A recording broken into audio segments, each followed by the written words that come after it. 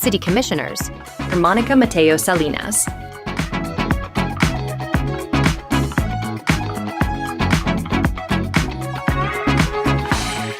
Laura Dominguez,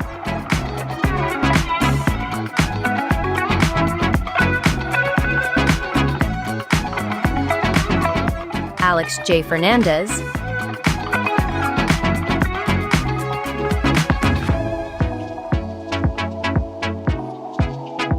Tanya K. Bott,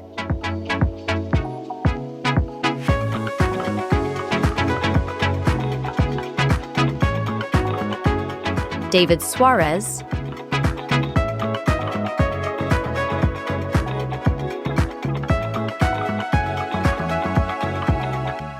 Joseph Magazine,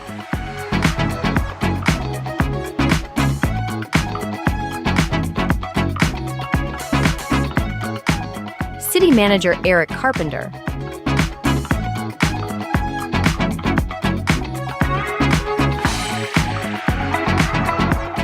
City Attorney Ricardo J. DePico,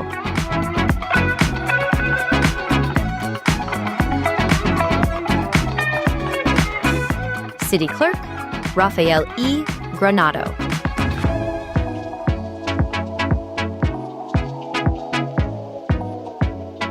As a courtesy to everyone present, please silence all cell phones and electronic devices at this time. Lobbyist disclosure reminder. If you are a lobbyist appearing before the City Commission or any city board, you must have registered with the City Clerk prior to participating. If you have not yet registered, please do so immediately. Presentation reminder. If you submitted a presentation within the 24 hours prior to the start of today's meeting, please check the computer located at the podium to ensure your file is properly loaded. When the floor opens for public comment, please step up to the podium, speak clearly into the microphone, and begin by stating your name and address for the record. How to participate in public meetings via Zoom. Once you have joined the Zoom meeting, go to the bottom panel and click on the raise hand icon to notify the meeting host that you would like to speak. As soon as the host grants you permission to speak, a dialog box will pop up on your screen with two options. Select the unmute button to begin speaking. After you finish speaking, mute your microphone and click on the lower hand icon.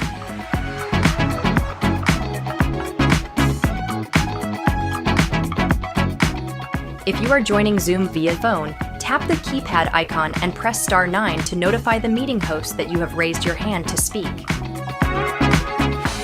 A voice operator will prompt you to unmute your microphone by pressing *6. Once unmuted, you may begin speaking. After you finish sharing your comments, be sure to press *9 to lower your hand and *6 to mute yourself. We kindly ask everyone to conduct themselves in a respectful and professional manner throughout today's meeting. Thank you for your cooperation, and thank you for participating in your local government here in the city of Miami Beach.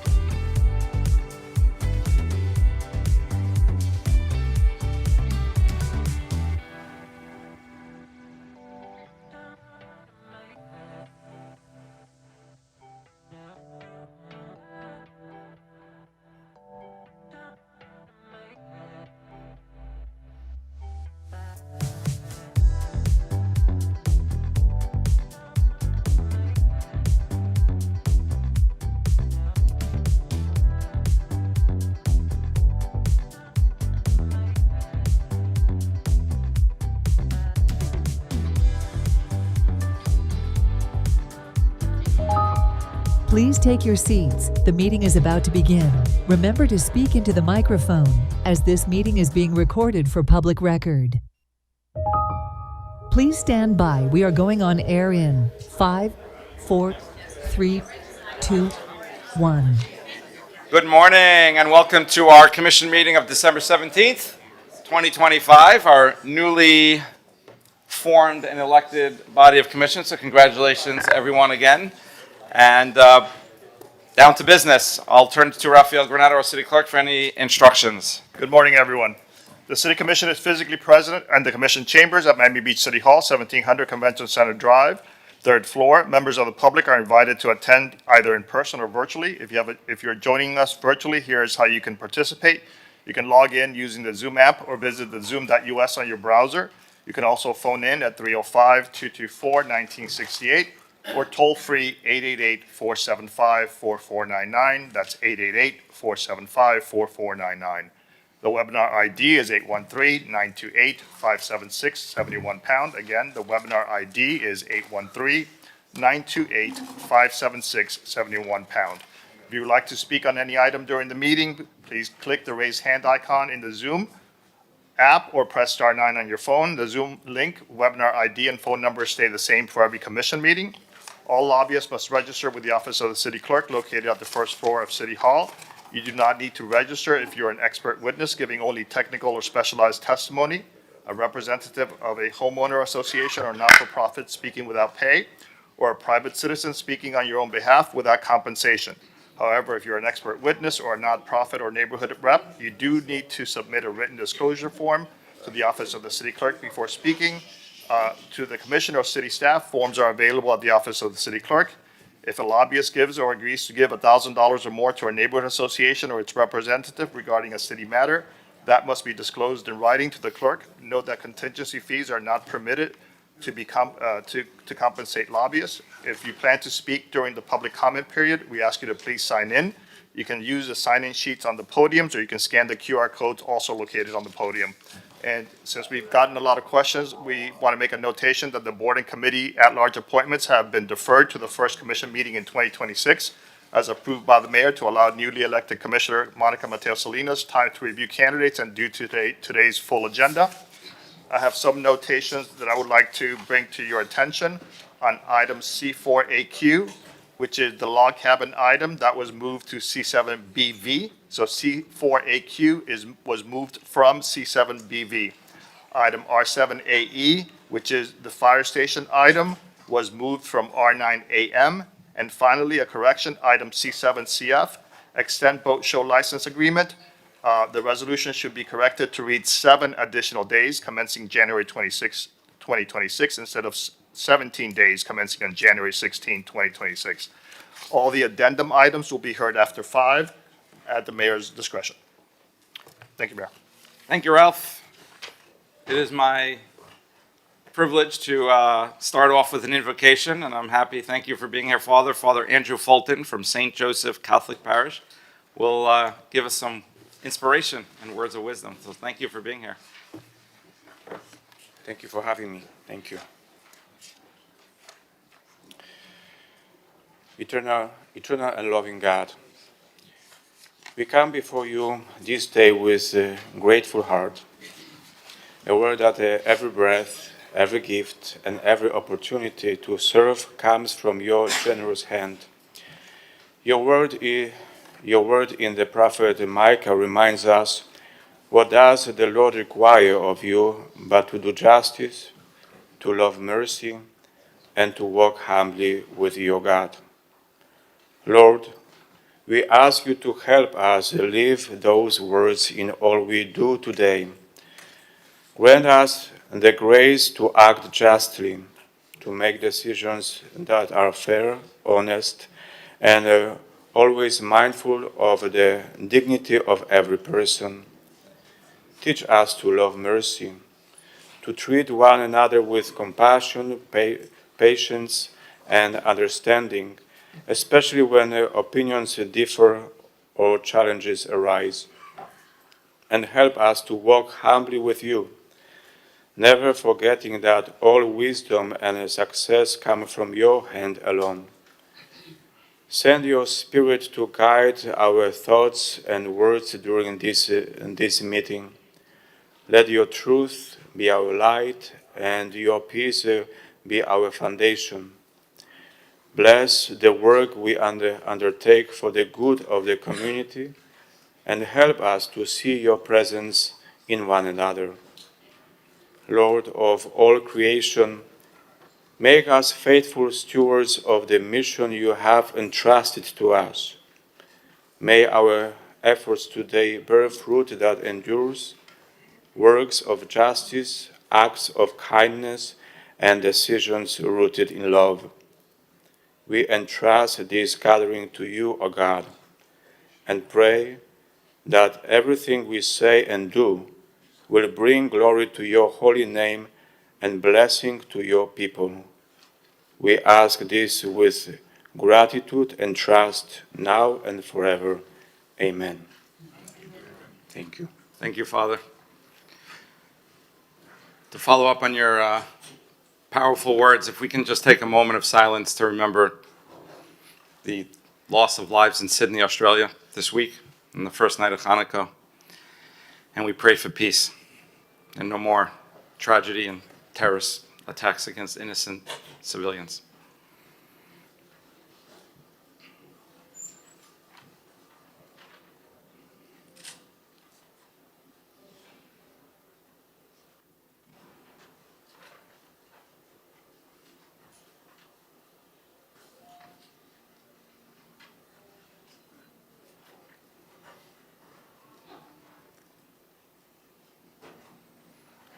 Thank you. I think it's now appropriate to start with the Pledge of Allegiance. It's my honor to ask David Adams, who's been so instrumental in so many facets of helping us fight crime and working with our police department, your crime and awareness group, but also I know privately we've had so many conversations and appreciate all that you do for the safety of Miami Beach. Thank you. I pledge allegiance to the flag of the United States of America and to the republic for which it stands, one nation, under God, indivisible, with liberty and justice for all. Thank you. Okay, we'll start with our Sutnick Citizens Forum, our open forum to allow anyone to come and give us their opinions, suggestions.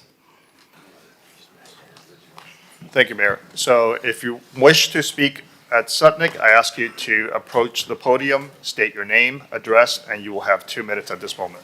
Please start, sir. Good morning, Mr. Mayor. Good morning, Commissioners. Joe Sabag, 400 West 41st Street.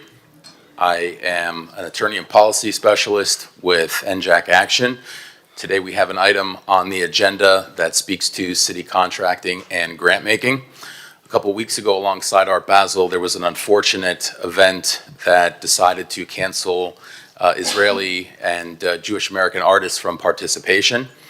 Unfortunately, the city had previously sponsored that event and found itself caught in an unfortunate situation.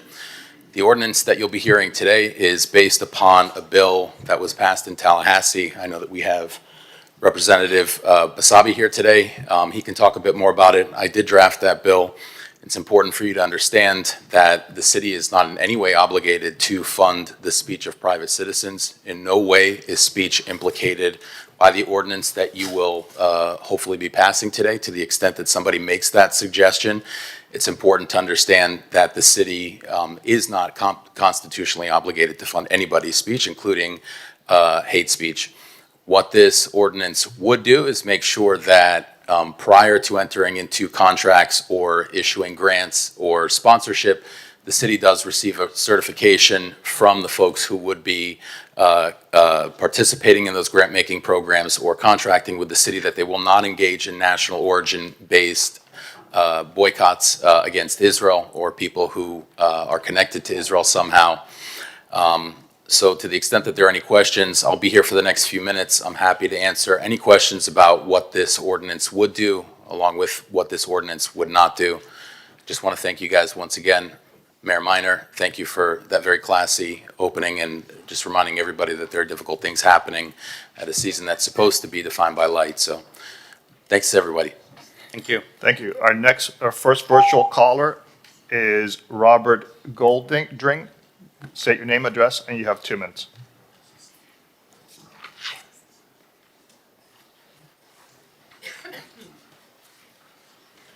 Robert, please go ahead, unmute yourself. PJ, let's go to Johan Moore.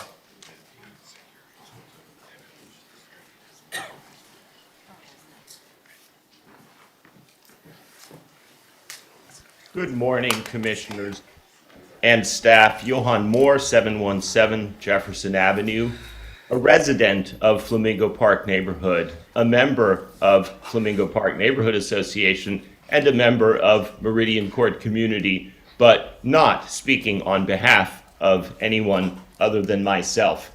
I would urge State Representative Basabe, in line with his desire for an audit to ascertain whether or not the City of Miami Beach is correctly spending its money and not misspending any of it, I would think that he would endorse a recent proposal that we put forward, that was put forward, calling for bond policy reform. I would join in the mayor's sentiments, hoping for an end to mass murder, but I would advise that that has to be a universal requirement, and that our sorrow over deaths should include all deaths of innocents. I would also express my support for Commissioner Bott's item to incentivize conversion of short-term rentals to residential, an issue of much importance in our neighborhood.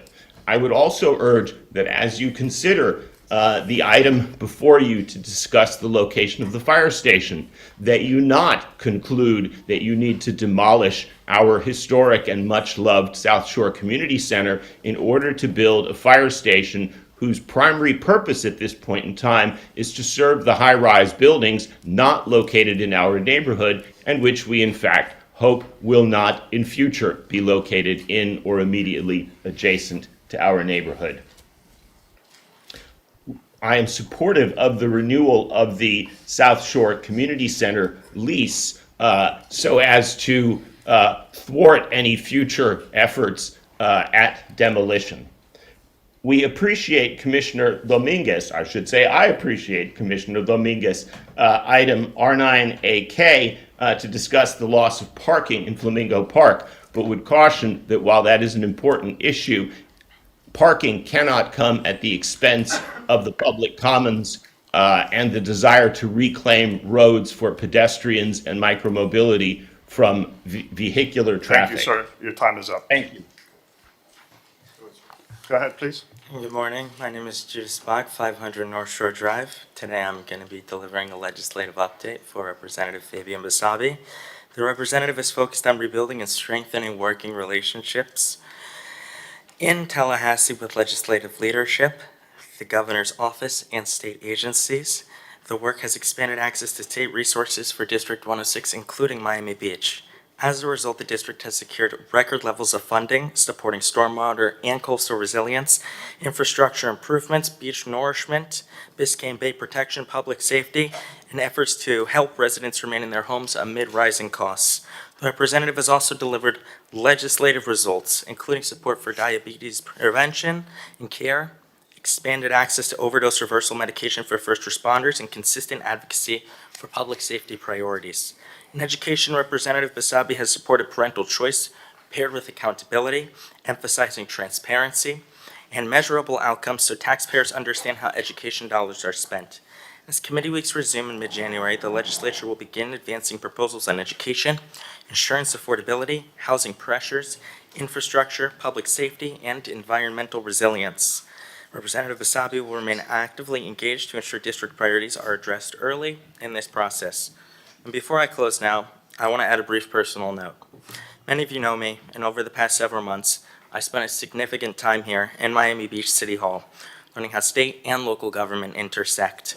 As an 18-year-old and a first-time voter, I've been especially impressed by Representative Basabe's collaborative, result-oriented approach, and I've seen that translate into tangible outcomes for this community. Thank you for the opportunity to share this update today. Thank you. Our next virtual caller is Sharon. Sharon, state your name, address, and you have 2 minutes. Hi, this is Sharon Weiss, 233 81st Street, and I am calling today regarding item C7BW. I would urge the commission to embrace Representative Basabe's getting an audit of our operations. It's not something that should be looked at as something punitive. This is something that's great. The audit committee at the state was unanimous in agreeing that an audit was required. We are outside of Orlando. We are the #1 donor of taxpayer money to the state, and we should welcome their audit. Our commission needs to work hand in hand with both the county and the state. We're all in this together. This should not be viewed as something that is adversarial or punitive. In fact, perhaps the state will come up with ideas to make our government run more efficiently. While the plural of anecdote is not data, from my conversations with other community members, there seems to be unanimous support for this. So I would urge you to hold off on censuring Representative Basabe unless and until the audit comes up that we are perfectly perfect. Then I think the commission could say, hey, this is punitive and wrong. But until that point, we should be welcoming Representative Basabe's efforts to assist us. Thank you. Thank you so much. Next, please, state your name, address, you have 2 minutes.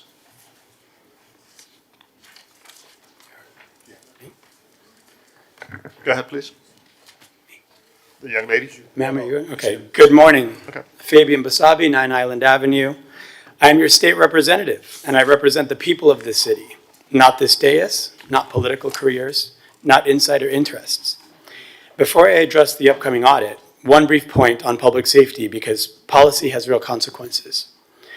A Jewish teacher was attacked near Learman Community Day School by a repeat homeless offender. Also remember, a trans woman was murdered by a repeat homeless offender living on the streets in Miami Beach. Different victims, same failure. These outcomes were foreseeable. The local homeless ordinance weakened enforcement and failed the public. This ordinance should be repealed. State law should be enforced, and if you disagree, then put it on the agenda for public discussion right here. Let's debate the two approaches. Yours protects private contracts and the status quo. Mine focuses on solving homelessness by getting the people that need the help they need off the streets without recycling them through arrest, release. Now to the audit. This body is attempting to push a challenge to me through consent agenda. For the public watching, that means no discussion and no vote. It's designed to pass quietly without debate. That is not transparency, that is evasion. Several of you in front of me today have privately told me that this audit was needed, including the mayor's most trusted advisor, with whom I had a long conversation. I'm now told that that communication is no longer permitted. Let's keep in mind that the city staff are not personal employees. They are paid by the taxpayers. They work for the residents of Miami Beach. They should answer when I call.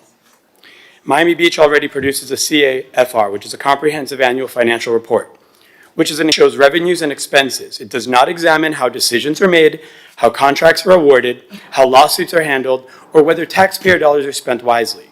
The Auditor General does that. This audit costs taxpayers nothing. The office is funded year-round. No new appropriation, no added expense, just accountability.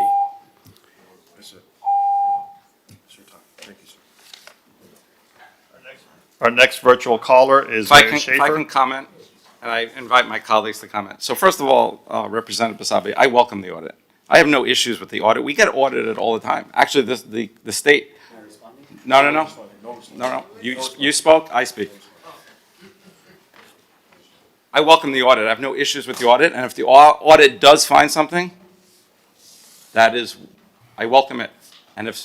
But you have made accusations against our city, and it's not even relating to the audit. The reason why this item is on the agenda is because you move from issue to issue saying things that are completely fabricated, untrue, and have no basis in any evidence whatsoever. That is intolerable. You talk about the homeless statute, I'll talk to our city attorney.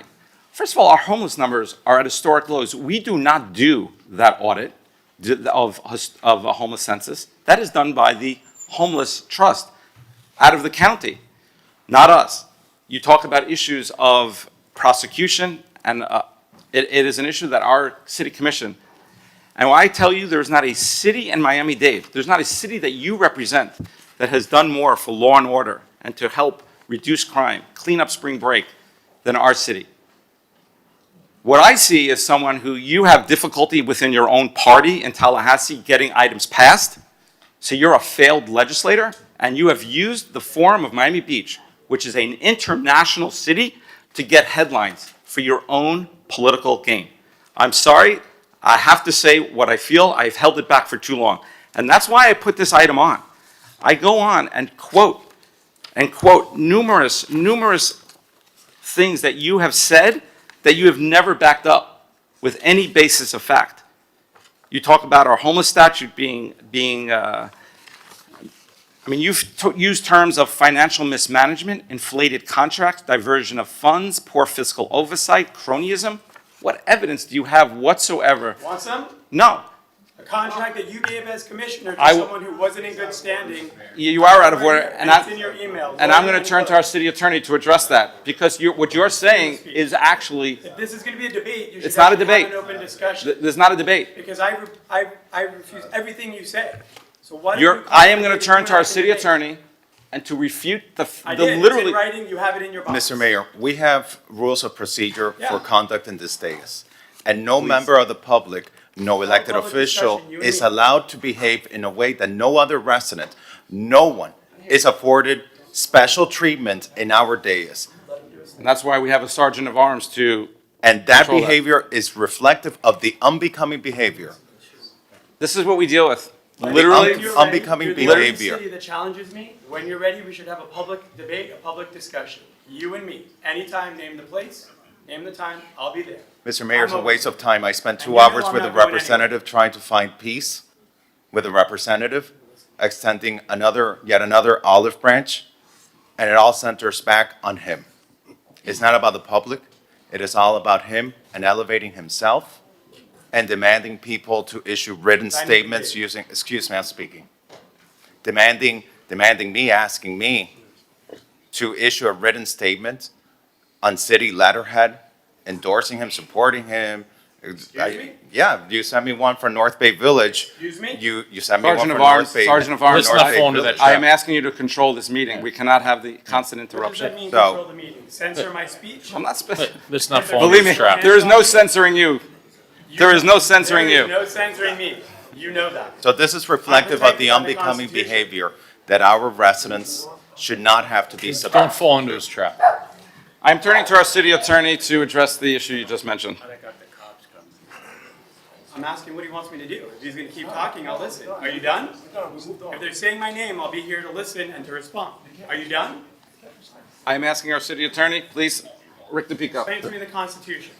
The FBI Security Services was administratively dissolved on September 24th of 2021.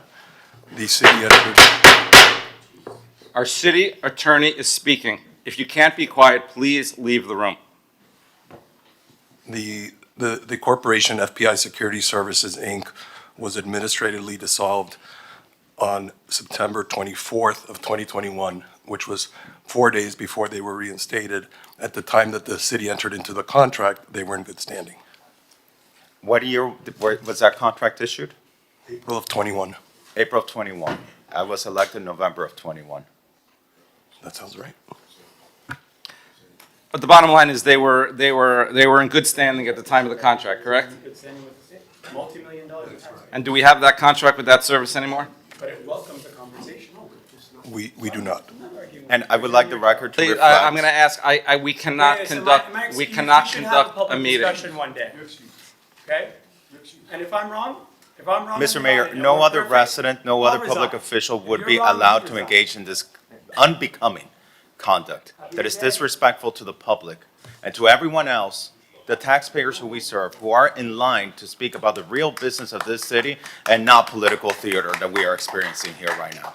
It is so unbecoming. This is what we deal with. This is why Miami Beach does not have proper representation in the Florida House of Representatives in Tallahassee.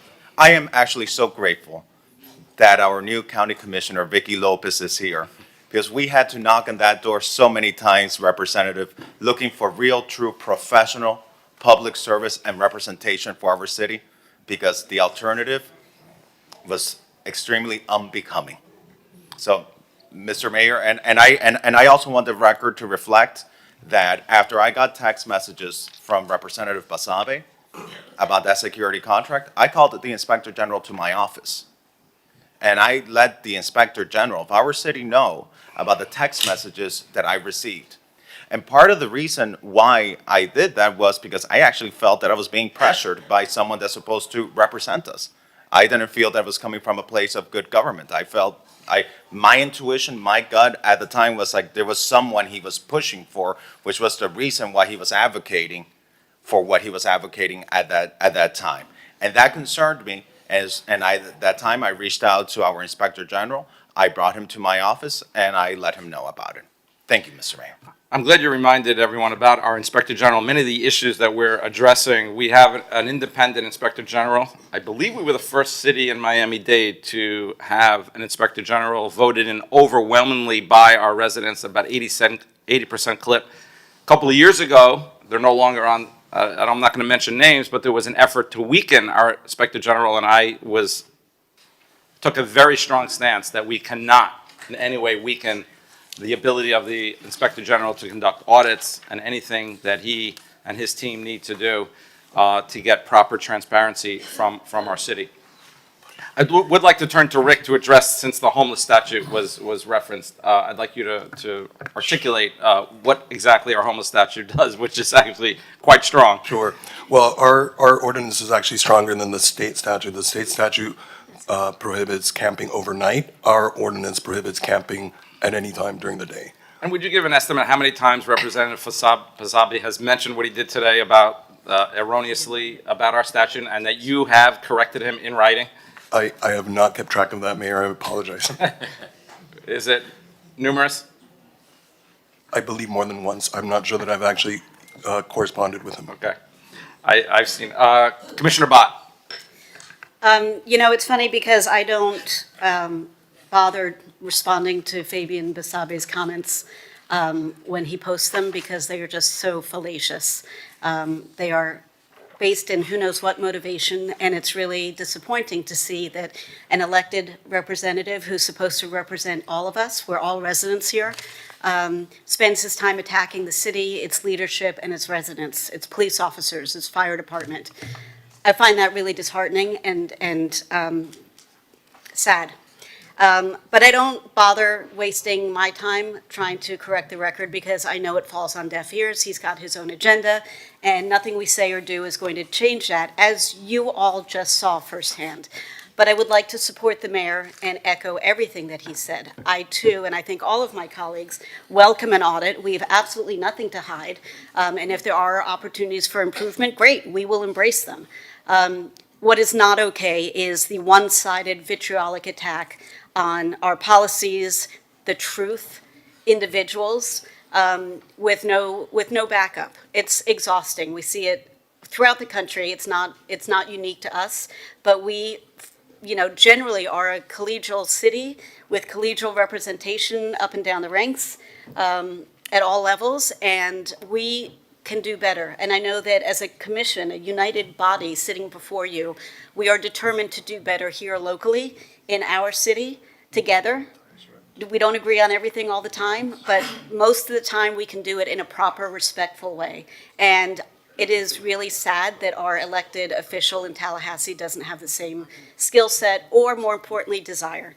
So I welcome any questions directly. I'm sure my colleagues, not to speak for them, but I would imagine my colleagues would welcome questions as well if you want to learn more about anything that you think is a concern. But we're very confident about what we're doing here, that we're doing the best we can to do the best by you with the facts and tools and resources that we have at hand. Thank you. Vice Mayor. Commissioner Magazine. A couple of things. As chair of the Finance Committee, I welcome an audit. It is good for our taxpayers. Transparency is always good. So it's not something I shy away from. And if there are missteps, then let's get them out in the open and let's fix and address them. In terms of some of the other things that we're talking about here, I will work with anybody. Doesn't matter political party, gender, creed, color. I will work with anybody. You know why? Because this isn't about me. This isn't about us. This is about you, our residents. So this can never, ever, ever be personal, because then we're putting ourselves above the city, right? And that is not why anybody should be getting into public office. It is to serve the greater good. And sorry if that sounds altruistic, but that truly is what I believe. In terms of the homeless ordinance that was referenced, I took some offense that Miami Beach and our ordinances were somehow responsible for absolutely tragic incidents that happened. As somebody who was personally a victim of a homeless repeat offender and a violent crime, where I would want partnership, where we could work together, because like I said, this is about working together. This isn't about us. Let's fix, and it's not at the Miami Beach level. This is where we can use our partners at the state, the revolving door of criminality. These were people that committed these atrocities that were arrested and gone through the system and released numerous times, people that had no business whatsoever being on our streets. And I don't mean in a homeless fashion, I just mean outside of the prison system, because these were repeat violent offenders. So if we want to truly make our city better, if we want to make our region better, let's work with our partners at the state at all levels to try and fix that broken criminal justice system. So thank you, Mayor. Thank you. I wanted to echo something you said, Commissioner Magazine. I'm sorry we're taking so much time on this, but it's important. And Commissioner Bott, if it was just, and you're right, for 2 years, our city commission has pretty much taken the beating and the hits, and we haven't responded. The problem is, I came to the reckoning, and I thought people will say, you know what, I know this is just political theater.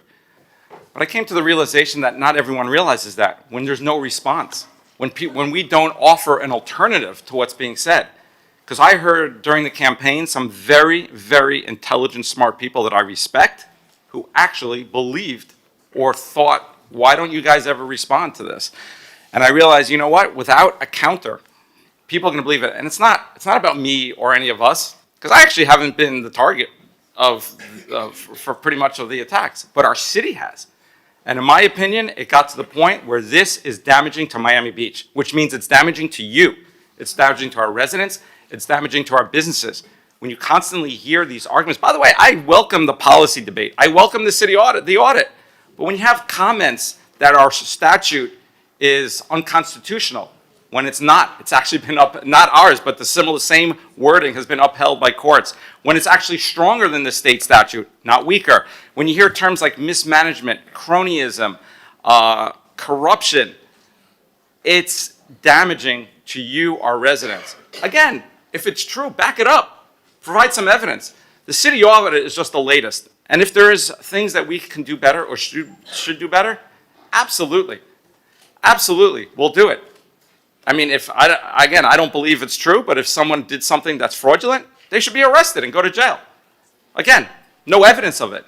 But the point that I'm making now, and the reason why I did it now, and we're doing it together as a body, we're bringing these items to the floor, is because this has been going on for 2 years. It goes on from issue to issue, and then there's never any evidence, zero, and then goes on to the next issue and makes another accusations. No evidence, move on to the next issue.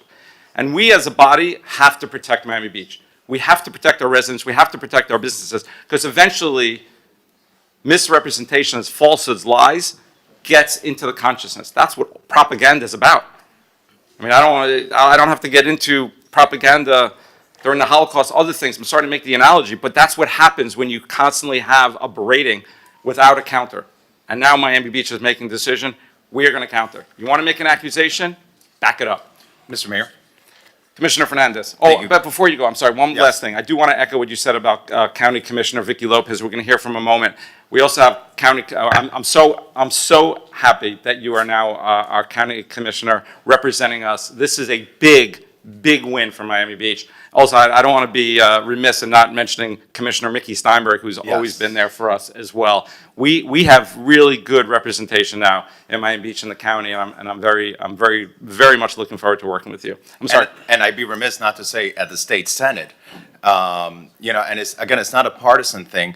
Our Republican state senator, Ileana Garcia, who we may disagree on some issues on, but she is a professional. We go to Tallahassee, we knock on her door, we sit with her, we talk with her, we bring her to the district. She walks the streets of our district with us. We work with her. It's not about partisanship, not at all. She is a public servant who cares about the issues, who has dialogue with us, and she doesn't make it about her. She doesn't make it about making headlines. She makes it about the issues of the district and the people of the state of Florida. Just as our state senator, Chevron Jones. Our state senator, Chevron Jones, always an open door policy with us in Tallahassee. He comes to the district, he sits down with us. It's professional, it's never theatrical, it's never childish, it's never these baseless allegations thrown at us. And lastly, I'd say, and I'll say it again, right after my election, I didn't need anything from Representative Fabian Basabe other than a good collegial relationship, because we have a common constituency, people that elected him and people that elected us. And I sat down with him for a long lunch, and he airdropped me a letter from an elected official in another city, in official city stationery, okay, which quotes, "As a commissioner of blank city, I am proud to endorse Representative Fabian Basabe." And asking me to give him a letter like that from me in order to find peace with him. I'm sorry, I am not going to use my official city resources, my city letterhead, my city seal that represents every single resident of the city of Miami Beach, number one, for campaign purposes. Number two, to go into a partisan matter that when I represent Republicans, Democrats, Independents, and everything in between. I do not use my office for campaign purposes the way that I was being asked to do by the representative that alleges to be here speaking for the people. That would be a misuse of my office resources. And he asked me to do that, and I didn't do that. And then, what was it, a week later or 2 weeks later, we're getting audited by the state of Florida. Let that sink in. Thank you. Okay, I think we can, unless anyone else wants to speak, we continue. We're going to go next to our Larry Schaefer on Zoom. You have 2 minutes. Please state your name and address, please. Larry Schaefer, 233 81st Street. Good morning. I hope you don't mind if I try to lower the temperature in the room by starting by saying congratulations to all that were elected, and special congratulations to our new commissioner and vice mayor, my friend Monica Mateo Salinas. I'd also like to say congratulations to recently appointed Miami-Dade County Commissioner Vicki Lopez, and I hope we can develop a better relationship with the county. I'm calling to comment on the same item being discussed about Mr. Basabe. On Monday, Mayor Minor in his inauguration speech said that he doesn't get complaints, he gets suggestions. And that was pretty funny. And I think if we can just kind of maybe tone things down and say, hey, Mr. Basabe has made suggestions here and actually followed through with an audit. Just looking at it a different, more softer way. Mayor Minor and the commissioners also agreed to place the words "In God We Trust" prominently near the ceiling of the commission chambers. Well, in God we trust, but everyone else should be subject to an audit, including the city. Instead of passing this resolution, I suggest the commission consider referring this to FERC, where many of the items are related to city finances. Mr. State Rep can bring evidence substantiating the complaints, and the public can participate in the process. Or we can have a town hall with citizen participation. Commissioner Magazine, the chair of the Finance Committee, has advanced items related to financial accountability. In fact, he has excellent items on the agenda in front of you about requiring line item budget next year. With or without this resolution, the state audit is happening. Perhaps the commission could defer this items until the results of the audit come back. If there's evidence of corruption and mismanagement, the resolution is not needed. Because there are multiple options here, I think that maybe one of the commissioners could pull this consent agenda item if it hasn't been already discussed so much already. And then to see if it should be discussed, referred, or deferred. Finally, I'd like to wish everyone happy holidays, and in the spirit of the season of love and light, can we try to reconcile our differences between the state rep and this commission so that we can focus on the needs of the city and its people sir. instead of political and partisan arguments. Go ahead, please. Say your name, address. You have 2 Sure. minutes. Hi, my name is Linda Colco. I'm a resident of Collins Park and a small business owner. I do want to thank you, Mayor, for what you said just now, and thank you for the moment of silence. Okay, I'd like to start off with C4T, C4AP, C7BX, and R7AC. And I want to express my support of these resolutions to bring back the rainbow colors in our city.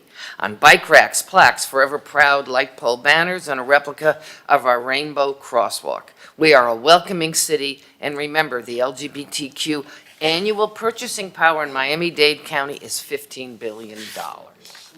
Okay, C7J, I request that you approve the 6-month extension of the agreement between the city and the Miami Design Preservation League for the operation of the Oceanfront Auditorium, 1001 Ocean Drive. It's a popular resource for our tourists and our community who are interested in our Art Deco history. They host wonderful, informative, free lectures. In fact, there's one tonight. And they run a terrific Art Deco store.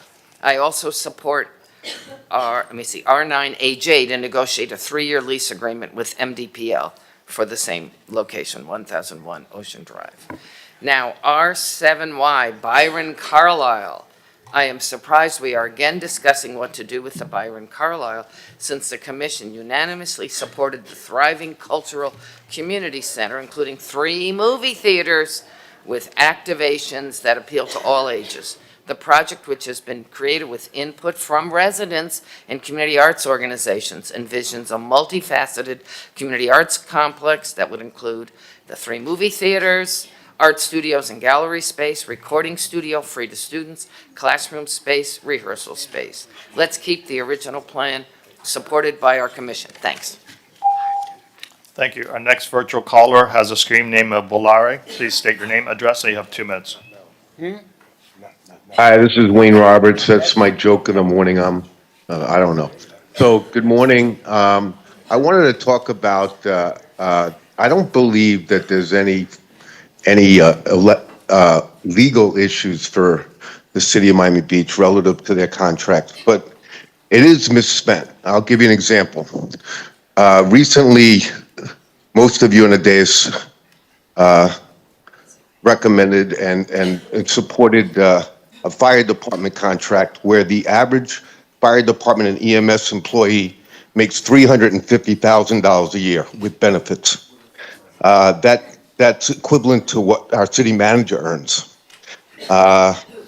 It's 4 times what the average resident earns in the city. We're building a firehouse that looks like a Taj Mahal, where I don't think that's needed. I think they need a new firehouse, but it certainly shouldn't be to the size and accommodations that we're talking about. It should be placed where it exists today, so you don't interfere with the lives of people that bought or built commercial property in neighborhoods where you're planning to put it now, or city property otherwise. That's been there 100 years. If there's a sewer problem, fix the sewer problem. But you're mismanaging money and it's political. These fire people are at our polls.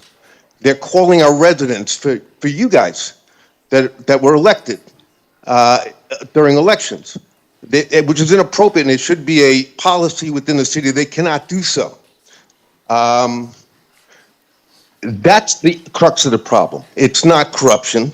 Well, it's not illegal corruption. It's lobbying and the fire department makes up over a quarter of our budget.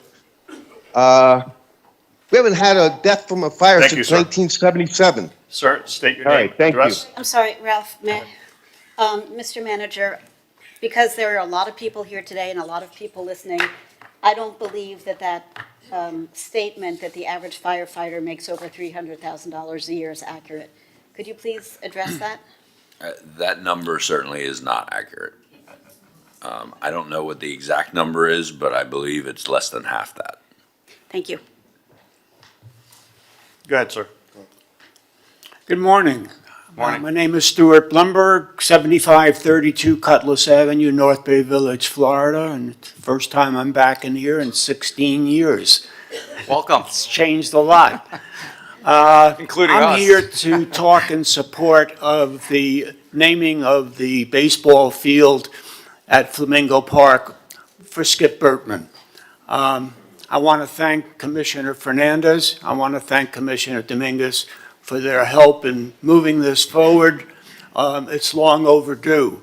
I've been a friend of Skip's for over 70 years.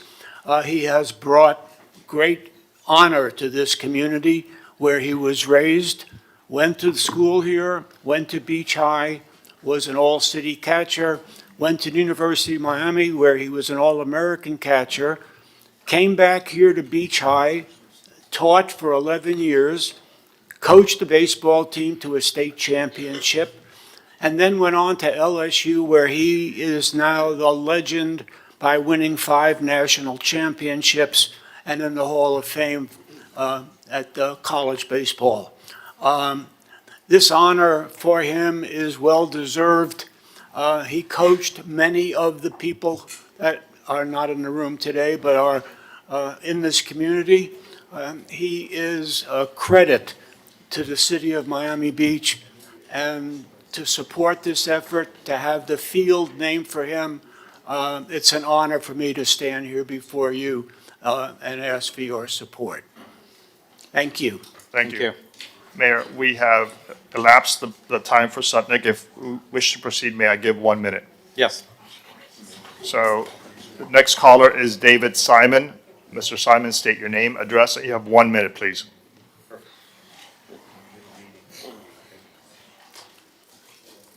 Mr. Simon, please unmute yourself. PJ, let's go to last name Kenny. Please state your name, address. You have 1 minute. Hi, my name is Noelle Kenny, and I'm at 110 Washington Avenue. And I strongly oppose the fire station being built south of 5th, specifically at Commerce Street and One Ocean. This area is already extremely congested, and it is a residential area that would be very disrupted by the additional noise and lights. And something about south of 5th that makes it so special is the community around here. So I'm hoping that you guys will move forward with the location on 6th Street, as it's already logistically and financially a much better option. Thank you. Thank you so much. Sir, go ahead. Good morning, Miami Beach. Good morning. Congratulations, Commissioner Fernandez. Congratulations, Commissioner Dominguez. Congratulations, Vice Mayor Mateo Salinas. Good morning, everyone. Welcome. So I just want to officially state for the record that I do accept the results of the election. And I just want to thank everyone for their participation. Let's take a deep breath. Let's talk it out. I do have, as a matter of record, my position is for the audit.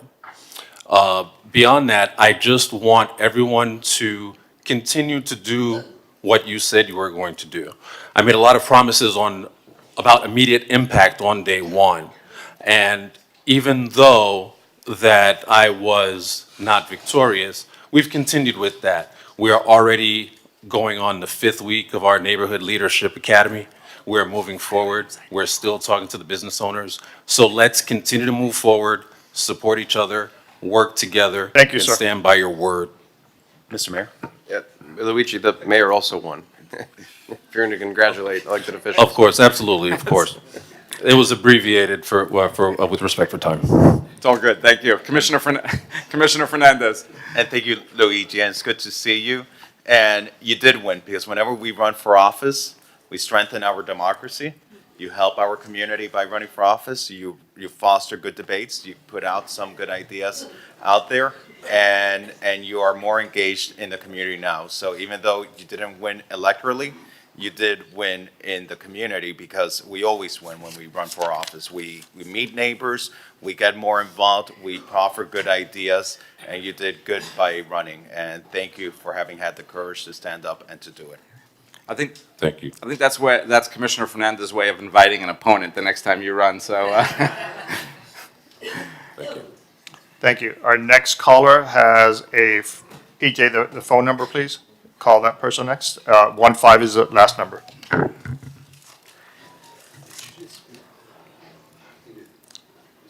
Good morning, Mayor and Commissioners. Nice to meet you. I'm sorry I'm not there in person. My name is Lisette Garcia, and I'm the new Executive Director of the Miami-Dade LGBTQ+ and Allied Chamber of Commerce. I am here in support of the Resolution C7BX for the Forever Proud banner initiative.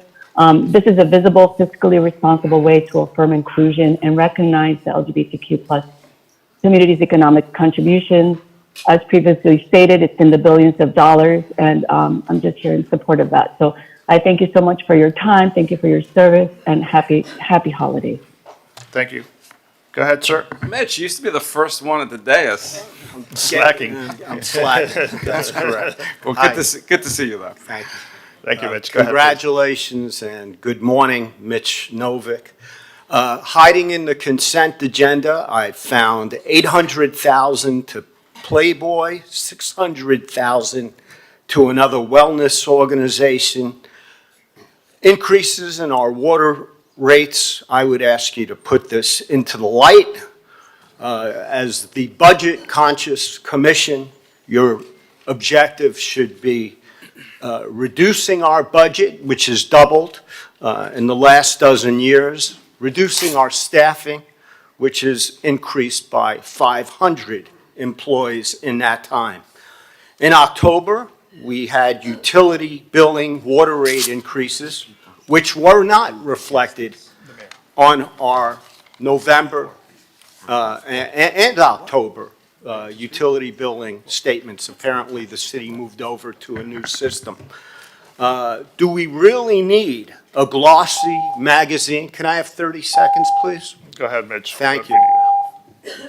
Do we really need a glossy magazine distributed quarterly at a cost of hundreds of thousands of dollars by the Office of Marketing and Communication? Our Transportation and Mobility Department has decimated the historic character of Jefferson Avenue without proper board review. Thank you, Mr. Novick. Thank you. Our next virtual caller is Barbie Martinez. Say your name, address, so you have 1 minute. Good morning. My name is Barbara Martinez. I live at 400 South Point Drive. Also want to reject plans to put a fire station south of 5th. As was already stated, this is a very busy area. It's already high traffic. There are days when you cannot even get from South Point Drive to 5th Street without 30 to 45 minutes of traffic. It would require crossing 5th Street for the vast majority of calls, so it does not make sense to put a fire station at the very southernmost point of its service area. Additionally, we will be, in the next 3 years, having construction at One Ocean, what has been the Pier Park, now known as Nikki Beach project, and to have additional traffic in that area, which when it's completed is expected to host up to 1,000 guests per day, would be very difficult for everyone. Finally, it's also a transportation hub right opposite Joe's. You have it's the South Beach Trolley, you have the... Thank you so much. I apologize. Mr. Navarrete, go ahead, please. You have 1 minute. Thank you. Good morning, Miami Beach. I'm Valerie Navarrete with Favela Miami. For the past 34 years, as a volunteer, I do homeless outreaching, helping them to get off the streets. For the past 3 years, I have a contract with the city, a program that was created by our mayor, which the sole purpose is to get our sheltered individuals to find jobs and rebuild their lives and eventually move from shelter to their own housing. What I would like to share, most of you already know, but what I would like to share is that nationwide, the people that does that do what I do here, the success rate is between 30 and 70%. And I would like to tell you that your Truly's over here, my success rate has been 78.79%, which is huge. You guys can clap. Thank you, thank you. Yes, so I would like to share, this is a very important program, and I am very appreciative that you guys renewed the contract. Thank you, Ms. And Navarrete. here's some data. Thank you. Our next virtual caller is David Simon. You have 1 minute, sir.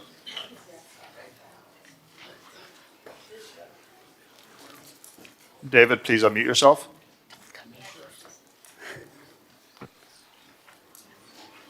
Let's go then to the next person on the podium.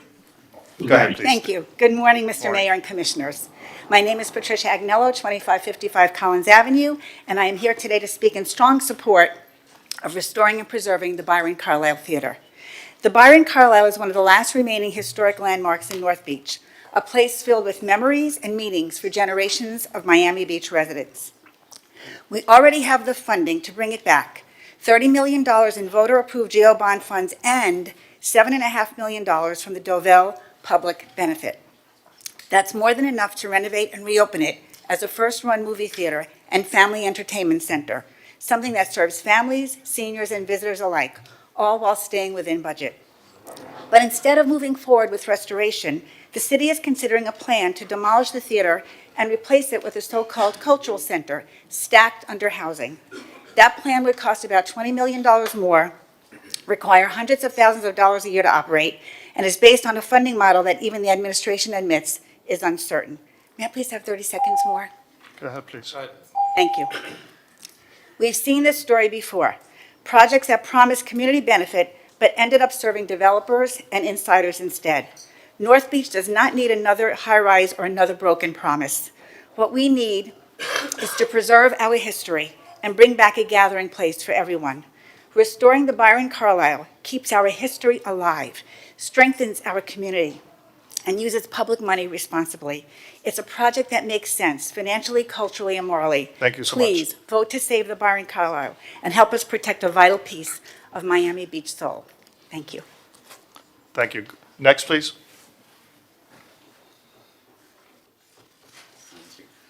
Hi, my name is David Sexton. I am the chair of the Cultural Arts Council and 30-year-plus resident of the city of Miami Beach.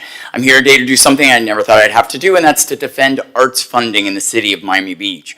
If you don't understand the value of art in this place, I have two words for you: Art Week. Yes, the city spent a lot of money to bring in organizations and arts activation from all over the world, but it brought in over $500 million to this economy. And more important than the $500 million to me was that the city of Miami Beach was, for 1 week, the center of the world in the most positive way.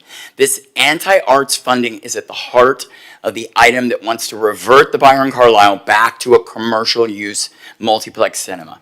That is a purpose that had failed 10 years ago in that same location, that had just failed on Lincoln Road, that is unfortunately failing across the country. It is no longer a viable business model. Why don't we spend $30 million to turn it into a blockbuster video? Thank you. It's not, can I have 30 more seconds?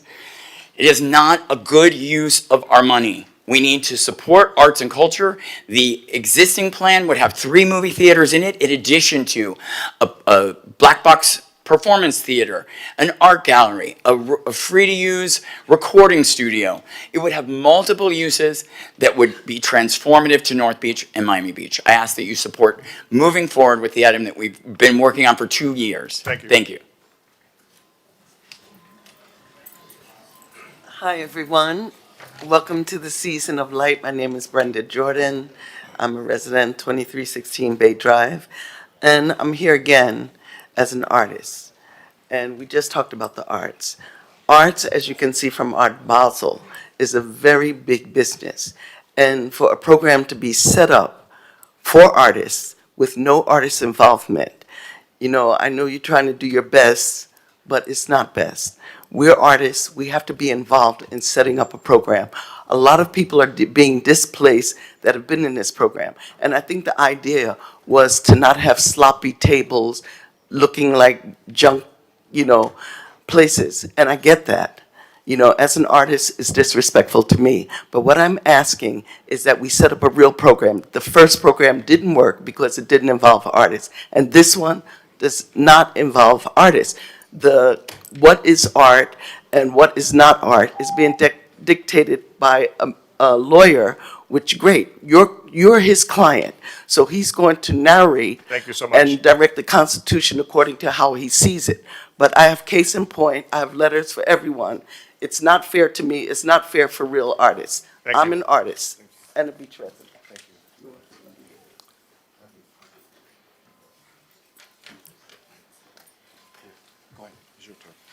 Hi, welcome, Mr. Mayor. How are you doing? Congratulations on your win. I did tell you that you would win. And I did ask you that as Say an your name, artist. please. My name is Janet Figueroa. And I did ask you that we want equality for all the artists. I'm one of the artists that do not live in Miami Beach and was left out, not to participate. I did an evaluation, and they considered my art non-expressive enough. Okay? Now, as an artist, I will ask you, and as the mayor of Miami Beach, I don't have to live in Miami Beach to be part of Miami Beach, okay? But I do come here every day for 1.5 hours of driving to be here in this city and be part of it, okay? And I feel, as the mayor that you are, and all the commissioners here that have been re-elected, you almost felt what it is to be unemployed by yay much, right? Thank you so much. Yeah, give me a couple of seconds. I'm going to relieve myself. Go ahead, Okay? please. Thank you. I feel that, Mr. Suarez, what you've done to this optimist and the new writing is biased, it's discriminative. You're only choosing it for the residents of Miami Beach. Miami Beach does not live on residents only. Most of the people that come here to work in this city come from different boroughs and different areas to make this city a whole, to be operational. Equality for all, Mr. Mayor, that's all I'm asking. Thank you. Thank you. Our next virtual caller is Michael Greco. Mr. Greco, go ahead, please. Good morning, everybody. Can you hear me okay? Yes. Okay, great. Good morning. This is Michael Greco, your most recent former state representative. And I got to tell you, I wasn't going to call in today, but I was pretty disappointed with the exchange this morning. I was texting with a few of you up on the dais. I got to tell you. Mr. Greco, Guys, this issue, I think we lost you. Go ahead, please. can you hear me okay now? Yes. Okay, great. Sorry. The reason I'm calling in is, guys, you've been treating our firefighters, especially the ones that serve out of Station 1, like political pawns for 15 years. It's time to let the rubber meet the road. 6th Street is the place to put this thing. Let's do it. It's 80, 90% design. The money's there. As somebody who's now an EMT and has actually done shifts over in Station 1, not as a tourist, I can tell you these guys need to be treated like the service that they provide. I know a lot of them are in there today. So guys, today's the day. Let's do this. I'm going to come into the chambers in a little bit. Thank you so but much. I want to say there. All right, bye.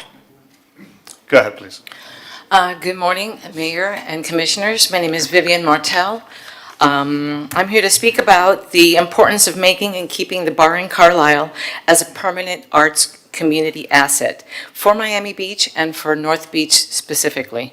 North Beach has incredible diversity, history, and creative talent, but has been underserved when it comes to accessible art spaces. The Byron Carlisle is more than a building. It's an opportunity to invest in the community connection and creativity and young talent. As an arts venue, the Byron Carlisle can provide affordable performance spaces for local artists, cultural organizations, and it can activate neighborhoods year-round. Programming support will support local economies, creating cultural anchor that would add an arts commodity and economic development. For every dollar spent to the arts, 42 comes back. Thank you. Next, please.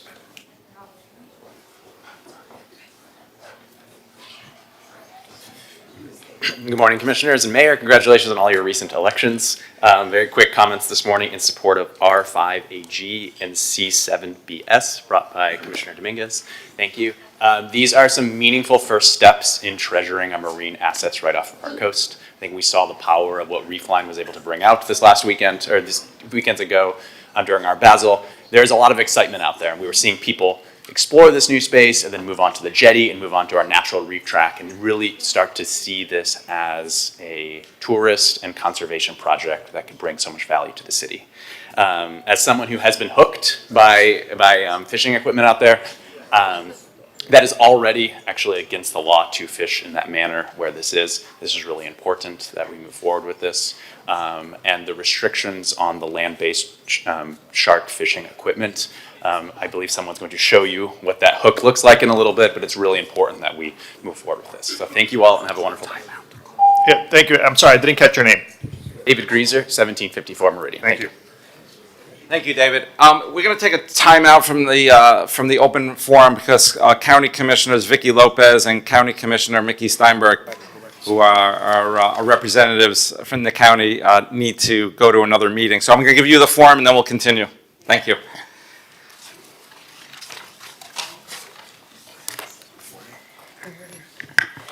Good morning, Mr. Mayor, Vice Mayor, members of this incredibly esteemed group of city commissioners. It is such an honor to finally say I represent Miami Beach, officially.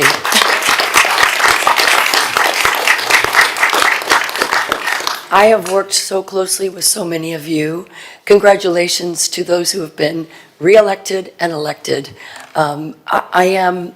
As you all know, I spent 3.5 years as a state representative, and even though I did not represent Miami Beach in District 113, I always felt like I did. It was such a privilege to be able to work individually with each one of you to not only bring home to you all and your residents appropriations that you really needed for infrastructure and for nonprofits, but also just to be there to listen to what was for the good of the order here in Miami Beach. And so it is with an esteemed honor that I now am your county commissioner and that I can officially say Miami Beach is home to Vicky Lopez as well as the mainland. And I'm looking forward to working with each and every one of you. Commissioner Bott's already reached out to me. We're going to work on micromobility devices, which was a really big issue that I worked on as a state rep. Commissioner Fernandez and I have been working on housing for it seems like a decade. And I'm so grateful, Commissioner, for your leadership in what I know is probably the #1 issue we're all facing, which is affordability for housing. And I just am excited to work with each and every one of you and as a body collectively.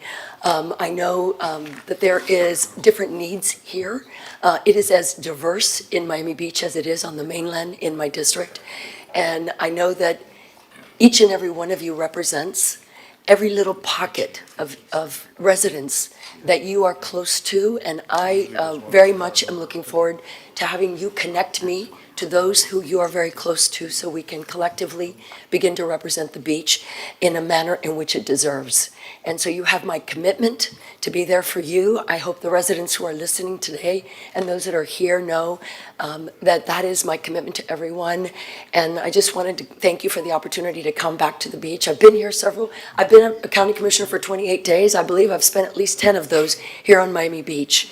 And I'm grateful for that. And so I'm wishing everyone a Merry Christmas, a Happy Hanukkah, a Happy Kwanzaa, and let's hit the ground running right after the new year. Thank you so much, everyone. Thank you, Commissioner. And I will confirm that I feel like Commissioner Lopez, I feel like everywhere I go, I see you. So I think it's even more than 10 days.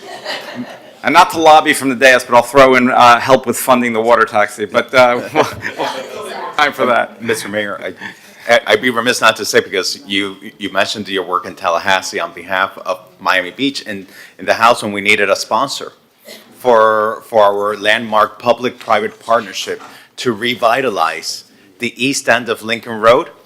You were the one that helped us get the public funds we need to revitalize, to bring new life, to improve our beautiful jewel of Lincoln Road. So you're now officially representing us, but as a public servant, You've always had Miami Beach in your heart, and I'm so proud to call you our county commissioner. Ralph, we're gonna turn for a moment to the North Beach CRA. And before we do that, Mayor, I'm not sure if Commissioner Lopez can sit for the RDA also. Yes. Okay. Okay, then. First time we have a full quorum on that. Yeah, so I don't know if you want to join us up here for a minute? Please. So we're going to recess as a city commission meeting, and we will be doing the redevelopment agency item. It is item 1. It is amendment number 3 to the Cubiche 105 at 1555 Washington Avenue, adjust rent of 10%, RDA 1.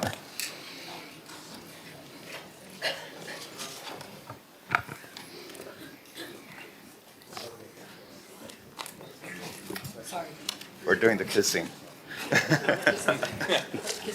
The official welcome.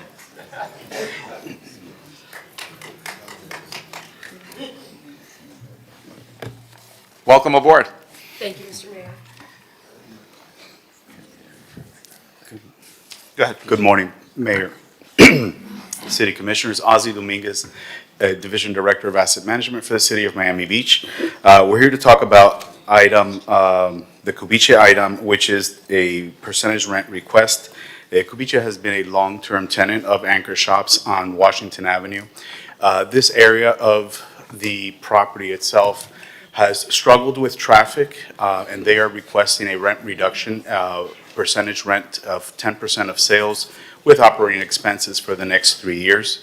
Administrative is supportive of this with the expectations that we have the tax collector's office opening up very soon, bringing up a lot of traffic to this area. They're right next to them. And also with the hopes that the lunchtime traffic will pick up for them. Do I have anything? You want to move the item? Yes, I'll move the item. But it's not on. Oh, sorry. Excuse me, I'll move the item. I'll second. If I may, Mr. Mayor, Ozzie, am I correct that it actually took some time for this restaurant to open? Yes, actually, the restaurant was under a full renovation. They spent probably about $3 million on their renovation. In 2019, they opened, and then a few months later, shut down due to COVID-19. So they have gone through a series of struggles to get up, but it's a beautiful restaurant. And I do want to say, I believe that there were some permitting issues as well that prolonged their opening. Correct. And while we have focused, we've been steadfast in reforming our permitting process.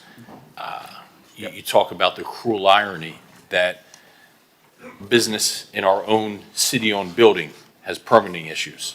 What does that say out there for the mom and pops? So while this commission has been very steadfast in moving our permitting process forward, that really speaks to the help that we continue to need from staff to really fine-tune this. Thank you. Let's call the vote. Yeah, all in favor of item RDA 1, please say aye. Aye. Hearing no one opposed, the item passes. Thank you very much. Thank you. Congratulations and welcome. Thank you, Commissioner.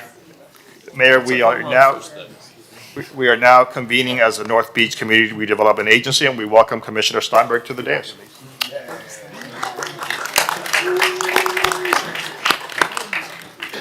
The first item is North Beach CRA 1. It is amend North Beach CRA Commercial Facade Improvement Program.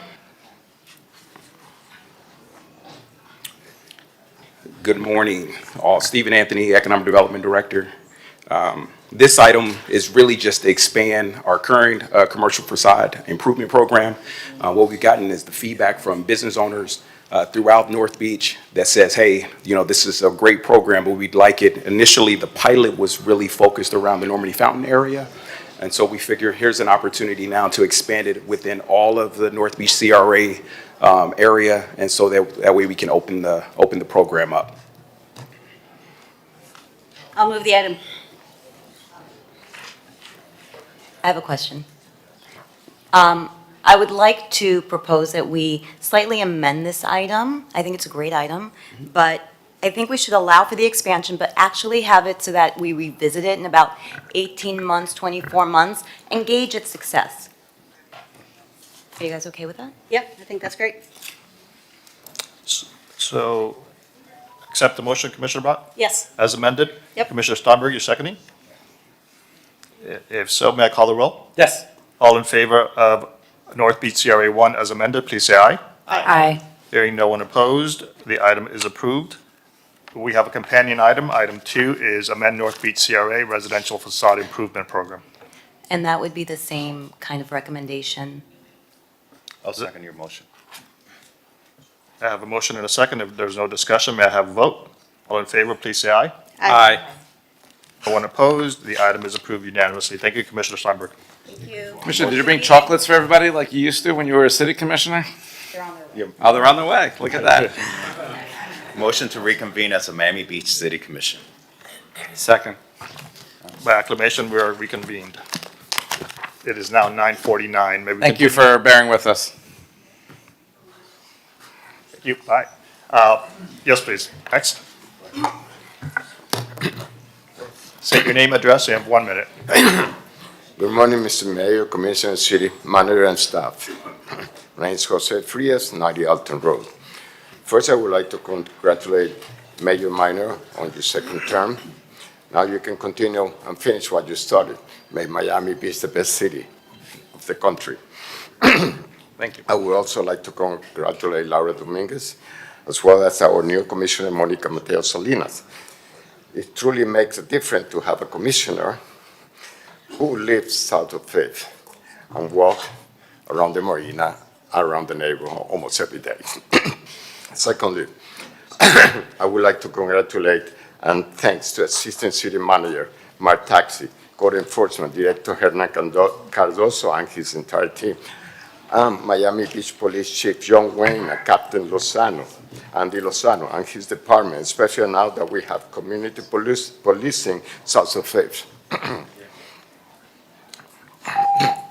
And that, and thank you to you all. Can I finish? And thank you to all of you, Mayor and Commissioner. The improvement we have seen at the marina regarding safety and quality of life, particularly with the previously out-of-control charter vessels, is a control out of charter vessel. Over the last couple of months, we can clearly see a real and positive difference.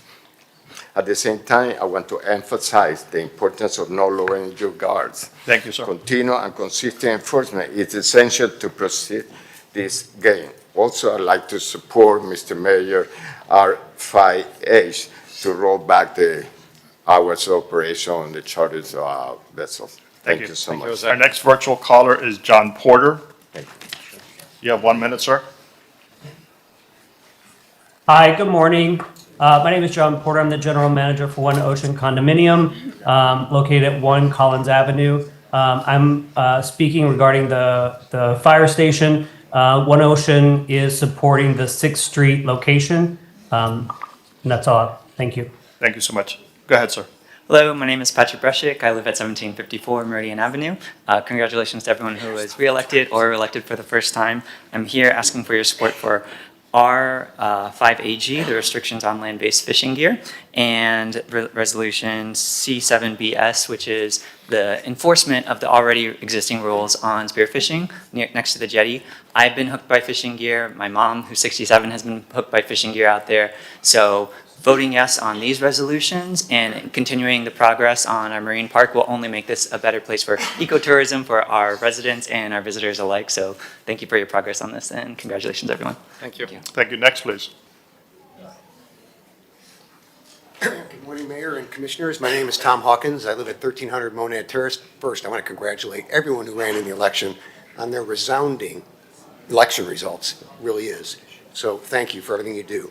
And I'd like to thank Representative Basabi for cutting in line early this morning and hijacking our Sutnick Hour and harming our residents because we only have a few seconds to speak now. So with that, I want to urge the commission today to please vote for the motion that reconsiders R5P, which is the ordinance regulating neighborhood associations and condominium boards. The commission should be commended for making the changes it did at the second reading to shift disclosure from the residents to the developers. That made perfect sense. However, there were other amendments that stayed in that second reading that are harmful to civic participation. I've written you all before about this. I think you know how I stand. please do what you need to do today. Thank you. To reconsider that. Thank you. Next, please. Good morning. Congratulations on your elections. I'm Spencer Roberts, 411 Northwest 43rd. I'm a marine ecologist at the University of Miami, here to speak in support of Commissioner Dominguez, Ordinance R5AG and Resolution C7BS. Land-based shark fishing involves the use of drones and commercial fishing gear to bait sharks near the shore, where they are then hooked and then dragged onto the beach. Smaller, harvestable species are typically killed for a jaw trophy or used as bait for bigger sharks. These larger prohibited species are often illegally held for social media photo shoots. Tracking studies estimate that roughly a quarter of these sharks die within a month. In April, a critically endangered great hammerhead was found dead on Miami Beach with a hook just like this. This land-based shark fishing rig was found by Mirla, a swimmer, off the reef line. It includes 300 feet of braided thread, 300 more of thick monofilament, and this 2-inch wide hook, 30 seconds please, baited with the head of a black-tipped shark, indicating the intent to attract a larger predatory species like a protected lemon, a endangered hammerhead, or even a great white. You shouldn't be afraid of sharks though. Thousands of people coexist with scores of sharks every day off our coast of the beach, but this peaceful coexistence can change into a chaotic frenzy with the introduction of bait and the killing of shark's prey. I urge you to support C7BS and have a petition of over 1,200 people supporting the shark gear prohibitions in R5AG. Thanks for your time. Ralph, you could add me as a co-sponsor to that. Same here, please. Okay. And me. Me as well. Everyone or? Sure. Okay, so R5AC and C7BS. Got it. Next, please. Hi, my name is Grace. I live at 411 Northwest 43rd Street. My introduction to the underwater world near my home was Miami Beach at South Beach. When I first moved here, I was afraid that I was going to have to drive to the Keys or up to West Palm Beach to be able to explore the ocean, but I have actually been very excited to find that I can bring all of my friends and family who visit here to the South Point Jetty.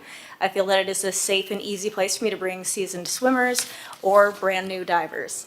The only concern I have, however, is that they are going to get entangled. I myself have been entangled and I always carry a knife, but I believe that most tourists don't, including people who bring small children, and simply when you fly on a plane, it's not easy to bring a knife. The shark fishing gear that was shown earlier is a major concern as well, because even those of us who carry knives may not have a strong enough knife to quickly cut the metal leaders that can tangle upon us. I urge the Commission to help instate laws that keep people safe and protect our ocean, to try and prevent bringing in more shark fishing, and also to enforce spearfishing bans, and ideally to continue to put pressure on the local. Thank you so much. All right, thank you. Next, please.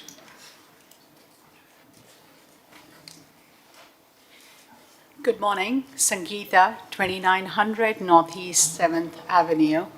I ask, why do we allow fishing where our children, our youngsters are either jumping waves or just sunbathing? My daughter, who is a teacher in New Jersey, was jumping waves and got entangled in this fish hook. She bent down to de-entangle herself. Her big toe was entangled in this hook, and then her middle finger got entangled on the other side of this fish hook. She would have drowned that day. My other daughter and my husband were in the water. They carried her out. She was transported to the hospital. They had to surgically remove the hook from her toe and her middle finger. My question is, why do we allow fishing where people are just having a good time? Isn't that what Miami is famous for? Why can't we just allocate a special place for people to go fishing? Thank you so much. That we are not stuck with these hooks. Thank you. I urge you to please pay attention. Thank you. Next, please.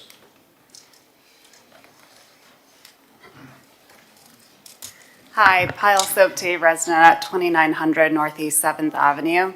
I want to speak up in support of the ban on spearfishing at the jetty, as well as support for eliminating shark baiting along the shorelines of Miami Beach.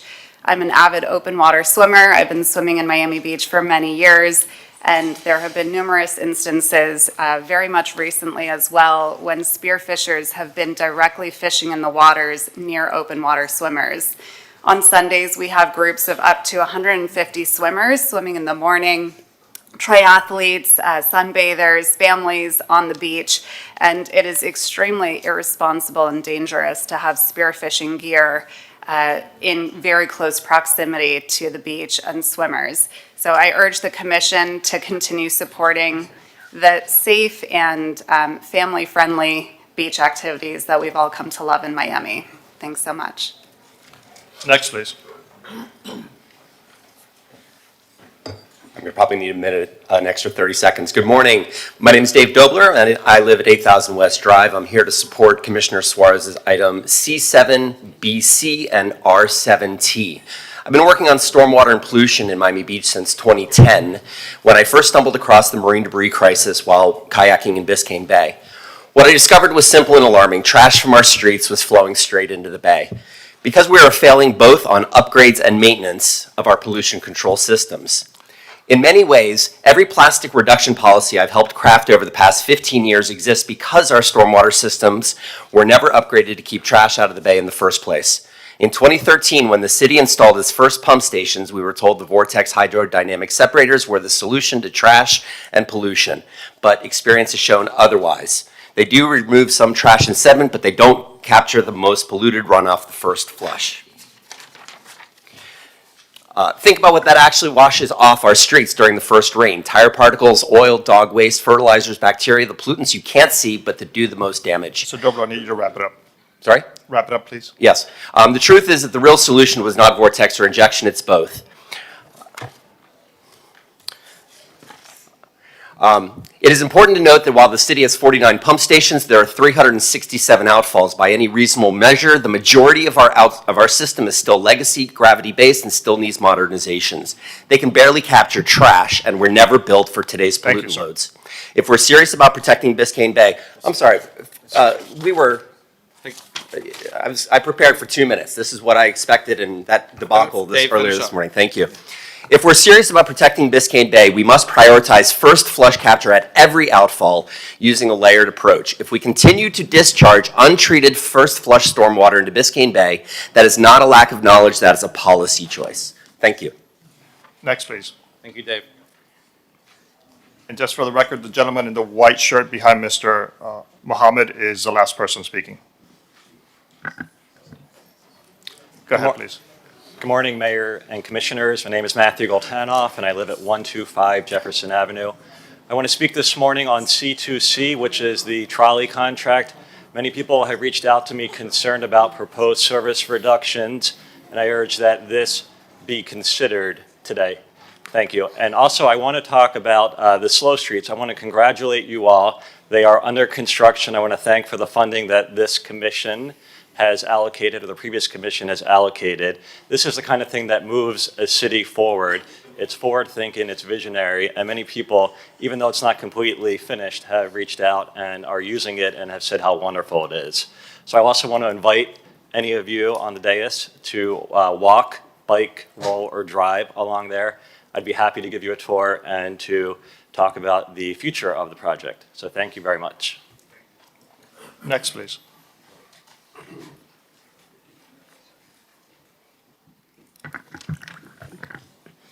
Good morning, everyone. Wanda Jamin, 8305 Crespi Boulevard. Congratulations to all that were re-elected and elected. I'm here to speak regarding the Byron Carlisle project. I'm all for it, although I'm against the housing kind of component of it. I'm asking the commission to please consider this. We have an infrastructure problem throughout Miami Beach. North Beach is getting, the building is just out of hand.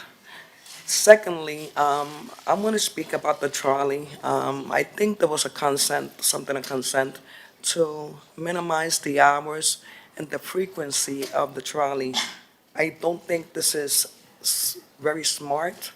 I'm for the ferry, but you cannot take from Paul, steal from Paul to go to give it to Peter. So please consider the trolley extensions and the ferry. I'm for it.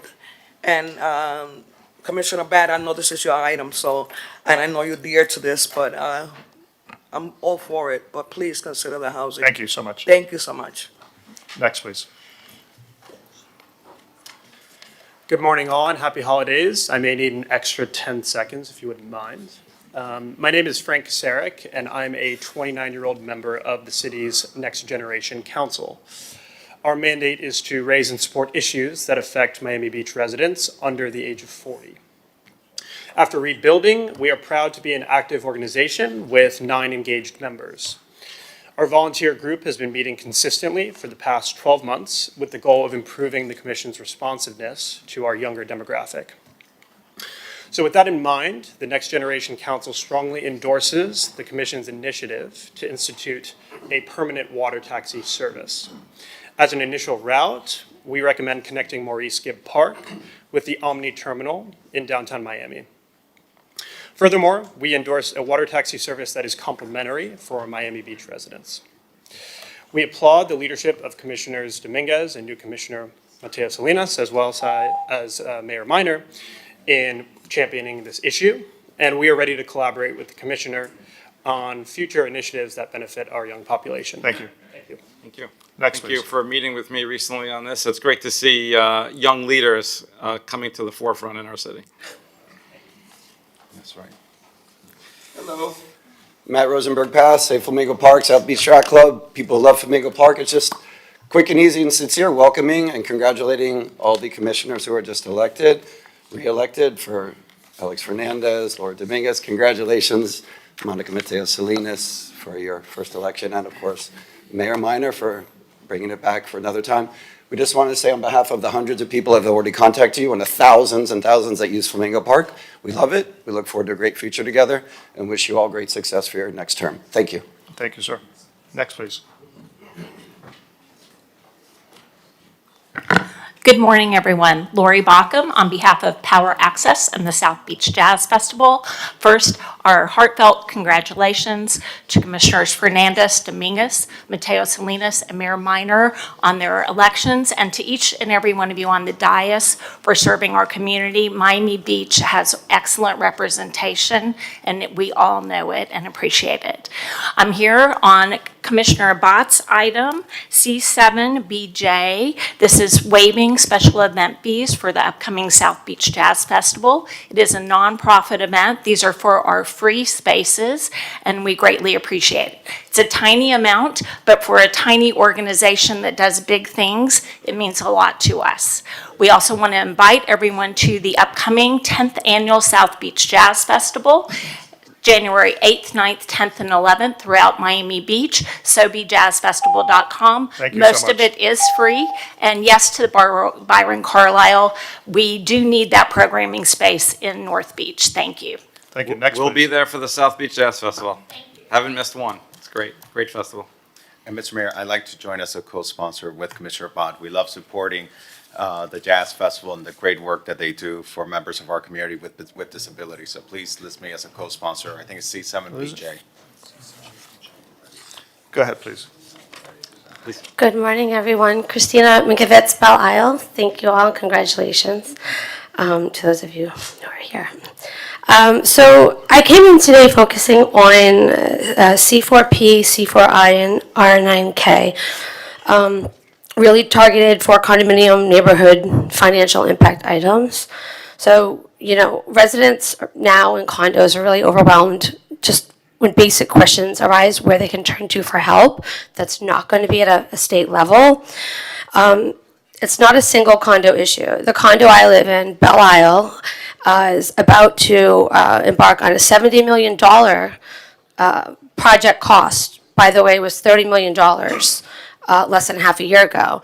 So when we talk about condo collapses in Miami Beach and how Miami Beach is reflected and who comes here and why they love it, it needs to be still a place where people can stay in their homes. The 70 million didn't get to 70 million based on inflation alone.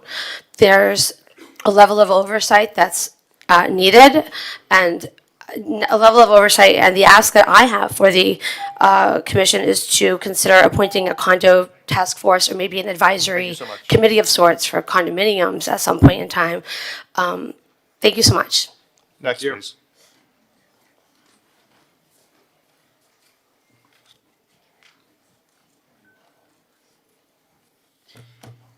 Good morning. I may need a little more than a minute, if possible.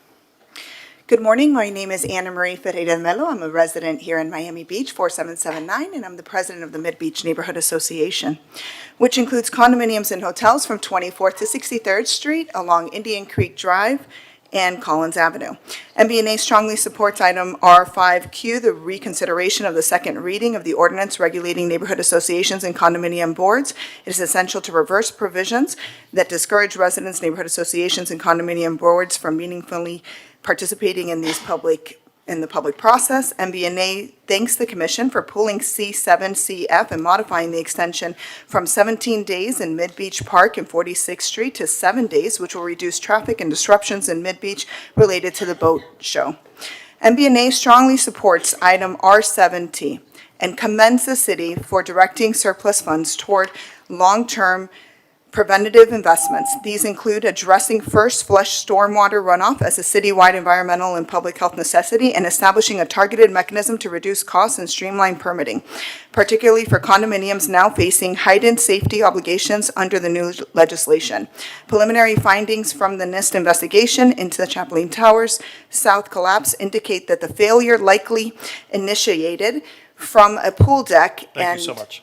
and through the Sears process and structural deficiencies are being identified and special assessments opposed and timelines are compressed. This demand that we're being placed, if we don't have a quicker process in permitting or process that is more efficient, what we're seeing is that residents are having to pay additional assessments and additional fees. And what we're requesting from the city, although we really appreciate the city administration saying there's a 10-day turnaround, that's not what we're hearing from our MBNA condominium and property owners. And we need something to focus. If we don't support this item, please provide an alternative for condominiums. With Thank the you. increased legislation, we need, thank you. Thank you so much. Thank you, Anna Marie. Next, please. Mohammed, welcome. Welcome.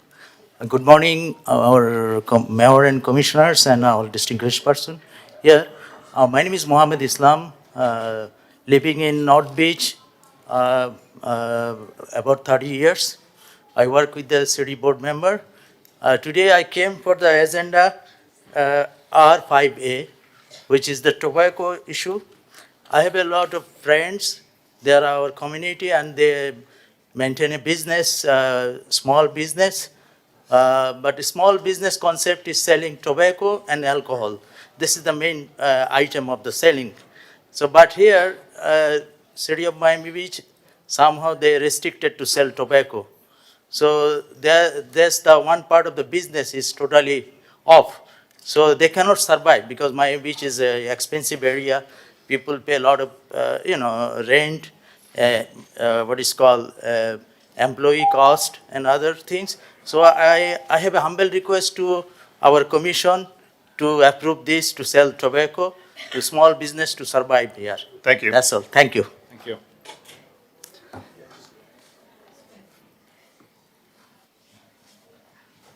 Good morning, Antonio Maldonado, 1111 Venetian. Speaking on behalf of Ordinance 2023-4550, Section 8272. Honorable Mayor and Commissioner, this ordinance allows that the problem is noise, disorderly conduct, unwilling behaviors, not the boating itself.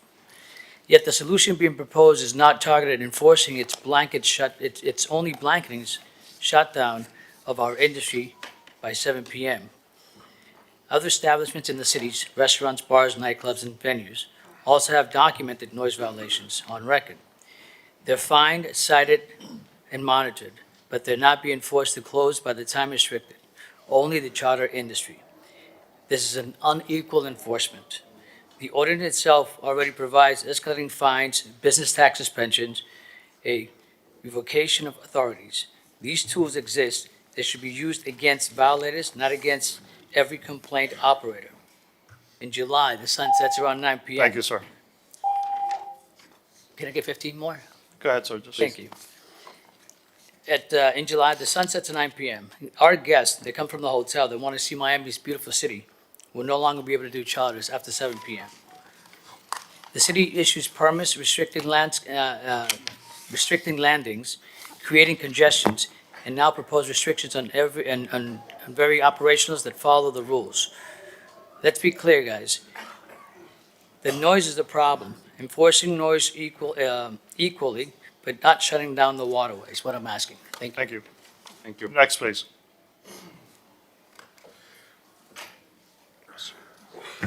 Good morning, Mr. Mayor, Commissioners.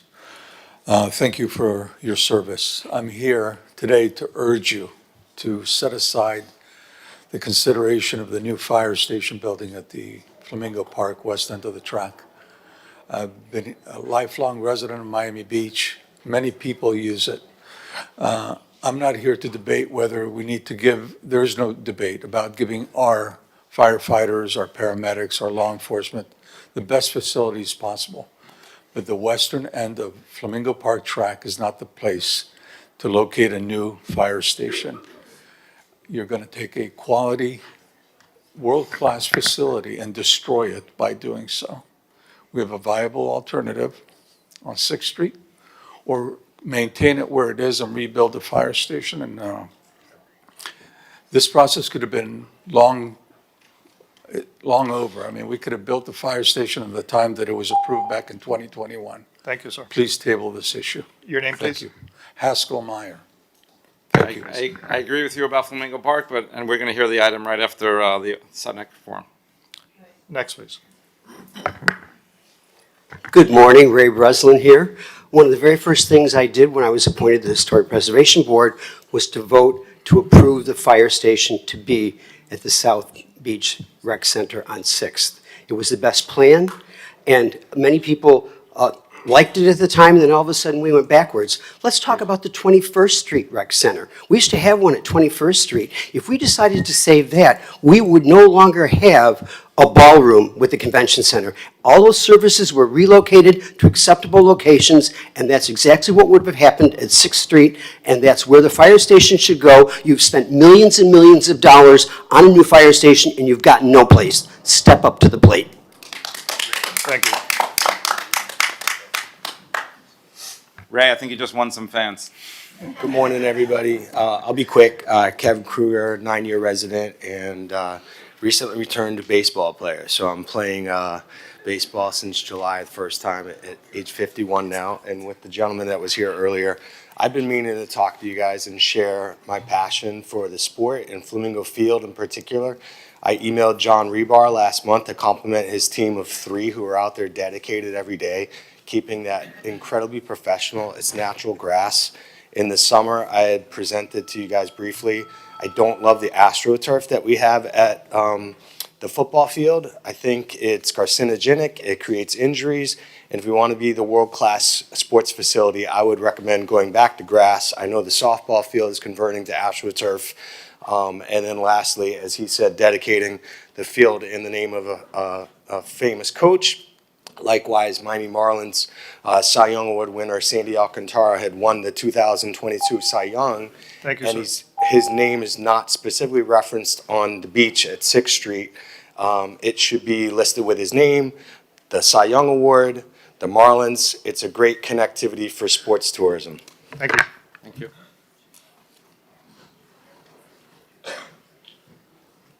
Good morning. Can everyone hear me? Hi. Abby Gadinsky Snyder. I'm a second generation native from Miami Beach. We are 4 generations strong here.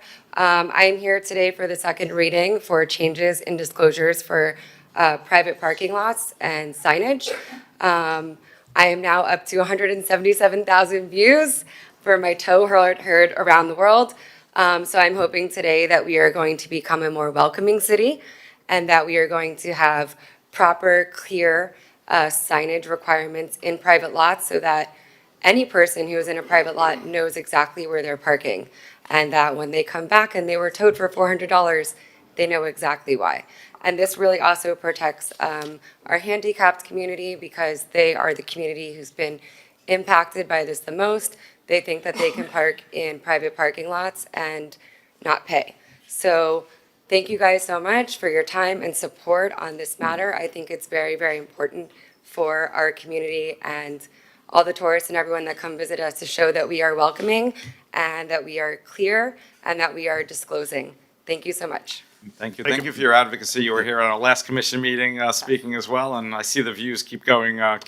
So Yeah, we've got over 800 comments, and I mean, so this would mean a lot. Thank you. Mr. Mayor, and I want to thank Abby because my office and her, together with staff, we met several times to craft this ordinance, to make amendments to the ordinance. You have given so much time to meet with us, to get it right, and to ensure that we really protect the consumer. Yes. That's ultimately what we're doing. We're protecting the consumer, our residents and our visitors. So thank you for working so closely with our office on this. It really has been such a pleasure to advance this through teamwork. okay, thank you, everyone. We went obviously a little bit over, but extremely helpful to hear everyone's feedback and comments. Certainly, we're also available to meet in person, text, emails. This is a very responsive commission, so please do have your voices heard. Let's vote on the consent agenda. Actually, so first, I'm going to announce the separated items from the consent agenda. Commissioner Dominguez is separating C4J and C2C. So C4J, C2C. Commissioner Fernandez is separating C2C. Commissioner Mateo Salinas is separating C7AZ and C2C. So Mateo Salinas, C7AZ, C2C. Commissioner Suarez is separating C7AR, C7BX, and on your list, you don't have these two, so if you want to add them to your list, C7AS, C7AY. So Commissioner Suarez is separating C7AR, C7BX, C7AS, C7AY. And for the record, Commissioner Suarez wishes to vote no on C7G when the consent agenda is called, so we will make that notation into the record. And also, when I get a motion for the consent agenda, this does not include any of the addendums. These will be heard after 5 p.m. So may I have a motion on the consent agenda, please? I'll move the consent agenda. Mark me as a no also on C7G. I have a motion by Commissioner Fernandez, a seconder by Commissioner Suarez. All in favor, please say aye. Aye.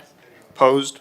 Hearing no, the item is approved as stated with C7G as a no with Commissioner Suarez.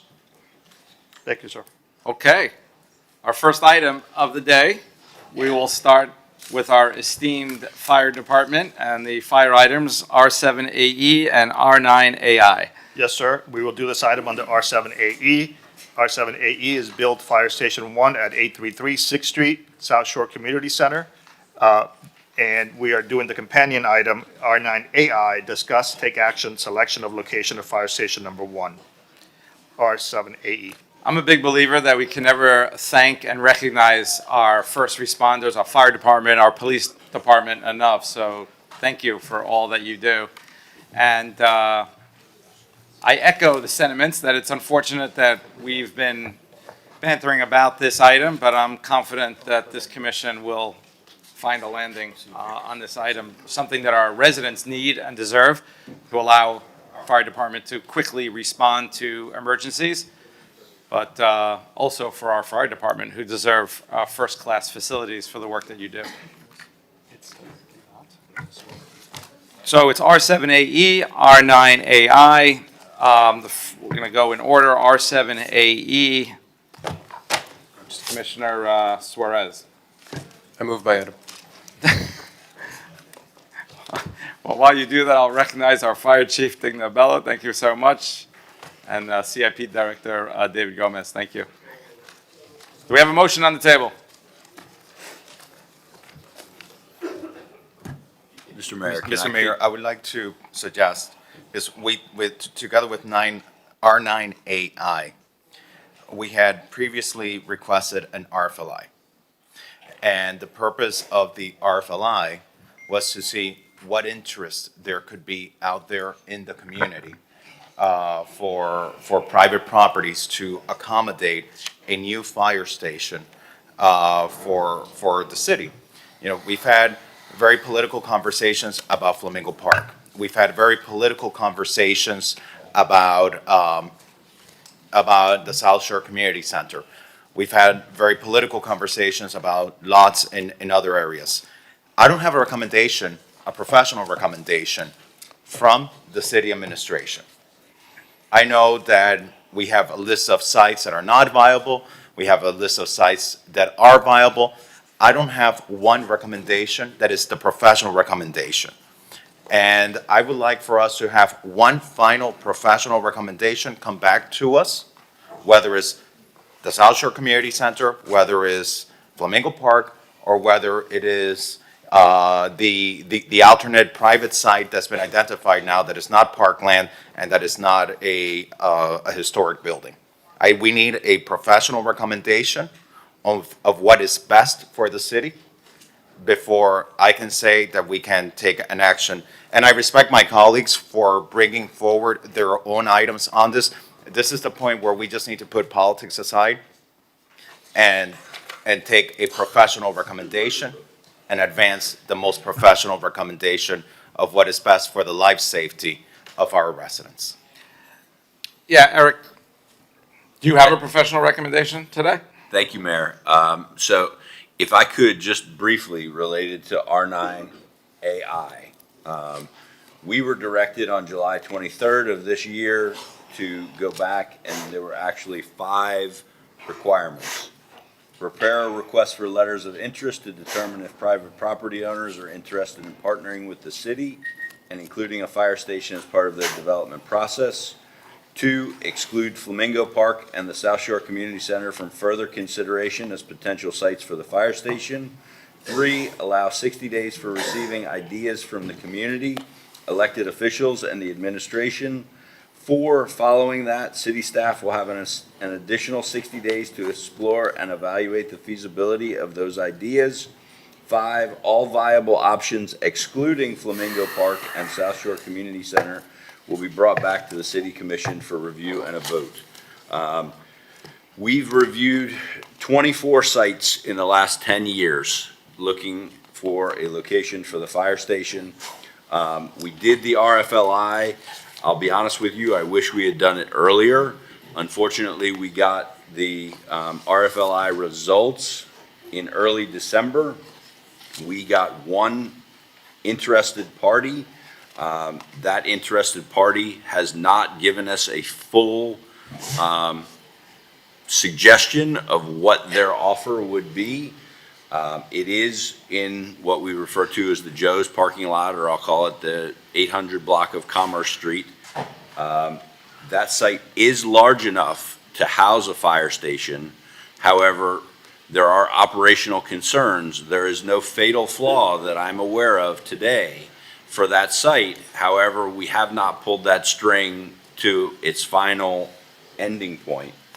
The only other 2 sites that we have identified that are viable options for the fire station of the 24 sites that we've assessed are the Flamingo Park site and the South Shore Community Center, which are the 2 sites that we were directed not to consider. So what we've presented you today is a list of the most recent group of, I believe it's 10 sites that we've looked at. And unfortunately, none of those 10 sites we can sit here today and recommend. So what is your Madam professional Vice- opinion of the 2 sites? Of the 2 sites You that we recommend have, both? both sites are viable. Both sites have pros and cons related to them. And we don't have a recommendation here today between the 2 sites. Madam Vice Mayor, if I could be recognized. Yes, you're recognized, Mr. Fernandez. Thank you. And so that's what I need. I need a professional recommendation. And we're not saying that we're going to put it at Flamingo Park. We're not saying that we're going to put it at the South Shore Community Center. And I'm not saying that we're going to put it at South of Fifth. But what I am saying is that before we go forward and do something, touch something so sacrosanct, such as park space, or we go forward and we demolish what is an important, I would say it is architecturally significant, even though the Historic Preservation Board said otherwise. I want to make sure that before we touch that, since we have this other option available to us now, that you have the time to tell us, hey, listen, this is feasible, or this is not feasible. This improves response time, or this doesn't improve response time. We don't know if we end up saving the taxpayers' money by going ahead and using public-private partnership opportunity. We don't know if they're interested in a public-private partnership opportunity. We don't know if they're interested in leasing land to the city, selling land to the city. We don't know what could come out of this that could potentially save us money.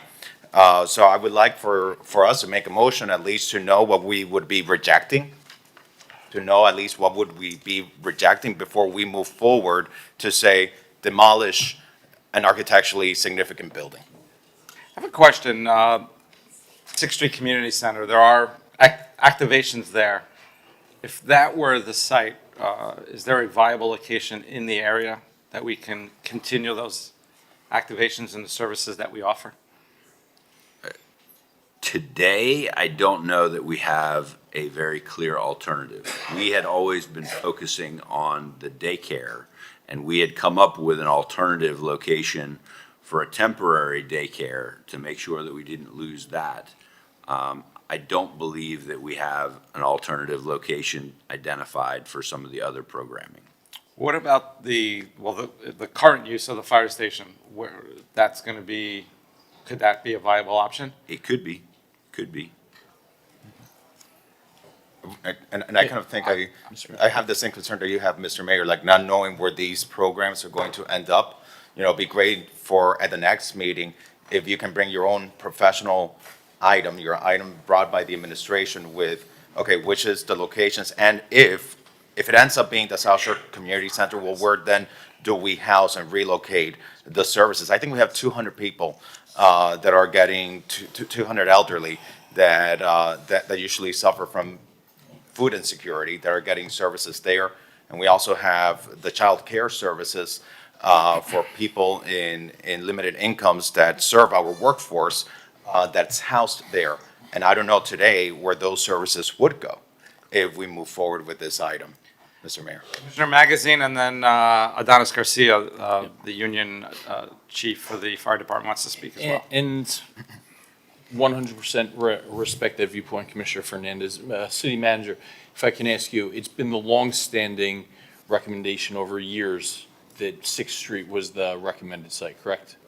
Until we put another viable alternative, Flamingo Park, which wasn't previously considered before the countywide referendum. So, but that had been the long-standing recommendation, correct? South Shore Community Center was the location that we were focused on, I believe, from 2019 through 2023.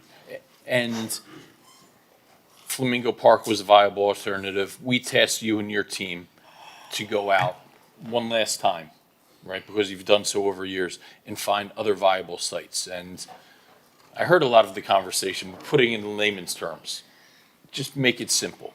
Is there any other alternative? Yes, there's this thread dangling out there at the Joe's parking lot, which one doesn't seem viable, but also we have received in the course of 5 days since the agenda is published, 100 times more pushback on that than anything we've received on the previously recommended site. So putting in layman's terms, are there any other viable alternatives besides 6th Street Community Center and Flamingo Park? Like I said, there is no fatal flaw that we've identified on that one, but we also haven't pulled that thread to the end to see whether or not it would make sense. I don't know what the offer is on the table. I don't know whether they're looking to sell us the property outright or whether they're looking to do a development deal with us to include, I think there was recently in the city of Miami, a fire station built in the first floor of a residential building. But point being, even if it is viable, we've received more pushback against that site in the course of 5 days than the cumulative pushback against the original location in the past 10 years. So to me, it becomes, it's a simple decision tree, right? Do we need a new fire station, yes or no? Yes. And the answer is yes, right? So let's move on to the next one. Do we need it now, or can we continue kicking the can down the road and coming up with various alternatives and proposals and designs at the cost of millions of dollars of taxpayer money and jeopardizing a statewide grant that we have for how much? I believe it's 10.9 10 million. $10 million. Should we continue? Do we need it right now? Yes. We can't continue kicking the can down the road. So then you go down to the decision tree and say, what are the viable alternatives? And over 10 years of analysis, we essentially have two, right? And with respect, despite whatever your professional recommendation of both of those are viable alternatives, I will never, ever, ever, ever vote to put it in Flamingo Park, right? I go out there, and that is the lifeblood of our community. There are hundreds of people that use that every single day, right? And we can't find an alternative for that open green space. We can find an alternative for the programming South Shore Community Center. I think the current fire station is a tremendous alternative. We've also had public-private partnership opportunities there. That doesn't need to happen right now, right? We can give a little bit of leeway and flexibility for you to make that decision. But right now, if I run down that decision tree and I come down with, do we need to move forward for a fire station? Then there are two options. It's a binary choice, South Shore Community Center or Flamingo Park. And like I said, despite whatever your professional recommendations may be, whether it be today, next month, or next year, I will never, ever, ever vote to put it in Flamingo Park. So that leaves me with one alternative, and that's what I'm going to go forward with. I concur about Flamingo Park. I was always not a fan of it, which I've stated in the past. The First Street option also, to me, is not an option because we don't even have the property. So we're starting such a long road, and I'm determined that we got to make this decision hopefully today. I mean, literally in the next. But it's certainly ensured. That's not to take away from what you said, Commissioner Fernandez. But we owe it to them, and we don't to talk about a property on First Street. Besides, obviously, the feedback that we got, it's not even viable. I mean, we could end up in a year of negotiations over the property. So that to me is a non-starter. Commissioner Suarez, and then I know Adonis Garcia would like to speak. So Commissioner Fernandez brings up a good point. So in essence, you recommend both locations, correct? I believe that both locations are viable. Correct. So it's a policy decision at this point, whether we need to decide either at Flamingo or the 6th Street, correct? If we do not want to delay any further. It is certainly within the confines of the decision-making authority of this body to give us direction on where to land the fire station. We're the politicians, not you. Speak frankly. Yeah, just speak directly to us. Hey, so Make the circle. Elected officials. You know, of course, we invite Adonis to speak, but I've made a motion. I don't want to waste any more time. I think we've all made up our minds, and let us move forward finally. And let's just make a decision. Let's just not kick the can down the road. Commissioner Fernandez.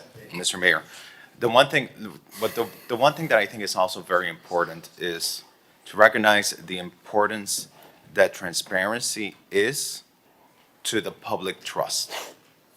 Transparency is so important to the public trust.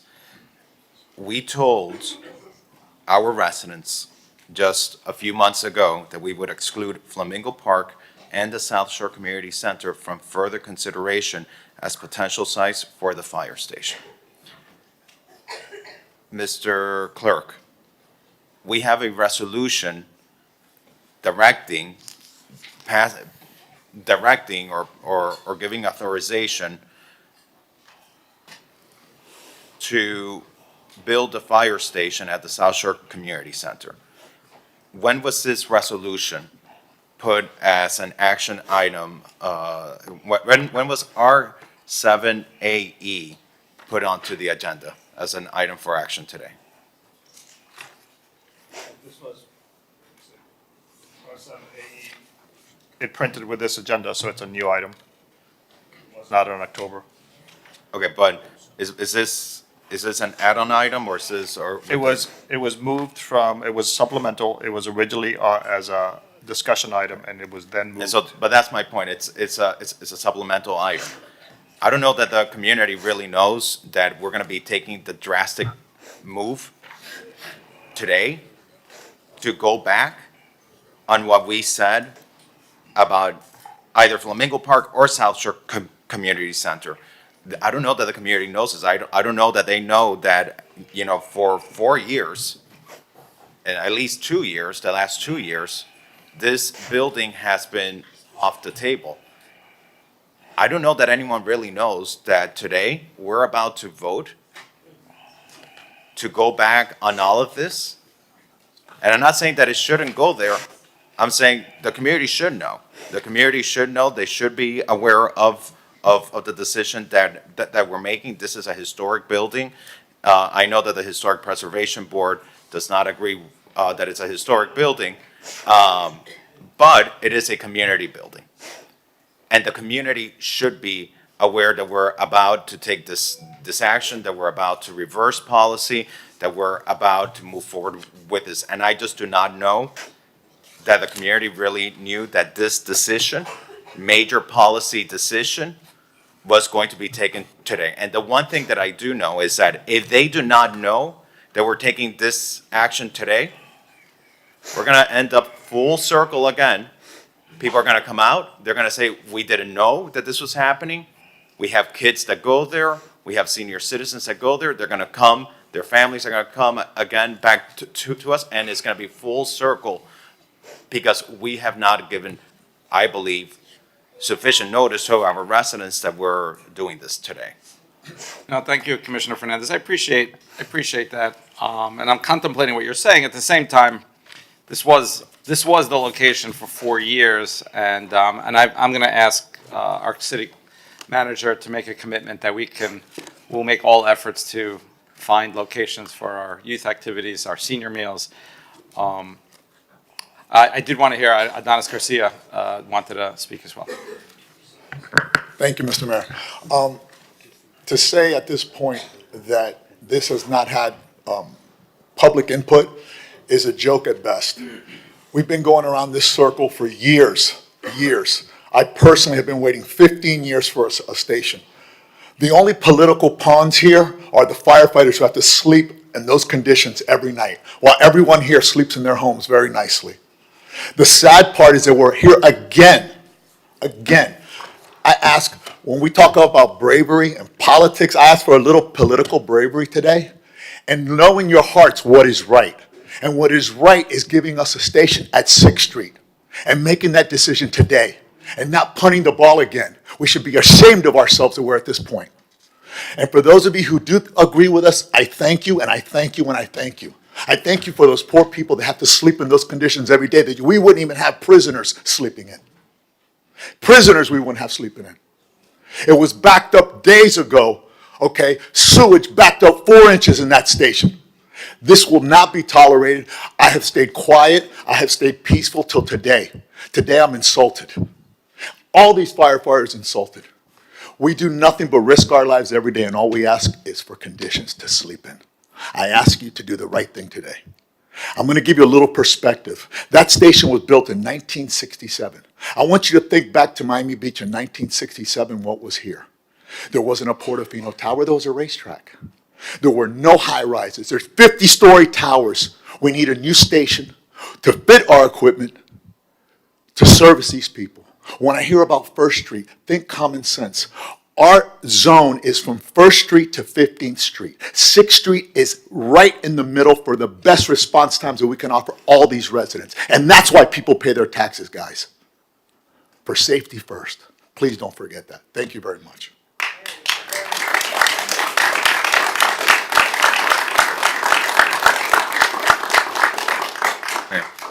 Commissioner Fernandez. Yes, and of course, much respect always to our fire union and to our firefighters. I don't think anyone is questioning whether this conversation has not been very known and all that. What I'm saying is that people did not know that this vote was going to be taken today. That is what I am saying. People did not know that this vote was going to be taken today. People knew that Commerce Street was on the table, and they came out and they gave us their opinion about it. I spoke with people from Flamingo Park. Yesterday. There are people that do not know that we're taking this vote today. That's the only thing I have to say about it. Yeah. Why do you say people are not aware of it? I don't believe that people know that we are reversing the policy decision that we took and that we are moving forward today in approving the demolition of the South Shore Community Center, that this vote is going to be taken today. That's why, but I'm asking you, why do you think they're not aware of it? Have we heard from anyone? We don't even, we haven't even, No, I understand, but it's on the agenda. I mean, there's just, I'm not questioning you. I don't But think. It's not a cross-examination, I'm just. I don't think, I don't know, to me, it seems like the neighborhood did not know that this was going to be an action item, that this was going to be a resolution on today's agenda. I think people knew we were going to have a discussion. I think this item, when the agenda got printed, it got printed as a R9 item, as a discussion item. Is that correct, Mr. Clerk? Yes, sir. Okay, so this item originally was a discussion item. And then it was moved from the discussion items to the regular agenda as a resolution afterwards. But I don't think the public necessarily knew that today we were going to be taking this vote on a resolution to undo the policy that we did back in July. Mr. Mayor. And I'm going to call Commissioner aside. I'm very sensitive to what you're saying, Commissioner Fernandez. At the same time, when we took the fire station off the table several months ago, we specifically stated that we wanted to bring this back to the commission. We'll have a new body, new electeds, and that we were going to finally make a decision on what to do, and that we have, honestly, it's been a lot of political passing the buck. So, I mean, yes, maybe I could see your point, but I mean, I think we really telegraphed that once this new commission came into power, I hate using that word, sorry, was elected, then, we were going to act. But Commissioner Suarez. I could speak to Commissioner Fernandez's some of the points. I met with Scott Needleman, the chair of the Flamingo Park neighborhood. I told him a couple days ago that this is going to be on, and he's not here. He's not discussing it. He's not calling it at Sutnick. And the reason I turned it from a discussion, well, the discussion was actually to decide if it's going to be at the current location or 6th Street. And after speaking with the professionals, they both informed me that it's better at 6th Street. So I just narrowed my item to one location, so. So Madam Vice Mayor, if I can. You're recognized. Thank you, Madam Vice Mayor. Mr. Manager, we have a recommendation because now I'm hearing two things. And I'm going to be very clear. I expect items like this moving forward to be coming from the administration. This is something that affects our fire department. This should not be a political item. This should be an administrative item.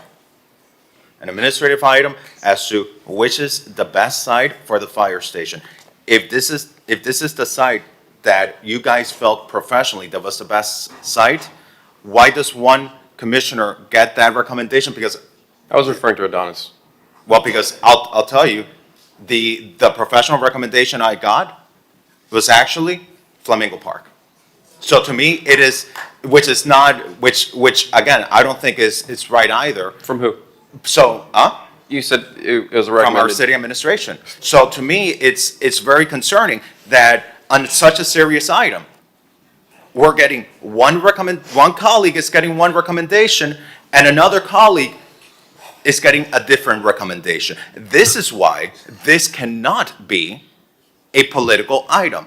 This is why we hire a city manager, to bring forward the professional recommendation, not political recommendations, as to which are the sites that cover the areas best, which are the sites that offer the appropriate response time and the proper facilities for our firefighters. So I have an issue that you get one recommendation and then I get a different recommendation, because then it creates this problem that we have here today. And I'm sorry, Mr. Manager, it should be a unanimous recommendation. It should not be one colleague hears one thing and then another colleague hears another thing. We cannot operate that way. I don't believe that either of you heard a recommendation from my administration. You heard from one colleague that you heard something from the union representation, and Mr. Commissioner, I believe that you're referring to a conversation that you and I had that said that the lean right now might be in that direction. It was not a firm recommendation. And it's not a firm, so there's not a firm recommendation, and that's my point. There should be a firm recommendation, a final recommendation. The public should know what that recommendation, what that professional recommendation is, and then we should take a vote on that. Vote it up, vote it down, but we should take a vote on what the professional recommendation is on something like this. That's all that I have to say. Adonis Garcia. Just very briefly, Mr. Mayor. Professional opinions are a matter of opinion, right? So I've only got 33 years in the fire department, only 33 years and hold the rank of captain. Let me start with that. And common sense is common sense at the end of the day. 6th Street is smack in the middle of our zone. That's number 2. Number 3, when we talk about recommendations, before this illustrious city manager here came into office, our former city manager, it was all recommended, it was all voted on. We keep going up and down. I ask for political courage today. Let's quit bouncing this ball. Let's do it today. We're going to be another 2 years here, Commissioner Fernandez, playing the same game. I don't understand how it's turned into this. 6th Street is the location. Please vote it up. Thank you. If I could respond to that. Madam Vice Mayor. You're recognized, Commissioner Fernandez. To Adonis. I'm just responding. I want to get on microphone. Go ahead. Yes. 2 years ago, one of my colleagues looked at me and said, Commissioner Fernandez, how are we going to move forward in demolishing this historic site when we're going to Tallahassee and asking Tallahassee not to demolish historic sites? And that's how we got here today. I didn't want to take the fire station off the table. One of my colleagues sitting on this dais looked at me and said, how are we going to move forward with demolishing a historic site? Commissioner Fernandez, if I may, you also, again, I don't want to get into politics, right? But if we're going to speak frankly, me and you had a conversation about the park, and then you pulled out on that. So let's have some political bravery today, and let's make a vote. If you want to vote against me, vote against me, or vote against the firefighters. Okay. But please don't say any more about how we love the firefighters, and then you're going to have us living in those conditions. Again, Mr. Mayor, if I could. Mr. Mayor, again, if I could. And Adonis, with respect, we can't make any of this personal. Commissioner, I know, I get you. Commissioner Fernandez, I'm very sensitive to your point about transparency and are people aware. And what I'll say to that is, over the past 10 years, and it predates all of us up here, it was almost this boogeyman argument that was put out because there was never this huge outpouring of opposition against 6th Street. I'm not saying there was none, but it wasn't this mass outpouring, like I said, that we saw within the course of 4 or 5 days on 1st Street, right? It was always these boogeyman arguments, well, maybe people are working. Over the course of 10 years, we've probably had 20 people that have been in opposition. So it doesn't surprise me that there's not a lot of people out here, because that's actually been the track record for the past 20 years, that besides for some people, and I don't begrudge them, because like I said, this is a binary choice. Put it in point A or point B. I think why we don't see a lot of people out here in opposition to that isn't because they don't know. It's because that really tracks with what we've seen over the past 10 years. We all went to the South Shore Community Center, and there were a handful of children that were in there in the classrooms. Many of them weren't Miami Beach residents, and you have my commitment. Everybody has my commitment. I'm the father of an 8-year-old that's on the PTA. Education's it's paramount importance to me. And I was a single father that needed to rely on those social services for my child care. We need to task our administration with not kicking the can down the road for finding viable programming alternatives for what will be lost at the South Shore Community Center. But bringing this full circle, I don't think we don't see a lot of opposition because people didn't know. It really tracks with what we've seen over the past 10 years, where there just hasn't been that same amount of opposition that we see when we propose Flamingo Park or when we propose 1st Street, which kind of tells me we're over the target there. Chief Abello, what's your professional recommendation? Good morning, Chief Abello, Mayor, Commissioners. We spent 10 years debating whether or not we're going to save a Lapidus building on 6th Street or the historical track in Flamingo Park. And while we continue debating everything, 1965, I'm asking the men and women that service Zone 1, 15th Street to 1st Street, to prioritize and look past the history and forward for serving our residents. Again, we're getting into a weeds of 6th Street and Flamingo Park historical. Response times, we're talking 11,553 calls to date today, from 1st Street to 15th Street. That's 34 calls in a day, 1 call per hour. At this point, our recommendation, we went 6th Street since 2018. 2018, historical, board preservation, everything. We are shovel in ready. Commissioner Bach came in. She was directed to take the lead in finding a different location. 6th Street was out of the question. We affirmed the park was the appropriate choice because that's all we had. We started that design, and now we're back here again. So recommendation, Takeaway Park, 6th Street. That is what's the viable option. Outside of that, as far as responses, that is the prime location when it comes to accessing our Star Island, Hibiscus, and Palm area. That is where majority of our prime calls are, is between 5th Street, 10th Street area. They will do anything we ask them to do, but their conditions, their health is priority, and now getting to the calls. Every time we start going back and forth, we're just delaying and delaying and delaying. We're shovel in ready. And that's one of the Mayor. reasons Mis- that. Mr. Mayor, That's one of the reasons I'm ready to take that vote today, and I'm going to second the motion. Mr. Mayor. Commissioner, well, we haven't heard from Commissioner Bott yet. Commissioner Bott.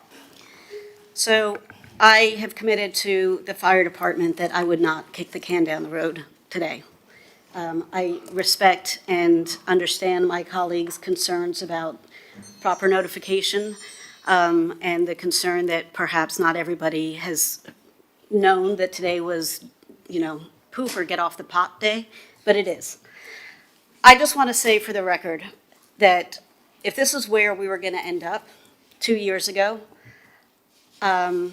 it's really a travesty that my colleagues voted unanimously at every single opportunity. If you go through our item R9, AI, at every touch point that is listed as a commission decision, the vote was 7-0 or 6-0 to support exploring alternate sites and getting a referendum item on the ballot, which passed unanimously, including in every single district voting precinct in Miami Beach, including Flamingo Park. We could have been in construction now, but my colleagues supported this. There are concerns about green space, and I share those concerns.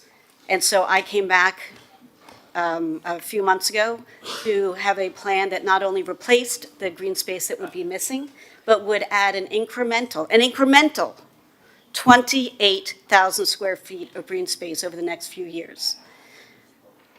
There is no plan for permanent daycare. We have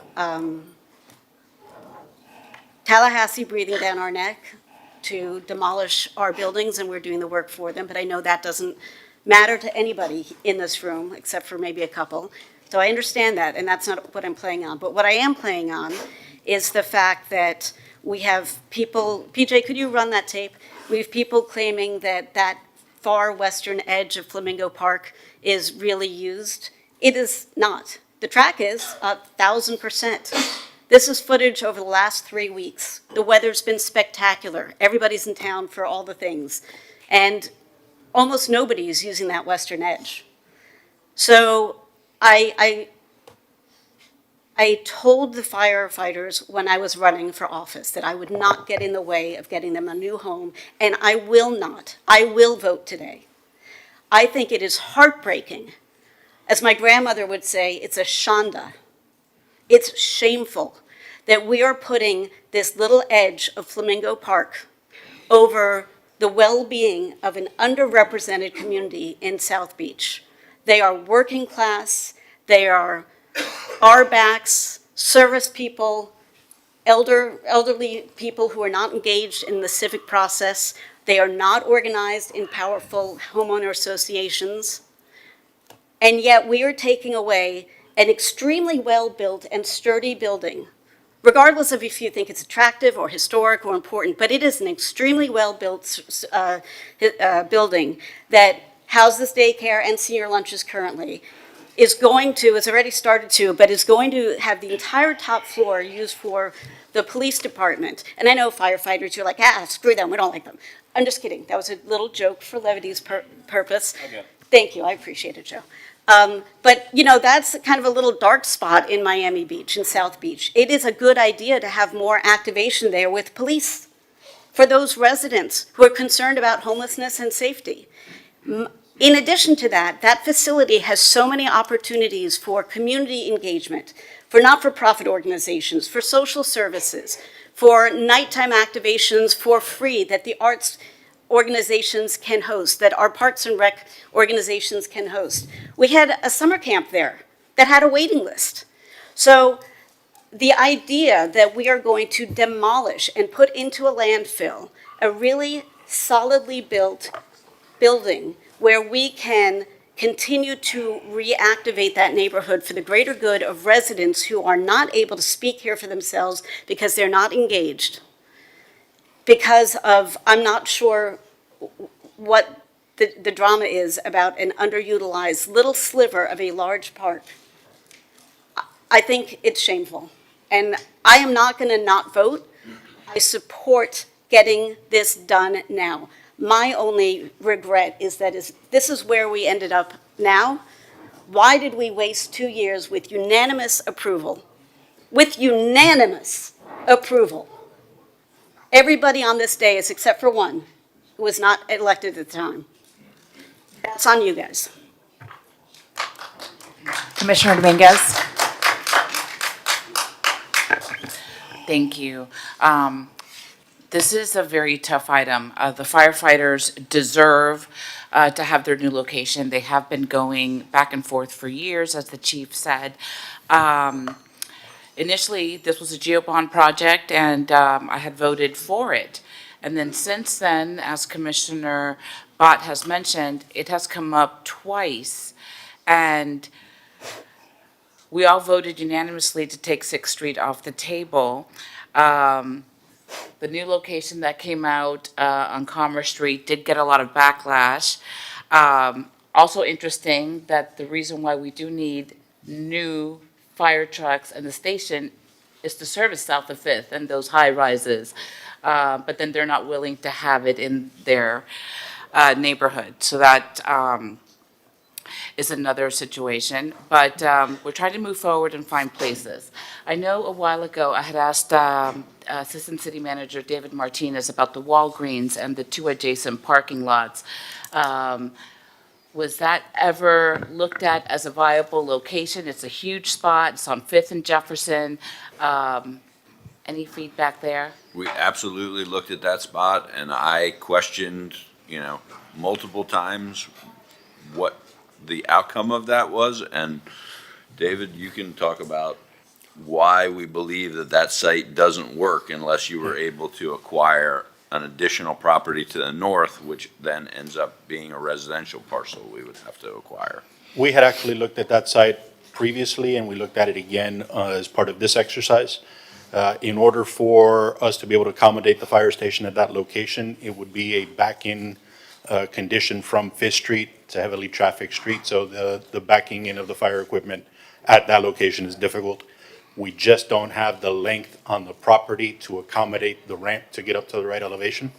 So the building would be pushed all the way to the north limit, and really the only way to get the ramp to work is to take the property to the north, which is it's affordable housing, senior affordable housing.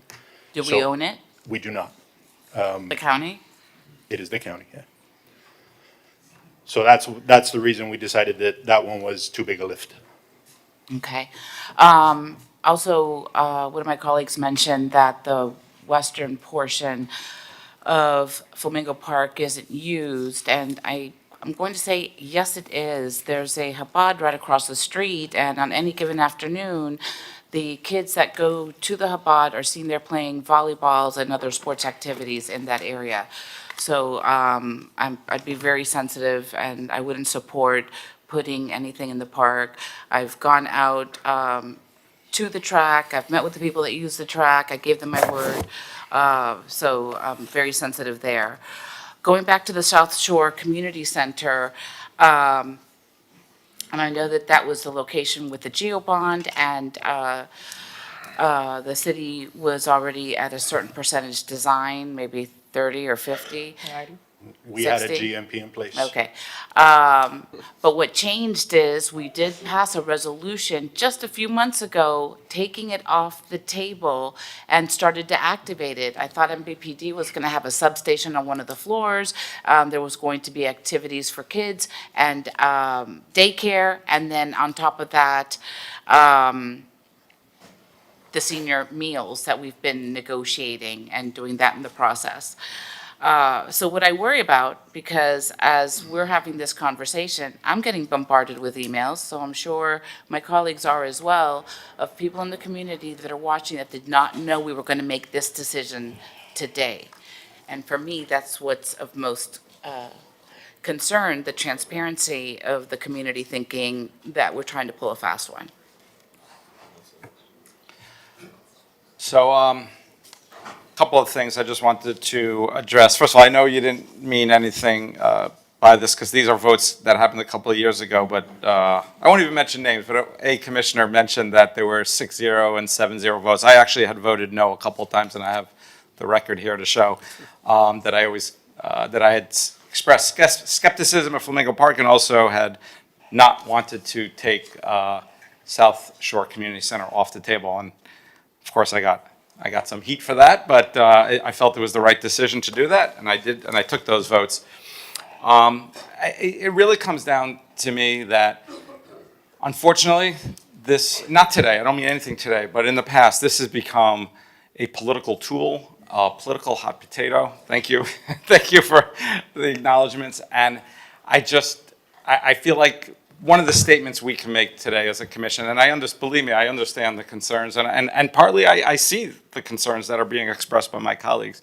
But at the same time, I think it's a real statement we can make as a commission, day one, that's something that has been kicked down the road so long that we are going to take the bull by the horns and say, no, this is enough. Our residents need this. Our fire department needs this. And that's why I'm going to support this today. Even though this is not a public comment item, I think it's such an important item, I am going to open it up for public comment if we can. And Mr. Mayor, if I Commissioner could just add something, I mean, just doing a tally here on my notes, I'm thinking the direction that this is going in. And, I want to say, I don't blame my colleague for putting this on the agenda because we have to move things forward. I'm going to be very blunt here. I'm very disappointed in our administration because this should be a professional item, not a political item. Mr. Mayor, you hit the nail right on the head. This has been a political football. Why? Because it's always the politically elected officials bringing the items and all that. The discussion item should have had a recommendation. And as I go into my second term, I'm going to make it very clear. I expect recommendations from the administration. This shouldn't be a political item. This should be a professionally decided item. If the administration has concerns, put the concerns. If the administration believes it should go one way or the other. But I am going to be expecting recommendations from the city administration. This is a matter of life and death for our residents.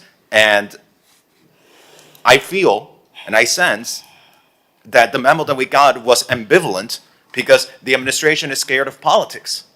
I'm being very blunt right now. This needs to be a political decision and not this needs to be a professional decision, not a political decision. And I'm going to want to see recommendations from the administration moving forward, because clearly, it's very clear the direction where this vote is going in. Mr. Mayor, Commissioner Bott. thank you. I am not trying to cast any aspersions. I went through with Sarah, my aide, all of the vote points that were in this memo and checked the records with the clerk's office. And based on that information, that's where I said, backed up by what we believe to be correct facts, that these items that are, so maybe there was a vote that wasn't articulated in this memo, but based on the records and the minutes from the clerk's office, every one of these vote points in this memo was either 6-0 or 7-0. So I'm not trying to pick a fight. I'm not trying to throw anybody under the bus. I'm just saying how frustrated I am that we have wasted 2 years and $2 million if this is where it's going to end up, because we had very clear direction. So please understand that. No, please, and I didn't even mention your name about it. No, I know, but and I know. but I know I just said it. I so. know you meant it in the best, and by the way, it's almost irrelevant. Well, I had to correct just because it was my vote, but your point is well taken. Even if it's 7-0, 6-1, your point is well taken. But I'm happy to share the votes, but that's kind of a sideshow. It doesn't matter. It doesn't matter. I just had to say it. I am going to open it up. Thank you, though, Commissioner Bott. And then, by the way, thank you for taking the lead. These are tough decisions. This is something that had gotten a lot of, we did get a lot of public feedback in general. It certainly was very active out there in the media and social media, and you did take the lead as well, Commissioner Bott. So I respect that, and ultimately we have to make decisions, and unfortunately this process has been long, but sometimes you need to get to a landing space by going through an arduous process, which we definitely have done. Mr. Mayor, Commissioners, I'm David. Give me 1 second. I'll call you right now. Just for the record, we have a motion from Commissioner Suarez, seconded by Mayor Minor, and Mayor Minor would be listed as a co-sponsor. Go ahead, sir. You have 2 minutes. May I? Go ahead. Okay. Mr. Mayor, Commissioners, I'm David McKinney. I live at 1020 Meridian Avenue, and you know me well.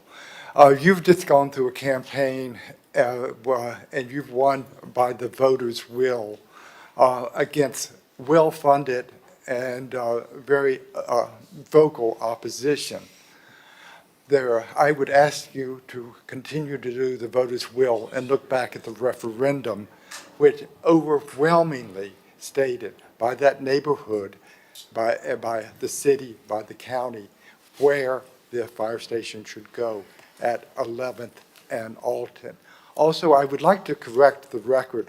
Mr. Carpenter, one of your staff in a sworn statement before the Historic Preservation Board said that the current fire station could not meet the standards to be the daycare center. So that should be there. Also, I understand because if you recognize me, I'm the crazy old guy that is behind you on First there. But I would not put children where you do not want to sleep.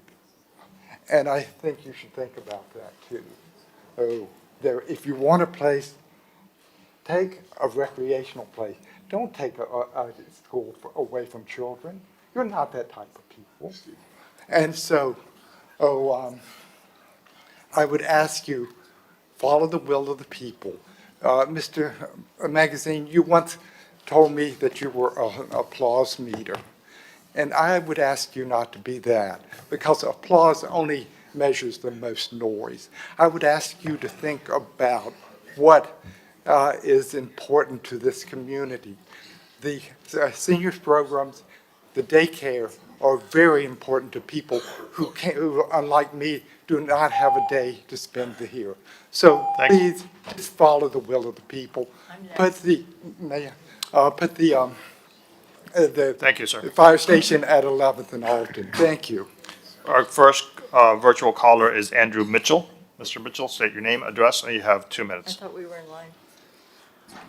Yeah, my name is Clark Mitchell, and I'm a physician here in the area of South of Fifth. And as a physician, I like to say if I need cardiac surgery, I refer my patient to a cardiac surgeon. And in this case, you're listening to the firefighters and they're telling you what is the best place for their fire station. And I think they're the professionals in this. And I love our new commissioners. I love our mayor. It's one of the best civic groups that I've ever encountered living here 30 years. And I just hope and pray that you will listen to the firefighters. Thank you. Thank you. Next, please. Yes. Good morning. Clotilde Luce. I live at 301 Ocean Drive, and I'm frequently on 6th Street. And I'm begging you all today to vote with empathy for the people who are going to get kicked out and become homeless, basically, the services that are absolutely essential. There never was a really good alternative for the daycare. That was kind of a misrepresentation from the beginning. It's kind of stupid to tear down a building and dump it in landfill when you have all of these essential services that are offered there. You have to have some empathy for the people who are going to get kicked out. There are no replacements for them. And 6th Street is really not the right place to have racing fire trucks. There are grandmas crossing the street with walkers. It's a pedestrian place. I go to the market across from the South Street community because it's much more humane and local and friendly than Publix, I mean, this is a neighborhood. Fire trucks having to make a turn, make another turn, make a third turn, make a fourth turn. The firemen have changed since I've been paying attention to this. They've changed their mind several times, and they were okay with the Flamingo Park. It's a rapid exit. In 2 seconds, you're on Alton Road, going faster than if you have to make 5 turns to get onto 5th Street where there's traffic. I mean, I'm not, they're not going to agree with me, but it's obvious empirically you're going to be zooming faster to an emergency and saving lives if you can jump onto Alton in 5 seconds. So I would urge you to vote with empathy. We talked to the mothers who bring the kids over to that South Street Community Center. These are women who did not vote for you, and they didn't donate to your campaigns. They work on the beach. They do essential services that we need every day. These people had no idea that they were going to lose the South Shore Community Center. So you cannot compare with the demographic down on Commerce south of 5th are much more affluent and connected than the people who are going to get thrown out. So vote with empathy and save 6th Street, the character of 6th Street. Thank you so much. Our next virtual caller is Karen Revo. Ms. Revo, state your name, address, you have 2 minutes. Good morning, Karen Revo, 4566 Prairie Avenue. I have had the privilege of chairing the GeoBond Oversight Committee since 2019. And from the very beginning, building a new fire station has been the greatest priority. Honestly, folks, you have to show backbone today and move this forward. There have been numerous recommendations on 6th Street. It is not a contributing building, and I have every confidence that the services in that building can be relocated appropriately. The most important thing for our residents is safety, and that should be priority today. And I hope you have the backbone to go ahead and move this forward. If we had done this 3 or 4 years ago, that building would be built and our firemen would be in a better building. And so I'm hoping you are going to do what you need to do today. Thank you. Thank you so much. Mr. Grieco? Thank you, Karen, and thank you for your service in chairing the GeoBond Committee. This is obviously only one of many, many, many projects throughout our city that our voters have approved for general obligation bond funding, and you do a great job chairing that committee. Representative, go ahead. Good morning, everybody. Michael Grieco. I stand here in wearing many hats, one being a member of the South Beach Track Club, one being a Zone 1 resident myself, one being the former state representative who helped secure that $10+ million in grant money that is going to be going to this facility. Also wearing a hat as the former commissioner who, when this issue first came up, I was actually sitting up there back when we had spent $0 on this issue. We have now, as taxpayers, spent over $5 million in soft costs to not build a fire station. And today is the day, as I said when I called in this morning, where the rubber meets the road. This is the gut check for the commission to finally move forward and follow you got a professional recommendation. It was asked for by many of you. You got one from your own fire chief today. And I applaud her for standing up there and telling you what you need to hear. Put it at the 6th Street location. And I'm going to tell you this one more thing. There's one more hat that I'm wearing. I'm potentially going to be a firefighter myself. I'm currently an EMT. I have the opportunity several times a month to ride with the Station 1 team on rescue trucks.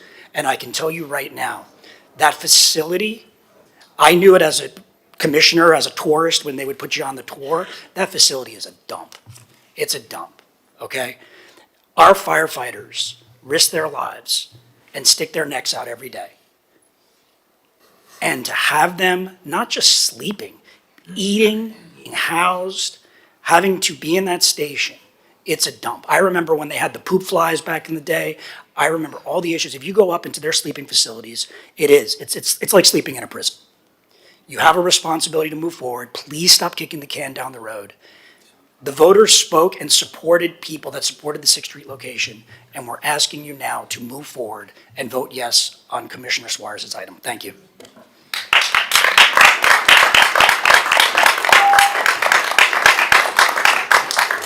Our next virtual caller is Johan Moore. Mr. Moore, you have 2 minutes. Good morning again. It's no surprise, if we're counting numbers, that you would be getting so much objection from south of Fifth. There are thousands of people living in high-rises down there. We, on the other hand, were not, the commissioner's allegation aside, our community was not, in fact, in the least informed that this was happening today. If the allegation is correct and our neighborhood association chair knew of this, that would be grounds for a motion to remove him from office, but that's not what's before you today. Flamingo Park Neighborhood Association's Land Use Subcommittee, in fact, met on Monday to consider another issue before us, and we had no information that this was coming before you today.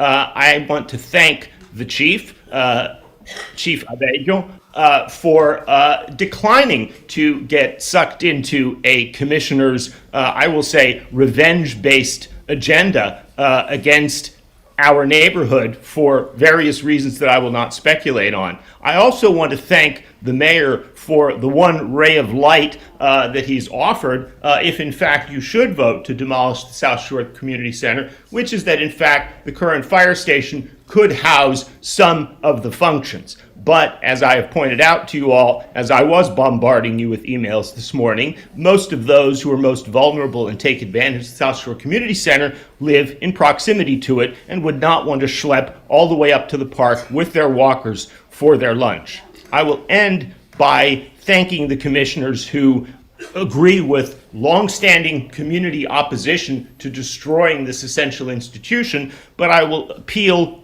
directly to the newly elected commissioner. Please, Commissioner Mateo Salinas, do not hold any animus you might have toward me against my neighborhood and vote against this proposal. Thank you. Go ahead, sir. Thank you again for giving me the opportunity to possibly convince you this time around that the Flamingo State your name Park for is the not record. the place. My name is Haskell Meyer. Commissioner, you've requested the professionals' input. They've given it to you time and time again. The epicenter of their zone is 6th Street. To your point, Commissioner Bott, that the green space is unnecessary. I think I've discussed it with you a number of times, but let me discuss it one more time with you and let me enlighten you about a track. You cannot put a 60-foot wall, tall wall, 5 feet away from the track. You are going to destroy the quality of that track. That track has been there for 60, 70 years. Storied runners have come to this track, and it's a great public amenity. The new fire station does not belong on the western end of Flamingo Park. It belongs on 6th Street. And the reason I say that, I had the privilege of working with Mr. Lapidus. That was his least favorite building. That lot is 45,000 square feet. If you don't want to level it, there's plenty of room to put up a fire station, which currently uses about 16,000 square feet on a 21,000 square foot lot. You have a great facility to utilize for a new fire station. Please, I urge you, you're going to destroy the quality of life of Miami Beach residents. Do not place that fire station on the western end of Flamingo Park. The right location is on 6th Street. Thank you.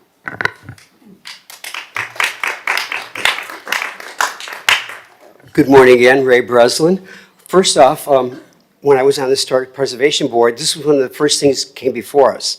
How many of you have actually looked at the plan that we approved? How many of you? Okay, you know that there were several features of the Morris Lapidus building that were being preserved or replicated. We were also bringing in Apollo that was in storage from the Versailles Hotel. It was an absolute perfect thing. It was approved, and for 2 years, you all worked on relocating all of these services. Everything was relocated, and then all of a sudden the hammer came down and said, no, we're going to save this building. And now you're acting like there's no place for these services to go. There absolutely is. And think about it. After it's all done, you've got an old dilapidated firehouse. You can either tear down or renovate and move all of those services there, right next to Flamingo Park, and it's a win for everybody. But to get from point A to point B doesn't happen with the snap of a finger. You've got to plan it, you've got to follow through with it, and you really need to do it. It's been 4 years now, 4 years, and we're no further ahead, but we're at the right location. Please build it at the South Shore Rec Center on 6th Street. Thank you. Thank you. Our next virtual caller is Mr. Wayne Roberts. Go ahead, sir. Thank you, sir. First and foremost, I want to state that my $350,000 a year is accurate. I welcome the opportunity to sit down with Eric and review the number of employees that work for fire and EMS and subtract ocean rescue, which is lifeguards, and divide the wages and benefits associated with those employees. And you will come to 350 under this new contract. What's more, you gave them a 2-day work week. That's right, a 2-day work week. Third, I believe that they deserve good housing and they don't have it today. But where it belongs is not in the track or 6th Street.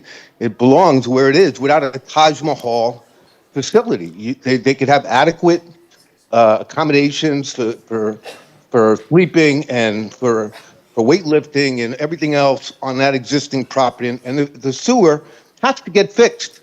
It's got to get fixed if you put a firehouse there or you tear down the firehouse. Why it's not fixed, I have no idea. But that's where it belongs, and that's not in the discussion. And you don't have to upend the whole community to help a politically connected fire organization, who I think does a great job, but overpaid and has too much political influence. Thank you very much. Go ahead, please. Hi, Sarah de los Reyes as a resident. I want to give you guys some input. I've been coming here for years, and we've been talking about this for 10 years. We're very lucky that nothing has happened really big in south of 5th. It's been recommended, the 6th Street Community Center. Why don't we move everybody from the community center to the old fire station right by Flamingo, build a new one, multiple floors, and can accommodate all those services that are in 6th Street.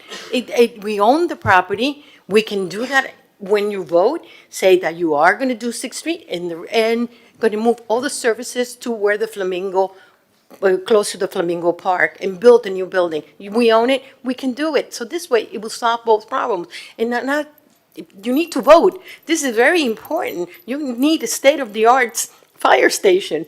The trucks that you need to go on those high rises do not fit in small fire stations. And I'm not a fire person, but I know because of New York City. I understand it. I lived in the city all my life. So please vote and just get it over with. Everybody's like, we keep moving it, and nothing gets done. And it's going to take 3 years to build probably. So make a vote. Just do that and give the services to the other fire station. That's all. Thank you. Our next virtual caller has The next virtual caller has a screen name of Cynthia's iPhone. Please state your name, address, and you have 2 minutes. Hi, it's Cynthia Esquivel, South the Fifth resident, SOFNA member. I wanted to first congratulate all the newly elected members of the commission. I'm very grateful for your help. It's a hard job. It's a hard issue, but the most important person two people that were very important that I heard from were our fire team. And when they speak, I listen. They're there for us 24 hours a day. This is what they want. Others have already relayed wise comments from Commissioner Greco to Karen Revo to others that are valued in our community. Please listen. Please listen also to the fire team. That's what they want. What they want is what I want. Thank you so much. Hi, Matt Rosenberg Pass again, St. Flamingo Park Group. I tell you what, I have never spoken to Adonis. That kind of passion got me excited. We have never taken a position other than that we love the park. You know, thousands of people use it. We have no vested interest financially. Love that park, love that space. And by the way, Commissioner Dominguez, those same Orthodox Chabad students that are playing volleyball came up to me a few months ago. How'd the vote go? How'd the vote go? They asked me that because I informed them. And by the way, Mendy, who's in charge of that, I know communicated with all of you, not you, you weren't here yet, about their feeling. That kind of passion, we don't know what anyone was recommending, but I do know the passion that we feel at the track. I do know the thousands of people, the children, talk about parents and children, and the love of a track and space. And yeah, you need space. No, you don't need a 60-foot building right there. These guys work hard. We don't know what it's like to sleep in the area that they sleep in. We feel for them. We love this community passionately, and we trust you to do the path that you take, which we think will be best. Thank you. Thank you so much. Our next virtual caller is Lindsay Lovell. Ms. Lovell, you have 1 minute. Good morning, Mayor and Commissioners. Most of you have heard from me already this morning with a very brief note, but I felt compelled to call in since we reopened public comment. Please stop kicking this can down the road. My entire residency in this city, we have been talking about this. From what former Representative Greco talked about to what our neighborhood association has been talking about for years. It was planned to go at 6th Street. I understand there was opposition to that, but overwhelmingly, I will say that even those people didn't want it in the park. And they didn't want it in the park back then until they realized the only option was 6th Street. And I have to say that we need to stop kicking this can down the road. I've met with the current chief. I've met with the former chief. I've not met with Adonis, but I'm sure I'd be happy to do so. I've seen the heat maps. I'm sure they're outdated by now because the ones that I looked at were years ago. We've got to move forward. Please, please, I am begging you, do not kick this can down the road again. Thank you so much. Thank you. Go ahead, sir. Yeah, David Adams, 1242 Alton Road. I support the resolution to have the fire station built on 6th Street.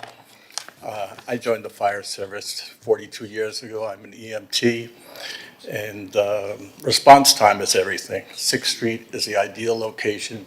It supports a good response time to south of 5th, and I don't think it's fair that our firefighters have to put their lives on the line, sleeping in conditions with mold and sewage, and we've been talking about building this fire station.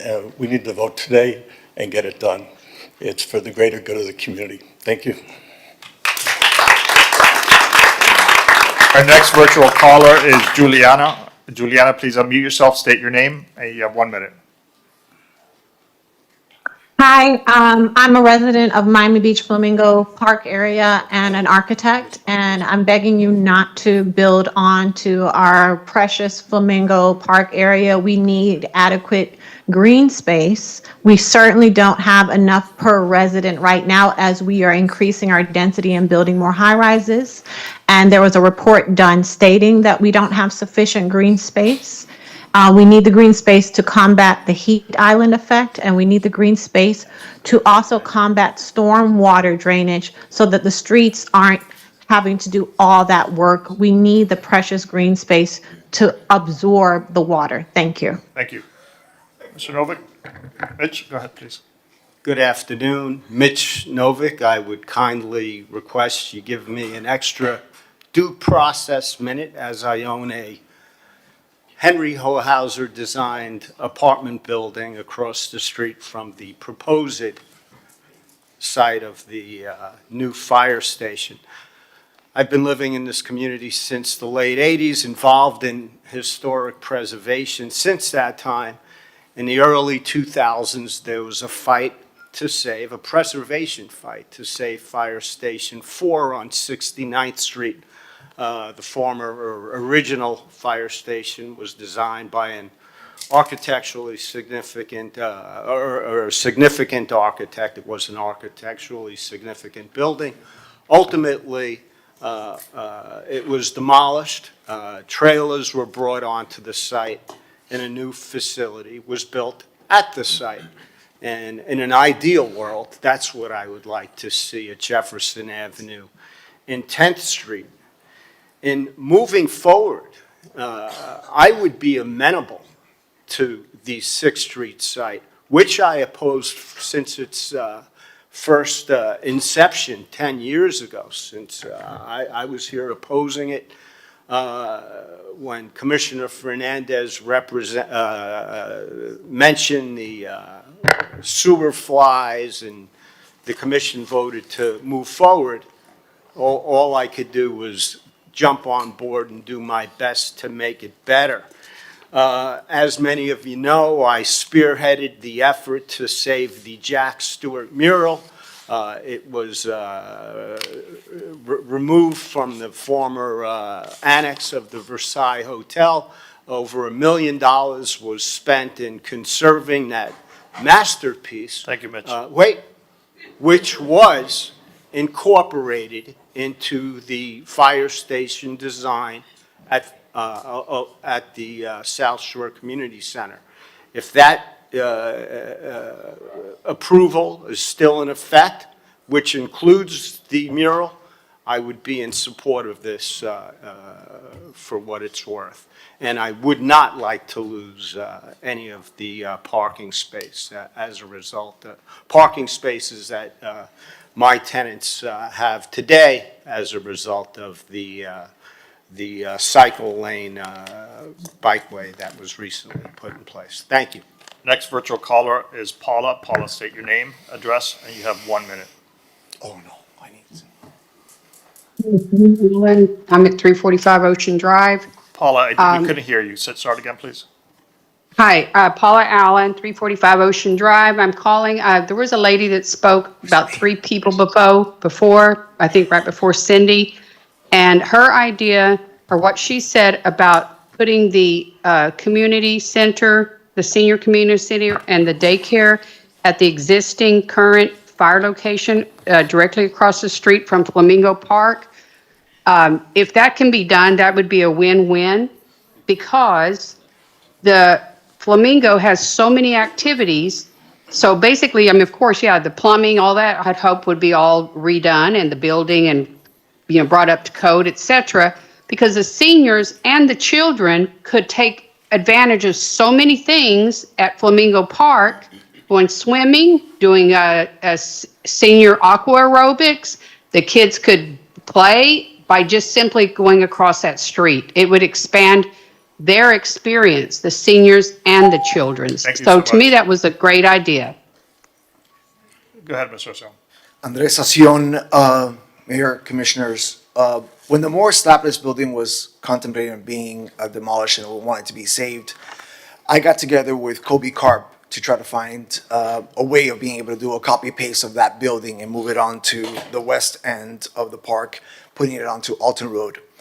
And taking that building exactly the way that it was and moving it over to the park and moving the field over 1 foot would have made it happen without creating the building that was being created right now, which what was proposed at the last meeting incorporated 911 dispatch, which made the building the width of Alton Road, which was never part of the plan, and I don't know how that became part of the plan because it's not the same thing. I just want to say that the firefighters, when they were originally proposed all the options, they loved that option the best. In addition to that, it creates a campus for the firefighters because now the firefighters could train. Mayor, can you please give me the 2 minutes? The firefighters could also use the track to train, and in addition, whenever there's a football game, a soccer game, running, you have firefighters on that field 24/7, 7 days a week to be there, first responders to all the people there in the park. So there's a lot of pros and cons, and at the end of the day, the firefighters just want this thing to get done and passed. So for the fire union, they're like, just give me 6th Street. If politics-wise, this is not gonna fly, and we're not gonna be able to get the site on Flamingo Park, which is obviously on Alton Road. It's the main commercial street. The fire trucks come in and out right off of Alton Road. They originally wanted it there. But at the end of the day, what they want is a fire station. And if the commissioners tell them that's not gonna fly, you gotta do it on 6th Street, they're gonna go and ask for 6th Street. Because at the end of the day, they just want it built and they deserve it. Thank you so much. Our next caller is Richard Grozinski. Please unmute yourself. Yes, good morning. My name is Richard Rashinsky. I'm president of a Homes Association of Alton Road on Alton Road. We've gone round and round about this fire station. I think the firemen need a new station. We obviously know that. And Flamingo Park is just unacceptable, obviously, to myself and all of our residents in our community. 6th Street is a much better option. I don't know why you can't incorporate the present building that you have on 6th Street with the new fire station design. That would be the best option. But I believe that we should make a decision on this, and I think you should change the plans for 6th Street and incorporate the present building in the design of the fire station. I appreciate your time. Thanks. Thank you. Next, please. Seeing no one else, I have Allison's iPhone. Please state your name. You're next. Allison, unmute yourself. Then let's go to Ronald Starkman. Hi there. Okay, go ahead. Can you hear me? Yes. Sorry, Allison Herman, Portofino Towers President, as well as SOPNA VP. I hope we can all agree that the most important thing for our residents is safety. You've heard from the professionals, as I heard one commissioner ask. You've heard from the fire team. You've heard from Chief Abeo. You've heard from the captain that unequivocally the best location for response time is 6th Street. It's directly in the middle of the corridor it's going to be serving. This location was previously approved for demolition. It's been vetted, and it's more than viable, and it offers the best response time. Today, you as a commission need to stop with the hot potato. You need to move forward on this essential project. The firefighters deserve a new station, and the neighborhood deserves you to support our safety. Please vote today to move forward with 6th Street. Thank you. Thank you. Our next caller is Ronald Starkman. Mr. Starkman, you have 1 minute.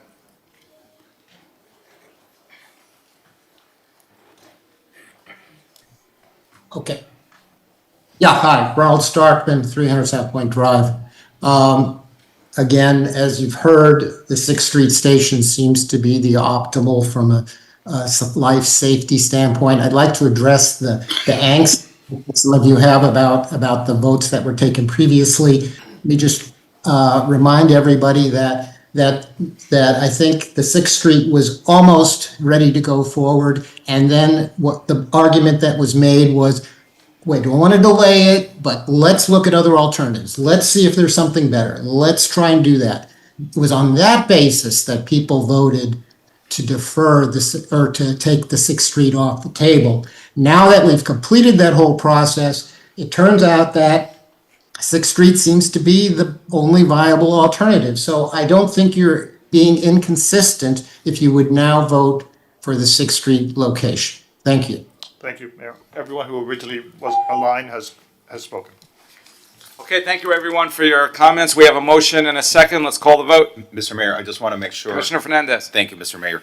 I want to make sure that I think we know the direction this is going in.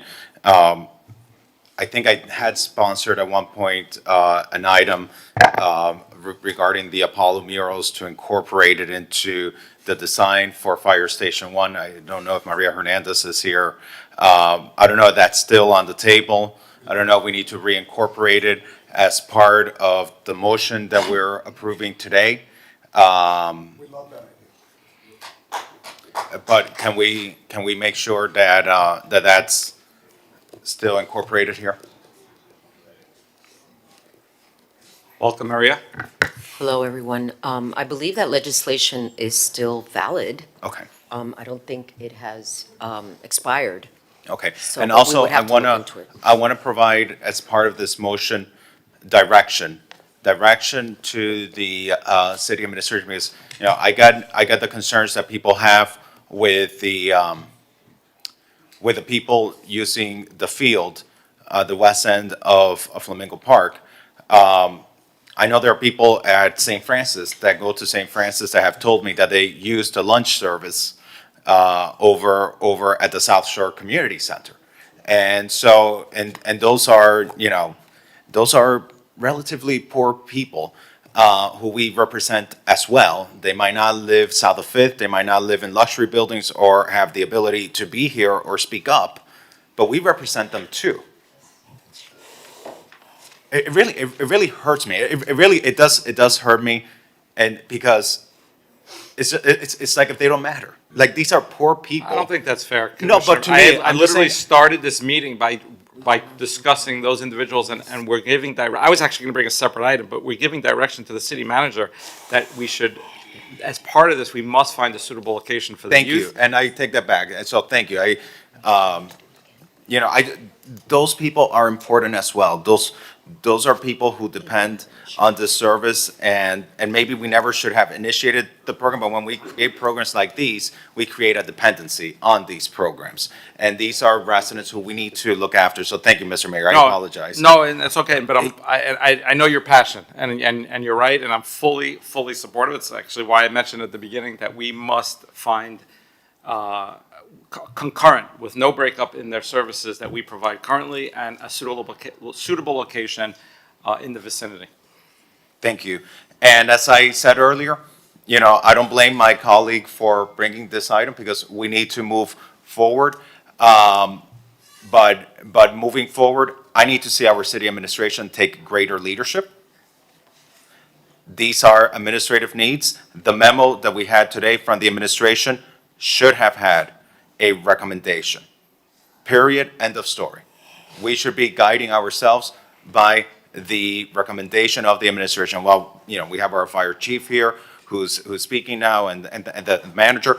These things should come properly. They should come properly through the agenda, in the memo, where everyone can see what is the recommendation of the city administration. And I expect that moving forward. I expect a little bit stronger recommendation on these types of items when we move forward. Thank you, Mr. Mayor. Thank you. Let's call the vote. I have a motion by Commissioner Suarez, seconded by the mayor, co-sponsored by the mayor, with direction to find alternative location for the services in the vicinity and incorporate the Apollo mural. All in favor, please say aye. Aye. Anyone opposed? Hearing none, the item is approved 7-0. That's R7AE. Thank you.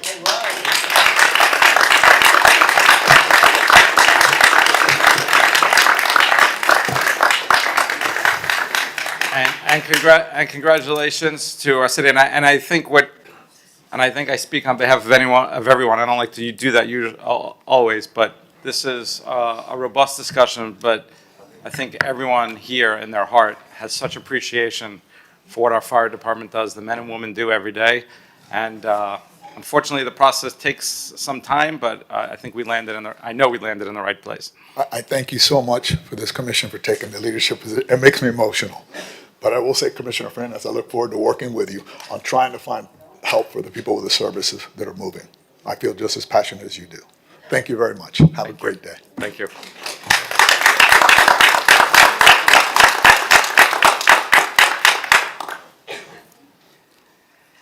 Let's call item R5D, as in David. Mayor, before we do that, I don't know if you want to set the calendar, so, because we need those dates for the ordinances for the second reading, so at some point we need to do that. Let's do it now. Okay, we are going to do item R7I. R7I is set dates for 2026 City Commission, MBRDA, and MBCRA meetings. Everyone here has a calendar in front of them. We put it on the dais. We've incorporated all the requests that have come forward regarding conflicts. So we've done everything that we have been asked for. So I don't know if you wish to have a discussion or have a vote on the item. Do we have a motion? Moved by Commissioner Dominguez, I'll second. On, it depends. So on the light blue, it is, on those dates, let's see, it's winter break, Miami-Dade County Public School in January. We have low key everywhere. So there will be no meetings in January like we have in 2025 and 2023. We have 2 meetings in February. We have 6 presentations meetings. We've taken into consideration holidays, school. The light blue is the school system, public school system? It usually is, yes. Yeah, okay. Yeah, both stuff that we usually have so much traffic or conflicts at. But the green and the red are the meetings. So I have a motion by Commissioner Dominguez, seconded by the mayor. All in favor? Aye. Anyone opposed? Item is approved. Thank you, sir. I'm sorry. Yep. Was there rationale, and you may have given it, and Yep. I didn't pay attention, why we're not going to have a meeting in January? Commissioner Dominguez is out for 2 weeks and the mayor's out for 1 week. We really couldn't accommodate, Okay. so. So So hence item is a meeting in early February and then the regularly scheduled late in February. It's the mayor's world, I'm just living in it. I don't know about that. I think there were multiple, actually, I think there were multiple Yeah, commissioners. We made every request that was made, we accommodated, yeah. I think there were multiple commissioners and just the dates didn't work out. So R7I is approved. Yes, sir. What item? R5D as in David. Yes, sir. R5D is an ordinance of the mayor and city commission of the city of Miami Beach, Florida, amending the code of the city of Miami Beach, subpart B, entitled Land Development Regulations by amending chapter 3 of the Miami Beach Resiliency Code entitled Concurrency Management and Mobility Fees, by amending article 2 entitled Concurrency by creating section 3.2.3 entitled Imposition of Collection of Concurrency Mitigation Fees, to establish provisions for the waiver of applicable concurrency mitigation fees by amending article entitled Mobility Fees by amending section 3.3.3 entitled Imposition and Collection of Mobility Fees, to establish provisions for the waiver of applicable mobility fees and providing for codification, repealer, severability, and an effective date. This is a second reading public hearing. The item requires 5/7 vote. It is item R5D. I move the item. Commissioner Fernandez, co-sponsored by me. We have a motion, a second. Let's call the vote. It is a public hearing. I see no one on Zoom and no one in the audience requesting to speak. Commissioner Suarez. Yes. Commissioner Dominguez. Yes. Commissioner Mateo Salinas. Yes. Congratulations on that, the first vote. Commissioner Magazine. Yes. Commissioner Bott. Yes. Commissioner Fernandez. Yes. Mayor Minor. Yes. Motion carries. The item is approved. That was R5D. Let's call R5H.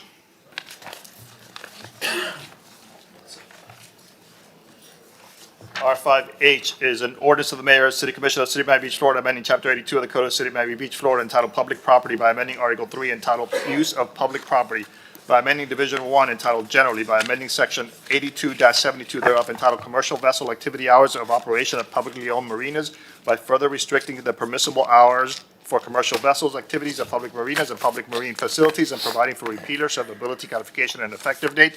This is a second reading public hearing. It is item R5H.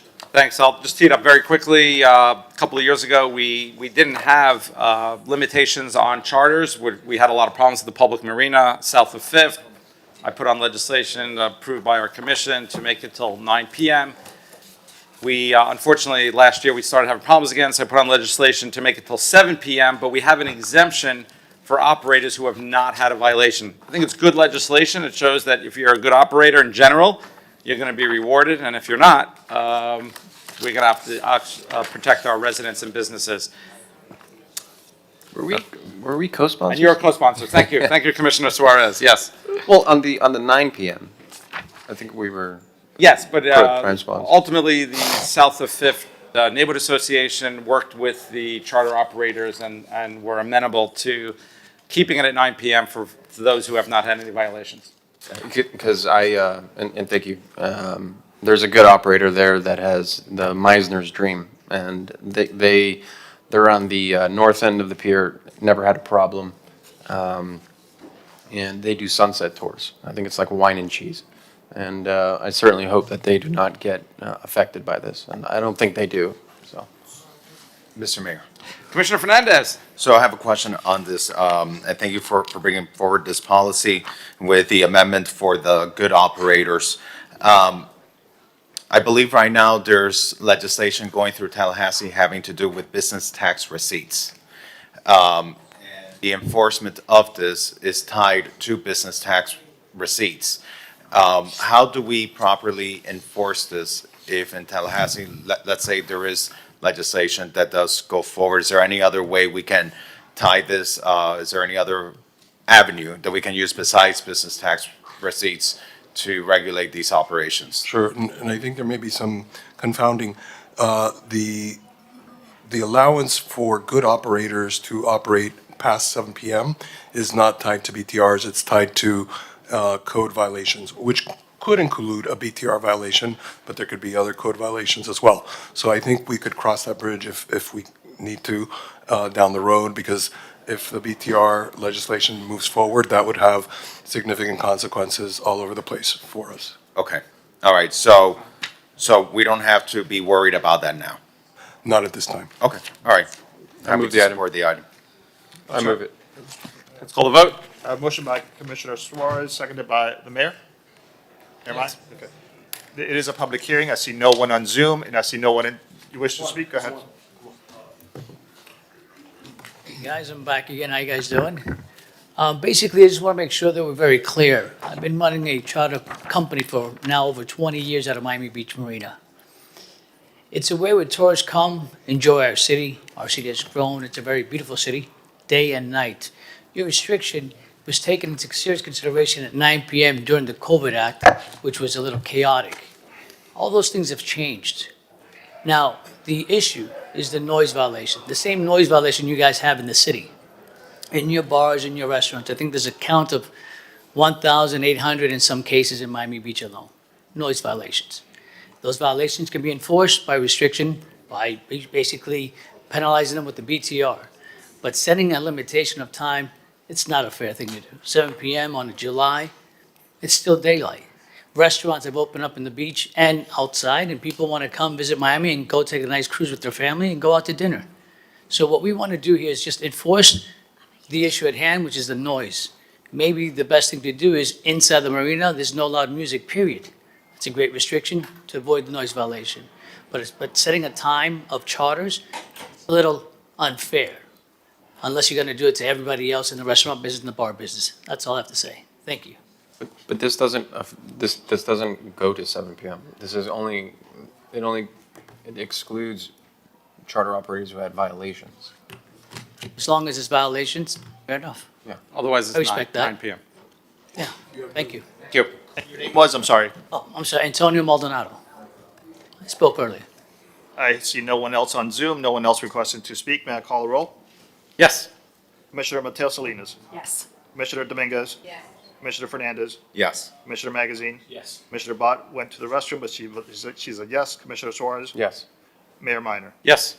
Motion carries. The item is approved. That was R5H. Let's call R5K.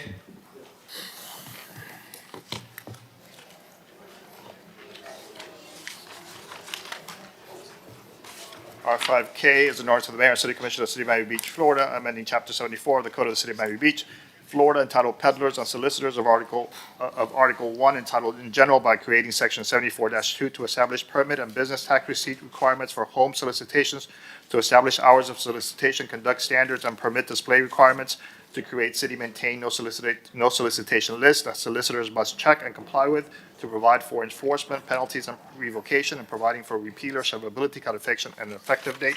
This is a second reading, public hearing. It is item R5K. Commissioner Magazine. Thank you, Mr. Mayor.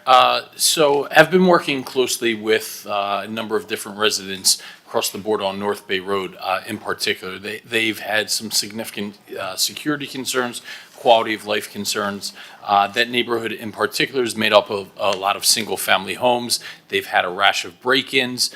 And one of the things that happens quite often is they will get a lot of solicitors. And some could be valid, some could be not. A lot of them look to be almost people that are out almost staking the neighborhood under the premise that they are out there soliciting. To be clear, this in no way would violate First Amendment rights. Political campaigning is still protected. There are still the protections under the Constitution, but essentially what this does is it ensures our neighborhood quality of life. It promotes and provides better public safety.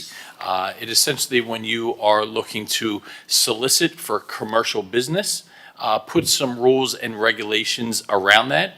You have to register, so that way we know who is going door to door. Just in the past couple of days, we've had the police respond numerous times for people along North Bay Road that were going door to door, ringing doorbells, at times actually running away from that. So if somebody has a true viable reason to be there, this does provide their path to register with the city, let the city know who is going to be going to our neighborhoods door to door, and gives us the ability to vet them and check them out.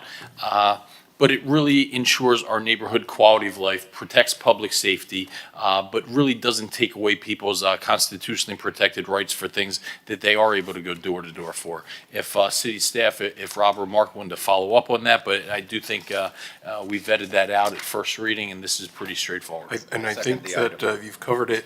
The only amendment between first and second reading was to provide for a public education campaign, and also that any first offense would be a warning as opposed to an actual citation. Correct. Please add me as a co-sponsor. I'll second the item. Call the vote. I have a motion by Commissioner Magazine, seconded by, was it the mayor? I think Commissioner Fernandez. Commissioner Fernandez? I just wanted to be a co-sponsor. Got it. And the mayor's a co-sponsor. Commissioner, it is a public hearing. I see no one on Zoom, no one in the audience. Commissioner Fernandez. Yes. Commissioner Bott is out. Commissioner Dominguez. Yes. Commissioner Magazine. Yes. Commissioner Suarez. Yes. Commissioner Mateo Salinas. Yes. Mayor Minor. Yes. Carries, the item is approved. Great. Why don't we take a break for lunch? We'll reconvene at 1 o'clock. And we're taking the group picture now. I think, yeah, I think we were going to picture for that. Yeah. Don't give us an update. We did them.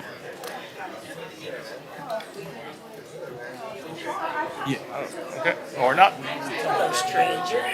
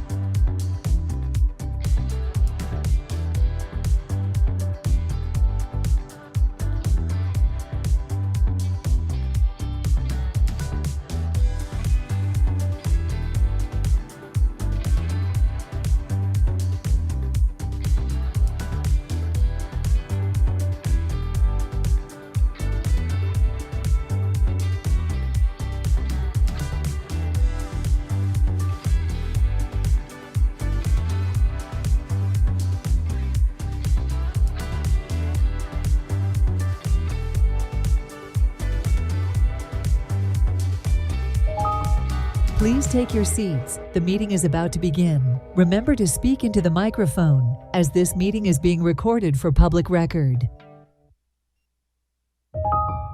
Please stand by. We are going on air in 5, 4, 3, 2, 1.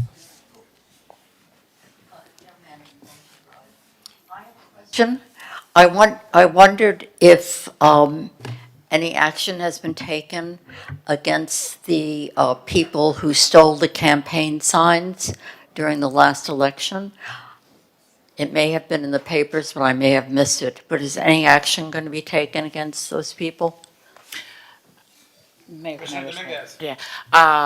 Not to my knowledge, I'm not pursuing anything. I do have a campaign generic item on the agenda to discuss for future campaigns. But, you know, campaigns are rough and tumble and things happen in It's not the first time. Well, Yeah. I could probably tell you that every single campaign probably has some guilt in changing or removing signs. It's something that really shouldn't be done.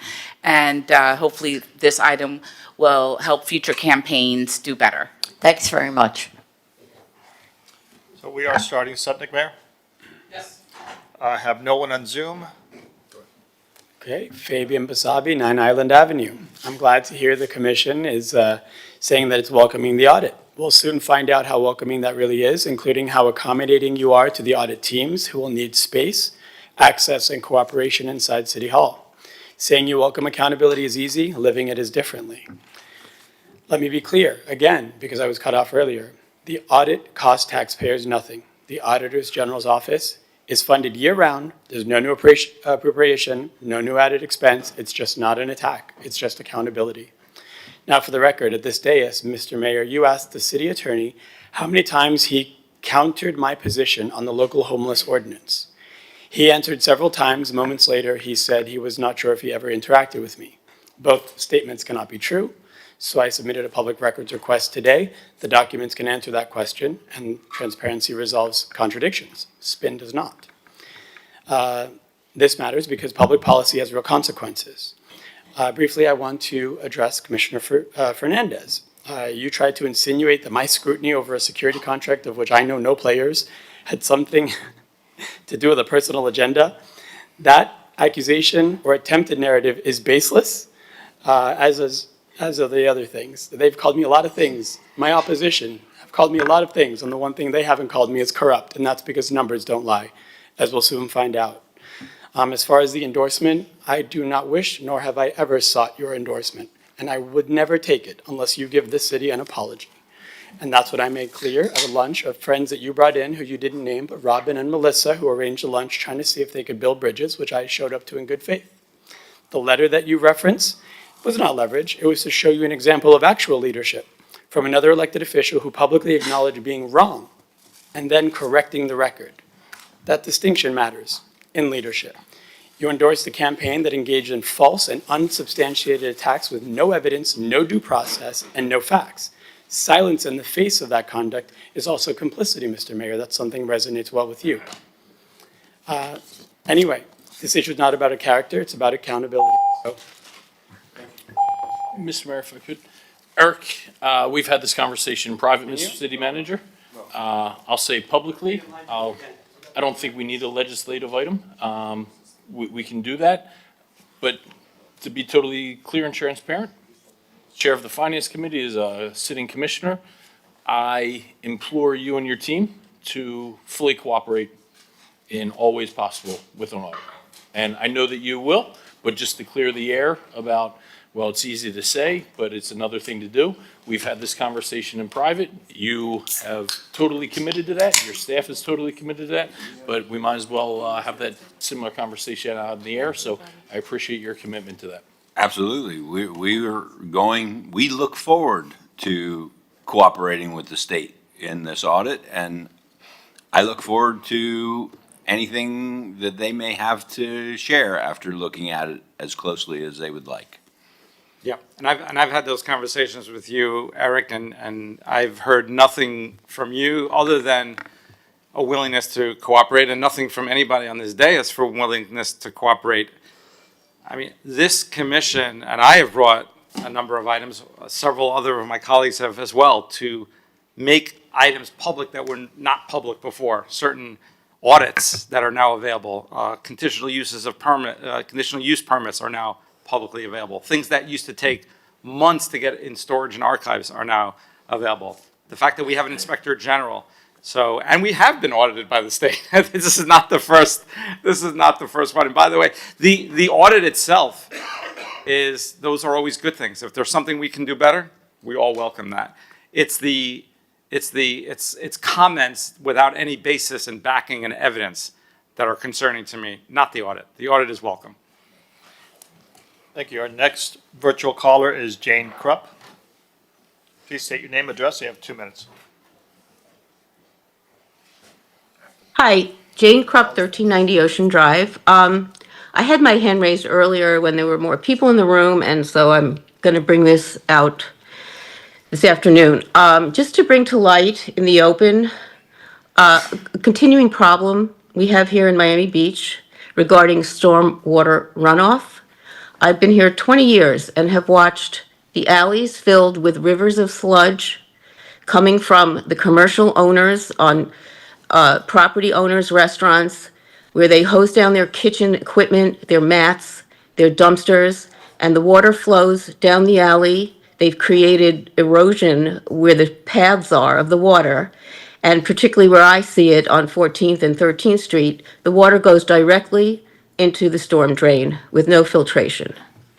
The water is supposed to not go beyond the property. I have complained about this for years.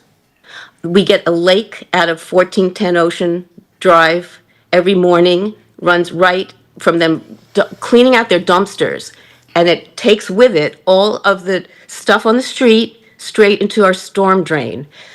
We've had inspectors here, code here. Nothing has changed in years. So this is a big problem. Wastewater dumping into our stormwater drains is illegal, and the city is doing nothing about it. So my suggestion is take the $200,000 that you're going to give to the Playboy private business and put it towards cleaning up our streets, holding people accountable, holding these owners accountable that are polluting our stormwater, instead of, and apply it to infrastructure and our health, not to some business startup, a big corporation. They can go to a bank and get a loan. Why is it coming out of our taxpayer money? Thank you. Next, please. Thank you, Jane, and thank you for emailing us about that. I know you've sent several emails communicating that with us, so thank you. Go ahead, please. Go ahead. Hi. My name is Natalie Masika. I am here in support of the 40th Street overlay.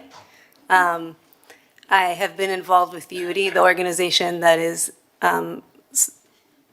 backing this initiative, for over 10 years. I was a student in a past life, and now I've come back to Miami Beach as a resident, and I am hosting students in my home. And I see that the way that they have their space set up right now, it's not conducive to the amount of people that they would like to host. A lot of their events are done outside, Shabbat dinners, Torah classes, they're done outside, and the students are at the mercy of the weather or anything that might prevent something from happening outside. Last week, we had a Shabbat dinner, and it was hosted all outside, and it was very nice that the weather was cooperating with us. We had about 40 students there, and I think that a building of the size and the magnitude that they're requesting will allow them to continue to grow their initiative, to continue to grow their organization, and to bring more young Jewish professionals and young Jewish students to the community. So I hope that you vote in support of the overlay. I think the vote is this evening, and thank you. Thank you. Yeah. Thank you. Our next caller is Goldwasser. Mrs. Goldwasser.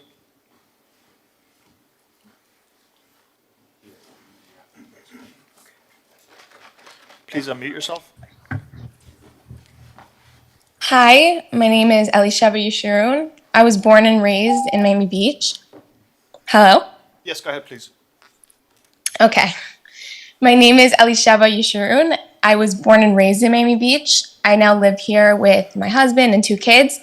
I just wanted to come on to show my support for UD as well, and more specifically, the 40th Street overlay. I've seen firsthand just the evolution and the building of UD and how important their organization is. I saw it when it started in the founder's home with a small office in the garage.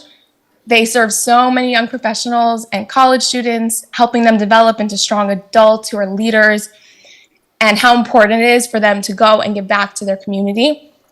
I just want to show support for their new building so that they can expand their incredible programming and offer even more to our community and our neighborhood. And I also hope that you vote in favor of that. Thank you. Thank you. Go ahead, please.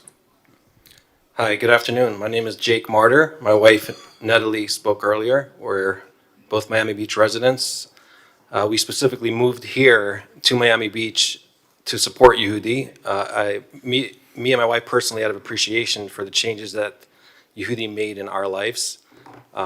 Before I met my wife, we were just going along life, and Yehudi put a lot of meaning into our lives. And thank God we now have 5 kids. We just had twin boys last year, and we picked our whole family up, moved to Miami Beach to support their mission. There's not much that I can add to what my wife said. I personally joined Yehudi's board to assist them with some of their programming and finance management. And I see firsthand the demand for Yehudi's services and programming. And Yehudi right now, where they are, is having a hard time meeting that demand. And it's not just for the students, but for the future of the community. The students add a lot to the community, besides for what it does for their lives.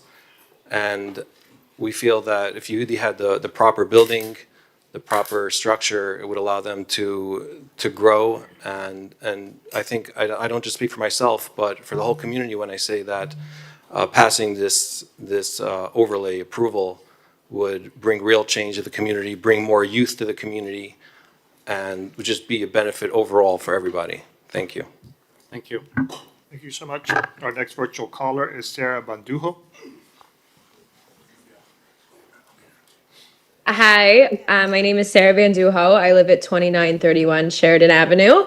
I've lived in Miami Beach about 5 years. I actually converted to Judaism here in Miami Beach, and Yehudi's been a really big part of my life and making friends and joining part of the community. I'm a single girl here in my 20s. I'm tempted to say Yehudi is the only organization around catering to my demographic, if not one of the only few. And I'm here all of the time, and a lot of the events, unfortunately, do get rained out, as been mentioned before. And we're packed into spaces that no longer accommodate the need. So I want to show my support of the overlay, and I hope everybody also votes in favor of it. Thank you so much. Next, please, sir. Yes, hello. My name is Gregory Regano. I am a citizen and resident of Miami Beach. I'm also an environmental lawyer, and I'm here to help. So, in no unclear terms, the city of Miami Beach drinking water supply is highly contaminated with PFAS chemicals that are more than 1,000 times higher than EPA health advisory levels published in 2022.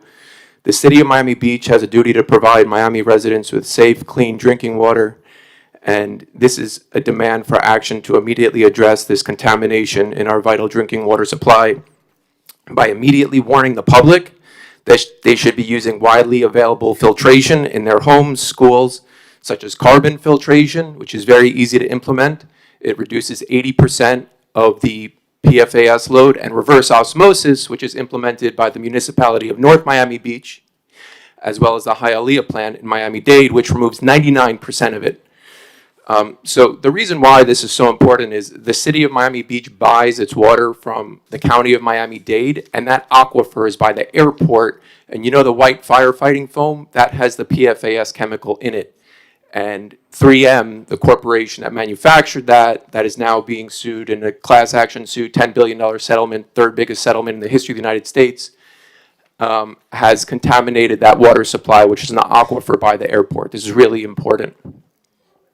So the problem with PFAS chemicals, according to the EPA, is that they're called forever chemicals because they never leave the body.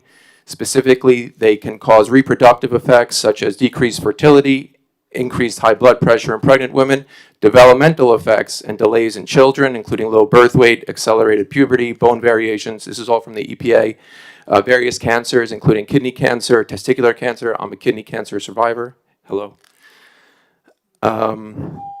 Most importantly, if I could just have another 30 seconds, in the Miami Beach Water Quality Report, it states that on the website, this information is published.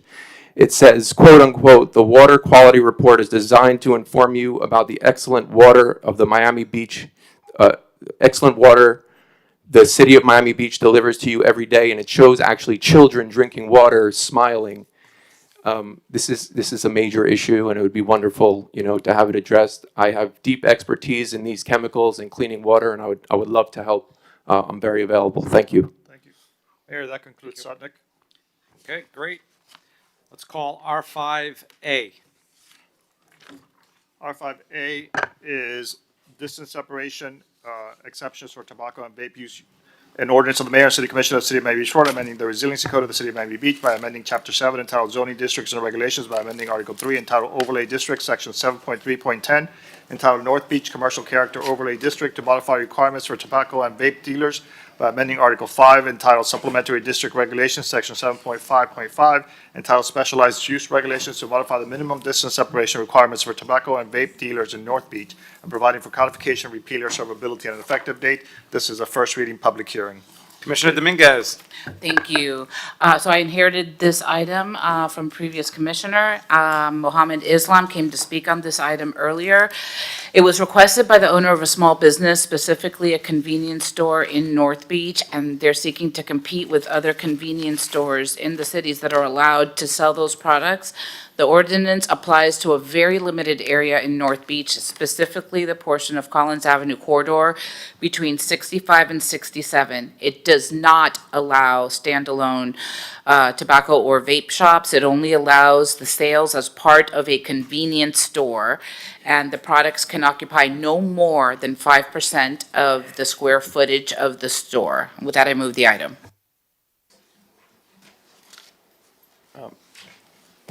Mr. Mayor. Commissioner Suarez.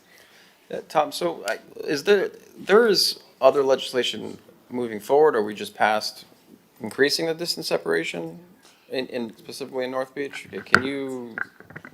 The proposal here would be to reduce the distance separation, to create a narrow exception from the distance separation requirements that is in place now for entities that have retail sale of tobacco and vape. And as Commissioner Dominguez correctly pointed out, this would be limited to the area between 65th and 67th Street and would only be for convenience stores that sell tobacco and vape. And was this referred also by the planning board? This was not recommended favorably by the planning board. The planning board recommended unfavorably. What were the votes on that? It was, I believe, either 6-0 or 7-0. 7-0. Any reason why they were opposed to it? They were concerned that the proposal could create a precedent that would lead to others asking for similar exceptions throughout the city. For example? So if somebody in another area of the city wants to do tobacco and vape within their convenience store, they could then petition the commission to say, just like the exception that was created for the area in North Beach, we'd like something similar for this area. Mr. Mayor? Commissioner Bott. But this is something, my understanding, and Mohammed, maybe you can come forward and be able to answer these questions. My understanding is that Mr. Islam has a state license already. He's not applying for something new, as opposed to somebody who is opening a new business or changing their business use. Anybody can get a state license if they qualify for it. The city does not approve state licenses. So even if you get a state license, you would still need to comply with local regulations for the sale of tobacco and vape products under our code. Right, but he already has it, so this is not somebody Well, coming. A lot of people have one. I mean, people that have had them, that obtained them after this ordinance was adopted, even though they may have one, that doesn't mean that they can sell tobacco and vape within Miami Beach unless they meet the distance separation requirements. Similarly, if somebody goes out and gets one tomorrow, that doesn't mean that they can sell tobacco and vape. They are just authorized by the state, subject to local regulations. And Mr. Mohammed, when did you get your state license?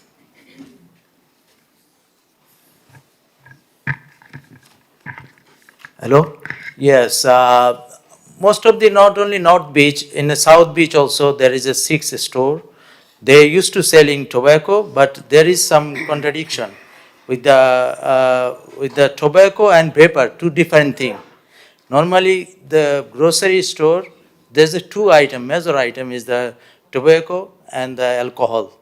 But tobacco is the most important part because the people buy in the grocery something, they buy one cigarette, they cannot buy a cigarette, they have to go another store. You know, this is, I've been trying to explain this situation because they are paying a lot of rent, you know.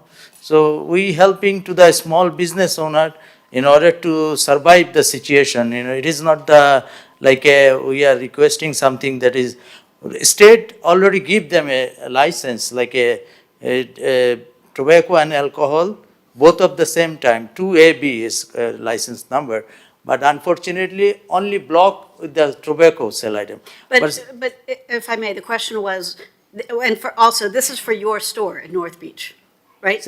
This is for yeah, it is okay. North Beach. And it's your store? Yeah. Okay, and so the question was, when did you get your state license? It is about a long time because the guy he operating now, he bought it from the previous guy. He used to selling the tobacco. And unfortunately, next door, they have a cloth store. They're selling tobacco. So what I'm trying to get to, and Tom, maybe you can help. If the business was previously selling tobacco and the state license pre-exists the change that we made, that's a very narrow exception. Very narrow exception. If that is the case, potentially that's a narrow exception. I don't know if that's the case with Mr. Islam's store because his CU was pending approval. And we indicated that we could not issue a CU with tobacco and vape because of the distance separation issue. We could issue a CU for a convenience store without tobacco and vape. But to add the tobacco and vape to it, he would need to meet our current distance separation requirements. Madam Vice Mayor, if I may. So, and I think this is perhaps where my friend and colleague was going with this, is Mr. Islam was already selling these products, and we passed an ordinance saying there has to be a minimum distance separation. Why is he not grandfathered in? Well, I don't know if he was. What I know is that with regard to his convenience store that he's proposing, that was a new CU, and that new CU requested tobacco and vape. But it was already being applied for when this ordinance was passed? Well, no, he applied for that recently. This was like within the last year. This legislation was adopted in 2017. These store used to be selling tobacco and alcohol. There is a state have a license. One license cover both of them, tobacco and alcohol. So this is, I've been operating 3 business before, the same thing, all is Miami Beach. So I'm surprised that they holding the cigarette and they can sell beer. The people, like a customer, I'm sorry to taking little more, customer come to the store, buy alcohol, beer or wine. Beside that, they obviously buy 1 packet of cigarette. Oh, we cannot sell because it's restricted. This is the issue here, and this is the way state government give the license to the 2APS. That means like a beer, alcohol plus tobacco, but at the same time. So I guess I'll ask Tom, what would be the rationale if we have this ordinance that's broadly applying, I could get behind some sort of carve out if he was already selling it and for whatever reason wasn't grandfathered in, or even if he was applying for a CU. I think that actually happened on some Lincoln Road properties where there were some ordinances, and you said if you already have an application that was kind of pending, you're essentially, for lack of a better word, grandfathered in. But what's the rationale for the carve out here? Here, the carve-out is to essentially allow Mr. Islam's store to introduce tobacco and vape sales, because he does not meet the distance separation requirements from other tobacco and vape entities. So I guess, and with all due respect, because from everything I know, you're a tremendous community member, tremendous. And I know you have a great amount of respect in the local community. In fact, when I was campaigning, I came to your building and knocked on your door, and I remember it vividly. You weren't there, but I remember your building vividly. But where I'm stuck is there's really not a rationale for a carve-out. If there was already an application pending or things like that, I could see that. But other than just saying, well, you know what, because we know this person, we're going to carve him out of this ordinance. That seems to be where this is going, right? But correct me if I'm wrong, but if I'm hearing from you right, it's not as if he's grandfathered in or even a CU was pending when this ordinance passed, so he kind of got caught up in a timing issue. This is just to say, well, we have this ordinance on the books, but we're not going to apply it here. Correct. If there was a basis for him to be grandfathered, then that's something that we would have seen, and he wouldn't have had to ask for this relief. But because he was not grandfathered, because this proposal came after the tobacco and vape legislation was in place, unless he could meet the distance separation, which he can't in this store, his only option was to seek legislative relief because you can't get a variance. And if Mr. Islam had been selling it previously, can you take one more crack working with him, with your department, to see if there are any rationale for a carve-out without introducing new legislation? Sure. If there's evidence that where they're seeking a CU for a convenience store with tobacco and vape was operating as a operating with the retail sale of tobacco and vape prior to the adoption of this legislation, we can certainly take a look at that. I think that's where I'd be comfortable. Personally, I don't want to start introducing new carve-outs, but Mr. Islam, what I would like is to put our planning staff to your full disposal and see if you have previous records and you applied and you're already selling, that this legislation may not even be necessary, that you're essentially grandfathered in. And if there's a rationale for that, then of course I'll be supportive, but I don't think I'll be supportive of introducing new legislation. Commissioner Fernandez and then Commissioner Suarez. Thank you, Madam Vice Mayor.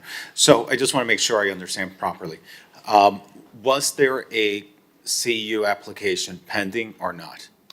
I believe Mr. Islam's CU application was made earlier this year for a convenience store with tobacco Earlier and this vape. year.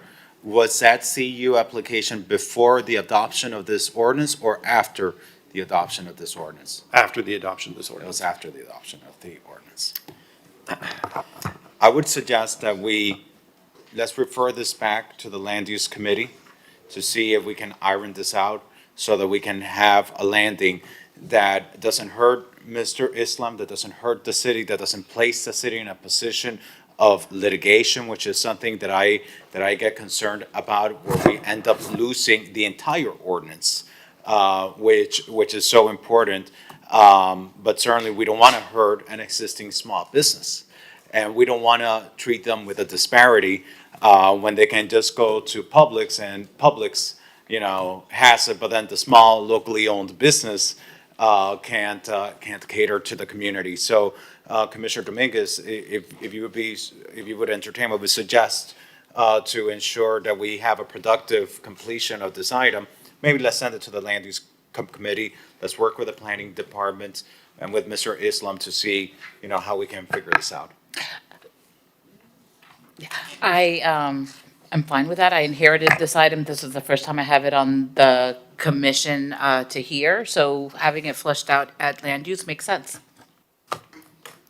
So Commissioner Dominguez, Suarez. Did you did you already vet this, or did you already look through if there's any sort of possibility that he can be grandfathered in, Tom? Because I understand this has been on the agenda for a while. Commissioner Rosen Gonzalez sponsored this, and I think it's been on here for 6 months. I would assume you've already done that.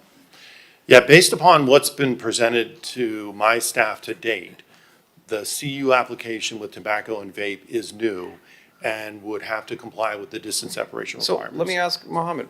Yes. Why Yes, Commissioner. why did you apply this year, earlier this year, when the ordinance was adopted in 2017? Like what? Why come now instead of back then? Because this store, previous owner, he just sold it last year. So, but he used to be operate both of them same time. So when new owner take over the business, then is a issue coming that tobacco restricted.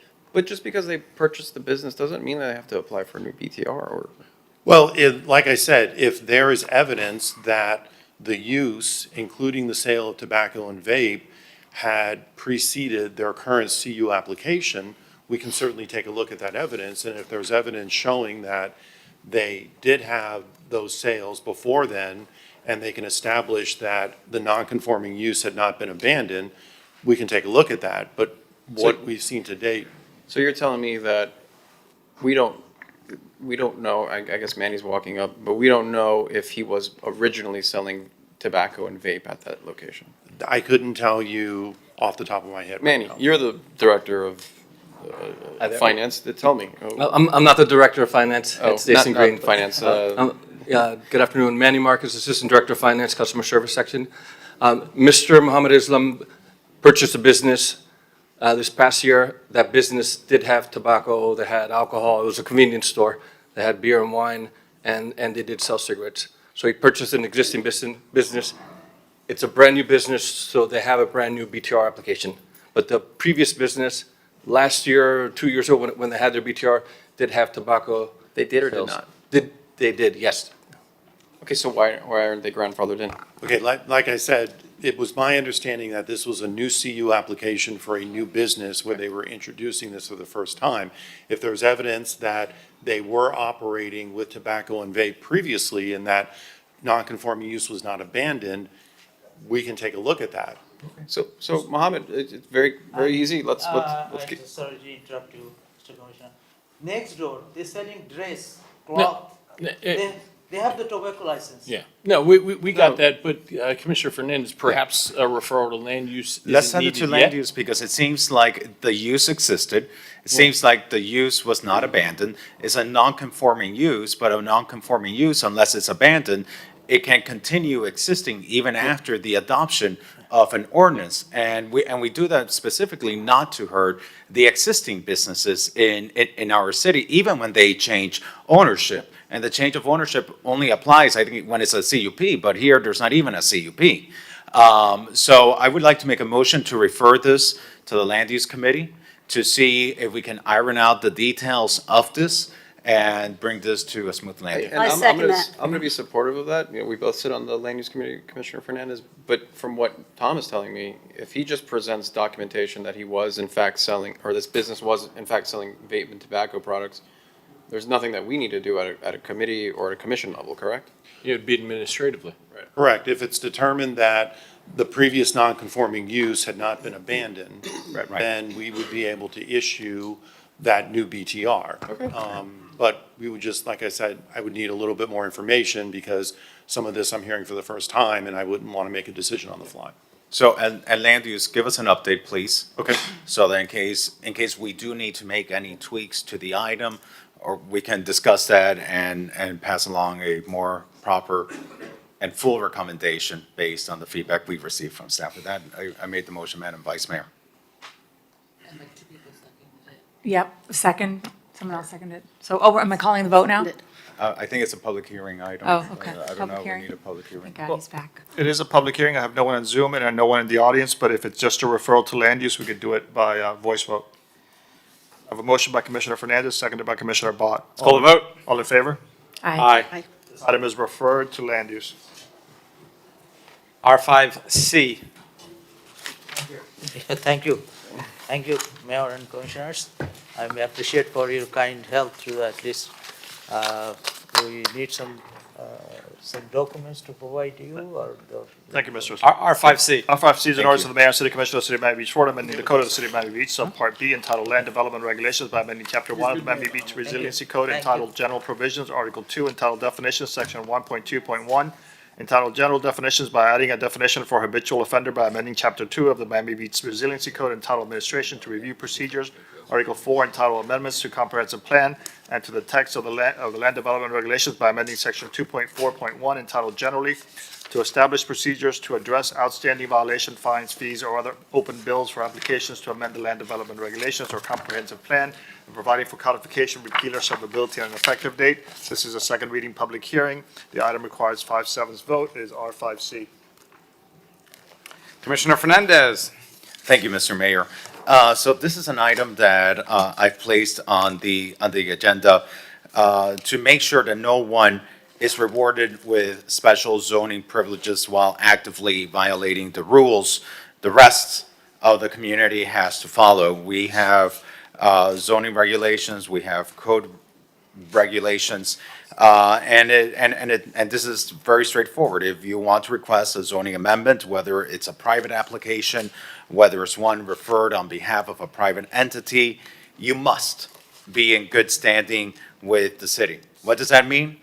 No open code violations, no unpaid delinquent fees, no outstanding safety issues. We've also defined what it means to be an habitual offender as someone with 3 or more adjudicated violations in the last 3 years, because these are the type of applicants who should not be rewarded with special treatment. What happens is you have a private property owner who let their property get abandoned only to push the city into a corner and strong-arm the city into granting them special zoning privileges and say, look at my property. This is all I can do with my property because look at the conditions it's in. It's not economically viable. Well, I'm sorry.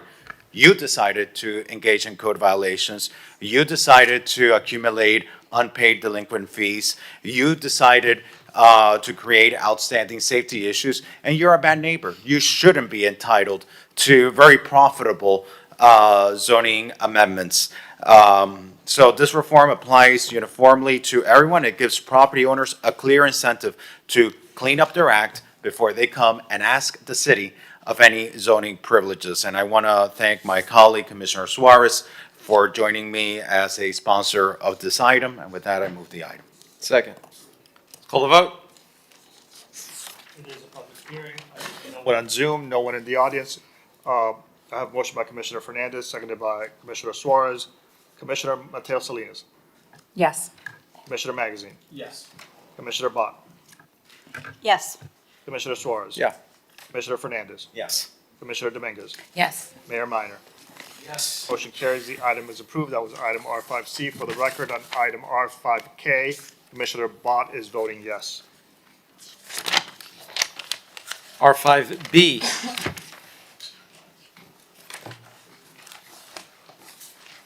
Sorry, Mayor, B? Yes, and boy.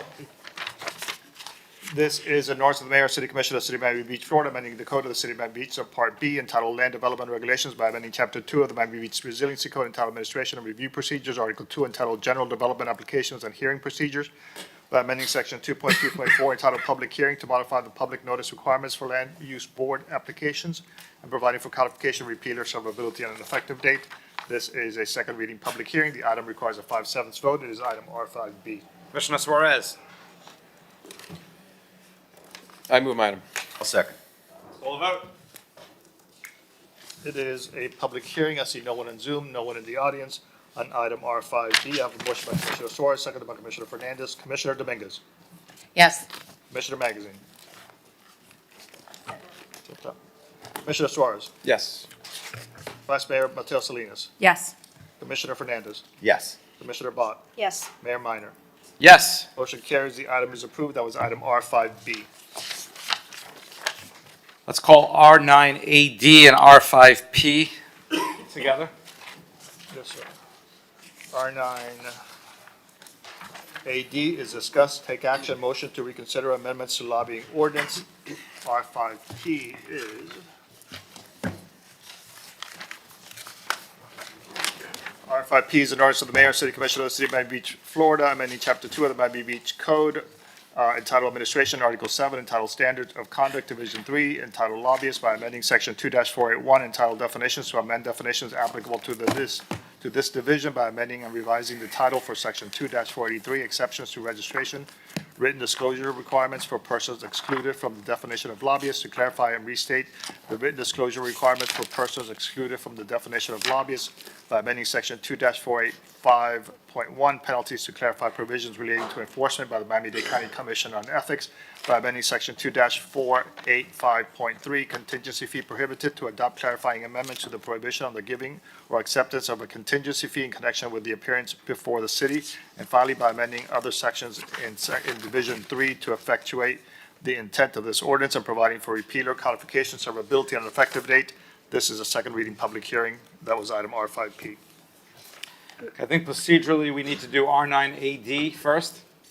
Yes, Commissioner sir. Bott. I'd like to make a motion to reconsider this item. Second. Second.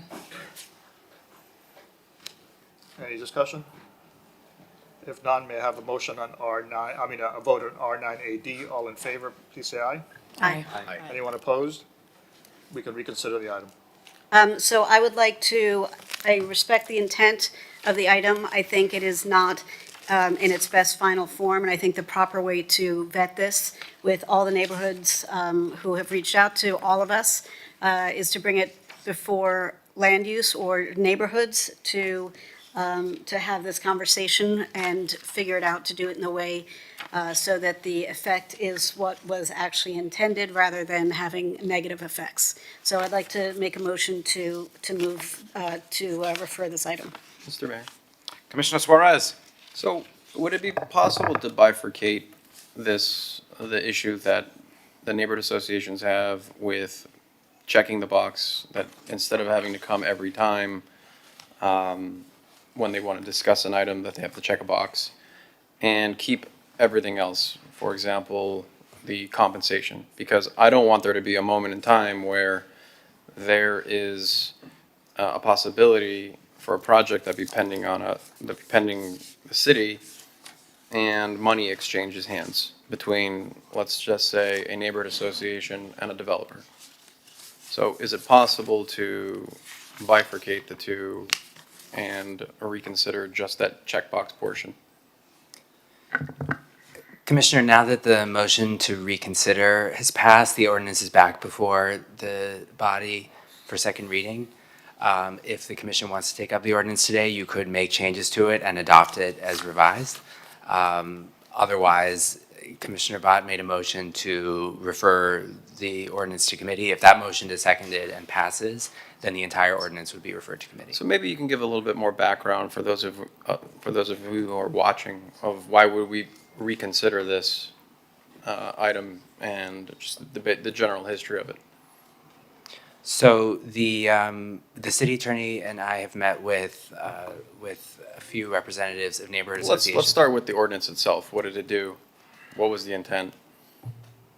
So the ordinance amends the article of our code that addresses lobbyist registration by making, there are a number of cleanup changes, but it also makes changes to the written disclosure that representatives of neighborhood associations are required to file with the city. That seems to be the major issue that the neighborhood associations have raised concerns with.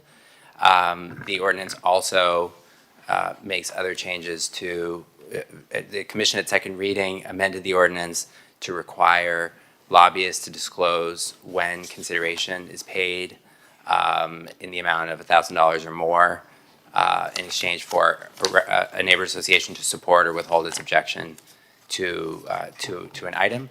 And it also. So if we don't, if this gets reconsidered, well, it's already reconsidered, but if we don't amend this right now, there could be a developer or a lobbyist that can make a very substantial compensation to a neighborhood association, for example, and we would have no way of knowing, or we wouldn't, be required to know. That requirement, now that the ordinance has been reconsidered, for the time being, does not apply. Okay. So is it possible to leave the majority of the ordinance intact and remove or modify the issue for neighborhood associations to every time that there's an item that they have to apply? Can we simply say that they can apply, let's just say, once, one time a year? Or what did you suggest, Nick? That's possible. If that's the will of the body to make that amendment, the commission could make that change today. Yeah, so colleagues, I don't feel comfortable leaving us vulnerable without transparency of another project that could be coming down. I know there's one project looming in South of Fifth where there might be a development there.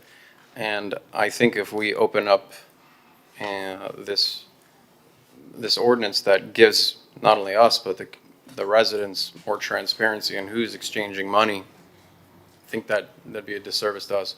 I think the real issue that most neighborhood associations had was that they don't want to have to register each time and be liable for ethic violations, and I totally understand that. But I think with just a simple amendment to require that they only sign up once a year or possibly just once, really just solves the issue entirely. I second that. I think if today we can just say, we want to make sure that lobbyists have the responsibility to disclose when they're giving money to an association, when they're coming before the city, and not put this onerous on neighborhood associations or on residential condominiums or co-ops, that whenever they're coming to speak on an issue that they have to disclose, just do a yearly disclosure, just so that we know which are the active associations. I think that's fine. And I'm happy to support an amendment in that nature today. So, Mr. Attorney, if you could guide us. Sure. And I mean, one consideration, going back to Commissioner Suarez's original question, would be to adopt the ordinance to include just that amendment that was made to require the disclosures, and then to start again with a first reading of an ordinance that addresses the other issues relating to disclosures or registration requirements. Okay, I mean, so that's something maybe we should do that. Just passes on the issue of the monetary disclosure, the monetary and non-monetary disclosure, and then bifurcate the neighborhood association disclosure on a separate ordinance that perhaps we can take through committee to make sure, we get public input and is properly vetted. Nick, you look like you have a sour face on your. No. Is that okay? I mean, No, I so think- can we keep the monetary compensation? Yeah, so the ordinance makes a number of changes. What I think I'm hearing is the commission could adopt it with an amendment not to require disclosure by registered neighbor associations on each issue. That Correct. It could be either a one-time registration per person or an annual disclosure. I like annual because it Right. shows who's active, like you said. Right, but I want to take that part by committee because I want to make sure that I understand, well, who is each person? Is each person an officer of an association? Is each person maybe someone that's designated to speak on behalf of an association?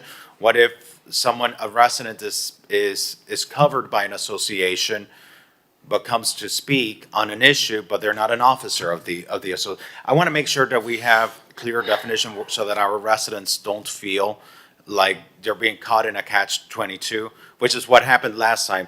Good policy, good public policy to enhance transparency, to enhance ethics, to safeguard the public.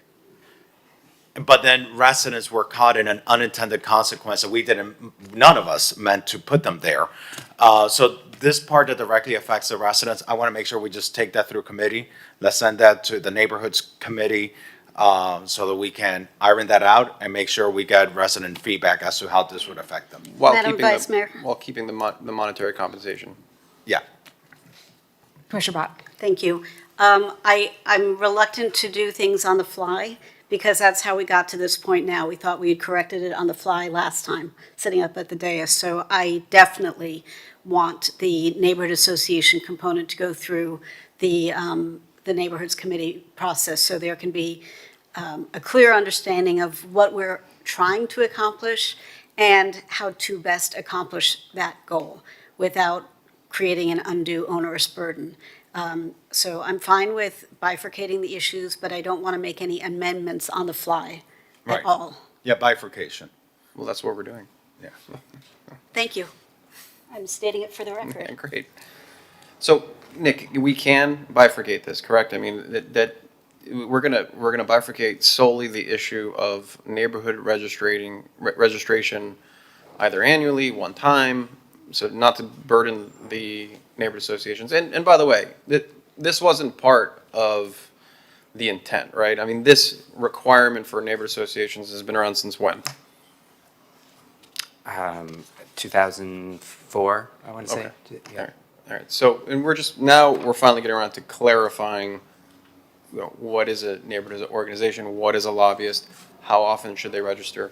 And so, again, maybe I should be asking the city attorney. Sure. How do we bifurcate the two, where we leave intact the I believe protections from monetary compensation? There would be a motion to amend the ordinance on second reading to include solely the section that relates to the requirement for lobbyists to disclose compensation, and everything else is removed from the second reading ordinance, and then you do a referral to neighborhoods to discuss the ordinance that relates to the other issues. When you mean everything else, what exactly do you mean? Because I think what the body is going is, the sole issue is requiring neighbors associations to register. I think what you're saying is leave the monetary compensation disclosure, but there was a litany of other things. And I want to make sure that those also don't get abandoned, because those are Right. protections for us and the residents. Sure. To be clear, so there's a section that includes the definition of lobbyist. So this section, which also includes the requirements related to neighborhood associations, that part of the ordinance could remain as is. And then there's section 2-483, which is the written disclosure requirement for persons excluded from the definition of lobbyist. That would be reconsidered. I don't believe that there's any issue with the changes to the contingency for fee prohibitions, which was just clarification. So we want to keep that as well. I believe that the intent is to simply send the sections that relate to the neighborhood associations to committee. So, Mr. Clerk, is there public comment on this issue? So can we hear from the public before we define this? Because once again, up here, there is not clarity on what is trying to, what we're going to be doing next. And that's how we got here. So I rescind my prior comments, and I actually think that maybe the whole thing should be referred so that we're not finding ourselves in the situation yet again, because just talking about it here, there's confusion. So I'd like to hear what the residents have to say about this before we go too much further down the road. Well, I wasn't finished asking questions, but I'm glad you brought that up. And like I said earlier, is that if we undo this, there's a possibility that a developer or lobbyist will make a compensation for a development project, and we won't be required to know about it. And I certainly want to know about it. I mean, this happened just this year at the Standard Hotel, where the Standard Hotel made a $1.2 million payment to a neighborhood association that by and large did not tell the residents before they signed that contract. I had a whole town hall here with hundreds of people, and they were upset and livid, and this is where this legislation comes from. And if we move forward without having that protection, that can happen again. That can happen again right now at the Standard. So I want to make sure that we're protected, the residents are protected, neighborhood associations are protected. I think the biggest gripe that they had with this, with the unintended consequence, is they don't want to have to register each time, and I get it, it's very cumbersome. And I'm simply saying, let's bifurcate that particular part of this ordinance, which is the most troubling and has the most heartburn, and let us stay protected. and work out the details at a committee. Madam Vice I think that's Mayor. fair and reasonable. I think we should have more protections and transparency. I mean, we talked about transparency this morning, so I don't see why we'd want to not have transparency, especially when money's involved. So if I may, just for clarity Well, then. I had a question I wanted to ask. Commissioner the mayor. Fernandez. Thank you. So, Mr. Attorney, when we look at the ordinance, guide me specifically, if we were to reconsider this ordinance today and we were to take a vote where we would keep the monetary disclosure by the lobbyists, and refer the rest on the disclosures by the neighborhood associations, we would send that to committee. Tell me which sections of this ordinance we're keeping and voting for, and which sections we're redlining from what we're voting on today. Okay, so section 2-482 is the registration disclosure requirement, which requires the lobbyist to disclose any consideration paid valued at $1,000 or more. Okay. That one is clearly, I think, what I'm hearing you and your colleagues say is that you're good with. So we would be keeping that in what we would be voting on today. That is right. There were And, other. and the definition of lobbying, a lobbyist shall be required to disclose in writing to the city clerk if the lobbyist provides or has agreed to provide directly or indirectly consideration valued at $1,000 or more to a neighborhood association or its designee for purposes of supporting or withholding its objection with regard to a matter before the city commission or any city board or committee.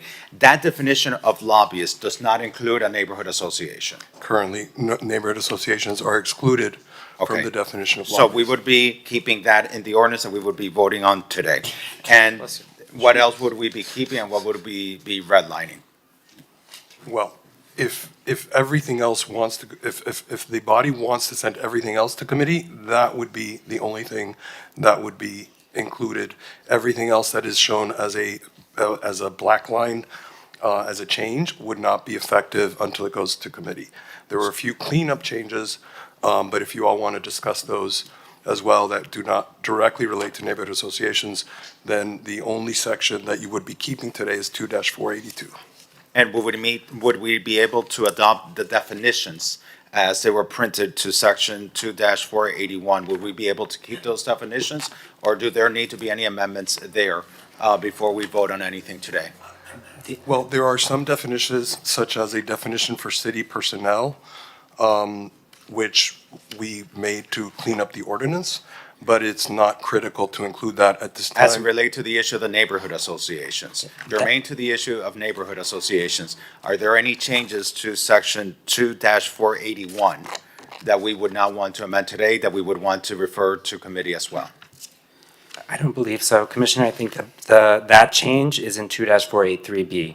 Okay, so with that, what I would do is that the ordinance that we have before us, I would do a motion to adopt section 1 and section 2 of that today, which are the amendments to section 2-481 and the amendments to section 2-482 today, adopt that today, and refer the rest, sections 3, 4, and 5, to committee, which are the amendments to section 2-483, 2-485.1, and 2-485.3, send that to committee. And only adopt the real germane issues having to do with lobbyist payments. Does that make sense, Mr. Attorney? Would that make sense? Yes, it does, Commissioner. Okay, so that's my motion. And just so that we're on the same page, because I think we're tracking in the right direction, anything with monetary compensation would be, is still on There is the still a ordinance. requirement to disclose, correct? Yeah. That's what section 2, which is on the ordinance, on your ordinance, that's the amendment to section 2-482, which we would be adopting today. Mr. Mayor. Commissioner Bott. Wasn't, and I'm just asking, not trying to pick a fight, wasn't one of the concerns by the resident groups, the homeowners association boards, et cetera, the concern about the definition of a lobbyist, whether or not they fell into that? Because I don't want to, I agree that we want to know about developers paying people, I got that, and I agree. My concern is there was, at one point, there was a lot of concern from residents that I heard about being labeled a lobbyist and what that meant and what that line was. And so I want to make sure we're not calculating on what we're trying to fix. So we are excluding from the definition of lobbyist that's already in the ordinance, a person acting on behalf of a neighborhood association that does not receive separate consideration. So in other words, if a neighborhood association hires a lobbyist, that person is a lobbyist. But if it's a board member or an officer of the neighborhood association, they are excluded. And then just to. That's why we have this ordinance, correct? Correct. I also want to point out that the definition of neighborhood association, this is something that the city has done and that the county does already, is that condominium associations are treated as neighborhood associations, so they as well are excluded from the definition of lobbyist. And Madam Vice Mayor, just for the, if I may, through you. Thank you, Vice Mayor. This specifically says in section 2-481 that the term lobbyist specifically excludes any person who appears as a representative of a neighborhood association without compensation or reimbursement for the appearance, whether direct, indirect, or contingent to express support of or opposition of any item. The ordinance that we already have in place, independent of what the commissioner was sponsoring, that was already part of our laws, and the original ordinance didn't amend that. That has been a long-standing definition, exclusion by definition, within our code. Correct. Which is why we're here today, right? Correct? Because we want to make sure that neighbor associations cannot get paid and not tell us for supporting a project. And that's why we're here today. So I certainly don't want to upend that and leave us without knowing. Okay. Okay. Ready to bring it home? All right. Yeah, well, I believe there's a motion, well, as amended, correct? Yes, amended to a motion to adopt sections 1 and 2 of this ordinance and refer sections 3, 4, and 5 to the Neighborhoods Committee. But we still need to hear from. The public. Correct, I need a second though first. I'll second. Okay, so it is a public hearing. I see no one in the audience. First caller is Adam Kravitz. Mr. Kravitz, state your name, address, and you have 2 minutes.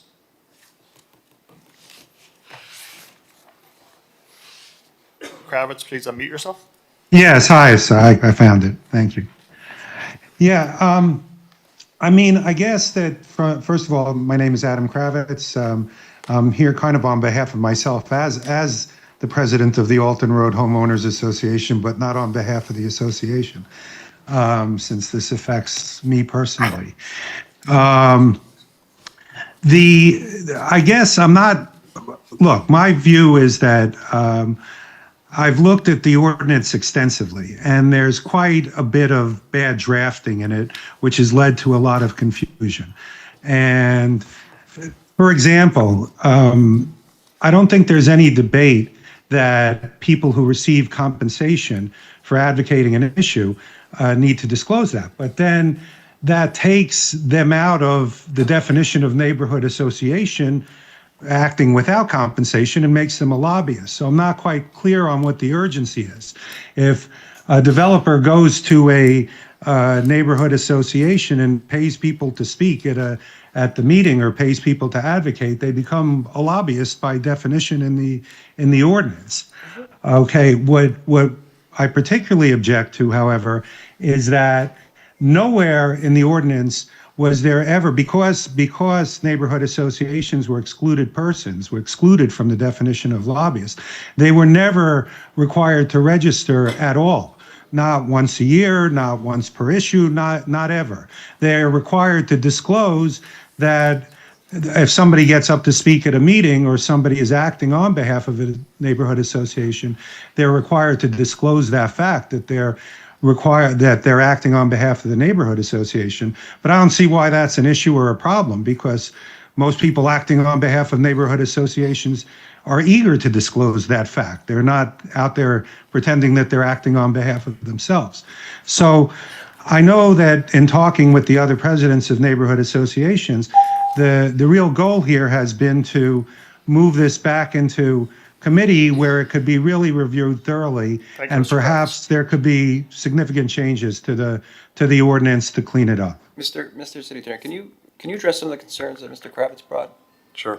Well, the one clarification is the statement that neighborhood associations have not been required to register. There is a requirement that has existed for many years that the persons that are excluded from the definition of lobbyist, which include representatives of neighborhood associations, shall, prior to communicating with the subject city personnel, disclose in writing to the city clerk their name, address, and principles. So there has been a requirement. It has come to light recently that this requirement has not necessarily been enforced over time, but the requirement has been there for some 20 years.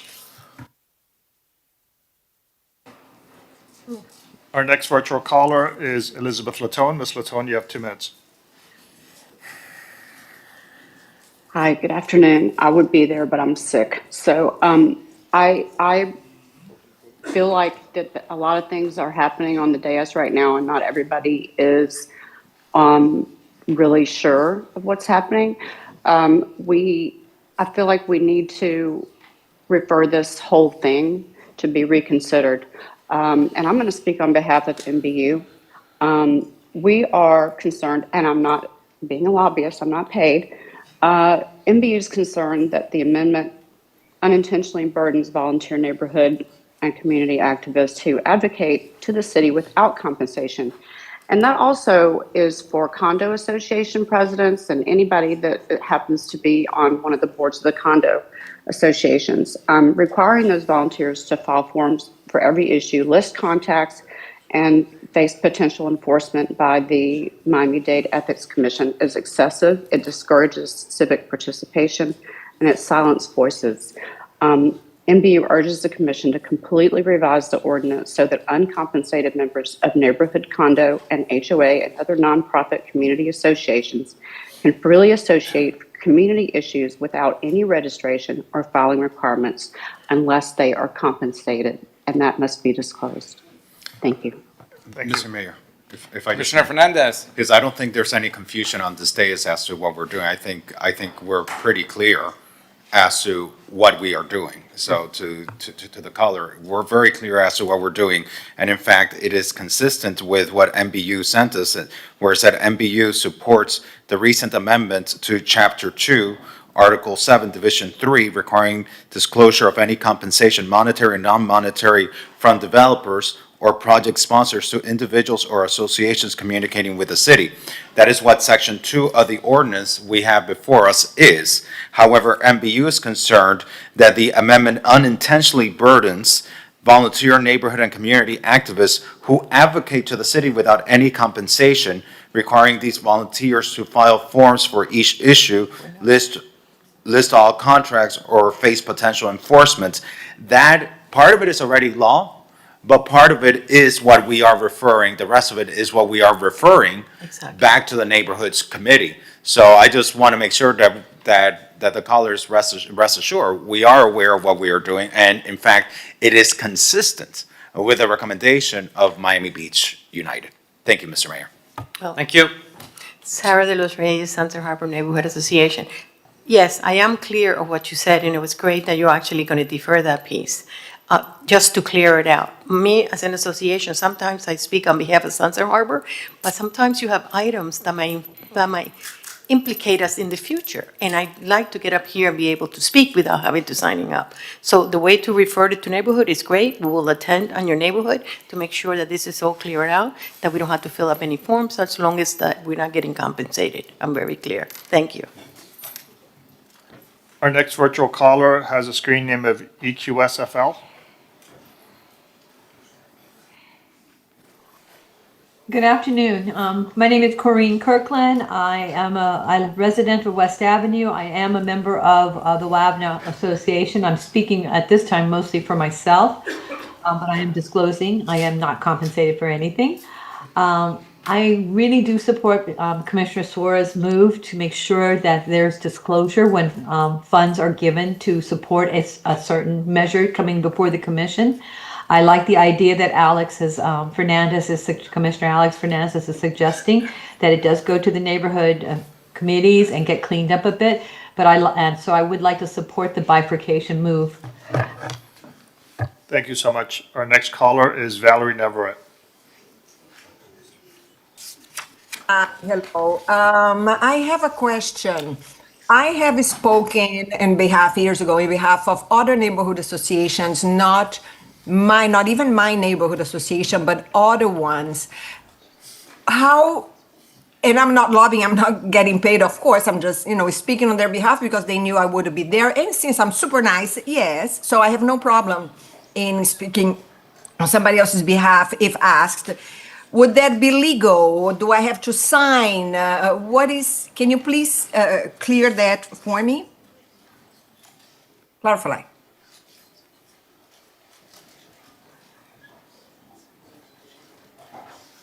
Anyone? The Pico? Hello? Maybe Are you our guys Chief there? Deputy City Attorney, if I may, through the Vice Mayor, the Chief Deputy City Attorney could respond to that question. It is a Sure. good question. Sure, Commissioner. So anytime an individual resident speaks in support of an item or in support of something that a neighborhood association has requested, they're speaking on their own behalf, right? They're not speaking on behalf of a third party. They do not need to register. Okay. Valerie, does that answer your question? And if not, you know how to reach us. So our next virtual caller is Tom Hawkins. Good afternoon, Commissioners and Mayor. This time, Wasabi can't steal my seconds. So I want to say that I support fully what you did in the second reading by changing the focus of disclosure from the residents and neighborhood associations to developers. That makes complete sense. But I think it's important that when you refer these other provisions to the Neighborhoods Committee, that you give it some instruction as to how it should be, how you prefer it to come out in the end. Because this ordinance was adopted 20 years ago. It's never been enforced until the Byra situation came up. And so what we're concerned about still is that we don't want to have to be filing things that are just, for the sake of filing when there's no reason for it. Clearly, what's happened here, if you look at the city attorney's memo from 2004, they called the inclusion of neighborhood associations as a housekeeping matter. Now, the problem with this ordinance is that it's more than housekeeping because it has been used by people to get the Miami-Dade County Board of Ethics to go after people. So my concern is when it gets to committee, we need to just get this thing cleaned up as much as possible so that no resident is penalized and so it doesn't stifle civic participation. Thank you. Thank you. Our next caller is Julie Michael.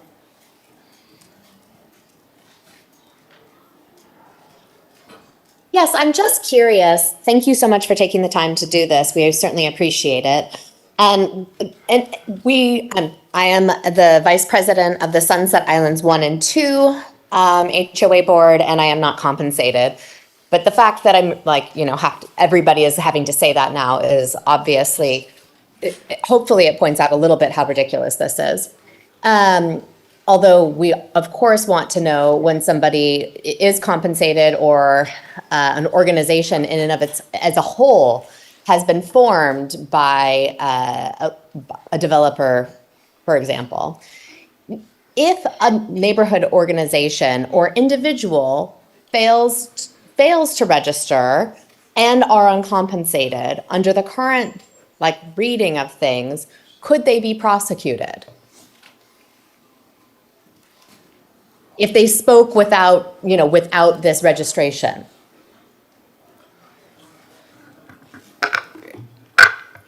Madam Vice Mayor, this article of our code, because it's in our Code of Ethics, is subject to enforcement by the Miami-Dade County Commission on Ethics. The only instance I'm aware of where the Ethics Commission has weighed in was on the Belle Isle situation where the Ethics Commission issued letters of instruction. But it's not a prosecution. There's no criminal violation. Julie, to answer your questions, Commissioner Suarez, recently this year, we had an issue where a developer paid $1.2 million to a neighborhood association on a written contract, and it was contingent upon certain things such as board approvals and permits being issued. And by and large, the Belle Isle neighborhood had no idea that a money exchange had gone and taken place, only until after the contract was signed. And so what we want to prevent in the future is any more instances of seven-figure payments to unelected neighborhood associations for their support when generally they're supposed to advocate for the neighborhood, and unfortunately this didn't appear to be the case. So, you bring up a good point when, on one hand, we don't want to encumber the neighborhood associations, but on another hand, you think it is a good idea for us to know when organizations or groups of people are getting compensated for coming to us and lobbying us on a project. I certainly want to know if they're getting paid. I certainly want to know if they're getting paid $1.2 million for sponsoring a project. So that's where we're at. And I'm not sure if you followed, but we want to bifurcate the issue of compensation. So we want to still know if we're getting compensated, or no, if we're not getting compensated. If others are getting compensated while advocating for a project for us, advocating, lobbying, whatever you want to name it. And at the same time, we are going to refer to neighborhoods, a committee, to iron out the details of how often a neighborhood association should come to us and advocate for non-compensation matters. So that's sort of the crux of where we're at right now. Raphael, any more speakers? Yes, one last one. Ken Koppel. Go ahead, sir. Hello. First, I want to thank you for reconsideration and bifurcation. It makes sense. I also I want to echo for So Be Safe our agreement with the brief statement from Miami Beach United supporting the disclosure of compensation from developers and project sponsors, but being very concerned about what might be placed on reporting requirements on volunteers for neighborhood associations and HOAs and similar organizations. These people spend significant amounts of their time. They are not compensated. And I would look very carefully at filing requirements. If there are some that you deem to be mandatory for good reasons, okay. But I think this is a slippery slope. Thank you. Thank you. There are no other requested individuals, no other individuals requesting to speak. Second. Call the vote. Motion by Commissioner Fernandez, seconded by Commissioner Suarez. Commissioner Magazine. Yes. Commissioner Mateo Salinas. Yes. Commissioner Dominguez. Yes. Commissioner Suarez. Yes. Commissioner Fernandez. Yes. Commissioner Bott. Sorry. Commissioner Bott. Yes.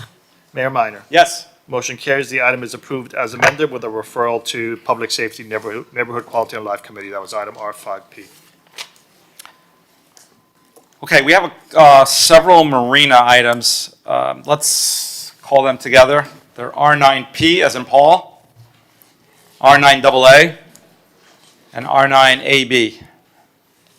So R9D, R9, I'm sorry, R9 what? Sorry, Mayor? Sure. R9P, R9AA, and R9AB. The R9P is take action, enhance measures to remediate charter vessels issues at the Miami Beach Arena. R9AA is discuss update on Miami Beach Marina lease agreement audit by Inspector General. And The last one was AP, you said? Yes. No. What was the last one again? AD? B as in boy. AB. AB is discuss commercial vessels, pickup, drop off, Miami Beach Marina. So I'll tee it up. These items, we've already voted on the charter vessel hours of operation. So today, what I'd like to discuss is with these three items cover is, one is the audit issue. That audit found that monies are owed to the city of Miami Beach. I know we've been in negotiations with Suntex regarding the fuel sales, pass-through of utilities, common areas, and parking. Also wanted to discuss looking at a centralized pickup and drop-off location at Montes, and also the public parking issue that the South of Fifth area has mentioned, public parking under some of the buildings. Okay. So we've made a lot of progress on negotiating all those points with Suntex, but we haven't reached a final landing spot yet. I think we're probably we've been trying to schedule our next meeting with them. We anticipate that that's going to happen within the next few weeks. We're just trying to schedule it between their schedule, our schedule, and the holidays, but we're very getting close on a lot of these items. I'm sorry? On all of them that I mentioned? On some form of all of them. I'm not saying that it's where there's a total agreement right now, but we have made a lot of progress in being able to find a spot where we think we can land and move forward. In regards to the drop-off, were you talking about if we're talking about where the passengers are being dropped off at the Montes location, that's been addressed. They've sent out notices to all of their members, and I believe that that's been resolved. And we've made, as Jose was talking about this morning, we've made significant progress on the parties and the issues that we were having there. So What do you mean by, through the mayor? Commissioner Suarez. What do you mean by that's been resolved? So you're telling me that all the pickups and drop-offs are gonna be at the floating dock or are gonna be at the fuel dock? If we're talking about where people are dropped off to get on their charters, that was in the Montes parking lot. If we're talking about where people board the vessels, that has not been resolved. And I think Because I think that's what the mayor is trying to get at. And there's a big difference between where you're parking and then where you're embarking and disembarking for a boat. And Right. so I think what the mayor is trying to say is, has there been any sort of update on either doing it at the fuel dock or the floating dock? So as far as where the passengers would board the vessels, that's been problematic because of the size of the vessels, and that's something that we haven't made a lot of movement on. And I know that Suntex is here, their representatives here to address that specific question. And I follow the mayor's concern on that because having a centralized point would make a lot of sense. If, you're on L dock or A dock, which is almost as far away, literally the opposite ends of the marina,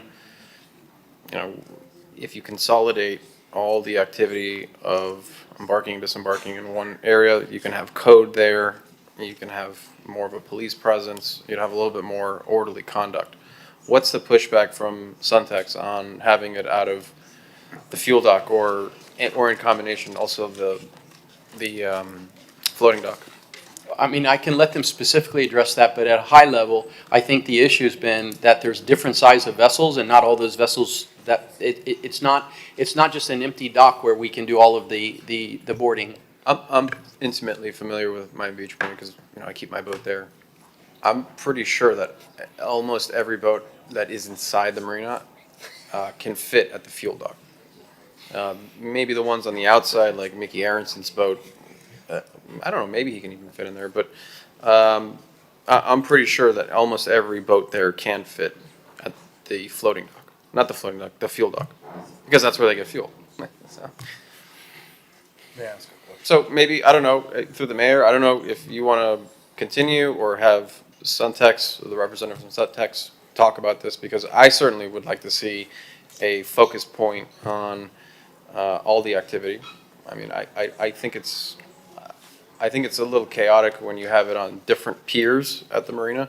I myself, when I come back from fishing, at the end of the day, I see these party boats coming, they're loud, I smell a lot of drugs coming from the boat, a lot of chaos, and it would be better if it was just really pick up and drop off at the fuel dock. From an enforcement standpoint, that makes a lot of sense. Yeah. Right. Commissioner How do we Suarez, make if it I may. happen? A quick question. Are we referring to boats that are just landing there or slip owners that have a charter I program? would say any sort of activity when it comes to embarking and disembarking for a charter. For a charter. You know, I think that can apply to fishing, that can apply to scuba. I mean, it's plenty wide and has enough area to accommodate. And by the way, they already do that. I mean, I see it all the time when I get fuel there. They're embarking, disembarking at the fuel dock. And these are very large boats that are in the marina. And even the ones that have a landing agreement, what do they call it, Mike? Yeah, they have a landing agreement where they're not even docked in marina, at Miami Beach Marina, but they're allowed to embark and disembark. And I believe it's also at the fuel dock, so.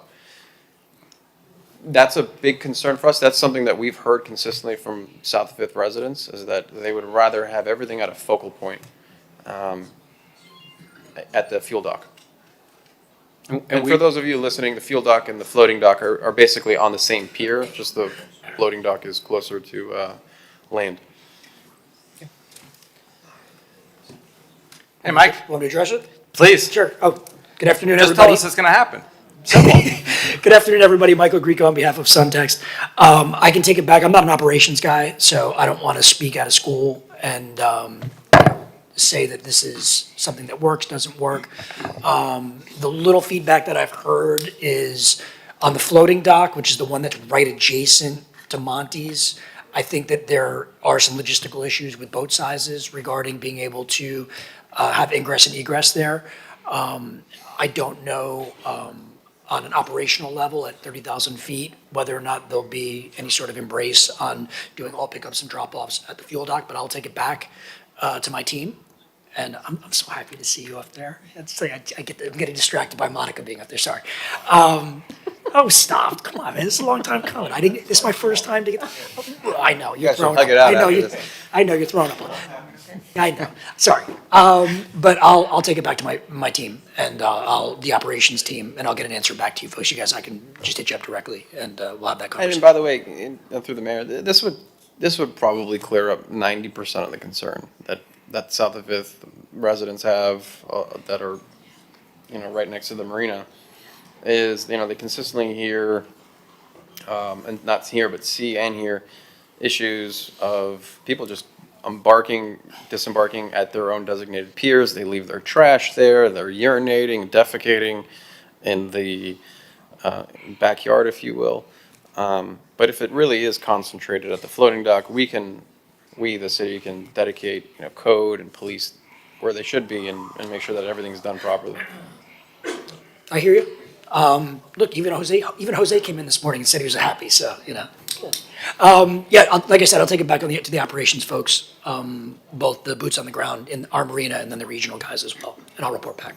Okay. Sorry to go off on that tangent, Mark. I don't know. No, and we did get some pushback, but we'll take that back and we'll continue to push. Okay, so you want to continue, Mark? So, there's not a whole lot, I don't have a resolution on any of those specific items on the IG report. But I can tell you that we've discussed every one of those points. We've made some movement. We have resolved, A couple of small points. a couple of small points. Do you think you can come back by February, the first meeting, and have an update? Yes. I'm actually I'll make it simple for you and for Suntex. If we don't have a resolution by the next meeting, then I'm gonna propose whatever the next action is. Because I'm not blaming, I think we're all working in good faith, but we're gotten to the point by the next meeting. I think we'd too be long. ready, if there were a January meeting, I think we would have been ready by then. So February is more than reasonable. Okay. Just be known, if there's no agreement, and it may not be of any fault, if there's no meeting of the minds, then I will bring for this commission to vote on what the next step should be. We will have taken it as far as we can go by February for sure. And I'll be a co-sponsor, Mr. Mayor. Awesome. Okay, thank you. Thank you, sir.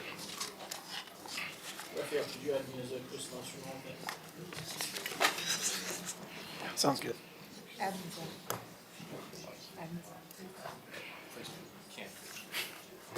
Let's do R5E.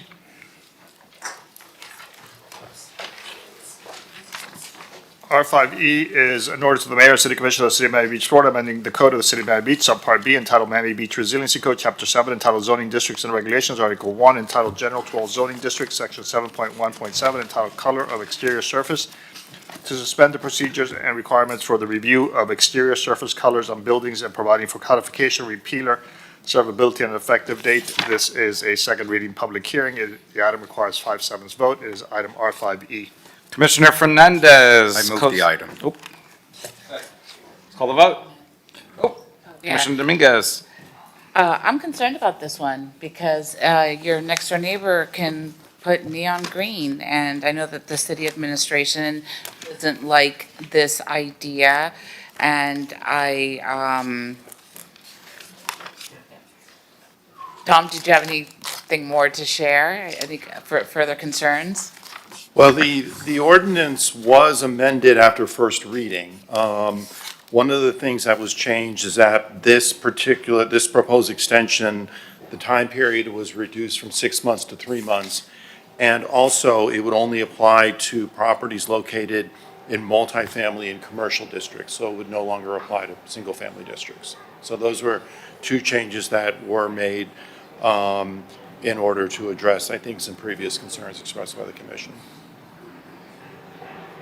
And city's okay with these changes? You're not concerned about a hot pink multifamily building? We did not change our recommendation. We're continuing to not recommend approval. Yeah. Madam Vice Mayor? Tom, this is for both residential and commercial? Multifamily, residential, and commercial. And I'll tell you why I'm supportive here. I know one business reached out and he walked me through the process, and this is a business that young mom and pop business, quite literally, just had a baby less than a year ago. Have a vital business in Sunset Harbor, and he showed me the color of the building, and then we're telling him it has to be repainted because it doesn't fall exactly within the color palette, and I apologize if I'm getting some of the verbiage wrong. And we're just strangling small businesses. We are strangling them. And we have been so clear to our staff for the past 2 years. Figure out the permitting, figure out, I've been working with Mr. Nice Guy on Lincoln Road for 2 years. This is one of the most well-resourced, well-funded, most sophisticated hospitality companies in the entire world. Has been trying for 2 years to open a business, and they can't do it. They're no closer today than they were 2 years ago. Okay? And we are held accountable to our residents when they walk up and down Lincoln Road and go, what is happening here? And we have one of the most sophisticated hospitality companies in the world. They can't figure out our code. And I have ridden to every department head, and you just kind of say, oh, we're here to help. No, we're not. Our codes are so complex that this company that just got a 9-figure valuation can't figure it out.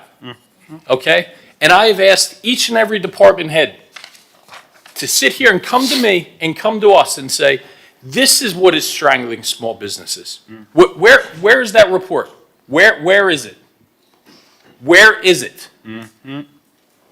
Tom, it was the first conversation you and I had after I got elected. When we met in the manager's office room, I go, I don't know the code. I'm not an expert in this. I need you to be proactive and tell me this is what's holding up businesses. Why can the most sophisticated hospitality company in the world not open up on Lincoln Road? And then, you know what's going to happen? The building's going to crumble. And then the residents are going to say, not only did you not be able to get businesses on Lincoln Road, but now it's demolition by neglect.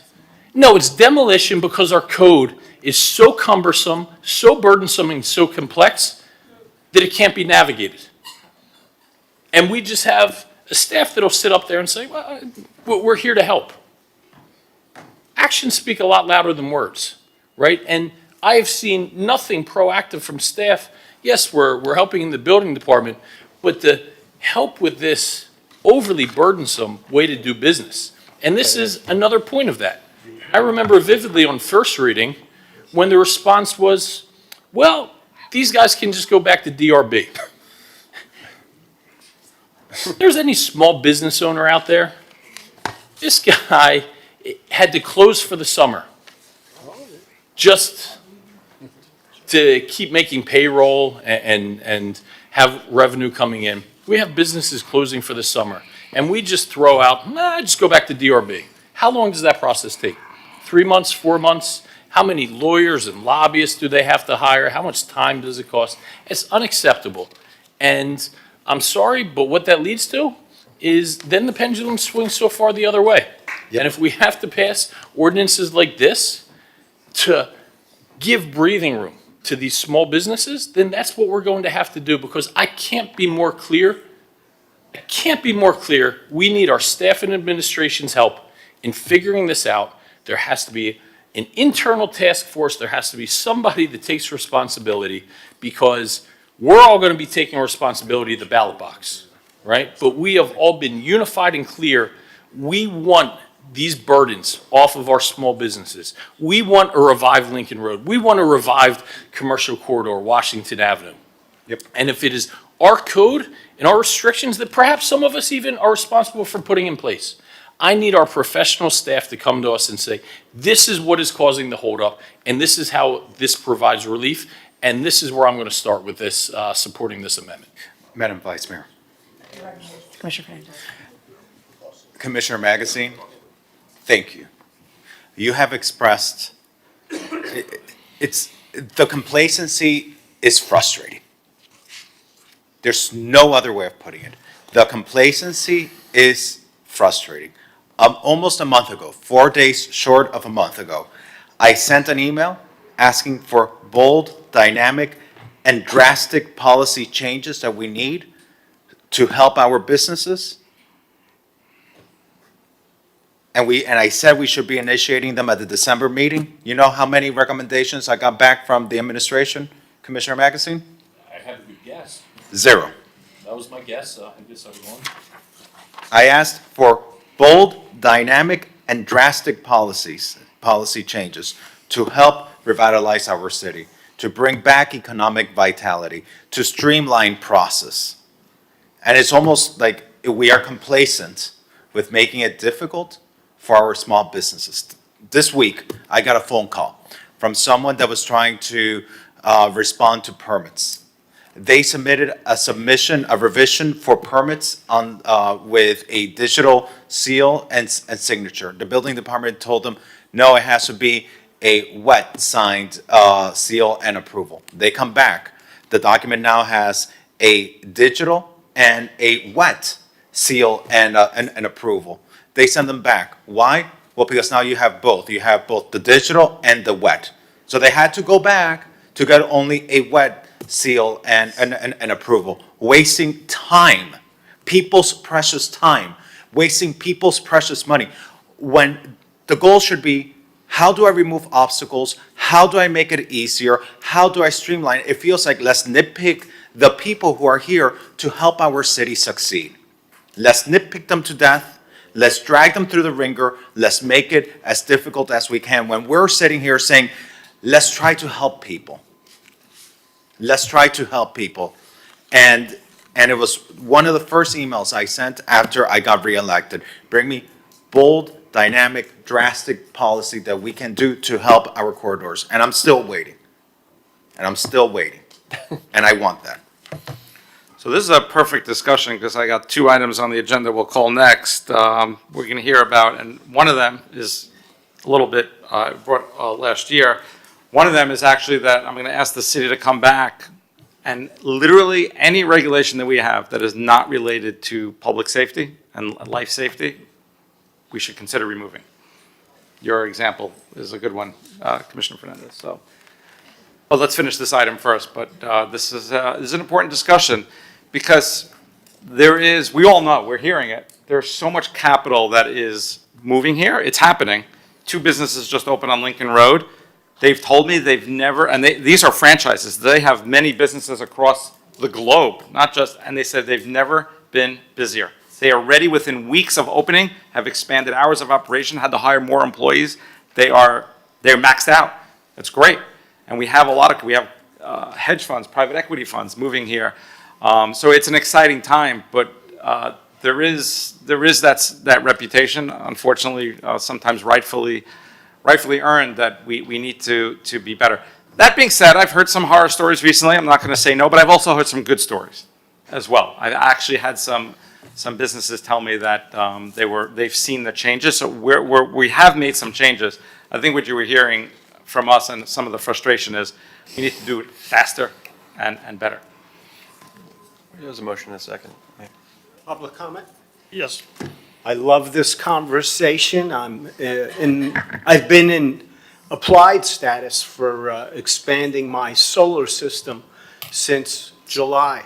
But regarding the colors, I urge for the passage, and regarding Laura's comments, you have to be careful what you ask for.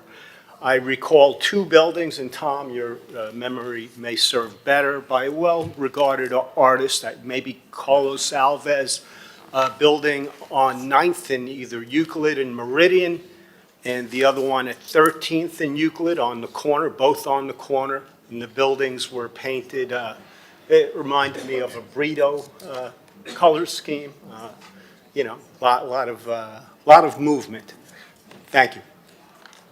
Thank you. There's no one else on Zoom, and I see no one else in the audience. I have a motion by Commissioner Fernandez, seconded by Commissioner Suarez. May I call the roll? Yes. Commissioner Fernandez. Yes. Vice Mayor Mateo Salinas. Yes. Commissioner Suarez. Yes. Commissioner Bott. Yes. Commissioner Dominguez. Yes. Commissioner Magazine. Yes. Mayor Minor.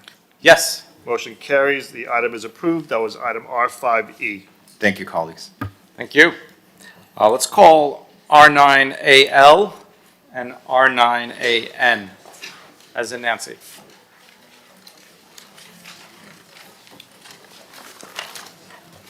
R9AL is discussed from the get-go initiative for building permit review. R9AN, discuss, take action on streamlining the city's building permitting systems. R9AL and AN.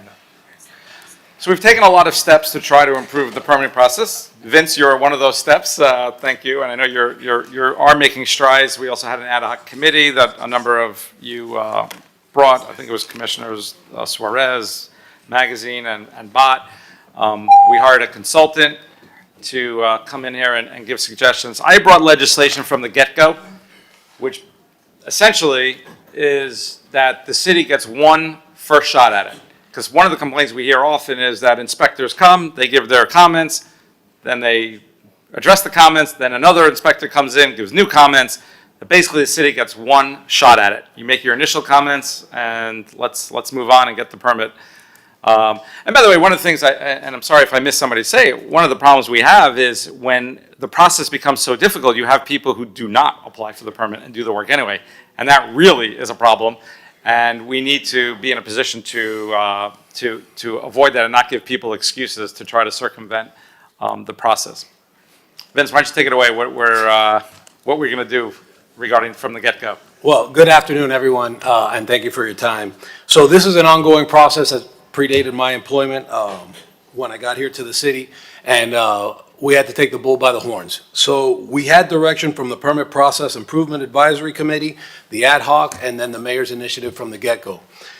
This included a multitude of facets and improvements that we've done to date, and we are not complacent and still pushing and pushing and pushing.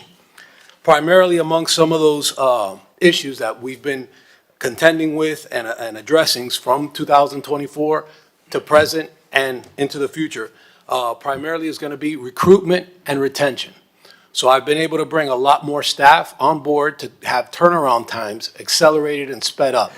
Also training, consistency in commentary within the various disciplines. Sometimes what you were specifically describing is you'll have one inspector that's specialized in one discipline, electrical, let's say, or plumbing. They provide a certain guidance of what they're looking at. They correct that. The next inspector comes for the next trade discipline. And if that contractor is not there and it's one person taking all this information that may not be proficient in that electrical, plumbing, mechanical discipline, that can be confusing. But that is the way the building code is structured. To the previous comment about the way they sign and seal, that's not my policy, That's not the city's policy. That's the Florida Administrative Code 61G15. And that dictates how you submit documents as a design professional. An architect has different rules than an engineer. And those are governed by their respective boards. So we're stuck in the middle balancing this out. On top of that, we have issues with outside agencies that are outside of my jurisdiction. And we know Durham, and they've taken massive strides as well in this same endeavor to streamline the process. To those ends, even the And by the way, state. that is a good point, because one of the complaints I got recently, and it was a Durham issue. I mean, we try to help, but yes, it was outside of. And again, But, these Mr. Mayor, I have a outside question on- agencies. I have a question on that, if I Sure. may. Yeah. So if someone submits a wet, signed, and sealed document, it cannot have the digital one as well? It conflicts. So according to 61G15, yes, one medium, because what the situation is, which seal is more accurate? You would assume just by the date, but it's also how you submit and receive it. So that digital seal may have been altered, and then the new seal superimposes on it. You can't track what the delta, the change, the It's just modification like, is.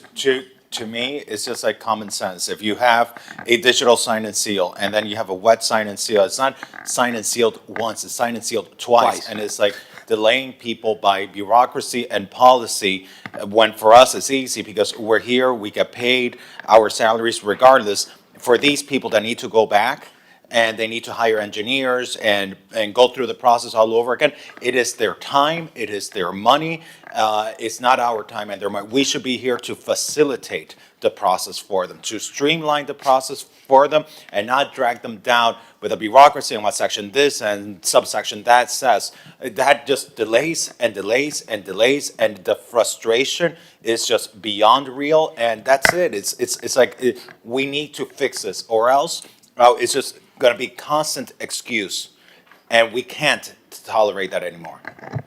Understood, Commissioner, but again, it all depends on how the submission comes in. For the walkthrough process, that's a paper process, so we could get you in and out. We were recently in a meeting that we were secret shoppered. The contractor came in the morning and left in the afternoon with the permit.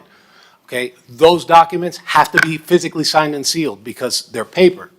I can't verify them electronically. For me to verify it electronically, it has to come through the portal or through an email that I could verify that seal. It's security and a protection for that design professional that signs that document, that no one is stealing his intellectual property or using his license in a way it wasn't intended. Okay, so that's a security on their half, and they're the ones that establish that, not us. Respectively, 471 is the board that regulates, or the statute that regulates the Florida Board of Professional Engineers, and 481 for architects and design, interior designers, okay? And that's where those rules come from. We don't have any input. If you want to change that, you could have the lobbyists address that with those respective boards to modify and change those statutes, which will trickle down to those administrative codes. Locally, what I have done is, even when people don't have a contractor, which is required for a permit application, I'll process it as a dry run. I'll just put a hold on the final permit issue, because it has come where you want an approved set of documents that you could bid out accurately and get a real legitimate bid. Solid numbers. Yes? Mr. Mayor, if I could. Commissioner Magazine. And Vince, I've heard great things about the improvements in the building process. I think when we talk about sometimes the permitting process, it's like this catch-all phrase. You know, when you want to open a business, there's many different facets.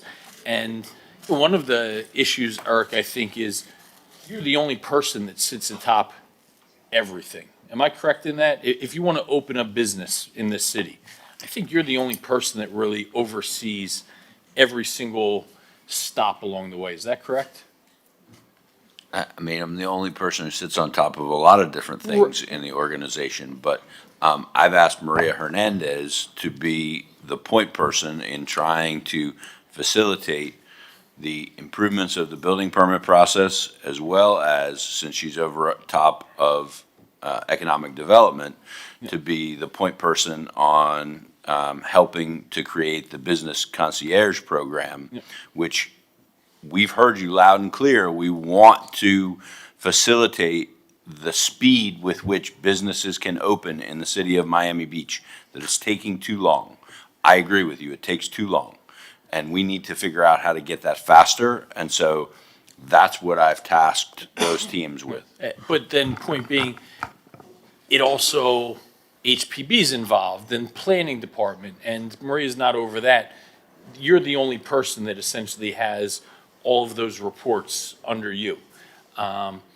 Vince, two things. One, have we started looking at AI in the permitting process? Yes, sir, we have. As a matter of fact, that's something I've been looking at since before I even got to the city of Miami Beach. There are several products out there. Unfortunately, there's a lot of expectation and not what we imagine where it's at yet. There are several You do your components. homework and you come back. No, when no, the time is absolutely, right. sir. Right. And there are several components to this. To go back on track from the get-go, we've implemented not only the walkthrough process, we've also brought in technology, not full-blown AI, okay? It's not gonna talk back to you and tell you and redesign your project for you, but it will help funnel you through a series of questions and answers to where you need to go. So imagine a flow chart where you, yes, this is the answer, okay, now you go to this bracket and so forth until you get your final punch list. Hey, you're gonna need documents signed this way, you're gonna need documents that have a minimum these dimensions, et cetera, so that you could go forward with your process. Furthermore, we've also brought in the early start permit process. So while you're going through process, once you have that first review, we could get going to the first inspection. It's a code provision that I'm happy to leverage. We have to police it to avoid, bad actors abusing the program. But again, we have very strict rules so that they can stay within compliance. Furthermore, we And then, brought. let me interrupt real quick, and my second point, and talk to me like the simple person I am. Sure. Right? I come in for a building application, building permit, and I essentially hit 5 or 6 different silos that are different inspectors before a permit gets signed off on. Is that simplistically correct? That's pretty much right on the money. There's different cities across the country that seem to be going towards the model. You come in, you're assigned one person. That one person essentially, I don't want to say does the job of 5 other people because, but instead of getting past the 5 different buckets, that one person, instead of having 5 people all with their own bucket, one person runs through all of that. And to reference exactly what the city manager was discussing, with the synergy with the Economic Development Department, that's what the city service concierge is all about. To take that small business by the hand and be that one point of contact and bring them to the Planning and Zoning Department. Once they're done, they bring them to me. Then they'll take them to Public Works. So they're dealing with one person, even though the departments are still split up because we each manage different parts of statute and law. Yeah, do we have that for residents as well? Because what I didn't appreciate is I always thought, okay, this process is very difficult for businesses. I didn't appreciate how many residents that it impacts. And entirely too much of me and my staff's almost every single day is just trying to coordinate. People are going, well, my permit is stuck here, it's taking so long, and we reach out to you or planning or things like that. That concierge service, great that it's under economic development. People don't know. And I get that that's probably for businesses. Do we have that service available for our residents as well? It is being expanded to the individual homeowner as well. What do you And- need from us to make that happen? Anything? Staff and a space. And I will say, We're out of real despite estate. how conservative we were with our budget, and you saw us, we sat up here and went line item through line item and cut millions of dollars. I want to say you were the only department absolved from that exercise, right? Because we understood how critical getting you the resources you need are. So, I look forward to seeing the return on that. Absolutely. And again, everything takes time to implement and then to actually see what you sow bear fruit. And we're seeing that through the walkthrough process. Okay, so that's salvo 1. That's the first shot across the bow. And as we keep implementing and adding to the list of things that are included in the memo, that's part of the package, you'll see how those things will begin to bear fruit. But again, it's an education process. The homeowner comes in maybe once every couple years when they have to do their roof or their air conditioner, maybe their impact windows, and they don't come back. But that business that has that annual BTR or that expansion, hopefully business is so good, they're gonna add now to an outdoor cafe, or expand their grease trap because business is so big, or go to a new location and have a bigger, more square footage, what have you. Those are the opportunities where that relationship, okay, and that contact becomes more frequently utilized and more beneficial in general. I personally take daily meetings nonstop to help people get over these hurdles. And recently, like I mentioned in FERC, we had a 21-day turnaround permit for a yogurt shop. Okay, we've had a lot of successes, but it's incredible. Thank you. and that's all about people coming in and making that right contact. So if you start on the wrong foot, it's hard to correct that shit, right? But if you come in and you come in after your first rounds on Mondays, we have Design Professional Day. Go over each one of your comments. If you've already addressed those comments, those reworks, and you upload them, sit down with the reviewer. On this page, I did this. On this page, I did this. You're out. Next trade. And that way we go moving the football down the field that much quicker so you have ultimate success and you could open your business. You know, the downside to that is I've had frozen yogurt 5 days in the past 2 weeks. Mr. Mayor. Commissioner Fernandez. Thank you. And I'm just, part of this frustration that we have is that, you see someone responding, to comments from the fire reviewer. Then it has to go to mechanical, it has to go to urban forestry, why is it that a review on comments from fire now needs to go back through all of these other trades? Now you're holding back all the other people that do need a response from those trades on something that they don't need to look at because it might be a fire thing. It really is very frustrating. We need to fix that.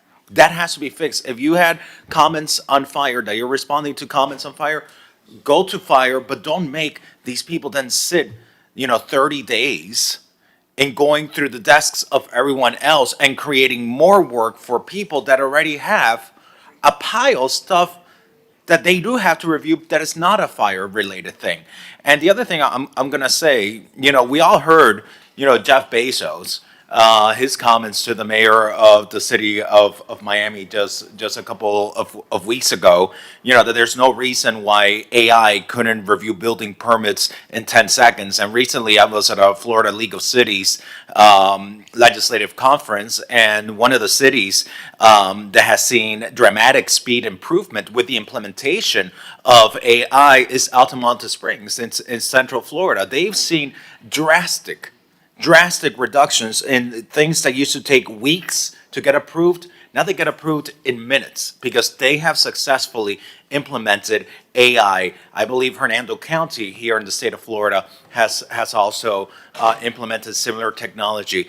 We have to push the envelope.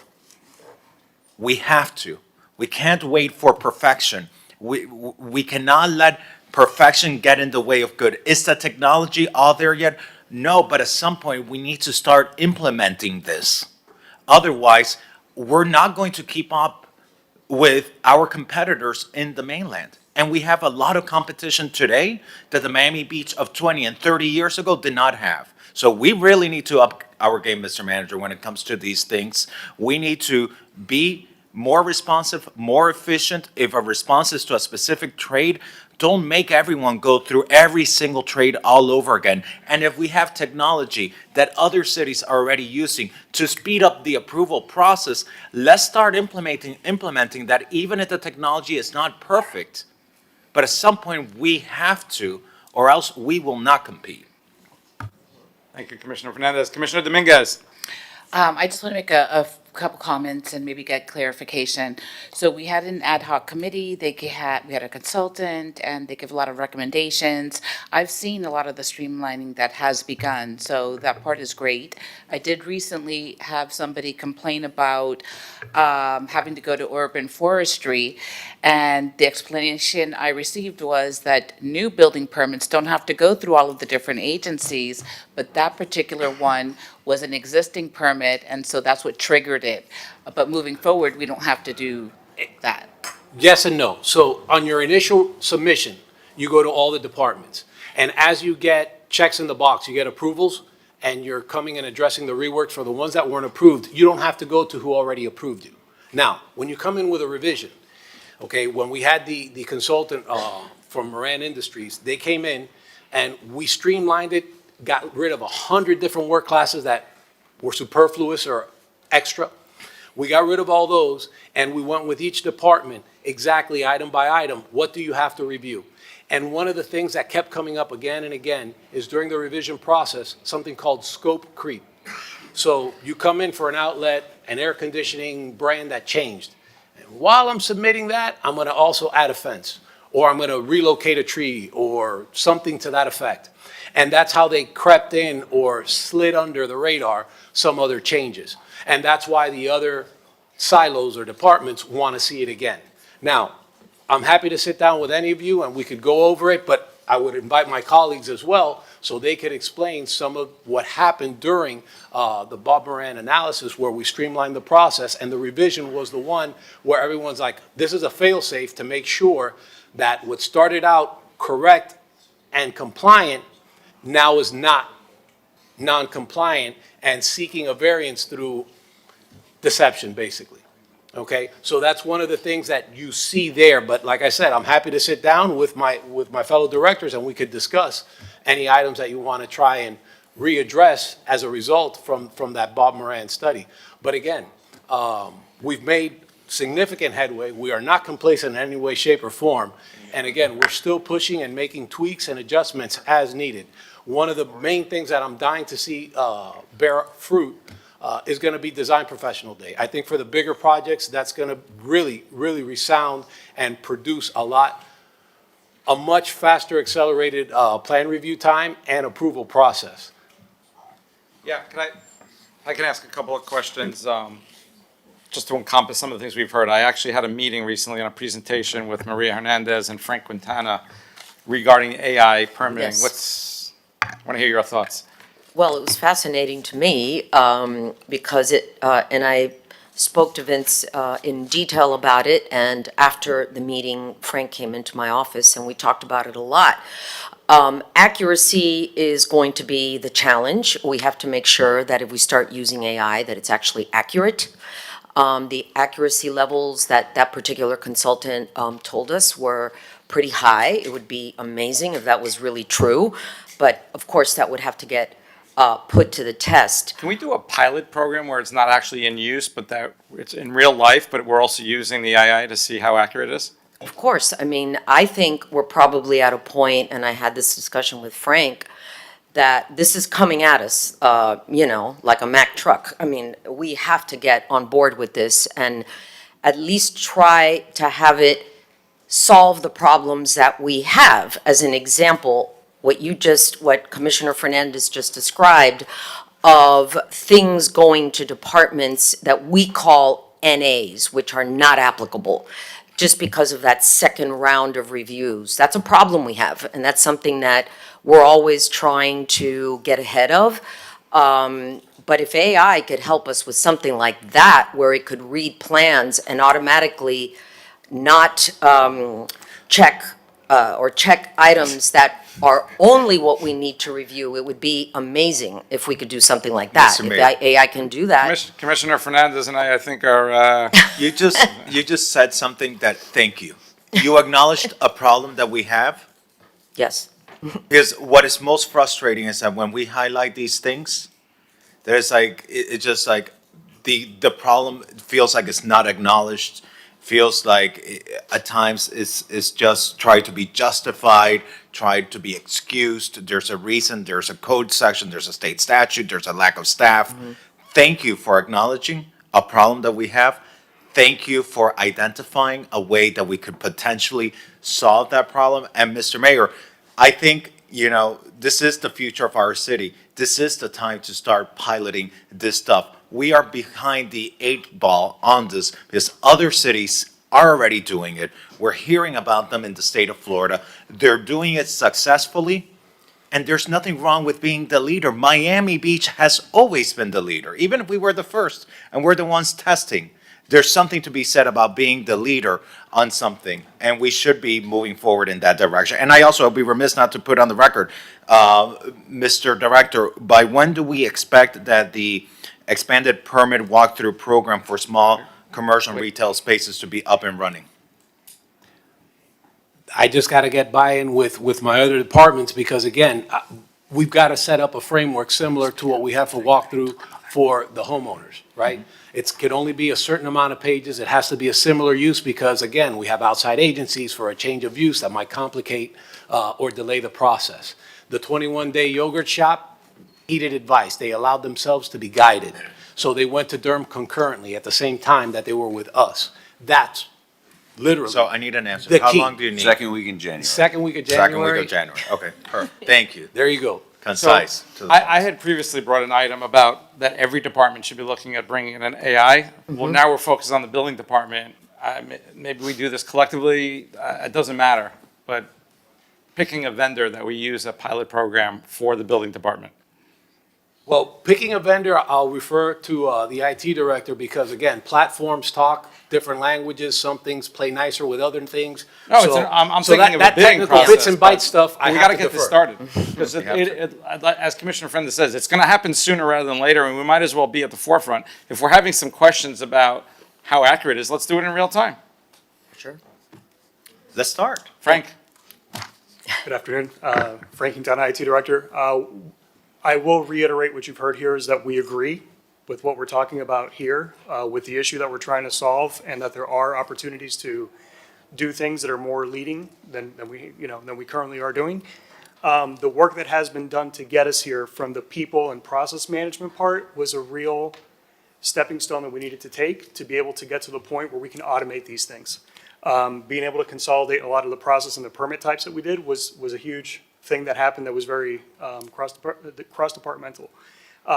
We are in extensive conversations internally about options that are out there, to your point about having a pilot program.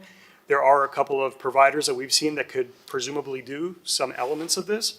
So we are actively discussing that, and we would like to be able to, come back with a variety of options, so we're not just on one, and we can do that concurrently, do a bake-off, do a pilot program, do something of that nature where we can really, yes, you tell us that you could do X, Y, Z, show us, and then we can have a scope to determine just how much is enough. To your point, it's not going to be perfect. This is a rapidly developing technology that we've adopted in various other areas within the city, and this is just another opportunity to do so, but in a very public fashion that's going to help our residents and our businesses. And you can bring that back next meeting?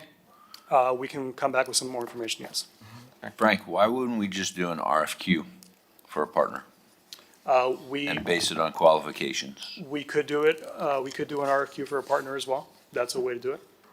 Yeah, I mean, it should be an open bid process, for sure, because especially if we do the pilot and it is highly accurate. For example, the presentation we saw, they were Yeah. claiming in high 90% Right. rates. Let's assume they're accurate, and whoever wins it, that's probably gonna be the leading contender. So, yeah, I think it should be an open process. A Couple other questions, and I'm sorry if you kind of addressed this, but we had that business concierge day.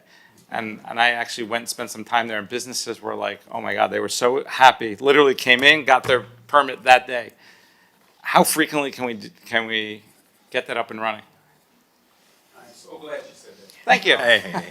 I'm glad to bring awareness to that because that's one of the things that we've certainly had conversations around, was just the lack of awareness around it. We've been doing it probably since the spring. And so we were initially set to do it on a yearly basis. I've made sure that we do it quarterly. So it's going to be a quarterly business license and concierge event, which, you saw that, Mayor, where businesses were like, we never got an opportunity to just walk through the process, talk to all these different departments, got an opportunity to talk to all the different resources that were available to them as well. And so I've realized that one of the biggest things for businesses was communication. And so making sure that we're doing it on a quarterly basis. So we're currently in process right now for the next quarterly business licensing and concierge event. So I think what you're saying is that businesses that weren't even aware that we were doing this on a quarterly. What are the prospects of doing it even more frequently than quarterly? Yeah, that's a task for all of my colleagues, and so we've certainly had conversations. I know it's certainly a little bit of a lift for my colleagues in building and planning because it's going to take up somebody from their staff. It takes their entire day. We do it from 9 to 3 o'clock in the afternoon. And so it is one of those things that we're trying to be cognizant of folks in their time, and staff time, but we can certainly continue to look at ways in which we can do it more frequently. Just seems like if you could, for example, I'm thinking if you do it like the first Monday of every month or whatever you choose, that's a good marketing tool because it gets publicized and people know, oh, the first Tuesday, the first Monday, and they know to come in. That right, Mr. Mayor, if I could, and I mentioned this to the city administration, we have a reputational issue. There is a reputation out there that it is difficult to do business with the city of Miami Beach. And we have this business concierge program. And we just waived mobility and concurrency fees for new businesses wanting to open our city. And we're doing an expanded walkthrough program for small commercial spaces. And hopefully will be, for example, live entertainment on certain commercial corridors. We're waiving regulations, we're making changes, we're reforming things to create a more business-friendly environment to support our economy. But these regulations, we can throw them out the window if the business community that we want to attract is not aware of it. We need to address the reputational damage that we have had to our city over years that has made it difficult for us to attract good businesses, and why we hear all the time, businesses, they didn't even consider coming to Miami Beach because the reputation is so bad. I really feel we need to engage in crisis communication to restore this bad reputation that we have, so that businesses know these initiatives, Mr. Mayor, that we've been able to advance during your term with the concierge program, the South Florida Business Journal, the Miami Today, the large business publications should know of these very deliberate steps that we're doing to reform our government, to make it more business friendly, and to shake off this reputation we have developed over the decades that is getting in their way, so that people don't stop saying, oh, I'm not going to go to Miami Beach because it's just too difficult. Everything they're doing is great, but it's not great if the people don't know about it, and we need to engage in restoring our reputation, and that involves crisis management, communication to restore that. Mr. Mayor. And that needs to be If I a could just deliberate finish the effort, thought. Mr. Mayor. But to just be real, could we do it monthly and pick it? I think it's a great marketing tool. We could all market it individually, the city can market it, and I think people will just generally know. As proof of concept, when we started the walkthrough, we had a handful of people coming in every Tuesday and Thursday. We're up to over 20 people on Tuesdays and Thursdays now. Yeah. So the word's getting out, we're being more successful. The Monday Design Professional Day, it was initiated recently, and again, just a handful of people have taken advantage of it. That will also expand, okay? The more contact we have with people and the community, specifically the contractors and the design professionals, the more comfortable they'll be, and they'll understand how to utilize all these services. The homeowner, it's kind of tough. They only come once or twice, but that business person comes more regularly. That contractor comes more regularly. That design professional who specializes in the city comes more regularly. And again, it's all about reaping what you sow. I think that, because now we're starting to be a little vague, and I understand that, because I'm putting you guys on the spot. Let's work between now and the next meeting and come up with some very specifics. So we can meet the monthly requirement. Going from quarterly to monthly, we'll make it happen. Support it. Okay, and then let's come up with a plan where we can market it, and it's something that's catchy, easy for people to know when it is. Okay, we'll work on that. Okay, Commissioner, one other thing before I turn it over. Well, I'll turn it over because I want to get to, and I don't know if this is you, Maria, what we're going to finally get to with this from the get-go legislation. Well, if you read the item, there is a lot that has already been done. The thing about from the get-go, we had heard prior to my involvement with the building department, and I was actually the interim building director for a little while, so I took a deep dive into the building department, was that a lot of people would not know what to do from the very beginning.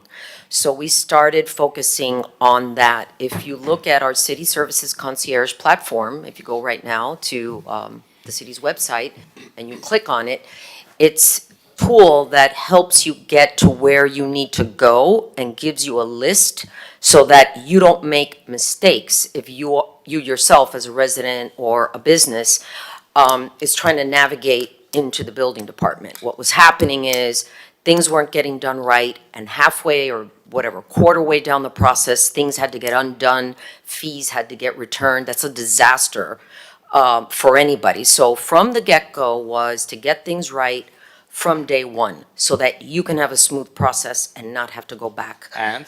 So look at the city services concierge, that was formerly known as the decision engine. I don't know if you all remember us talking about decision engine for a long time.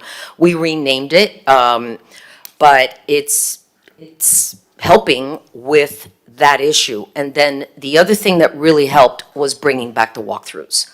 Because when people come face to face, and remember, that was gone. Nobody could do that. It was all electronic for a simple homeowner that doesn't even, understand computers. Now they come face to face. And that's another thing that, yes, they can walk away with a permit, but they can also ask questions and start their process correctly by coming to the building department and talking to people and talking to all the divisions that are sitting there, helping them. So those were the two big things that the from the get-go legislation really did. Do you But, need anything else from this body relating to the from the get-go legislation? Guidance, a vote, From the get-go, approval? no, but we will need other things. I'd like to have more time with, because it's not just the building department, it's all of our groups, to really take a stab at having a real concierge. I mean, the type of concierge where we reach out to people instead of them, coming to us. We have to find them, and we have to call them, and we have to talk to them and tell them, these are the things we offer. Because it's not just permits. We have grants, we have all kinds of things that a business can have. And we need to initiate that. So it's a combination of a lot of things. It's a combination of maybe communications helping us put the word out, having a single point of contact that encompasses 3 departments, because it's going to encompass neighborhood affairs, the building department, and economic development. So it's 3 in 1.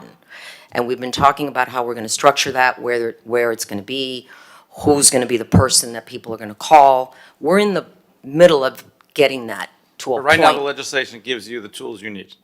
At this moment, At this moment, Need more, yes. let us know, we'll vote on it. No, at this moment, yes. As a matter of fact, on the agenda item in attachment 2, the here link will take you to the city services concierge, and you can see all the services that are available. In this edition of the magazine for the city, there's a QR code that will also go out to all the residents, and they can also use that QR code to bring them to the city service concierge. So we're taking the steps. Again, it's not a one trigger shot.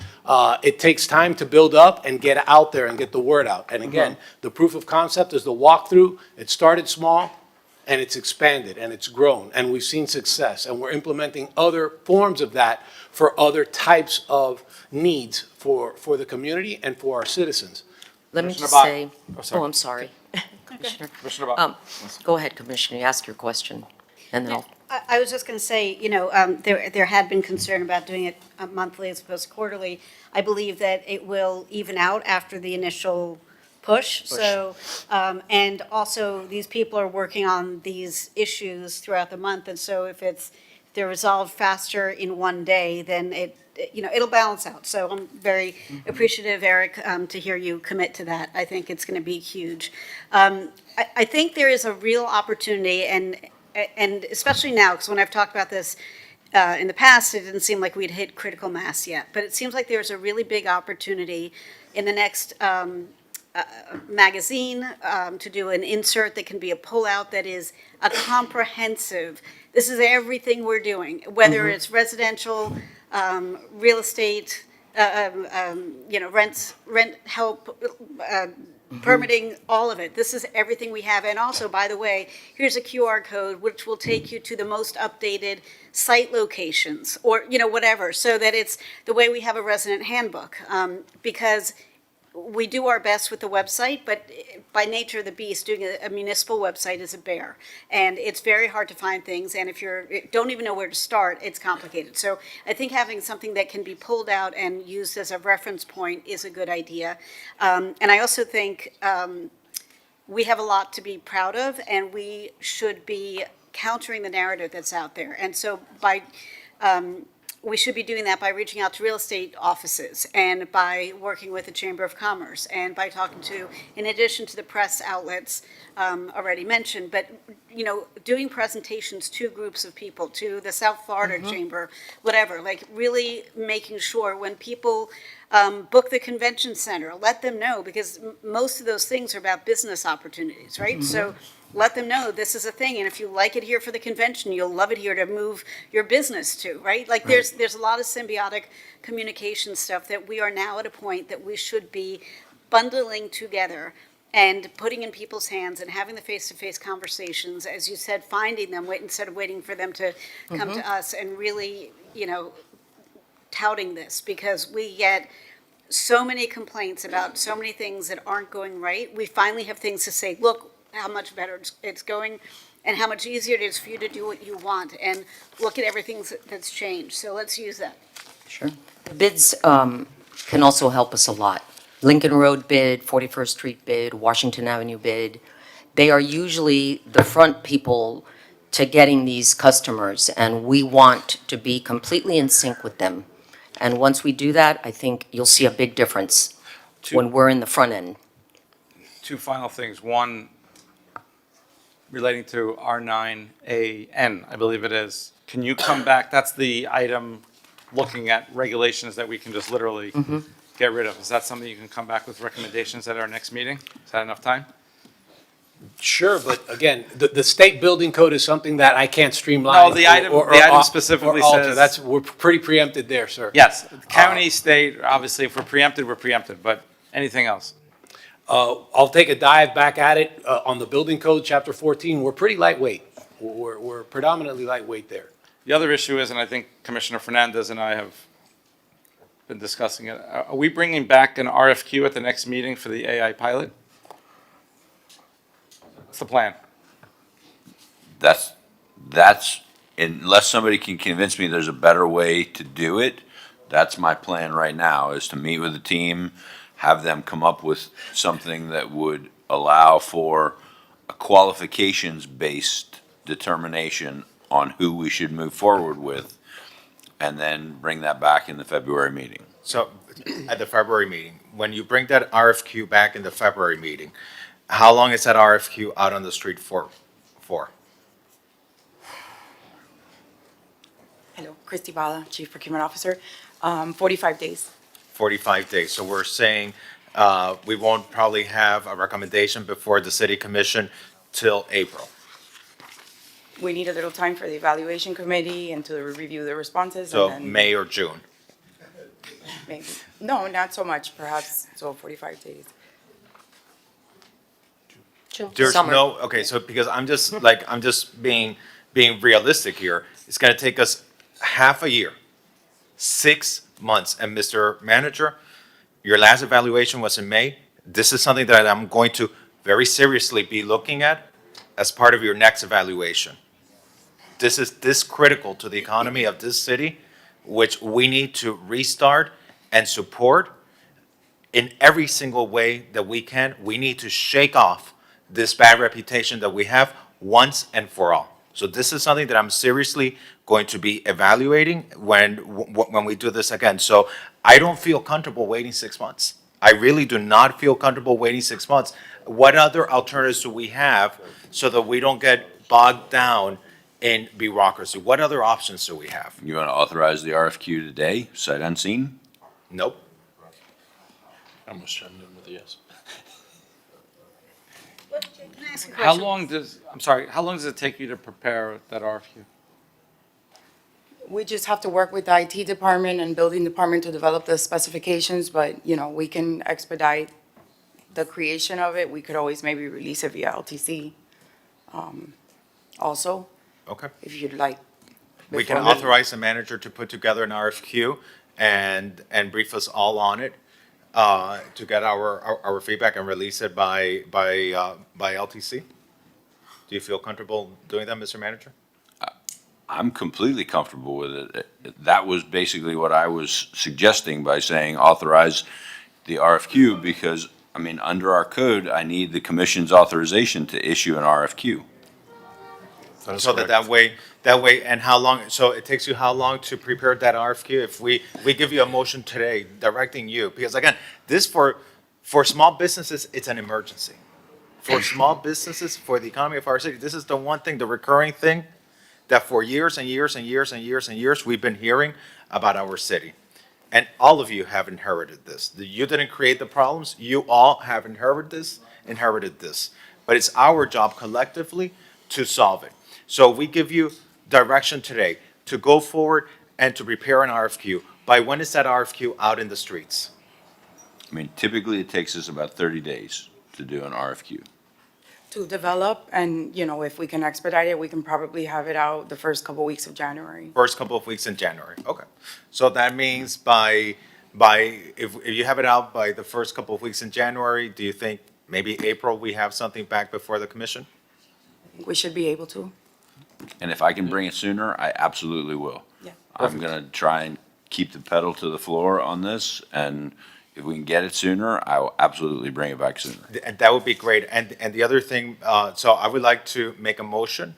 I would like to make a motion directing the city administration to prepare and issue an RFP to explore leveraging AI technology so that we can expedite significantly our permitting time in building and zoning.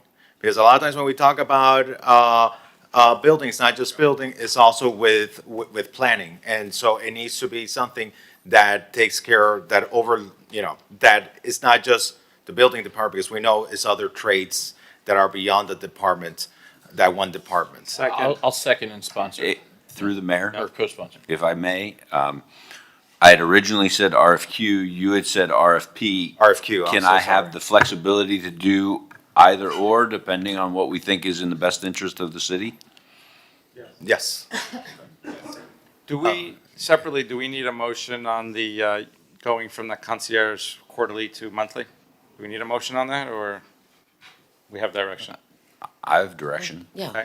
we don't have that. And the last thing I would like to say, Mr. Mayor, is that we're giving the city manager direction to engage in something pretty big, together with other big things that our staff is working on. But again, as I said earlier, it is for not if the public is not well aware of it. Mr. Manager, I want to make a motion directing you to put together an aggressive communications plan so that we shake off this reputational issue that we have about doing business with the city of Miami Beach, because you've got the concierge program, you're gonna have a walkthrough program, you have the waiver of fees, you have so many stuff that we're putting forward, that I wanna make sure that we give the communications department, who does an incredible job, whatever extra resources they need, even if it's a private crisis communications firm, whatever it is, so that the highest levels, we can reach out and make it clear that we are reforming the way that we are dealing with businesses in our city. Melissa, do you have any questions or, I wanna? look forward to the challenge. Mr. Mayor. You did great marketing with spring break, now you'll have this one. And it feels like it's similar. It feels like that's the type of communication we need to do. It's not about putting out a press release. It's not about putting out, an article on the Miami Today, which I love the Miami Today, by the way. And congratulations, you're featured in the Book of Leaders of the Miami Today, Mr. Mayor. As are you, Mr. Manager. But it's about something much bigger. It's about reaching out nationally to big companies, that the ones that are now telling us they don't even make it to the concierge. Why are they not making it to the concierge? Because they're not willing to consider Miami Beach. They're not making it to the bids. So the bids cannot even refer them to our city. Why? Because they're just going directly to other cities because of the reputation we've developed.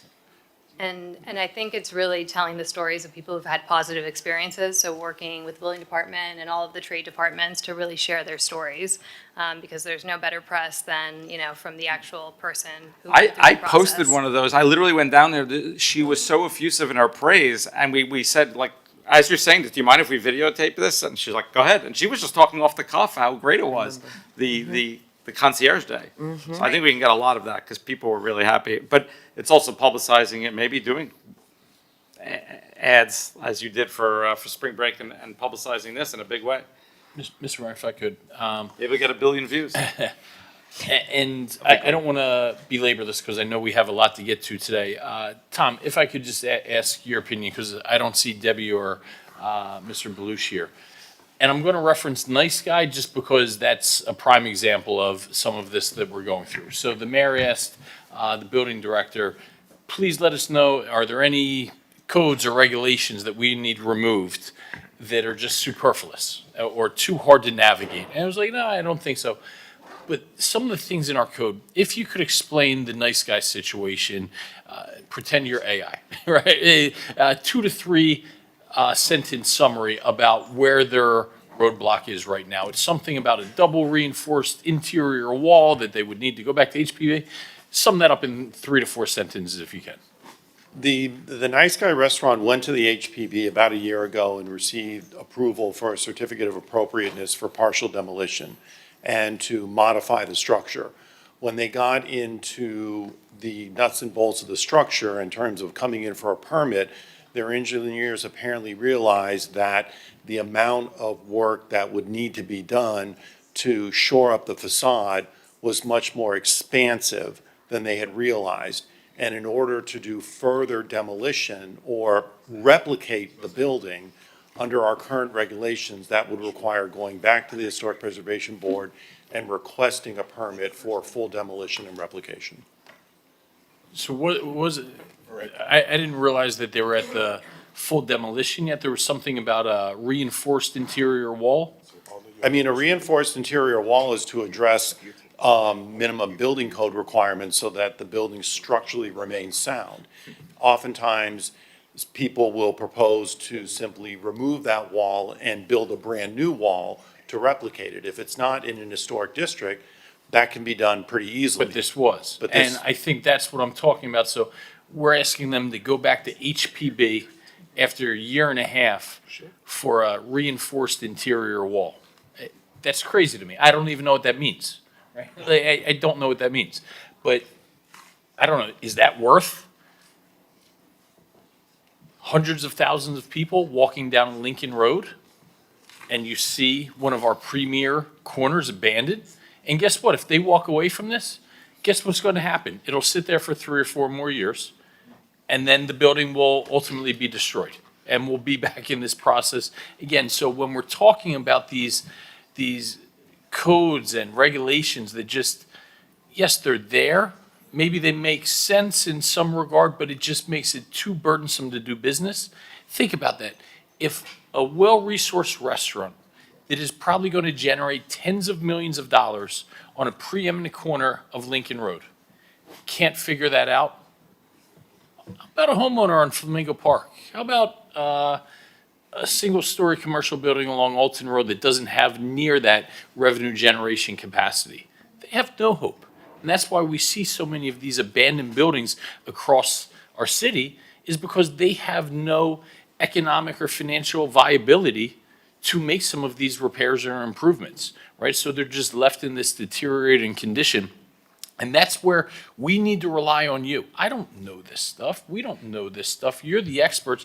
You need to you need to be proactive and come and say, you know what, if we have in our code that you need to go back to HPB if you want to reinforce a double interior wall that nobody sees within a historic district, say, guys, gals, that's too difficult to overcome. We need to remove that. And that is the direction that we're looking on for all of you.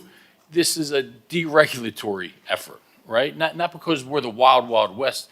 We care about the character and integrity of our city, but if we keep up these thresholds so high, it's ultimately going to come back to bite us because, like I said, this restaurant is going to walk away the building will sit there abandoned, and then it'll ultimately be demolished, right? So we need your help, your guidance in coming and saying, this are the types of codes and regulations that are just strangling businesses that make it too, or residents, that just make it too difficult to do business, and we need to peel these back.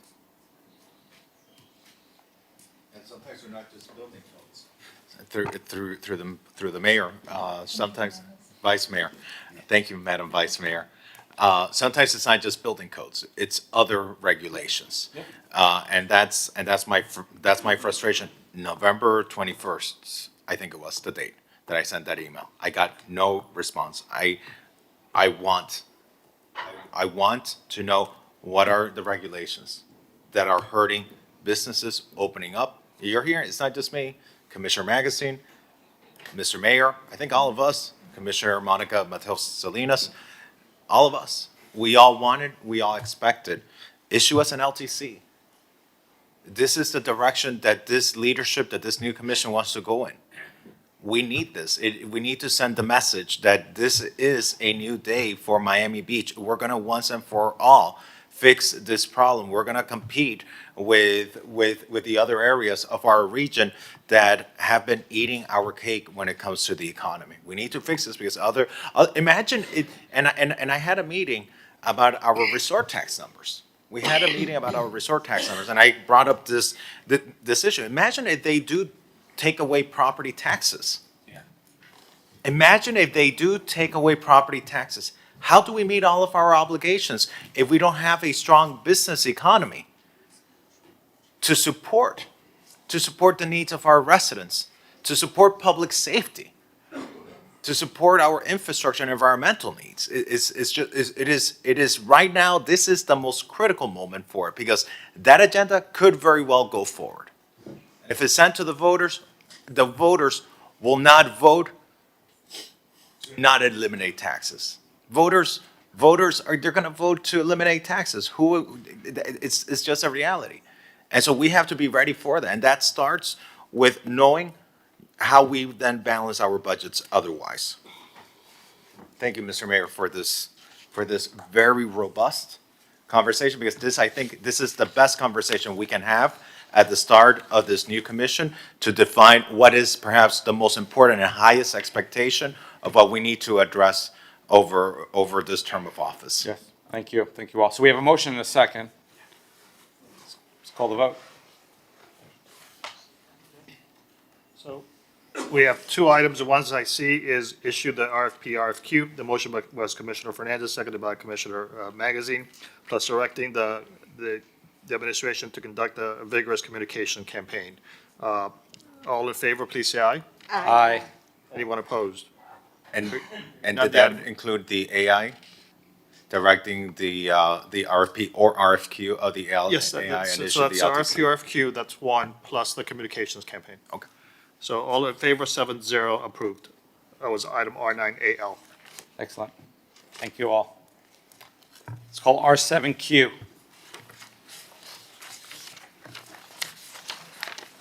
R7Q is negotiate agreement sewer pump station be covered by Sunset Harbor Association. Commissioner Suarez. Take it away, John. John Norris, Director of Public Works. So last time we heard this item, it was at FERC, and it was referred to the full commission to give us direction to negotiate with the HOA on taking over the pump station at Sunset Harbor. We've had some preliminary conversations. I have relooked at everything, and I think we have a recommendation moving forward that both parties will be agreeable to. And what is that recommendation? That recommendation would be a one-time payment from the HOA of $400,000. That would allow the city to bring the pump station up to municipal standards so that we can then operate it, and there will be no ongoing cost in the future. The O&M would be covered through their, the rate structure and the rate payments. Well, I hope you guys can navigate the permit process at the get-go. Yes, I hope so. And actually, we're upgrading the pump as it is, with everything that we had to do. It was a great meeting with John, and Yeah, we so- agree. We totally agree. We'll provide all the easement that you guys need. And what makes this particular site unique is that because this pump station Well, this pump caters station- to 3 different developments in Yeah. Sunset Harbor, and it constantly, well, it used to constantly just burst, and there'd be, poop just We- flying into the bay. And Actually, when you brought this to me, I wanted to make sure that that doesn't happen anymore. Yeah, no, you know what, we do support the North Tower, the yacht club and the townhome. And as a matter of fact, last week at 8 PM, my manager got a call that the pump station was down. She has to call Toys R Us, get somebody from the building, maintenance to come back into the building. For us, it's becoming too much of a burdensome, that the coordination with the city and the sewer should be all together without us doing anything like that. And it's been like that, we've supported it for 30 years. Basically, we've been doing that for 30 years, and we can't anymore. It's like, it's become more like a big burden. So I'm happy that they're taking over. We shouldn't be doing sewer for everybody else. So I think it's a win-win, right? The HOA is paying for it, and we'll take ownership, and then we'll make sure that it's run properly, and that, more importantly, there's no more sewage being dumped into the Biscayne Bay. That's On- correct. On issues like. And I'm glad you brought up the point about it. They are essentially acting as a public utility for others. That's what makes this different from other pump stations within the city. We don't plan to set a precedence with taking over private pump station. This is a very unique situation. The pump station will be on a rotation to be inspected. It will be on our SCADA systems. We have connection with it 24/7 through the control room, so we'll always know what's going on with it. I'm glad, I think I can speak for my colleagues. I'm glad we could help and finally resolve this. Thank you very much. This has been I have a great manager who understands lift station. Xiomara, but- right? Xiomara. Yeah. But if she's not there, we'll be like, who else is going to know anything about this? So thank God we have a great manager that supports And you've us. spent a lot of time. Oh, you we and have. Bruce, here in the chambers for the various Yes, we meetings, so have. thank you. We have. Thank you. So I'll I move my item. I'll second. So it is a voice vote. I actually heard Commissioner Fernandez first, so I have a Commissioner Suarez has a motion, seconded by Commissioner Fernandez. All in favor, R7Q, please say aye. Aye. Anyone Aye. opposed? Hearing none, the item is approved 7-0, R7Q. Call R5AC.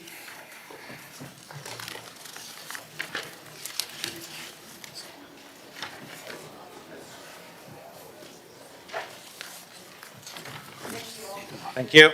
R5AC is an ordinance of the Mayor and City Commission of the City of Miami Beach, Florida, amending Chapter 2 of the Code of the City of Miami Beach entitled Administration by amending Article 2 entitled City Commission by amending Section 2-14 entitled Meeting Procedures and Agendas by creating Section 2-14C5 entitled Advanced Submissions or Presentations to require that the Mayor and City Commissioners transmit to the City Clerk for further distribution to the Mayor, all City Commissioners, and all charter officers a complete and accurate version of any written and/or visual and/or audio-visual presentations or other materials of any kind whatsoever to be displayed, shared, or disseminated by the mayor or commissioner at a city commission and/or city committee meeting not less than 4 business days prior to such meeting, providing that this requirement may be waived by a 5/7 vote of the city commission or a unanimous vote of the city commission committee, at which time the presentation is to be displayed, shared, or disseminated, and providing for repealer severability, codification, and effective date. This is a first reading public hearing. It is item R5AC. Commissioner Dominguez, co-sponsored by Commissioner Bott. And this item is simply to mirror the rules that lobbyists have when they're going to present at power boards. Any of their presentations have to be given in advance. There's nothing done on the fly so that everyone is prepared and isn't blindsided. So we should have the same things happening here on the commission and in our city committees that we sit on. And with that, I move the item. Well, I'm going to be against this. Look, presently, whenever there's a meeting, I have a presentation. I usually have it done, 24, 36 hours before the meeting. And I think 4 days is not enough. I'm okay with something like a 24-hour notice. But in reality, I think it is good to have a system where at least the elected officials gets to hold staff accountable.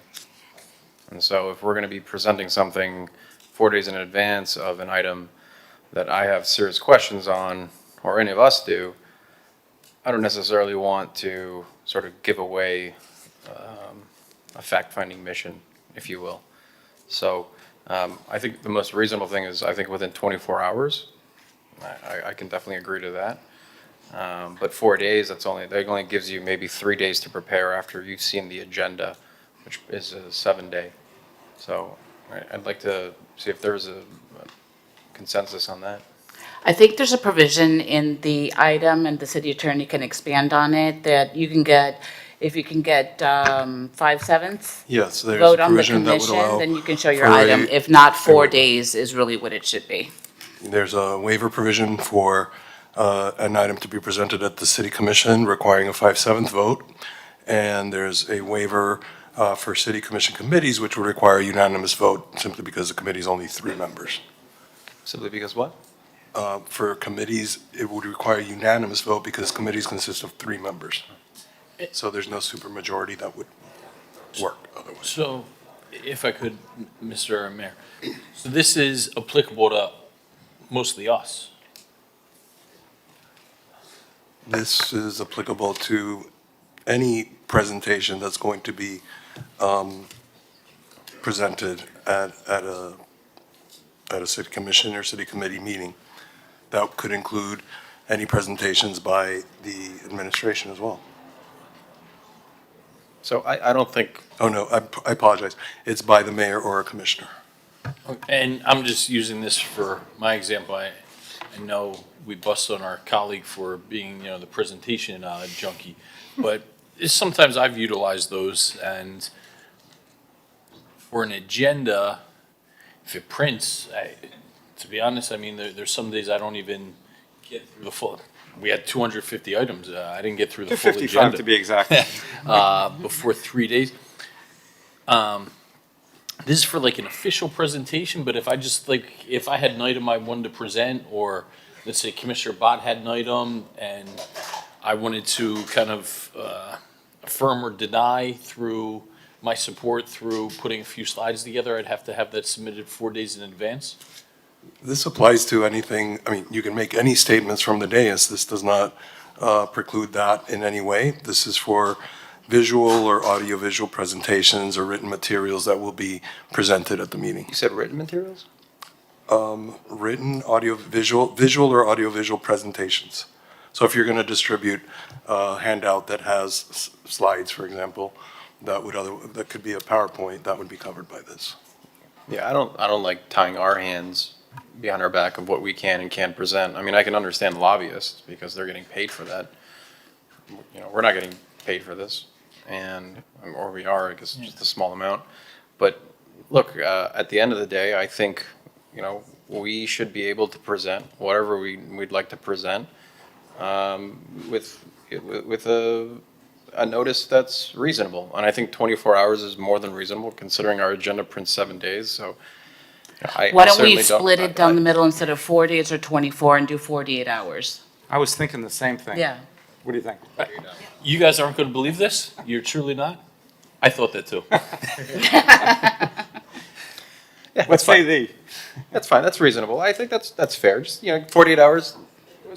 Let's put a specific, what is 48? Sorry to be cute, but what's 48 hours? 48 hours from 8:30 in the morning on the day of commission, so Monday at 8:30. So Monday morning, 8:30 in the morning. Let's just say. And I think that's good. What if the item's called at 5 PM? Let's Try to get 5/7 votes. But I think that's good because then it has to be prepared by the time people start their agenda briefings and things like that.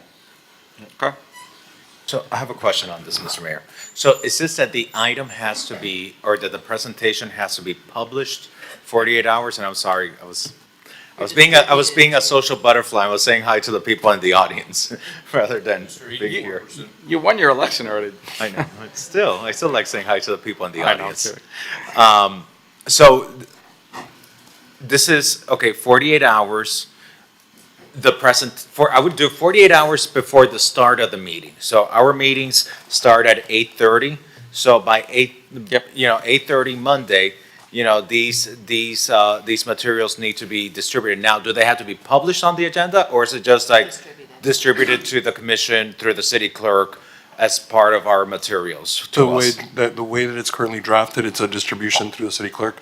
And I want to be clear, if the body wants to do 48 hours prior to a meeting, I don't think we should specify 8:30, because there may be meetings that start at 5 o'clock, like your budget meetings.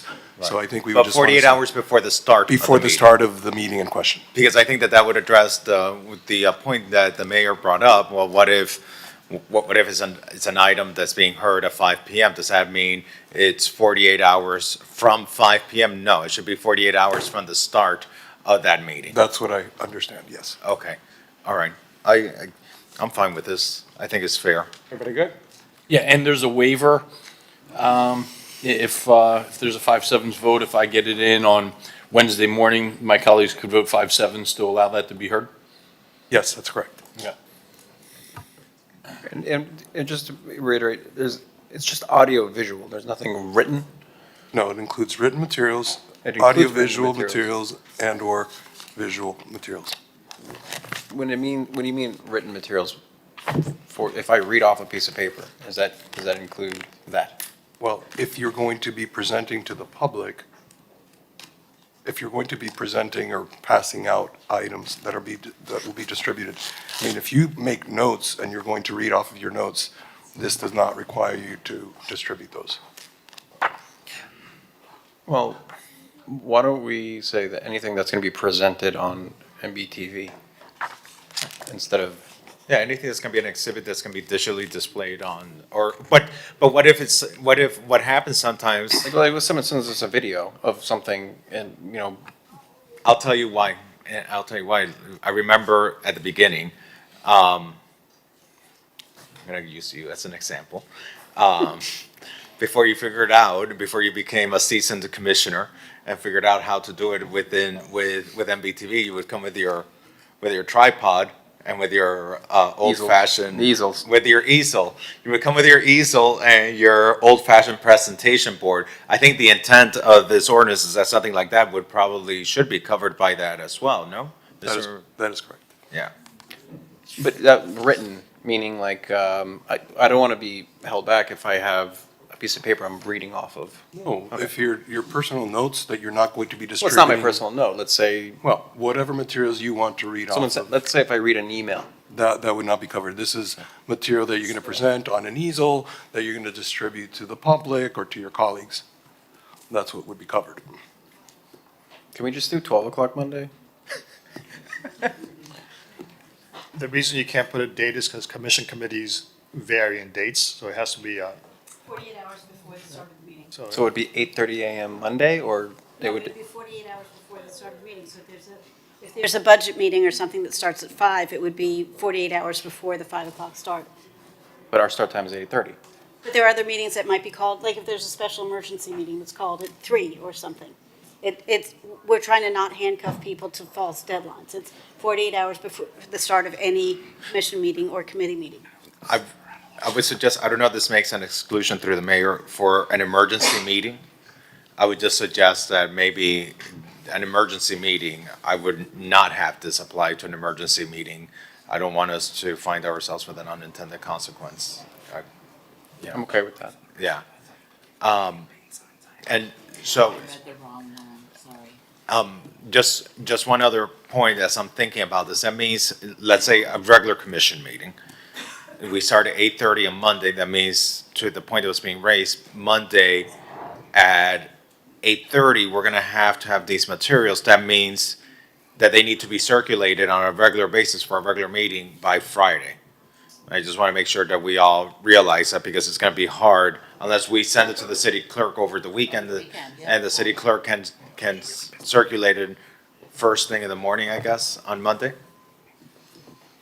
You're fine with that, Mr. Clerk? yeah, Okay. does it say that that I distribute at that time, or that I must receive it at that time and then I distribute? I was reading it that I must get it. You must get it by that time, and then you I'll- distribute it. yes. Yeah, so the clerk would need to receive 48 hours prior, and then he would distribute it promptly, Okay. as he always does.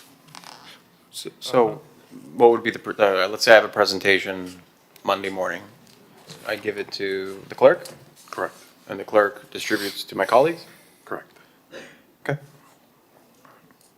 And we will come. And it has to be by 8:30? Well, it's 48 hours prior to the start of whatever the meeting is. So if it's a commission meeting. yeah, that begins commission at 8:30, Yeah. then it would be. 45 hours? That way it could be 11:30, because he was saying, like, not first thing in the morning on Monday Please. after a weekend. Can we say 45 You hours? could do whatever you'd like. 45 hours. I like 48. Guys, we're spending way too much time on Yes. this. Let's just call the vote. Yeah, because we can refine this during second reading. I would, somewhere between 48 and 24 hours, I think we gotta figure this out. 36 hours, 36 hours makes sense to me. It is a public hearing, there's no one on Zoom, there's no one in the audience requesting to speak. I have a motion by Commissioner Dominguez, seconded by Commissioner Bott, as amended. So far, 45 hours, and emergency meetings excluded. May I call the roll? Excluded. Excluded, yeah. Call a vote and we can work on it between second and reading. Commissioner Fernandez. Yes. Commissioner Dominguez. Yes. Commissioner, Vice Mayor Mateo Salinas. Yes. Commissioner Suarez. Yes. Commissioner Bott. Yep. Commissioner Magazine. Yes. Mayor Minor. Yes. Motion carries, second reading, public hearing scheduled for February 5th. C2C. 2C, approve ITN 2024-008 ND Municipal Circulator Service. It was separated by 3 members, Commissioner Dominguez, Commissioner Fernandez, and Vice Mayor Mateo Salinas. C2C.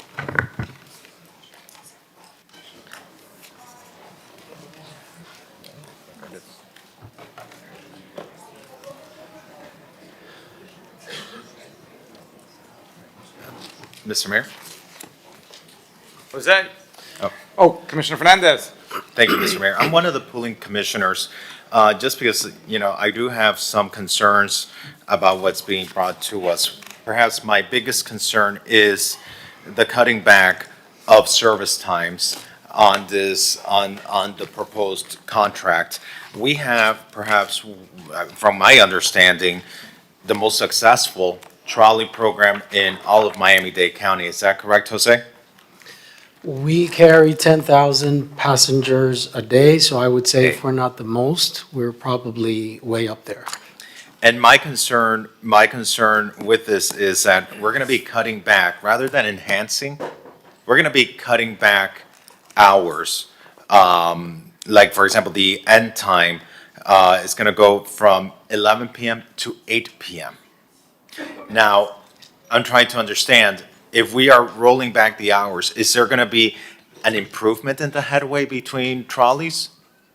Not really, because No? the So- number of vehicles will remain the same. So we're not improving the headway between trolleys, and we're reducing hours. The people who are going to be most affected by this are going to be service workers, the people who are working in the industries late at night, who depend on this to get around. The other thing that I am, concerned about is that this is a mixed fleet. We're gonna have 30-foot vehicles and we have 40-foot vehicles. And I think part of the success of the trolley program is a consistency. People see the trolley, they know that that's the free trolley, that is the free Miami Beach trolley that they can get on to get within the city. So I'm concerned by the fact that it's not gonna be a consistent, even if it's not with that trolley package, that is an extra package. I'm concerned the inconsistency in the style of the vehicle. The one's gonna be 30-foot, the other ones some are gonna be 40.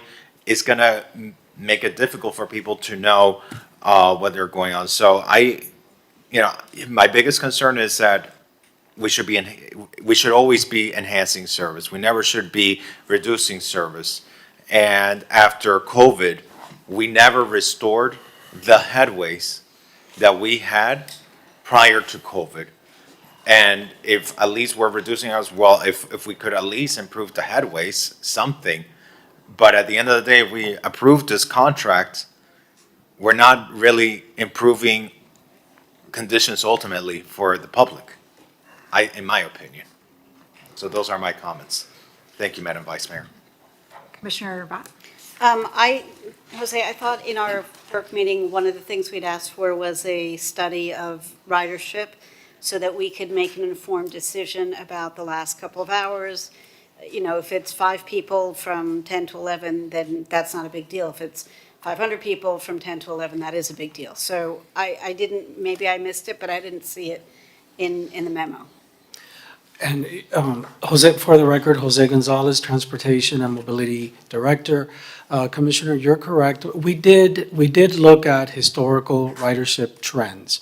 And ridership is essentially a bell curve, where in the very early morning hours, there are fewer riders, and then it starts picking up throughout the day, and then in the wee hours of the night, the numbers decrease once again. Not to say that there aren't any riders. I'm not sure if we have the number of riders between. 10%.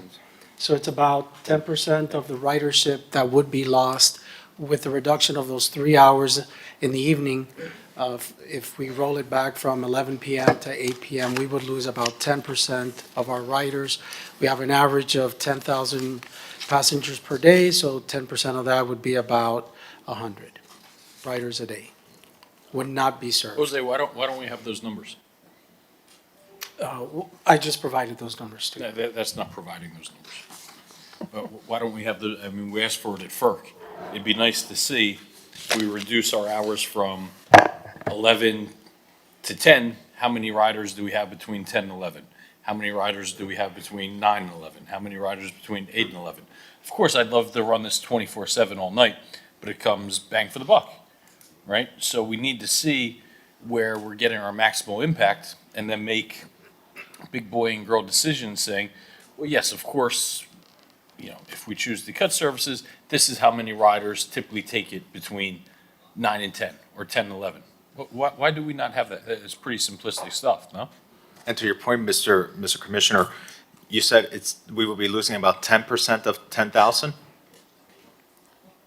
Of the 10,000 daily ridership? I'm sorry, it's 10,000 riders a day, so 10% of that Would be 1,000 riders, not 100 riders. 1,000. 100 riders, we might be able to absorb some other way. We're talking about 1,000 daily riders. And you see just this miscommunication. You see the problem of not just having that data in front of us. Commissioner, one of the factors that influenced the hours of operation was the fact, a couple things. First of all, commuter traffic. We know that most commuting traffic, people come in the morning, they leave anywhere between 4 to 7 PM. That's when we see traffic build up in our city. Secondly, we just obtained approval for the water taxi. The water taxi Jose, service very would also operate during simplistically, commuter. do we have an analysis that says, on a typical week, between 8 AM and 9 AM, here's how many riders. Between 9 AM and 10 AM, here's how many riders. Through all hours of operation?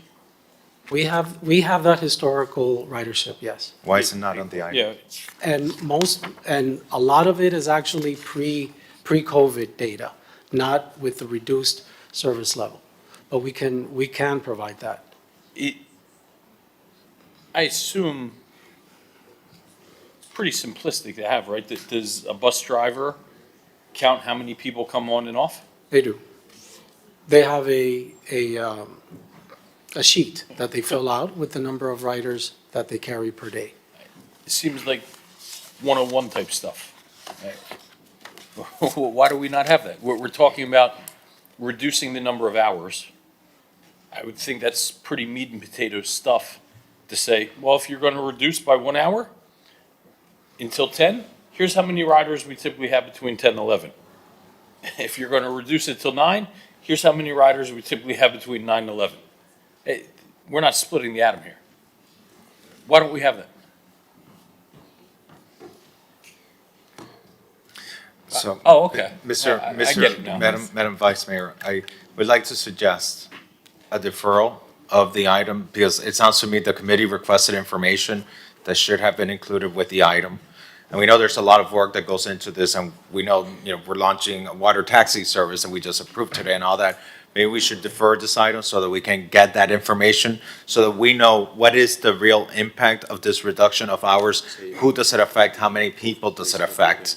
Because I want to know that. That is something, I know we think about commuter service during peak hours of traffic, and that is great for a segment of the population. We have a blue-collar working class that is not that population, that relies on this, that we have to be responsible for representing and looking out for them as well. And those are the people outside of outside of rush hour traffic, but who are working important jobs in our service industries between, beyond 8 p.m. How do they get home? How many of them is going to be Do you impacted? have those numbers? We have a graph with those numbers, yes. Can you put it, we'll waive the 4-day rule, I promise. Can you put it up there so we could look at it? If we email it to, yes. We email it to communications. Does communications have that right now? I'm sorry? We'll have it in a few minutes. We just have to- Okay, I'm sorry, I need this, okay, this should have been part of the item. It sounds to me that the Finance Committee, Commissioner Bond, it sounds to me you requested this during the Finance Committee. I don't want to be seeing these numbers for the first time when we're about to approve a contract that locks us in for how long, Mr. Attorney? 7 years. 7 years. I don't want to be getting that a few seconds before I vote on something. So, this is a long-term contract, a major contract on a very pivotal piece of public transportation that is very successful, and I don't want to jeopardize the success of this program. I'm going to make a motion to defer this item until we have the complete information that we have or that our colleagues, out of respect to our colleagues, to the hard work of the Finance Committee that sat through and requested this information, and not to have that today is a bit frustrating. Commissioner I get that, and obviously I asked for the information, so I wanted the information so we could make informed decisions. I have a pragmatic concern, and I'm wondering if there's a way to figure out how to move forward here. The pricing has been held over already for a good number of months. I don't know if it's 3 or 6 or whatever. So if we defer it, then we don't even hear this until February. So the question I have is, can we commit to at least this many buses now and lock in that pricing and potentially add 2 or 3 buses if that's what we decide we need to do in February? Is that something that we could do? Because I worry that all of a sudden we're not going to have the pricing that we've been working with and we're even more hamstrung. I don't know. Rick, Eric, you guys have to guide me on this. I'll tell you, my concern is if we lock in that price, this price, and if we need more buses in order to provide the level of service at least that we have today, we might not be able to afford it if we lock in this current price. And we may want But our if the administration to prices are- negotiate a better deal with the vendor of what we can afford to provide at least the minimum level of service that we're providing to the ridership at the moment. But my understanding is that the prices have been negotiated and held for 6 months already. And if we, I could be wrong, but that's my understanding, that we are at risk of losing the prices that we've negotiated already. And so I don't know that if we, well, Mike, you can tell us, if we say, if we need an additional 3 buses or 5 buses, would that dramatically reduce the cost of the per bus cost by adding that incremental number of buses to the order? And if I could piggyback on her before you answer, I beg do your our hours of operation impact how many buses are needed? So if we would reduce the hours from 11 to 10, or 11 to 9, or 11 to 8, would that impact how many buses we need? With your permission, Madam Yes, Vice you're recognized. Mayor, thank you very much. For the record, Mike Llorente with LSN Law. We represent LSF, your current and recommended trolley provider. I think Commissioner Bott, Commissioner Magazine, you're zeroing in on something really important here, right? Which is, number one, what seems to be the major point of contention, at least for the moment, is about hours of operation. The hours of operation will not impact the number of buses needed, right? It's just about keeping the same number of buses in circulation for a longer period of time, if that's what the city commission desires. Commissioner Bott is correct. We have been getting quite quotes from Gillig, which is basically one of the only shows in town. There's only 1 or 2 manufacturers of these types of vehicles. So they have somewhat, they have a large amount of control. We have been securing pricing from Gillig for well over a year. They provided pricing in November of last year. We tried to hold that pricing as long as we could. It expired in February of this year. The prices went up by about $50,000 per vehicle. It's about $1 million hit to the city. We got a new quote from them in February. That was good through August. It expired in August. Decision had not been made. We managed to negotiate an additional 30 days through September. Decision wasn't made in September. We negotiated, we being LSF, I mean, they used their leverage with Gillig, the manufacturer, to extend and extend. The latest extension is through the end of the year. We do not at all feel confident that we will get a third or a fourth extension. So it is very likely that if a decision is not made before that pricing expires, the price will go up by about $1 million. So essentially, if I could, it's almost like we can bifurcate this, where if we talk about the purchase of the buses, let's refer to that as our CapEx outlay, right?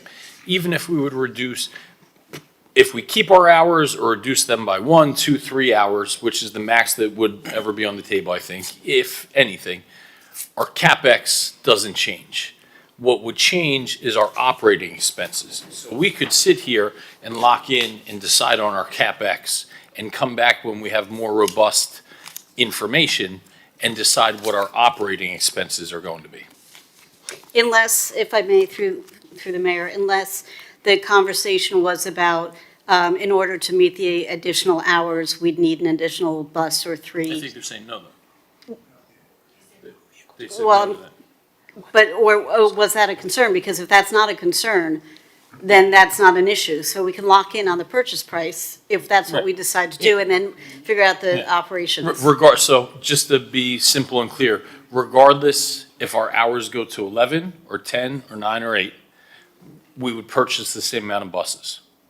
That's correct. Okay, so then can we bifurcate this conversation and agree to purchase the buses once we have the full conversation, if that's where we net out, and then we can come back in February and talk about the operational plan. Now, I know there was also concern, Eric, in our briefing, you had some concern about the type of bus. So I don't know if you want to put that on the record. There may be concerns with the type of bus, but I do think if we're going to purchase new buses for the circulator route, we need to commit to that today, and then we can work out the other stuff. Through the Vice Mayor? I want to clarify before we leave the discussion of CapEx versus operational costs, because we're paying a per hourly rate, we do lose some of our leverage, I think, when we agree to the CapEx. Yes, it would be good to lock the pricing in now, but I think we would have to have some level of assurance that if we expand hours, that we're going to get the reduction in the hourly rate because we're spreading that CapEx over more hours. So there, Mr. Manager, there's a sliding scale that if more hours are provided in terms of operation, that may or may not affect the hourly rate, depends. May or may not affect, doesn't help me. It depends on the scale of the expansion, of number of hours. I mean, obviously, we're not going to increase it by 2 hours annually and expect a change in rate. But if we're talking about the difference, I mean, on your hourly rate, I think there's a $10 swing between operating services at 12 hours a day versus 15. I need to know that if I'm locking in CapEx, I'm not going to lose that $10 swing if we go back to the 15 hours. So there is a connection between the hours and the price. Absolutely. So I want us to be aware of that because we're going to be voting to, What are we? on this, to lock in this price on the buses, but, tied to that is the consequence that we're going to be affecting the hours of service. I like, through the mayor, I think we should defer this, give it some more time. We need Can public you transportation in our explain city. what deferring could do. Yes, Commissioner. What So risk that we're at if we defer? the pricing with Gillig that has been held since February and originally expired in August, then was moved to September and has now been moved to December, will expire. And it is very likely that the price per vehicle, which we do not control, right? LSF doesn't control that, will go up probably $40,000, $50,000, $60,000 per vehicle. There are about 20, more than 20 in the fleet. So it's $1 million impact. And let me ask, if we cut our hours by 1 or 2 hours per evening, how much would that save us annually? I mean, ballpark. We'd have to calculate the annual. And where I'm going, if that is actually less than the $1 million that it could go up, it just doesn't make sense. Yeah, and Commissioner, if I may, the manager raised a good point, right? There, we have negotiated a sliding scale where the hourly rate fluctuates depending on the number of hours, right? If we're operating more hours, right, the price is adjusted downward. I don't know if that has been incorporated, if that chart, that sliding scale has been incorporated into the agreement, but we would be willing to incorporate it into the agreement if it's not already there. It's part of the public record. I think it's in your backup. And we would certainly be amenable to that if this board wants to move forward to lock in the pricing. Do we have the ridership data yet? Because, I think we can hone in on things where if there's hundreds of riders each day between 8 and 9, then maybe we just take that possibility off the table. So we do have communications, if you could put, oh, there it is. Yeah, perfect. So, Misha, do you want to I explain mean, the? not perfect where I can My see it, eyes but. are not fixed, yeah. Yeah. my eyes But are I not- think what you have presented here is perfect. Yeah, we do have percentage. This data is, as I mentioned, it's pre-COVID data, but percentage-wise, we feel it's stayed the same. So the last column, total ridership, you can see that 3 last hours, it's about like 500 people per hour, but it's based on 13,000 a day. So now we have around 10,000 people a day, so you can estimate and So when percentage you have also. 8 PM, that means it starts at 8 PM, so 8 to 9 PM? Yes. But do we run from 11 to 12? We ran from 11 to 12 during From COVID? 8 to 11 right now. Well, then why do we This, have 11 this data is PM old, on there? pre-COVID, when we used to run from 6 a.m. to midnight. Oh, okay. But, also looking at this, I think it's the Collins Express, that lighter blue, that has significantly more ridership than the other routes. And maybe there's a way to selectively, like maybe keep that running all the way till 11. And maybe the other routes get cut down at between 10 and 11. I'm just going Oh, wait 1 second. Commissioner Mateo Salinas. I have a question. These numbers here, when is this from? What year? Is this pre-COVID? Yes, pre-COVID, probably 2018, 19. Okay. It's pre-COVID. So- I mean, the world has changed. But the percentage-wise, it's the So- best what we have per hour. And right now, we have only total per day ridership. What's the driver? We don't even have the information of what Yeah, we're we need updated currently, numbers. what our ridership is currently in a world that is very different from pre-COVID. We do have the total ridership per day, per hour, but not per hour. Okay, well, that's a concern because, I'm sorry, Monica, because the world has changed. People are on bikes and scooters and mopeds in a much higher percentage. So these I understand the bell curve, that's always going to be the case. But the bell curve could be 3 people at the bottom end of it at the late evening. So I appreciate the visualization, but it's information that is, multiple years out of date. So to finish my point, I'm not going to support any type of reduction in hours. I ride the trolley, and generally the only time I ride it is after 8 PM. So that cut just doesn't make sense to me. I know that when we redid the Better Bus Network, we got complaints about that for years. This is helping our traffic issues, and any type of reduction in service will add to our traffic. So I'm not going to support that today. Mr. Thank Mayor.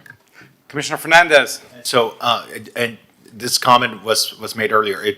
Pre-COVID, we were 6 a.m. to midnight? Yeah. Okay, and now we are 8 a.m. to 11 11 p.m. So we went back, and now we want to go back even further from 8 a.m. to 8 p.m. Correct. All right, and what was the headway before COVID? 15 approximately. 15 minutes, and now the headway is 20 minutes. Correct. This is a bad contract for the residents we represent. I am not going to be supporting this. I cannot support this. We should be going in the direction of improving service, not going from 6 a.m. to midnight to 8 a.m. to 8 p.m. and then now 8 a.m. to whatever time we're going to. It's just, yeah, it's not good. The headways used to be better, now they're bad again. I do not think this is in the public's best interest. Through the chair, if I may, Commissioner, to provide some context, that was our goal as well, to try to get back, it's always been our goal, to try to get back to pre-pandemic conditions. I think what's driving a lot of what you're seeing are the budgetary constraints in the transportation fund.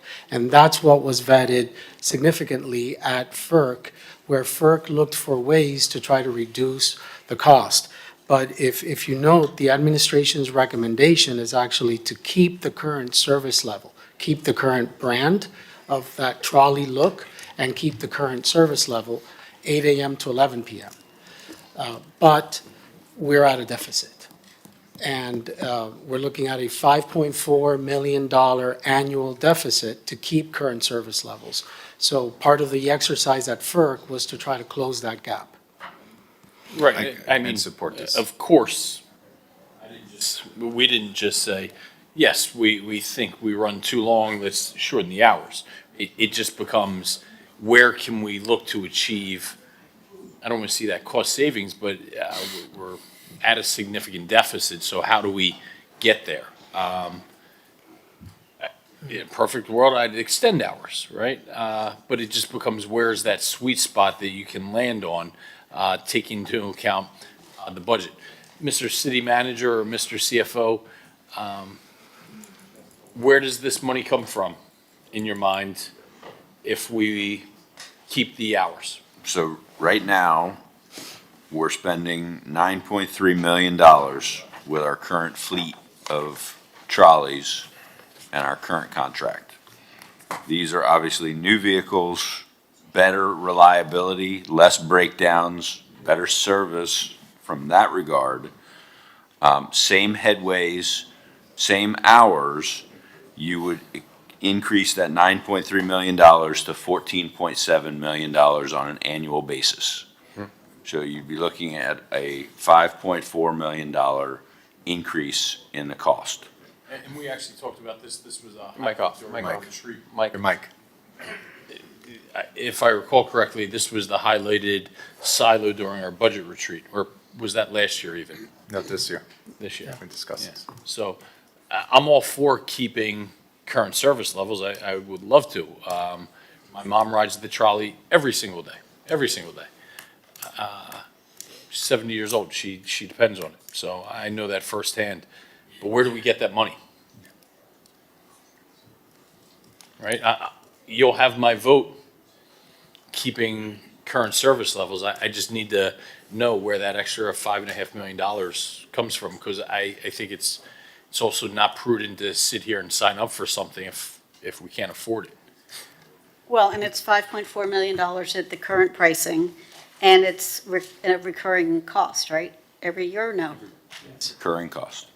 It's not small. I mean, if it were $1 million, not that that's small. I'd say that's,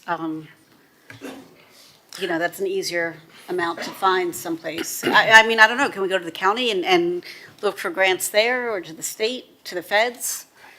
Public We do transport? have a grant from the state of Florida, Department of Transportation. We've had one for several years, and it's about, it fluctuates between $1 million to $2 million a year that we receive from FDOT. And is that factored into, would that eat away the 5.4, or has that already been factored into? No, that's contemplated as part of the Okay. 9.3. So it's a real question. Like, none of us want to cut service, and we'd all, I think, prefer to have, the cute trolley look and feel, because that gives us branding and riders understand that that's the thing. So for that, we'll have to figure out how to wrap the bus or whatever to make it look really distinctive and unique, even across two different sizes, so that people still know that it's ours. So I'm already unhappily but willing to give that up. I just don't know where I mean, $5.4 million is a lot of money.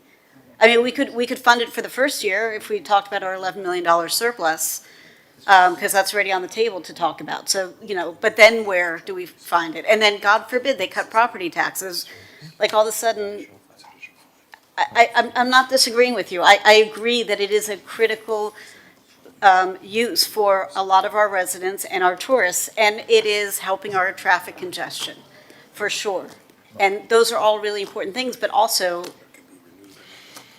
how do we pay for it? Commissioner Dominguez? Thanks. I had a question about the type of bus, because I think I read in the book that they are diesel buses, which are heavy, heavy pollutants. And I know that the Federal Transit Administration has allocated funds for compressed natural gas. Have we looked at a less polluting type of vehicle for our city? We had a very robust discussion at FERC over the different types of vehicles. We looked at CNG, we looked at diesel, we looked at electric, and I think there was one other that we looked at. Hybrid. And ultimately, the challenge that we have on the CNG side is a lack of fueling facilities that are readily available to be able to utilize CNG across an entire fleet of buses. Where's the nearest facility? No. The county, Miami-Dade County has a facility. We reached out to them. They have capacity issues at their facility, and there was no guarantee that we would be able to use it. And so this being a turnkey contract, those facilities would probably need to be baked into the cost. It just elevates the cost. Similarly, for electric vehicles, the charging stations, the infrastructure would also need to be acquired as part of this contract, and that would further escalate the cost. And through the Vice Mayor. Commissioner Fernandez. Yeah, and this goes back to the conversations that we had during the budget process where Commissioner Magazine took such a bold step to ask our administration to find areas where we could find efficiencies in areas where we could. Why? For things like this. Specifically, things like this that are essential. This isn't a luxury. This is essential to the quality of life for a lot of people to get to and home from work, from school, from their family activities. And when we say we're keeping the headways the same, no. What we're doing is that we're delaying the restoration of the appropriate headway. That's what we're doing. We're delaying going back to the appropriate headway. Because, again, saying that we're not changing the headway is complacency with 20 minutes. 20 minutes, it should not be 20 minutes. We should not, this is already delayed. What was, we should be going to what it was pre-COVID before we got to the 20-minute headways. So I don't want to accept 20 minutes being the right standard. It's not. We should, in fact, be looking to restore. I can't support this today. I am not going to support this.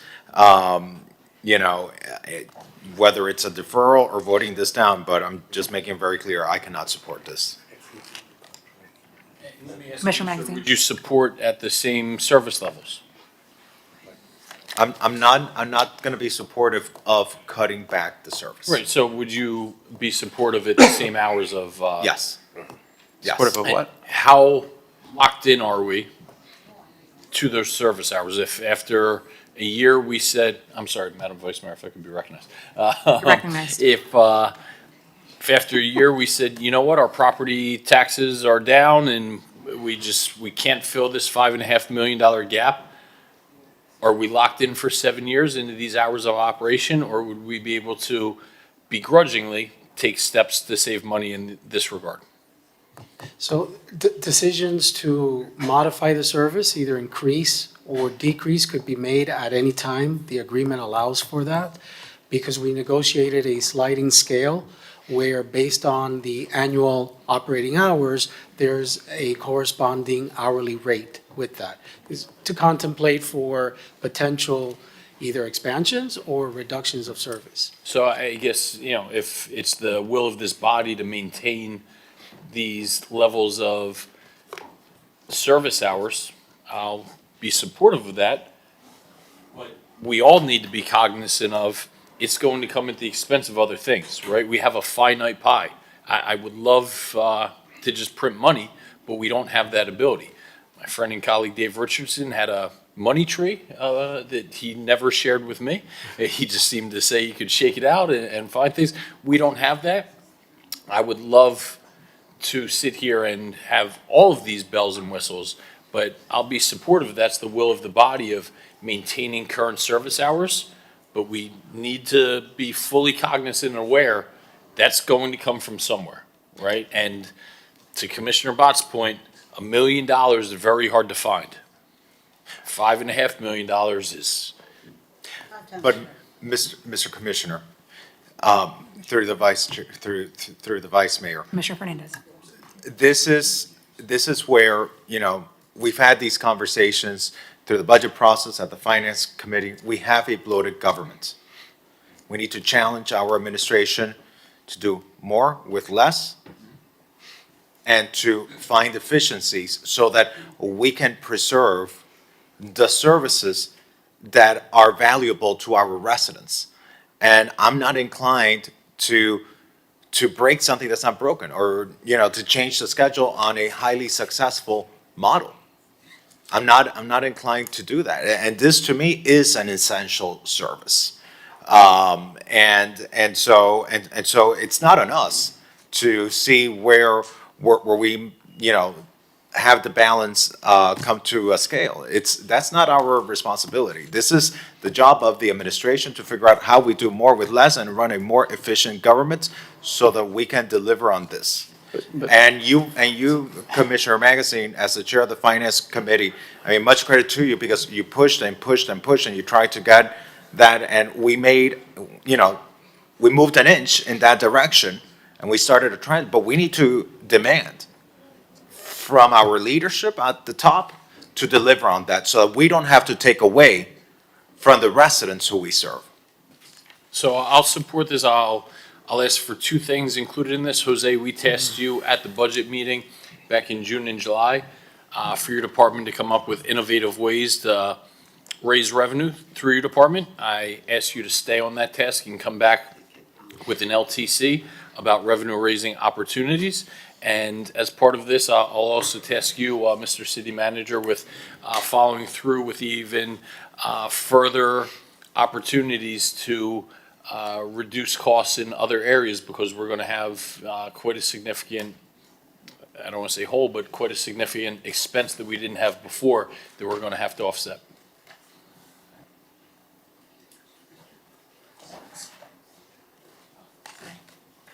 Jason, Mr. CFO, you recognize. Thank you, Madam Vice Mayor. Jason Green, City's Chief Financial Officer. Just to add a little bit to the discussion. This service is funded through the city's transportation fund. The transportation fund receives its funds from the resort tax. So it's one of the percentages of one of the 1% that we get. So as the resort taxes grow or decrease, it fluctuates with that. Because during COVID, a lot of services were cut back, the transportation fund has a fund balance. So in just speaking with OMB, just to confirm, and we did go through this in finance and discuss this, there is actually a sufficient fund balance that should cover this additional service for about 2 years prior to when we would have to look at a general fund subsidy. Also, the transportation department, OMB and transportation have already started to work together and presented a number of non-trolley related costs that in that fund that could be rollback efficiencies. So we did discuss some of those at FERC. That is part of that recommendation and would incorporate those, to ratchet those down in 26 and then incorporate those formally into the 27 budget. So if the commission goes forward with kind of how you're discussing here, this isn't an imminent issue that we're going to discuss in 6 months for the 27 budget, We would have funding in the transportation fund to cover this deficit for approximately 2 years and maybe even a little longer, as we start to have other efficiency there before we even have to talk about the general fund having to subsidize any of these costs or ratchet it down additional hours or something like And when that. you say the general fund, how many months of reserves do we have in resort taxes? The resort tax fund has a six-month set of reserves. Under what is our policy? 6 months. Okay. Perhaps we can also sit here and say any excess resort taxes that are collected during the World Cup time are automatically allocated to this fund. Through the mayor, if I may? Commissioner Bott. I actually think that's a great idea because and not just the World Cup time period, but any high impact weekend or time frame, so throughout spring break for a couple weeks or Basel or, some of these high impact weekends where people are using the trolley service maybe more than they would normally. And we have a higher demand placed on it because we have higher numbers of people here. I think that, it may or may not cover the entire nut, but I think it would help. And so I think we should take a look at that. If you may, what we could do is, the Office of Management Budget puts out, as required, a quarterly analysis, a very extensive document on the budget to actual each quarter. And when it comes to the resort tax, if there's any surplus, we could denote that if there's interest in that surplus, that could be transferred at year end into the transportation fund to cover additional trolley services. But you'll see it quarterly to see how that resort tax fund is doing. Yeah, so I'll say, for June and July, any year-over-year surplus will be, in resort taxes, will be added to the transportation fund to help offset these costs. Commissioner Mateo Salinas. I just want to agree with Commissioner Bott. That's one of the ideas that I spoke with people while I was running about wrapping the trolleys with our big events like Art Basel, Food and Wine, the boat show, and a portion of that go into our transportation fund. I just haven't had a chance to talk with city administration about that because I've only been a commissioner for about 48 hours. But additionally, I also want to mention that perhaps, when we look at something, when we get the convention center hotel off the ground and we have these big new conventions that are coming into town, we talk to them as well about advertising dollars on the trolleys. So that can go to funding our transportation costs. Commissioner Fernandez and Commissioner Dominguez. First, I have to say, I love the colors that Commissioner Monica Mateo Salinas is wearing today. They look like my campaign colors. By the way, you never get more loving than you do at your first commission meeting. You're Keep that in mind. Yes, that's true. Enjoy the moment. Okay, so I just want to make sure with Jason that I heard correctly. So for at least the first 2 years of this contract, we are fine with funding the full service that we have right now. Yes, it The doesn't. 8 a.m. to 11 p.m. And the current headways that we have. Yes, the caveat I would like to add to that is that this would obviously assume, no new programs, no new enhancements, no new Right. one-time, no new capital But projects. continuing the minimum level of service that we have today. It will continue the minimum level of trolley service we have available to the ridership today. Is that That's what the correct? That's what the numbers look like today. Okay. And I would like to ask Mr. Llorente, you represent the vendor? Yeah. If you could please approach the podium. Mr. No secrets Llorente. here, no secrets. Yeah. So I just want to make sure, I want to get it on the record. So assuming, because this is a 7-year contract with a 3-year option to renew, which is why, the seriousness of this, it's going to be policy and it's a long-term contract that's going to affect people's lives in our city for a long period of time. And so I don't want to commit to reducing people's public transportation for such a long period of time. So we're approving this for 2 years. We know we have the funding for this. If after those 2 years, we see an impact on the fund and we can't continue it, we have the flexibility to go back and to reduce the schedule with you guys without being in violation, without being, having any penalties in the contract or anything like that. Absolutely, Commissioner, yes. Okay. The city has the flexibility to do that. I do want to note also for the record, the new trolleys will go into production once the order is placed, right? Or will get in line to go into production once the orders are placed. They will not be delivered to the city for some time, right? Until they're actually manufactured and ready to be deployed. The cost impacts that we're talking about would begin when the new trolleys start hitting the road. So we do have a sort of ramp-up period where the city can plan.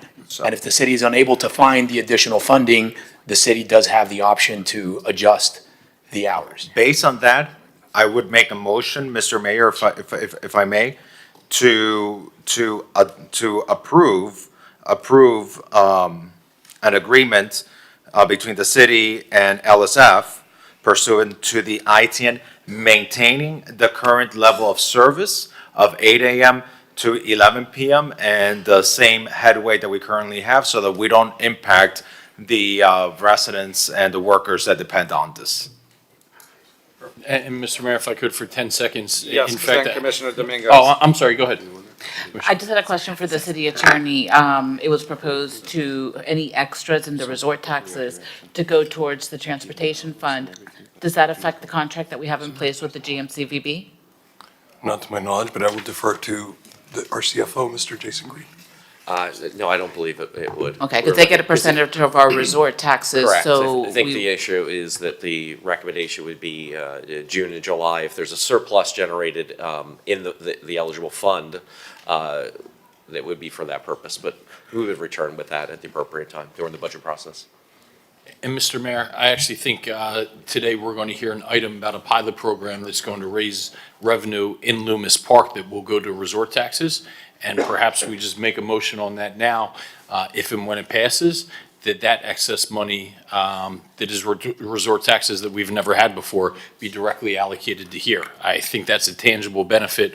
When we had some residents question, well, why are we doing this? Well, this allows us to maintain a critical or at least goes part of the way to maintaining a critical service for both our most needy residents and our visitors. Commissioner Mateo Salinas. I just have one request that the numbers that you showed for the trolley level of services, if we could get some updated numbers that reflect in that similar graph, so we know who is riding when, what hours, For the from ridership. 25, Absolutely, 26, and- yeah. And my apologies for not having included that in the item. I'd really like to see updated numbers, thank you. We should get Absolutely. monthly reports on this. I know at the county, I think it was quarterly. At the county, we used to get quarterly reports from DTPW on the different buses, the different routes, the amount of ridership. We should be getting this because, it can help us better adjust depending on the hours where people need it. Maybe one route needs later hours versus another route might need earlier hours. And so I remember when I worked at the county, we would get these. It was a great tool, and I would like us to see this information regularly. We'd be happy to prepare Yeah, quarterly. at least a quarterly, reports. Yes. a quarterly report with ridership. Eric, you recognized? Thank you, Vice Mayor. Now, we've talked a lot about service hours. We haven't talked a lot about vehicles. I would propose that the difference between the trolley versus the bus is a $500,000 number. The reduction in the spare vehicle purchases, if we were to go with the trolley, is a $470,000 number. I would rather forego the extra 3 spare vehicles, do 2 new spares, and refurbish 3 of the existing vehicles in order to stay with the trolley as opposed to a bus. Tell me why we don't do both, right? Or why, because right now, if we're in a $5.5 million hole that we didn't think we were walking in here, while I would love that, right? I want all these bells and whistles. I want to run 24/7. I want to keep the vintage trolley, but it just comes down to, right, at what cost? So I think if you're saying we have the capacity to actually get rid of the spare vehicles, I think we stick with the buses and get rid of that because we're left with a $5.5 million gap. And hopefully we can find some of that during the World Cup hopefully some of that during the Loomis Park pilot program, but we're still left with millions and millions of dollars of a delta. So I think my argument is simply this, that I do believe that the success of our service is directly related to the quality of the service that we're providing. And I do believe that people think more highly of a trolley service than they do of a bus service. And it's part of our iconic Miami Beach brand. And at some point, the brand is important. That's the only argument that I would make. Just poll up here about the trolley versus bus. And then we need to bring this in. I'm okay with the trolley.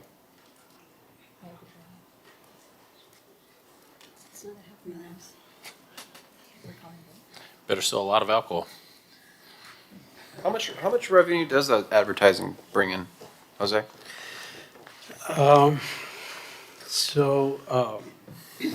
According to the current contract that we have, let me just look up the number here. And who manages it? Advertising. Eric? So, Melissa, you mind stepping up?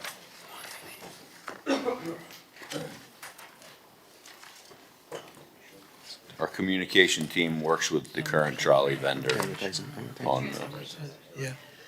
Just one second, we'll have that number. 180,000 annually. That's it? That's, Commissioner hold on, just one second. How many buses are there? We have 21 in service, a total of fleet of 33, 21 in service. 21 in service, so we got 180,000 a year? 180,000 a year, yes. That's only $8,000 a bus in advertising. I mean, that's nothing. I mean, the amount of impressions you get from riding that around, yeah, I mean, easily tenfold this. Who's managing that? So the current advertising contract was a piggyback on a City of Miami contract. The idea with this new agreement is that we would negotiate a new revenue split for advertising. But who manages, like, who decides what brand goes on the bus? Is that the city's doing that, or is that through? That's through a vendor. Our vendor, Outfront, also represented by Michael Llorente, who's here, they manage all the exterior advertising of our trolley. Mike, why don't you come up, please? Through the mayor, or vice mayor. So recognized. It's a 50-50 split? I believe it's an uneven split in favor of the city. The city keeps the majority of the revenue. 60/40. And we're only, City separate. Oh, we're negotiating 60/40. so why don't we just take over the advertising? I'm sure we can monetize that a lot better than $8,000 a bus per year. And let us come up, I mean, I'm sure that's a great funding source that we can leverage to pay for this program. Why do we need Outfront to do that? If I may, I don't think our communications department is a sales department, if I may, through the vice mayor, sorry. You're recognized. I don't think our communications department is a sales department. This is a sales department. Now, the Outfront, what I feel is undervaluing, in my head, Rates. I have the word poder adquisitivo in Spanish, and I'm trying how do you say it in English? Purchasing, thank you, Mr. Dupico. The purchasing power of the consumer in Miami Beach. It's a wealthy purchasing power. And what that tells me is that if we're only getting $8,000 per year per bus, Outfront is doing a very bad job in the valuation. And so how do we challenge, is there a minimum amount guaranteed in the contract that the city gets per bus with Outfront? So through You're recognized. Oh, the mayor, so I don't know is the answer. What I do know is that there is plenty of opportunity between now and the time the new trolleys roll in to have a robust conversation about advertising. I can also say that there is not advertising running, 24 hours a day, every week of the year on every bus, or I'm sorry, every trolley vehicle. Why not? Right, so, I think that's largely a function of demand. Outfront is a large publicly traded company. They have hundreds of sales agents. They have direct contact with the national brands, and so they are uniquely positioned to draw in advertising. I think what they will tell you is that much of the transit advertising that they sell across the country, because they sell trolley advertising all across the country. So back to this item, are we bound only to Outfront, or can we possibly do an RFP for an advertising agency to maximize this advertising potential on our trolleys? Hey, Mr. Manager.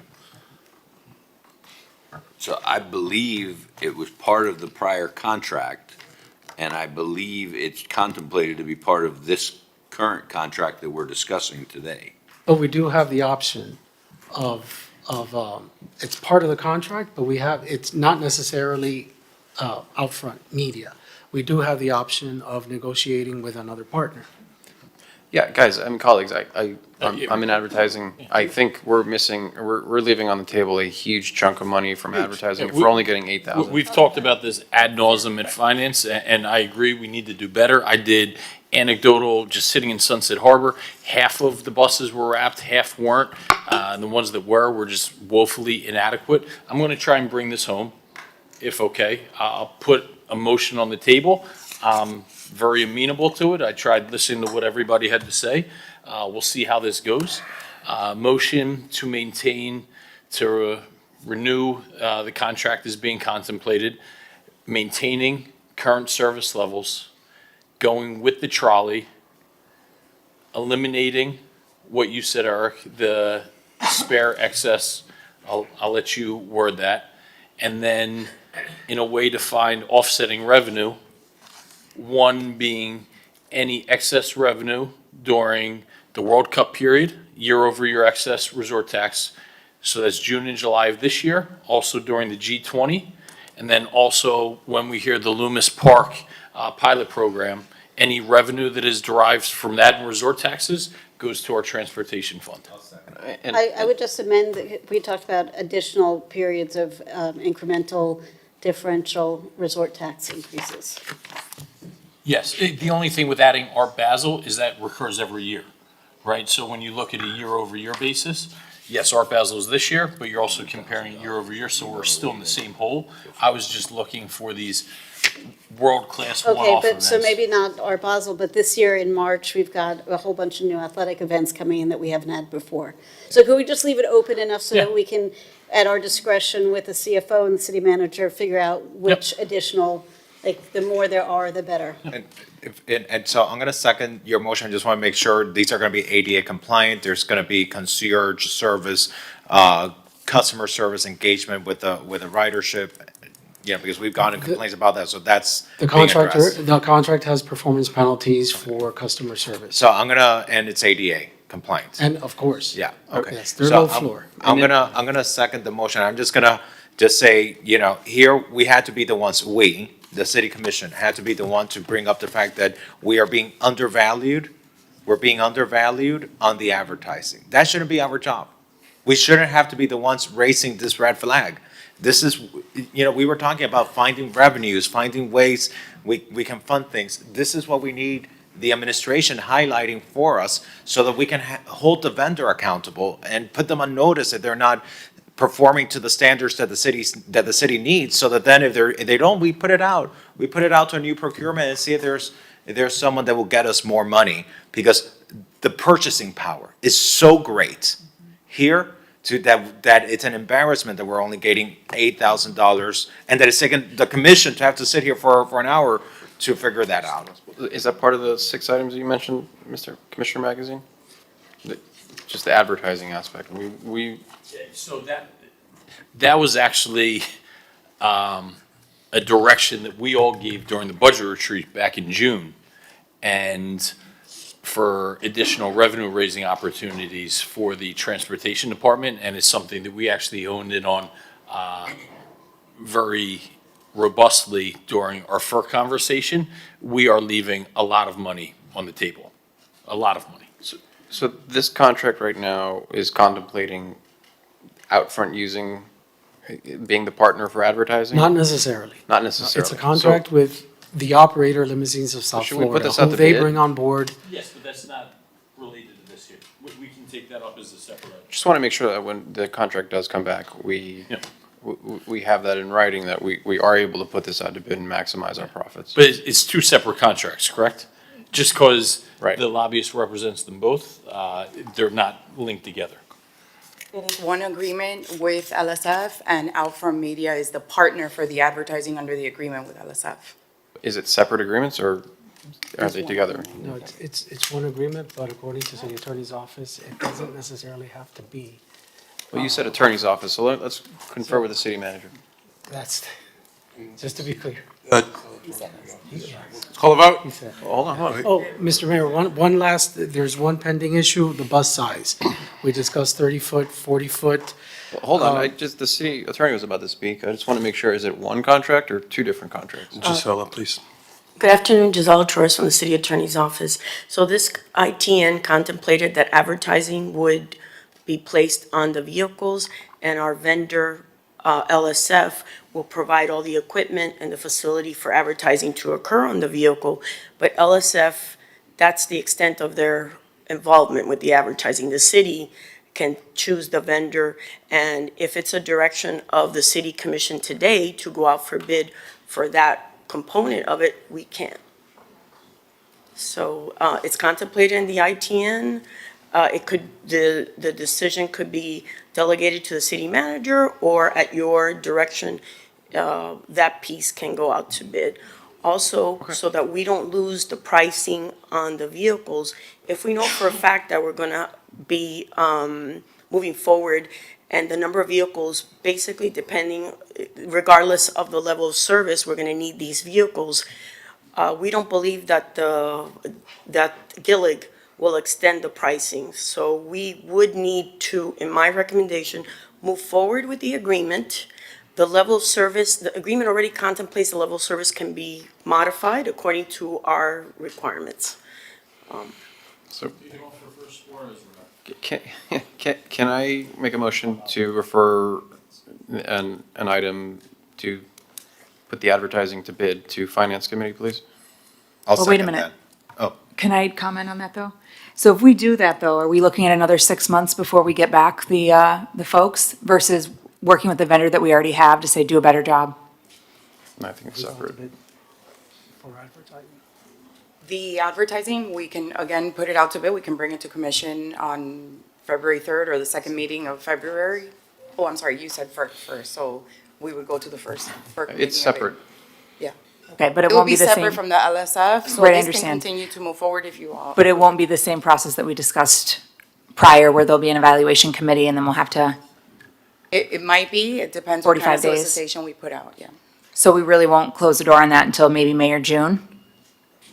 It depends on when we're able to go to FERC and when we're able to, So it we- might be a little longer But depending on when. remember, we won't be getting the new vehicles for at least a year. Correct. But we have a lot of sporting activities that are coming up that might want to advertise. Can we still work with those while we're Correct, in this yes. transition period? The current agreement will continue with Outfront, and the current trolleys Correct. will continue. That won't change, so we can move parallel and it'll all fall into place. Thank you.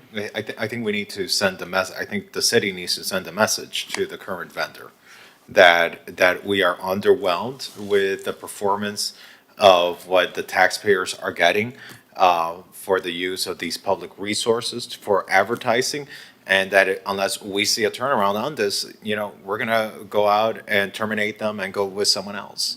I think it's not good business right now for us. Let's take the vote. Mr. Mayor, the last item is the vehicle size, 30-foot, 40-foot. We support the FERC's recommendation to right-size the vehicles in corresponding to the loop. So there would be a mix of 30-foot and 40-foot, but it would represent a cost savings of about $200,000 a year. It's not much, but it's something. So we have two separate items before us? No, I don't believe so. Well, my motion to FERC is an after-the-fact resolution or referral. And then- Yes. You have two items. One is to approve the contract, and one is the referral to FERC. Which one's first, city attorney? Let's take the votes. So we're going to take a vote first on the actual contract with Christie as amended, correct? Correct. Okay, so as amended, I have a motion by Commissioner Magazine, seconded by Commissioner Fernandez. All in favor of the contract, C2C, please say aye. Aye. Anyone opposed? Hearing none, that item is approved. Now we have a referral for the advertisement portion to finance. Motion made by Commissioner Commissioner Suarez. Can we do that by acclamation? Yes. So we also have a separate referral. Thank you. Thank you. Thank you. R5Z and R5AA.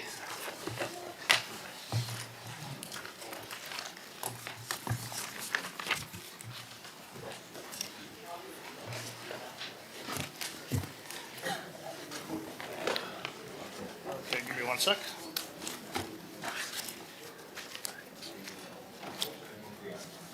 Give me a sec. Item's been moved. Give me a sec, give me a sec. No pressure, Ralph. This is a R5Z. It's an ordinance of the Mayor and City Commissioner of the City of Miami Beach, Florida, amending the City of Miami Beach Year 2040 Comprehensive Plan pursuant to the expedited state review process set forth in Section 163.3184, subsection 3, Florida statutes, by amending Go RLU 1 entitled Resilient Land Use and Development Objective RLU 1.1 entitled Establishment of Future Land Use Categories Policy 1.1.7 entitled High Density Multifamily Residential RM3 to establish a 5,000 square foot floor area ratio FAR bonus for the RM3 land use category for oceanfront properties within the Faena Overlay District that contain a contributing historic structure and providing for inclusion in the comprehensive plan, transmittal, repealer, servability, and effective date. That is item R5C. It is a first reading public hearing. Item R5AA is an ordinance of the Mayor and City Commissioner of the City of Miami Beach, Florida, amending the code of the City of Miami Beach, Subpart B, entitled Land Development Regulations by amending Chapter 7, entitled Zoning Districts and Regulations, Article 3, entitled Overlay Districts. Section 7.3.5 entitled Faena District Overlay to provide a 5,000 square foot floor area ratio FAR bonus for oceanfront properties that are 65,000 square feet or larger and contain a contributing historic structure, providing for applicability, repealer, servability, codification, and effective date.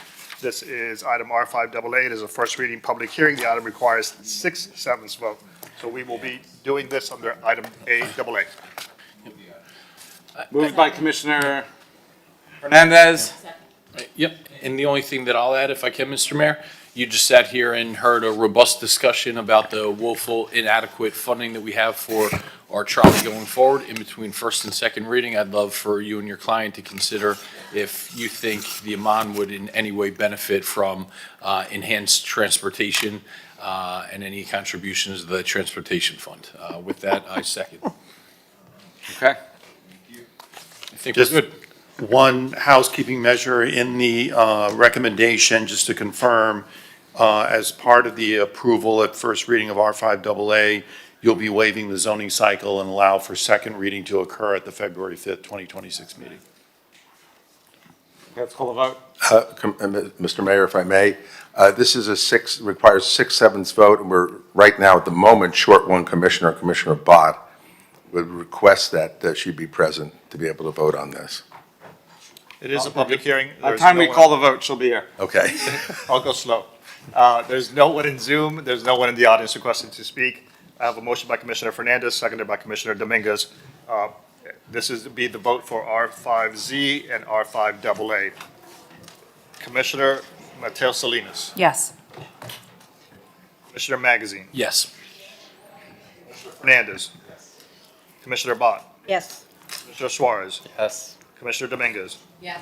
Mayor Minor. Yes. Item carries. Second reading public hearing for both items, R5Z and R5AA, will be on February 5th. Thank you very much. Thank you.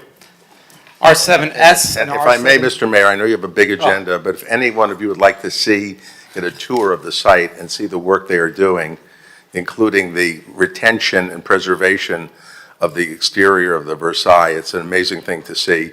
And Mehul Patel, who's a Director of Thank you. Development, will be happy to show you. I'd like to take the trolley down, so think about that contribution. I'm not sure how many Amman customers take the trolley, but I think But you know, actually, your housekeeping staff does. oh, yes. So Are- I'm not being facetious. No, that's true. Actually, backs, the and- whole Yeah, nine yard. yeah. And a lot of our wealthy residents and a lot of our wealthy tourists also use the trolley. It really serves everyone. Thank you. Good comments. R7S and R7T. 7S is approved Miami Beach Homestead and Tenant Relief Programs. For 7T is allocation of anticipated 11.8 million fiscal year 2025 surplus. S and T. Commissioner Fernandez, co-sponsored by me, Commissioner Bott, Commissioner Dominguez, Commissioner Magazine, and Commissioner Mateo Salinas. 6. Take it away, Commissioner Fernandez.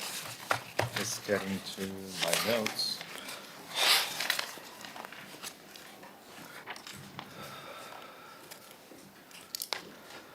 All right. Thank you, Mr. Mayor. So I want to thank the administration for working on this and for the support of the commission on this item. During the final budget hearing, I proposed a simple idea of extra money that we collected that we weren't anticipating on collecting from people to give it back to the people. It wasn't our money. We weren't anticipating on having a surplus. We operated more efficiently. These are one-time dollars that can't be used for recurring things. But our residents, they are being hit with whether it's rising insurance premiums or skyrocketing condominium assessments or the overall cost of living. Many in our community are struggling to keep up.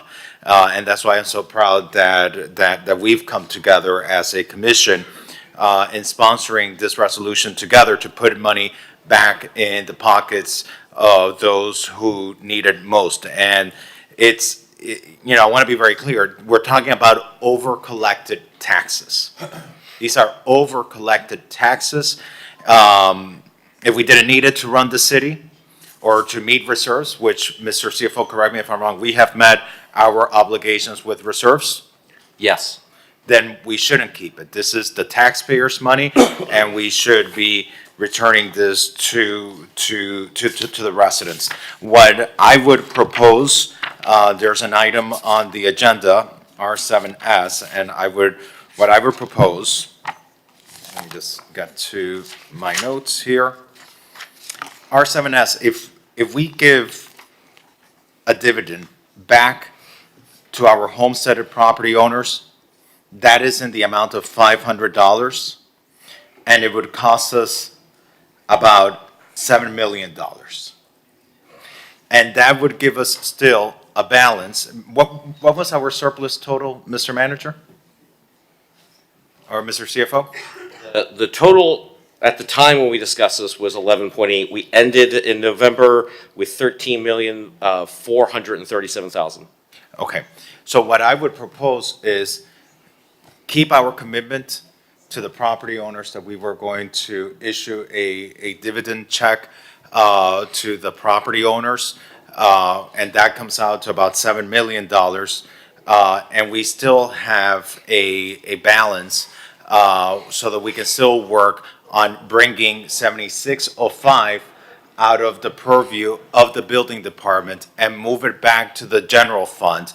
And maybe we don't have to do it all in one fiscal year. Maybe we do it through multiple fiscal years. Maybe we pay some of it now and we do a covenant to budget so that in the next fiscal year and the following, we complete it. But that way we're able to meet our promises. The promises we made to the homeowners that we would return to them this overtaxed money that we didn't need to meet our obligations or reserves. And we also meet our commitment to the residents of North Beach who don't want a building permitting office in their neighborhood and transferring that property to the domain of the general fund so that we can expand it for more general public purposes. And if I may, through the mayor, I'd like to make a clarification. This program is not being funded by ad valorem taxes. We will be using non-ad valorem sources. Yes.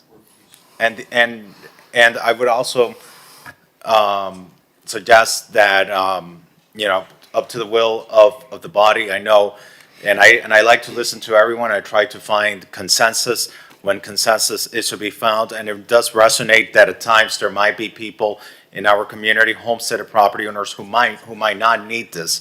I think we should do this in such a way that the people who need it, they can request it. Give them a deadline by which they can request their dividend.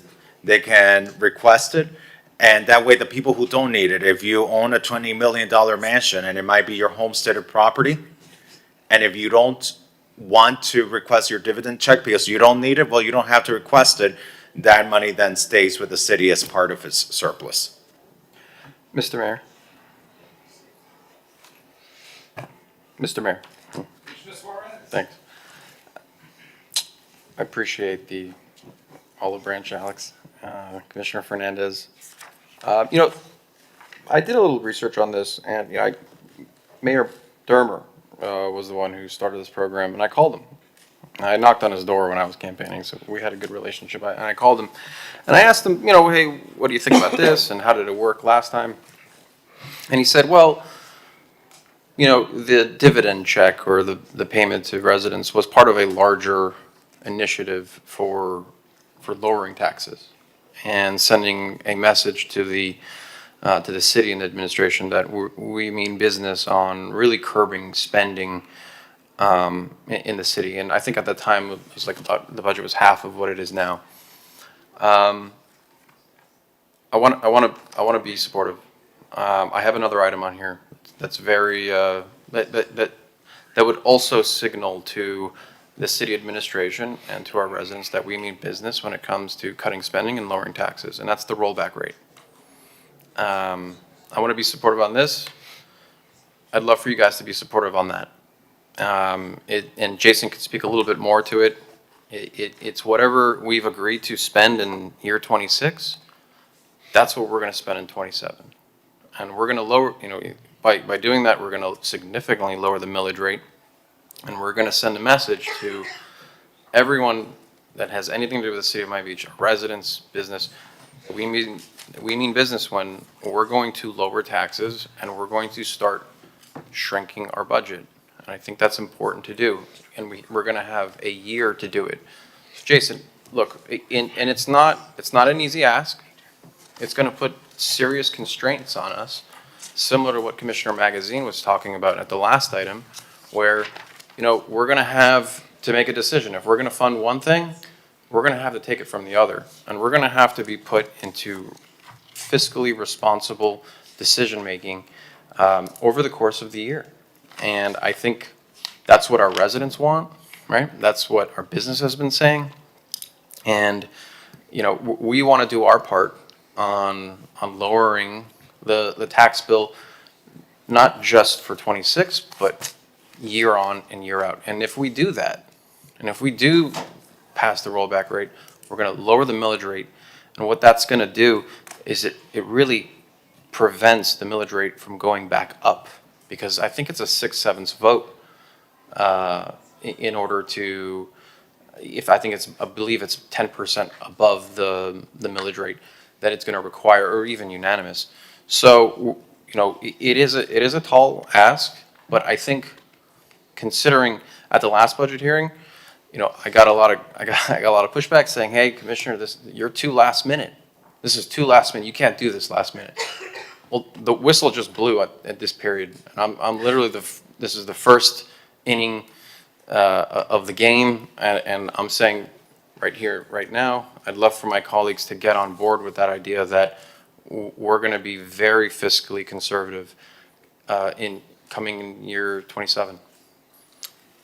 If I can, I don't know who to go to now, but so one of the challenges of doing that in previous years is we had, 6 or 7 union contracts that were up for negotiation last year? Is that correct? 5, but close. Yep, Yeah. 5. We don't have that constraint here. Our residents, and not just in Miami Beach, across the country, right, are speaking loud and clear. Affordability, whether you live on North Bay Road or North Beach, it's impacting everybody. It's impacting me, I know that, right? It's impacting overwhelming majority of our residents. So what can we do to help our constituents with affordability? One, cost of housing has gone up astronomically. We need to really put our money where our mouth is when we talk about the true steps that we need to take to lower housing costs. Another is taxes, right? That going up every year, whether you're a homestead or a renter. If you're a renter and we're passing through these tax increases, because, not tax increases, but property valuations go up and you get assessed on the higher valuation, that's passed through to renters. We need to provide them relief.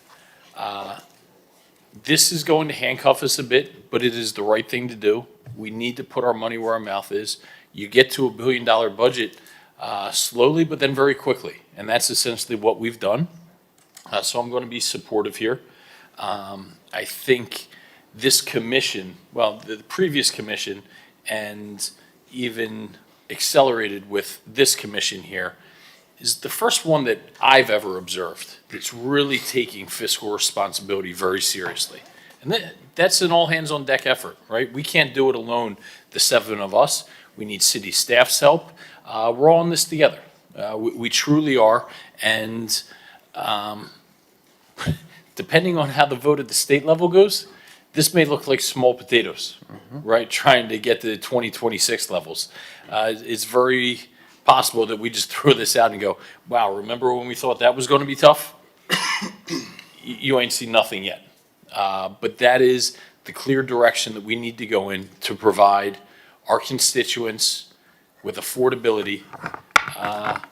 But it's going to be a delicate balance because we are Miami Beach. We do want to go above and beyond in the services, the events, rolling out the red carpet for things. So it's a needle we're going to have to thread. But Commissioner Fernandez, you said do more with less. And that is a challenge to every single person working in this city. It's one I'm going to take on. I know my colleagues are going to take on. But for the 2,700 employees, every single one of us is going to have to live an embodiment of that. So I'm going to be supportive of that. And I think we need to challenge, and Commissioner Magazine, as chair of the Finance Committee, you have led the charge to ask our administration to find efficiencies. And we started that. We started that last year. And if anything, the idea here is so consistent, and I'm so glad, Commissioner Suarez, that you spoke with Mayor Dermer, because the intent was consistent then as it is now. Signaling to the public, we reduced the millage rate for the first time since 2018. Was it nominal? It was nominal, but nominal to symbol that we want to continue that trend of reducing our budget. And this is supposed to signal that directly to the residents. We overtaxed you. This isn't our money, and rather than directing it to more expenditure, it goes back to you. And just remind me, because you think I would remember this, the rollback rate. Tell me exactly, the rollback rate means we don't spend more than what we did this year? Basically, what it would be an approximate rate to the revenues that you collected in the current, or I guess in the prior year. Netted two different things. New construction would be additive, and then the adjustments, negative adjustments when it comes to the Value Adjustment Board. So anyone who took a property to the Value Adjustment Board, it would actually decreasing that revenue. So it's not a very specific number, but in general, that's the concept. I would do a motion, and Commissioner Suarez, I would love for you to join as a sponsor of this item so that it's really a unanimous item of the city commission, approving the dividend check to the homesteaded property owners, which comes out to $7 million, getting the balance of the surplus to get 7605 out of the domain of the building department and transferred back to the general fund, which was a longstanding promise made to the residents of North Beach. And part of that motion directing the administration to incorporate what you're saying to prepare that rollback millage rate for next year. And through the mayor, I have an item, Okay. R7AD. So Mayor would have to call that It would be great to call in conjunction with this, so that we can pass both. And I just want everyone to know, someone mentioned, there's union contracts. The rollback rate still increases revenues because of new construction. So any new construction that comes on is just an added bonus to our revenues. So we don't have to, I guess, decount for that when they do come on. So when new construction comes on, that's an added win for us. So. Would you like to marry the two items? That way we are on Yeah. unanimous standing. You're not going to vote for that? The rollback? No? Well, I didn't hear that. I didn't hear Commissioner Dominguez. I'm going to pull up my notes, but I wasn't interested in voting for the rollback rate. I'm all for the city looking for efficiencies, but when I had a meeting with the city administration, it's really going to cost a lot. And we're a city that provides services to our community. That's what makes us stand out. And so there's more to it than just taking a vote on it right now. This is huge. And you're right, it is huge, but, lowering taxes and putting a stop to a $1 billion budget is what I believe every resident wants. Every resident wants to pay less taxes, and I think that's ubiquitous across our city. And that's what this does, it lowers taxes. And not doing it just lets taxes increase year over year. That's how we get from a $500 million budget to a $1 billion budget, and just Well, the city felt that it was a significant undertaking. It's cutting over 20 millions in budget. This is a big deal, and it deserves a bigger discussion than just packaging things together. Well, $20 million over $1 billion is what, 5%, Jason? I mean, and realistically, what is the percentage that we would be curbing spending in '27? Well, the general fund budget's a little under, I believe it's a little under, right around $500 million. Based on last year's model, it would be estimated around a $21 million decrease in current service level. Budget is how we would go forward with that. So What is that in percentage-wise? yeah, probably in the 5% range. Listen, colleagues, I think 5%, lowering our general budget by 5% is reasonable, especially considering what's coming down the pike from the state and these rising utility costs. I mean, think about it, everything is increasing. Water, sewer, FPL, you name it, everything is raising. Here's an opportunity for us to actually lower taxes and hopefully offset those rate hikes. And Commissioner Suarez, I join you on that. Again, the challenge is on the city administration. We have to set that expectation. I think and I got the concern of our colleague, and I think it's a well-founded concern, but I think you speak with any professional that is watching from the outside into our government, and they will tell you that there are ways, there are efficiencies, there are $20 million worth of efficiencies in our government that could be found. And we have a year. And that's the challenge. That's the challenge. These are the things that I'm going to be looking at this year as we do reviews and we these are the things that I'm going to be looking at because this directly impacts the future of the city, and it signals also to Tallahassee that we are listening, that we are being responsible with our taxpayers, that we understand the struggles, that they don't need to come and preempt us now also on property taxes because we are listening to the challenges of the people. And so I'm fine directing the administration to work on a rollback rate because it is the right thing to do moving forward. Through the mayor. Commissioner Bott. Jason, can you please talk about this rollback notion? I know that at the budget meeting, it was an inappropriate time to suggest something that dramatic.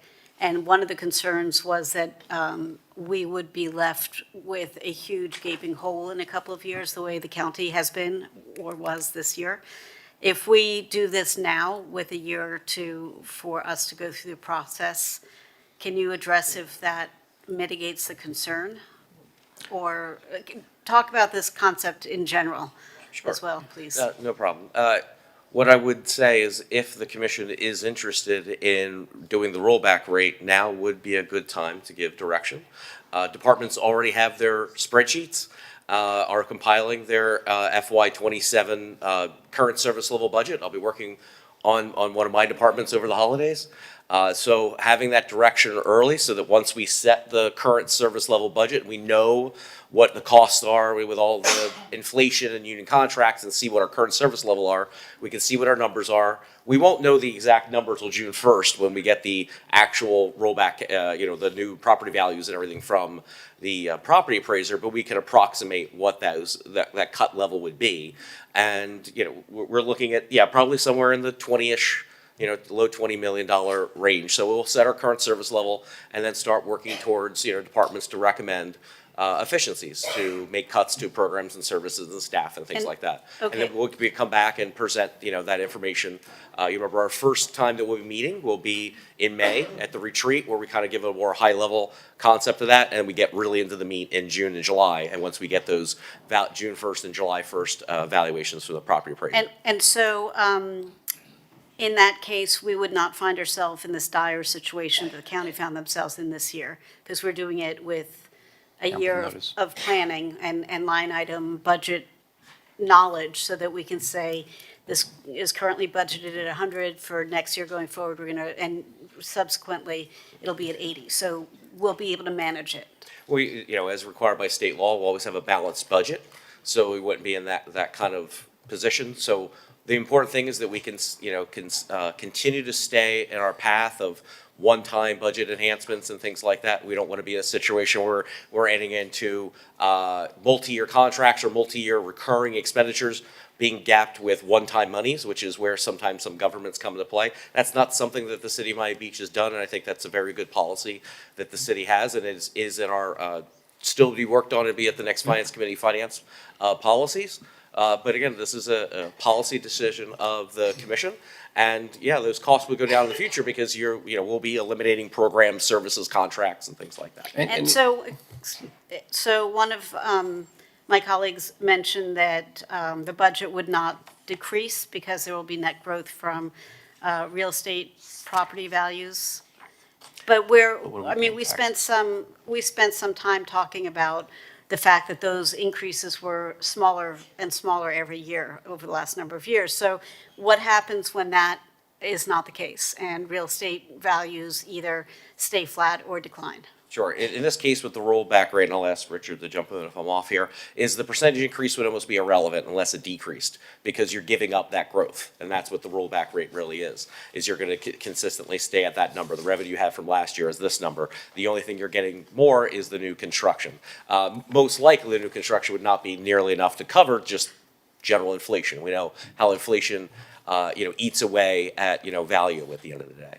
And this is where you get current service level cuts. So this money that we're talking about to use to buy back the building from the building department, it's a not insignificant amount of money. And so what would happen to that money if it were not used for that? If the building department could use that money or could use that building until either we have a better plan for that building, or we have a bumper year where we can, 2 or 3 years, pay for it then. But at this point, we've already lost a year and a half. It's sitting there empty and not being used at all. So, is this something that we could do later and use this money now to get towards that $6.5 million? Get towards that $20 million, rather? I would ask if Vince is here, because I know Vince is an expert in the building code and how they can use their funds. I think there's a time frame in which he's able to utilize those dollars, and I think it has kind of a clock on it. So I don't think it's something, the idea is not that it becomes an interest-free loan for the government to park there indefinitely. I want to say that there's a time frame on that. And that's not what I'm suggesting. Okay. Maybe I didn't explain myself well. But if I can, he does have, the building fund, the commission has already appropriated dollars to renovate it. I want to say $2 or $2.5 million. She's not talking about. That's not what I'm talking about. And If- Commissioner, if- if I may, because it was part of my resolution of the $7 million for the building. And if I may, through the mayor, that $7 million that was going to go to the building department to refund the general fund, one of the one of the ideas I had for that funds to be used is for a concierge permitting system for aging buildings that need to go through their 40-year, 10-year recertifications and literally have a concierge service to walk them through. We're going to have dozens, if not hundreds, of buildings that are going to be coming into the building department, are going to have no idea how to navigate the building permit process, and it's going to cost them hundreds of thousands of dollars. And these are life safety issues that are going to need to be met. I met with MBNA a couple of days ago, and they love the idea because right now they've already identified just 14 buildings in their neighborhood that are going to have to go through these intensive multi-year recertifications. And, you know, the city right now is not equipped to really give them the white glove service that they would have and they could save money on. You know, I could probably,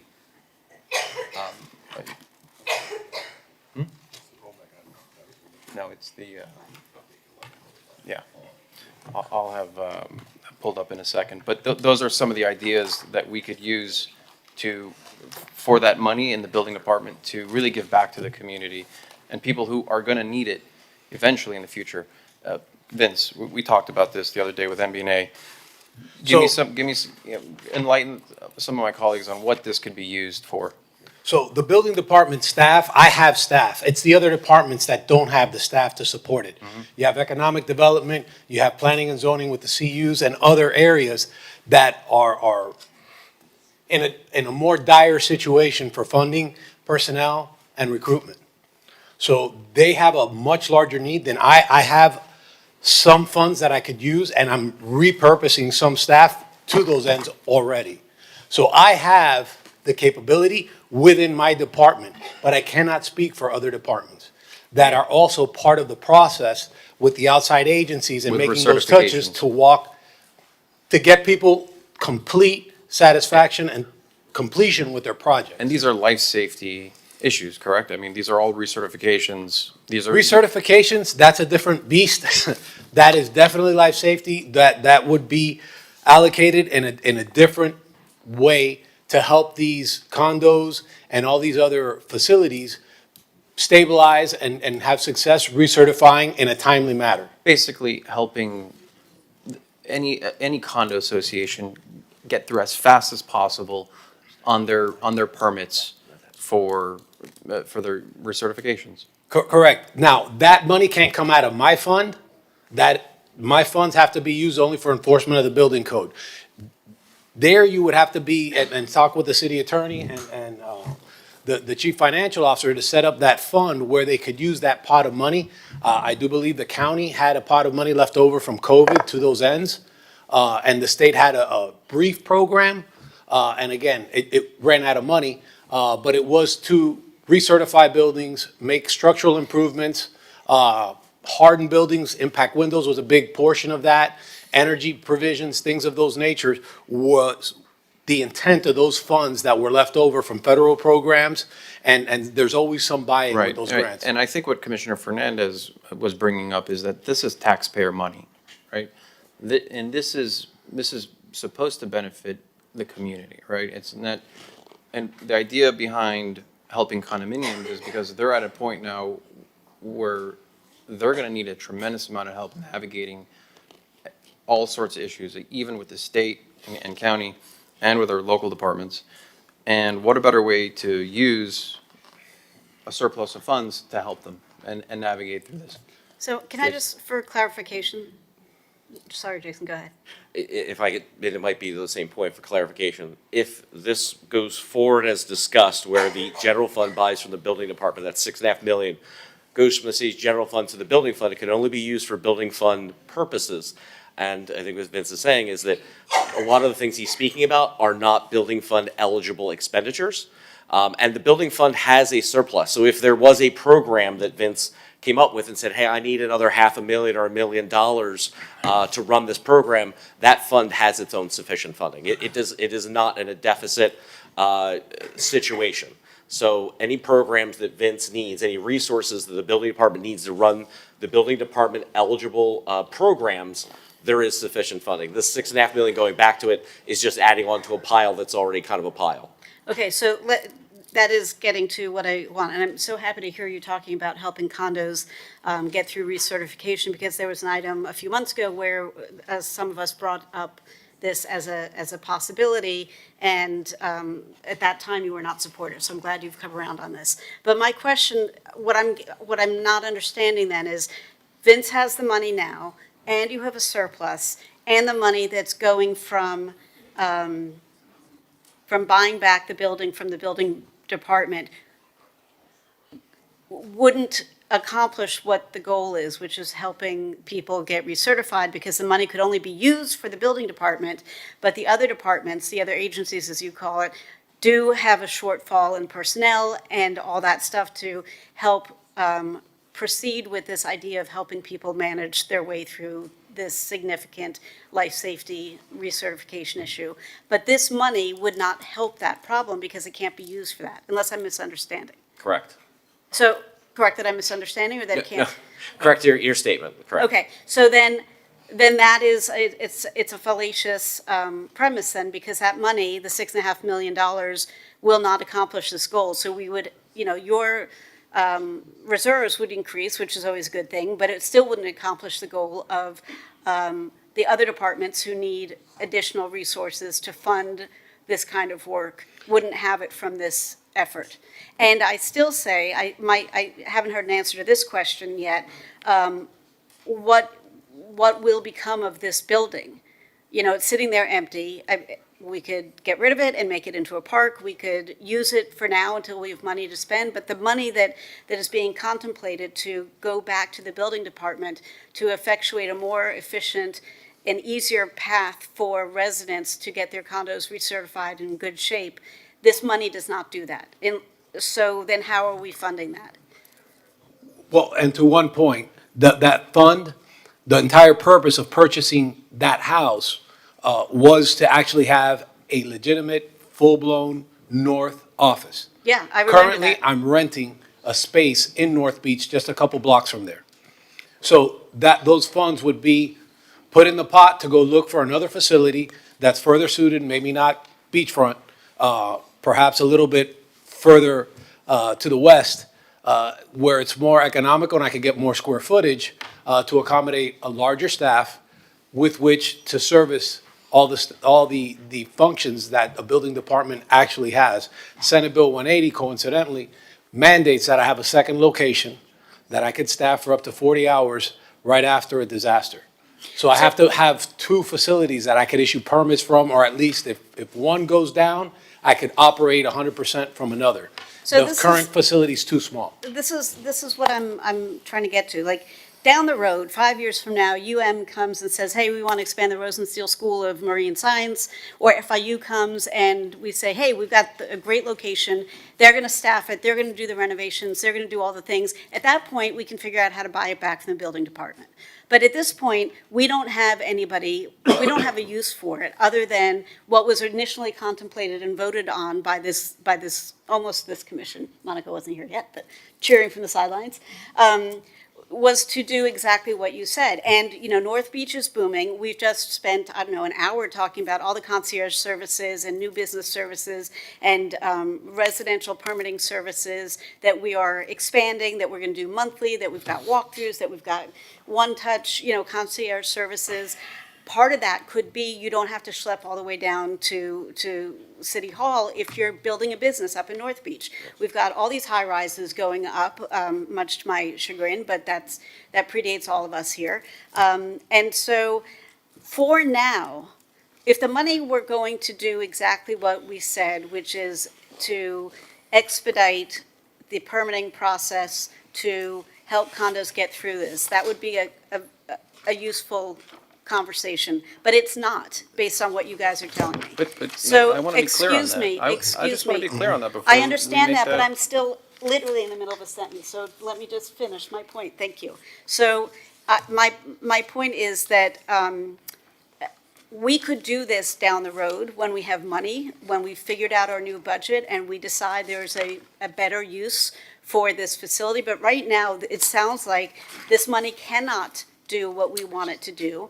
It does not help the other departments that need to find the resources to staff up, but it can help us in our business and residential concierge services, as well as some other things. And, oh, by the way, save money in rent. We already have a tiny office up there that you have to pay rent on. You don't, it's not big enough. So I'm sort of Part of the confused. improvement is also the technology component.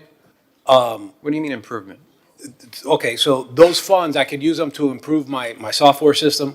So earlier today, we were talking about AI. Yes. For example, and AI and speeding through something that would have taken months can take an hour or a couple of minutes. AI is a reality that's coming down the barrel for every industry.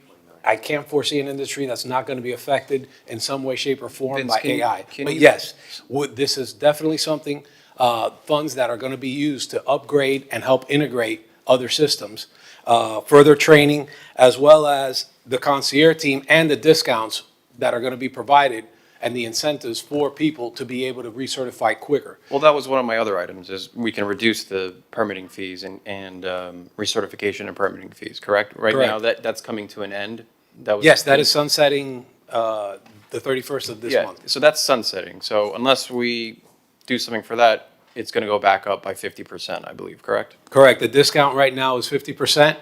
If you recertify Okay. prior to the bingo date that it's due, because right now it would be saving funds from people, having people to post, and you also get a discount on recertification permitting as far as concrete restoration, waterproofing, things that are specific to the restoration of the building to make it safe and habitable. So you can actually use these funds for speeding up the process.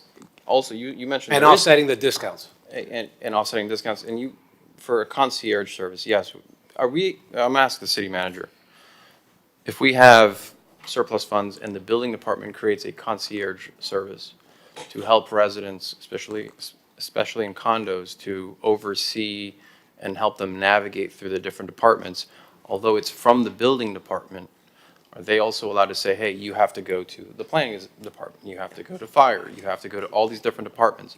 And that's sort of what my idea is, as far as a concierge service on the building department. So, I mean, Vince knows the regulations better than I do, but my understanding is that if someone is doing something to help facilitate a building permit process, that would be consistent with the state stat. Yes, yes, sir, absolutely. So I want to be clear, because Commissioner Bott said that you can't use it for other departments. And what my idea is that we have a concierge service that helps a condo who needs to go through their recertification, go through all the departments, and that would be led by the building department. Correct. So the intake portion of it, the administrative, here it is always done through my department. Okay. Then there are certain parts that I don't do. For example, planning and zoning, Durham. I don't collect any fees for them. However, I am the archive, and I am the first touch point in any process So if there was that a deals with that. concierge service, it would make sense to have it in the building department. Yes. Okay. So I have a question on that. So I just want to make sure I understand this. So when we have, let's say, with a concierge issue with a business, a delay in the planning process, in the planning department, but it's a building permit that has to go through review with the planning department. The concierge, the funding that the building department has for a concierge can help with the planning review because it's tied to a building department permit? Okay, I understand the confusion. We cannot do the review. I do not do the physical review. I do the intake process. I could email somebody, I could contact them, I could put the owner in touch or the design professional in touch. They could use my facility to have a meeting. But I cannot do that review. My staff does not do that review. My staff Where's does the the delay? receipt of all Is the the delay paperwork. in the review or is it the delay in the dispatching? So you play, what's it called? Operator. Traffic cop. You works. play traffic cop. Is that where the delay is at now, or is a delay with the review? A combination. Well, that's where the concierge would help. it would say, hey, look, this is step A, this is step B, this is step C. And if there was a problem with step D, since the concierge department would work with the building department in the city of Miami Beach, they can talk to the planning department, they can talk to that inspector and say, hey, look, this is the next step, this is what we're waiting for. We don't want to be held up 60 days. I think you need to get on this meeting. And that's sort of the idea of having a concierge in the building department to help play traffic cop. Jason, do you have a comment? Thank you. Just to add for the purpose of this discussion, which is really related to the use of the surplus, this discussion about the need for resources or programs to supplement our existing building department is, I think, a little bit separate, and here's the reason why. The building department has a very Surplus. healthy surplus. The $6.5 million is not needed to do any of these programs. Everything that's listed there is able to be done within the existing financial structure of the building fund. And if that's something that the commission wants to move forward with, everything that's on there. Yeah, but that- Jason, what we're doing here as policymakers is we're deciding what to do with the $7 million, the best use of it. Yeah. Right? And we have, unfortunately, a city building on oceanfront property that's really ridiculous. Okay, and I don't want to wait for someone to come to tell us what they want to do with it. I want to be able to have the option to send it out to RFP and say, hey, this is what we'd like to do. We can't do that now. We're pigeonholed to a building department. I understand what you're saying, Well, yeah. but at the end of the day, if we're going to be using it, the taxes have already been taken, okay? And what we have to decide is what's the best use of that other $7 million from this surplus. Commissioner Suarez, I made a motion so that we could get the balance of the surplus to specifically address what you're concerned about. Getting the building out of the building department and into the purview of the general fund. We have that opportunity before us. I mean, I made the motion. The motion is on the table. Due to the dividend as originally envisioned for our taxpayers who could get $500, which, by the way, we've gotten a lot of emails from people who are waiting for it,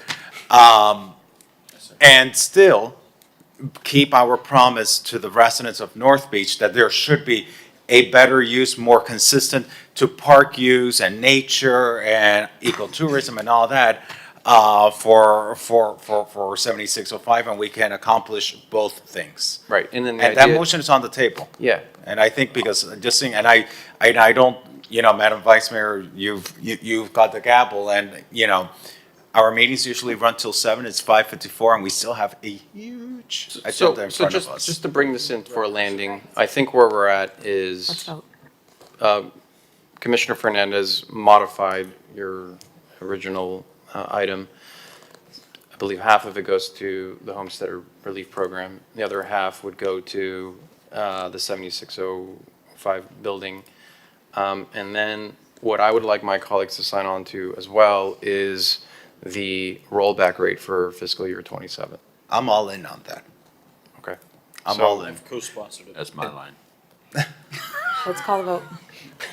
So should we wait Let for me, the- let should we let wait me for the just mayor? ask also, since, Mr. Manager, Mr. Attorney, yesterday during briefing, you also mentioned the scenario where we can still transfer 7605 to the general fund without having to do it all in one fiscal year and doing a covenant to budget, doing it over multiple fiscal years. Explain to me the benefit, the pros and cons of doing that.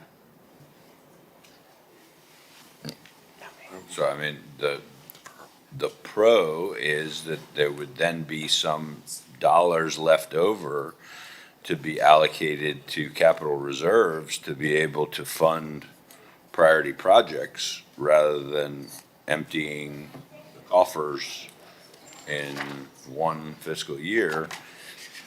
I mean, that's the primary benefit. But we wouldn't be emptying the coffers because we have capital reserves. This is just, we've met our obligations with reserves. Is that not correct? Different reserve, I think, that we're talking about. Typically, we fill up our general fund reserves, we fill up our resort tax reserves, and then if there's any other surplus, it would drop to capital reserve.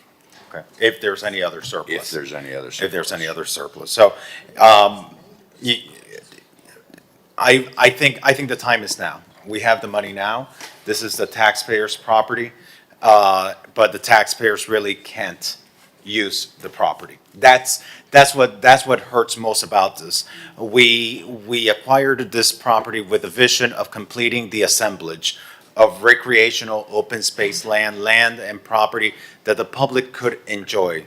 The public can't enjoy a building department office, a permitting office. The public can't enjoy bureaucracy. I want this to be, to go back to the vision that the neighbors have of this being a community space, and we have that opportunity before us. I join you. I hope you can join us, the rest of your colleagues. I think it's a good way to be moving forward in this new commission in unity, and sending a strong message to our taxpayers. We're supporting you, not only financially, but in our public assets, opening it back to you, the public, and I joining you in your item for a rolled back property rate, recognizing the difficult times our property owners are facing in terms of taxes. Okay, can we bring this home? We're ready to vote? I'm ready to There's vote. 2 items, right? I know. You have to call the R7AD. By the way, I agree with the sentiment. The surplus, the dividend, as you say, the millage rate, it shows a message that we're sending. And not only to our residents, but to our city, and it's the right direction, and I'm glad that we're continuing on that. Do you need to call the item? I think we could do it right after. Okay. So just for the record, I have a motion from Commissioner Fernandez on R7S as amended, but I haven't heard a second. May I have a second? I'll second. Second. Would you join us, Commissioner Suarez, as a sponsor of the item? You're going to sponsor me in my rollback rate? I will. All right. Yeah, we got to do it. So this is Commissioner Suarez over here. Okay, so this is R7S. I have a motion as amended, Commissioner Fernandez, seconded by Commissioner Suarez. All in favor, please say aye. Aye. Anyone opposed? Hearing none, the item is approved 7-0. We are withdrawing R7T. Yes.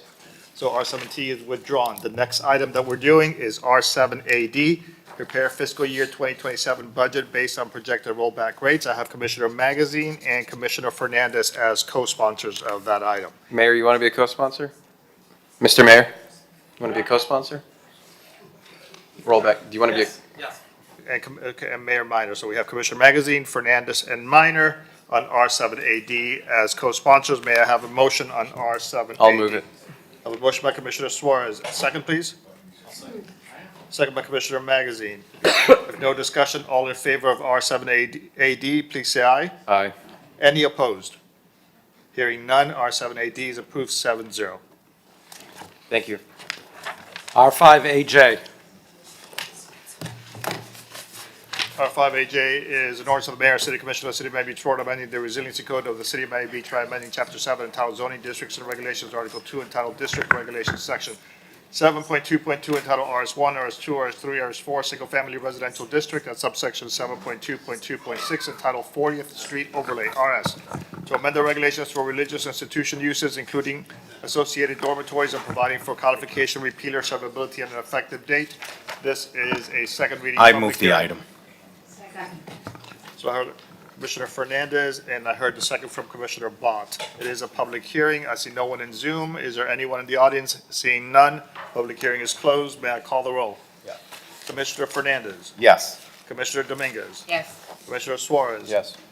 Commissioner, Vice Mayor Matil Salinas. Yes. Commissioner Magazine. Commissioner Bott. Mayor Minor. Yes. Motion carries. The item is approved. That was item R5AJ. R7A. R7A is adopt First Amendment to the fiscal year 2026 capital budget. It is a public hearing. I move the item. Second. I heard a motion from Commissioner Fernandez, seconded by Commissioner Dominguez. I see no one in the audience requesting to speak, no one in Zoom. R7A, may I call the roll? Yes. All in favor of R7A, please say aye. Aye. Anyone opposed? Hearing none, R7A is approved 7-0.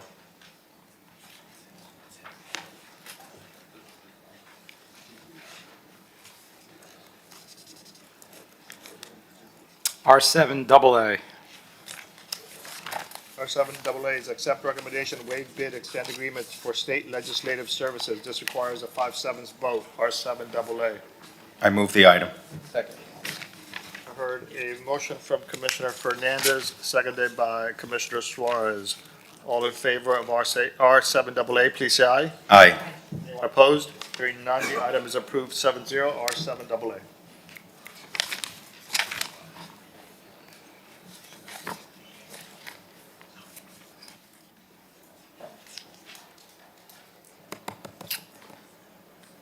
Let's call R7F. R7F is approved plaque to honor Rabbi Stern, 41st Street and Pine Tree. This item requires a 5-7 vote, R7F. I move the item. I've heard a motion from Commissioner Fernandez, seconded by Mateo Salinas on R7F. It is a public hearing. I see no one in Zoom, no one in the audience. All in favor, please say aye. Aye. Aye. Anyone opposed? Hearing none, R7F is approved. Write it down. Yeah, I just want to take a moment to recognize Rabbi Tibor Stern. There are so many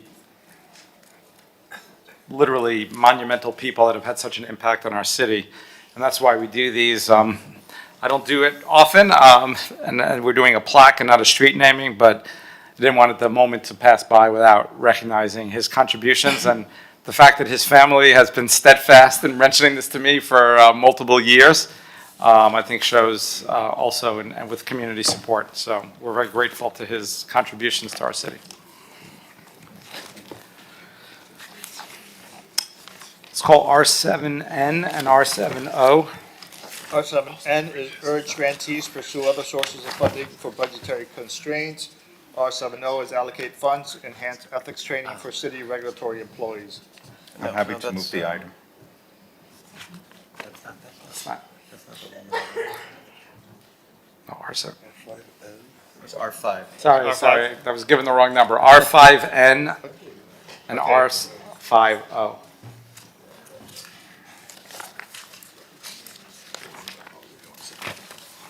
So R5N is an ordinance of the mayor and city commission of the city of Miami Beach, Florida, amending chapter 2 of the code of the city of Miami Beach entitled Administration by amending Article 6 entitled Procurement by amending Division 3 entitled Contract Procedures by creating Section 2-3752 entitled Certification of Compliance with Anti-Discrimination and Anti-Boycott Requirements to regulate city grants and sponsorship in accordance with state and local policy and providing for repeal or severability, qualification, and effective date. R5N is a second reading public hearing. R50 is an ordinance of the mayor and city commission of the city of Miami Beach, Florida, amending chapter 2 of the code of the city of Miami Beach entitled Administration by amending Article 6 entitled Procurement by amending Division 3 entitled Contract Procedures by creating Section 2-375.3 entitled Certification of Compliance with Anti-Discrimination Provisions of the city's Human Rights Ordinance to regulate city grant and sponsorship in accordance with local policy and providing for repeal or severability, qualification, and effective date. This is a second reading public hearing. That was item R50, so we're hearing N and O. I move the item. Second. Thank you, Mr. Mayor. I just want to take 2 minutes, and unfortunately, the second reading of this comes after a massacre that happened in Australia, where over a dozen Jews were killed in a horrific anti-Semitic attack. And not only that, but here in Miami Beach, there was a teacher at a Jewish day school that was also attacked for being Jewish and wearing a Jewish star. And I want these 2 items, I hope everyone's a co-sponsor on this, to really affirm that Miami Beach is and will always be a safe haven for Jews across the world, and the safest place where you can be Jewish and live and feel safe. So I really hope that I could have a unanimous sponsorship on these 2 items. I join you. Thank you. So unanimous co-sponsorship. It is a public hearing. I see no one in Zoom and I see no one in the audience. May I call the roll? Yeah, I'll just add, thank you, and I had signed up as soon as you brought this, so as a co-sponsor, so thank you, Commissioner Suarez, for bringing this. Unfortunately, this is all too real. It's literally If you follow the news, this is happening in real time in countries in the world where artists, well, we had a group here in Miami Beach that was, had to find a suitable location. Actually found a better location, so that's the irony, that they try to cancel them and then they end up in a better location. But if you look at different music events and artist events in Europe and elsewhere, I mean, this is real. People, groups are being canceled, ostracized because of their ties to Israel. And really, we all know that means they're Jewish. So, and it's incredible when you hear people justify it. It's the twists and turns they need to put themselves in pretzels to be able to do it with propaganda and lies and misrepresentations. But literally because they're Jewish, that they're being boycotted. So thank you for bringing that. I hear often from people, I think we all do, many people from across all demographics, that they feel Miami Beach is the safest or one of the safest cities in America. But I certainly hear that from especially what's going on nationally and globally. There actually, I understand there was a stabbing in New York today where the person was screaming anti-Semitic comments to the person and then stabbed them. I'm hearing that the person's okay. I hope so. I'm obviously not following real time being in the meeting, but this stuff is happening. And the fact that I am told consistently from our Jewish residents and visitors that they feel that this is the safest place in America, maybe the world outside of Israel for them, we need to keep it that way. So, thank you. So again, no one in the public is requesting to speak. This is both on items N and O. Commissioner Suarez. Yes. Commissioner, Vice Mayor Mateo Salinas. Yes. Commissioner Dominguez. Yes. Commissioner Bott. Yes. Commissioner Fernandez. Yes. Commissioner Magazine. Yes. Mayor Minor. Yes. Motion carries. The items are approved. I think there's a couple of administrative items we need to call. R7B. R7B is a public hearing grant revocable permit request by 100 Lincoln Road. I move the item. Second. R7B, I heard a motion from Commissioner Fernandez. I believe I heard Commissioner Dominguez. It is a public hearing. I see no one in Zoom, no one in the audience requesting to speak. R7B, all in favor, please say aye. Thank you. Anyone I believe opposed? the applicant would like to speak. Why? I just knew ahead of time, sorry. You got the votes, man. Stood Matt Amster. We all have items we need to get to. So I might be able to cut to the chase on this. There's a 7-inch encroachment at ground level on this. We're going to be supportive of that. If you guys are okay with that, then we can just move forward. Yes. Wasn't that included in the item? So it was not included in the item. We're adding it. It's, That's amended R7B. Yes, sir. So as amended, all in favor, please say aye. Aye. Anyone opposed? Hearing none, the item is approved 7-0. R7B. Thank you. R7Z. R7C? Z. R7Z, execute 5-year agreement with Flash Parking Citywide Parking Management System at parking garages. R7Z. I move the item. I heard a motion Second. from Commissioner Fernandez, seconded by Vice Mayor Mateo Salinas. Any discussion? No. If not, R7Z, all in favor, please say aye. Aye. Anyone opposed? Hearing none, R7Z is approved 7-0. Will, you look disappointed.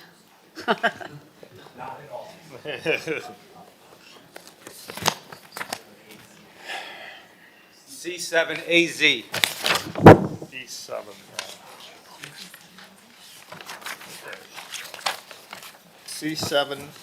C7AZ, extend 41st Street traffic recirculation pilot program, or C7AZ.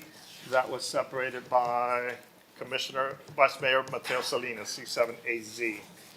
So I separated this, I support it, but I remember at the September meeting, Mayor Minor suggested a modification that if you are going southbound on Sheridan Street, and there's another one, I think Prairie maybe?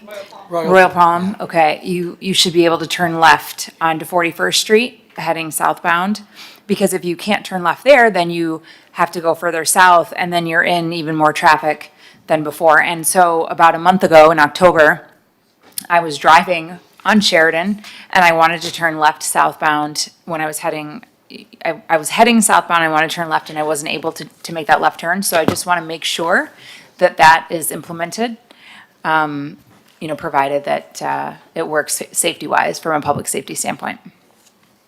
Thank you, Madam Vice Mayor. Jose Gonzalez, Transportation and Mobility Director. You are correct, at the September meeting, there was that operational modification made to the pilot. I'm going to allow police to speak a little more on that, but just in terms of context, the pilot program actually terminates today, so it's important to extend it so that the Department of Transportation and Miami-Dade County can finalize the review of the post-effectiveness pilot program study that we conducted. So good evening, everyone. So I believe we're all aware of the 41st Street project that's going on. And yes, it was brought to our attention that this was something that was brought up in September. So to alleviate, we do support the fact that police is there to alleviate any type of traffic. And with the discretion of police, we can go ahead and make that right turn as long as traffic is going eastbound. What we are monitoring all the time is a westbound traffic because that's what backs up. So we do not have any opposition to that. Our leaders have been known and they are directing our officers that as long as they're not blocking the box, that they can go ahead and allow that turn. I second the item. Southbound left turn, yes. Southbound, correct. Southbound left turn. I just want to be go clear. Eastbound. I don't think it should be up to the discretion of the officer. I think left turns should be allowed onto 41st Street coming southbound. I think it's just very difficult to, some areas you have police officers, some areas you have public safety specialists. Sometimes, even though they're very, very good, sometimes they're not there. Mr. Mayor, may I? And I'm sorry, let me just continue. The problem is, and nothing's perfect, but most of the congestion is southbound, right? That bottleneck is on 40th and going down the side streets, although it has been significantly, for the most part, significantly better. So here you have no traffic northbound, and now you're sending the cars right into the heart of the traffic. So it just seems like we should try to avoid that. Mr. Mayor, if I may, I drive that all the time to go home, and there is definitely traffic northbound as well. So I agree that there should be a left turn, but it's not because there's no traffic northbound, because believe me, there is plenty. When I say northbound, I mean on 42nd. Is that what you mean? I don't mean traffic on 71st Street. I mean traffic on 42nd. No, I got it. I'm talking about Sheridan or Royal Palm going north and crossing 41st Street. No, I'm saying you're coming from 42nd going southbound. No, I agree. Right. I understand that, and I agree that there should be a left turn to go east. But you just said there's no traffic going northbound, going across. Oh, no. And I'm Sorry, I saying- misspoke. Sorry, I misspoke. I'm just saying there is really, it Yes, takes I you meant 45 minutes to get home. I meant there's less traffic going southbound. Correct. Thank you. So Thank as you a for point the, of clarification, yes, the yes, thank you. intersections that we are speaking about are Royal Palm and Sheridan. Yeah, so this is my idea. Actually, when I brought this idea up first, I didn't want anyone turning westbound. I thought it would be best if both Royal Palm and Sheridan can only turn eastbound. And all the other streets, if you knew that you had to go to 195, you'd have to go somewhere else besides Sheridan and Royal Palm. So, when I brought that up to you, Jose, you said, listen, the way we're thinking this is that we still want to allow people to make a right-hand turn if you were going south, which would mean you're going west onto 41st Street. Do we still need to allow that? Because in my opinion, I don't think Royal Palm or Sheridan should be going westbound, because the whole idea of Royal Palm and Sheridan is a north-south thoroughfare. And by the way, just for everyone to know, the reason I picked Royal Palm and Sheridan is because they have huge bulb outs at the intersection. So if you're going to make a right before the pilot program happened, or you were going to go straight, you'd back up all these cars when you could be really going right. So the idea is just you have to make a right on, for example, if you're going north on Royal Palm or Sheridan. So do we have to? Can we block off westbound traffic on both Royal Palm and Sheridan? Because the whole idea was that if you needed to get to 195, you'd either take Chase, you'd take Alton Road, you'd take Pine Tree. Right. I mean, there's a lot of other bigger roads that you could take to get to off the beach onto 195. But if you need to go north, if you need to go south, Commissioner Bott needs to get home from here, she wants to take Royal Palm or Sheridan, she shouldn't have to be bothered by people going westbound. Well, I'll just kind of jump in there. I mean, I'm sorry, Chase is not a big road. Chase is a very small road, because then when I go home, I sit in that traffic, sometimes for 30 minutes. So, yeah, no, that's not a small road. Maybe we should refer this to neighborhoods, because the one thing I do know is that the residents in Bay Shore, you know, around the heart of this area, don't know that this is being discussed. And so that we can. They love it. I know they love it, and I've seen the improvement of it. But I don't think people know that we're having this discussion today. May I make a suggestion through the mayor? Jose, you said that it needs to be extended because it expires today. Correct. So could we extend it as is and then refer the amendment to, I'm happy to vote for the amendment, but if we. Well, here's what happened. I brought it up several months ago.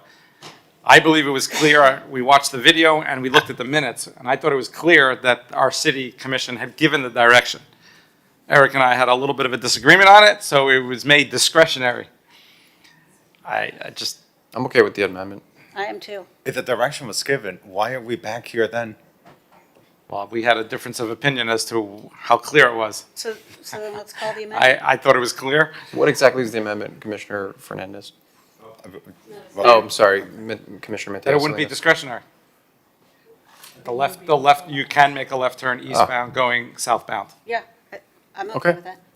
And by the way, you know. I think it clears up the officers too to Yeah. focus on what they need to instead of making this discretionary decision as to left turn. And the fact that these police officers are in the intersection, you know, as an added bonus, you get to, you know, enforce block the box. You know, people see that we're there and it's better for directing traffic. I mean, it's all sorts of added benefits to having this pilot program extended. So Okay, I think you had votes. let's call the vote. I have a second by Commissioner Fernandez. I'm assuming Commissioner Suarez. As amended. As amended. All in favor, please say aye. This is C7AZ. Aye.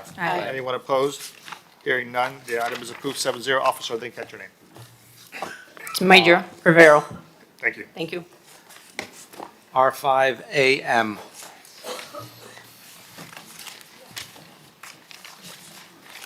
R5AM is an ordinance of the mayor, city commissioner of the city of Miami Beach, Florida, amending the code of the city of Miami Beach, subpart B, entitled Land Development Regulations by amending chapter 2 thereof, entitled Administration and Review Procedures, article 5, entitled Rezoning and Development Approval, section 2.5.2, entitled Conditional Use by amending section 2.5.2.1, entitled Purpose, to provide for exemptions from conditional use regulations for certain neighborhoods, impact establishments, and designated commercial districts, and providing for administrative review and enforcement, and providing for codification, repealer, severability, and an effective date. This is a first reading public hearing. The item requires 5/7 vote. It is item R5AM. Commissioner Fernandez. Mr. Mayor. Co-sponsor with Commissioner Bott. I'm just gonna move the item because it's only first reading. We're gonna have second reading so they can. Second. Let's call the vote. Motion by Commissioner Fernandez, seconded by Commissioner Suarez. It is a public hearing. I see no one in Zoom, no one in the audience requesting to speak. Commissioner Magazine. Yes. Commissioner Suarez. Yes. Commissioner Dominguez. Yes. Commissioner Fernandez. Yes. Commissioner Vice Mayor Mateo Salinas. Yes. Commissioner Bott. Yes. Mayor Minor. Yes. Motion carries. Second reading public hearing is scheduled for February 5th. That was item R5AM. Thank you, Mr. Mayor. R5AK and R5AL. R5AK is an ordinance of the mayor and city commission of the city of Miami Beach, Florida, amending the city of Miami Beach year 2040 comprehensive plan pursuant to the small-scale amendment process of section 163.3187 Florida statutes, by amending the resilient land use and development element goal RLU, entitled Land Use Objective RLU 1.1, entitled Establishment of Future Land Use Categories, and Policy RLU 1.1.17, entitled Public Facility Governmental Uses PF, by modifying and expanding uses allowed and amending the future land use map by changing the future land use designation for a parcel of land located at 7605 Collins Avenue, which is comprised of less than 10 acres from the current designation of single-family residential RS to public facility government uses PF, and providing for inclusion in the comprehensive plan, transmittal, repealer, severability, and codification. That is item R5AK. It is a second reading public hearing.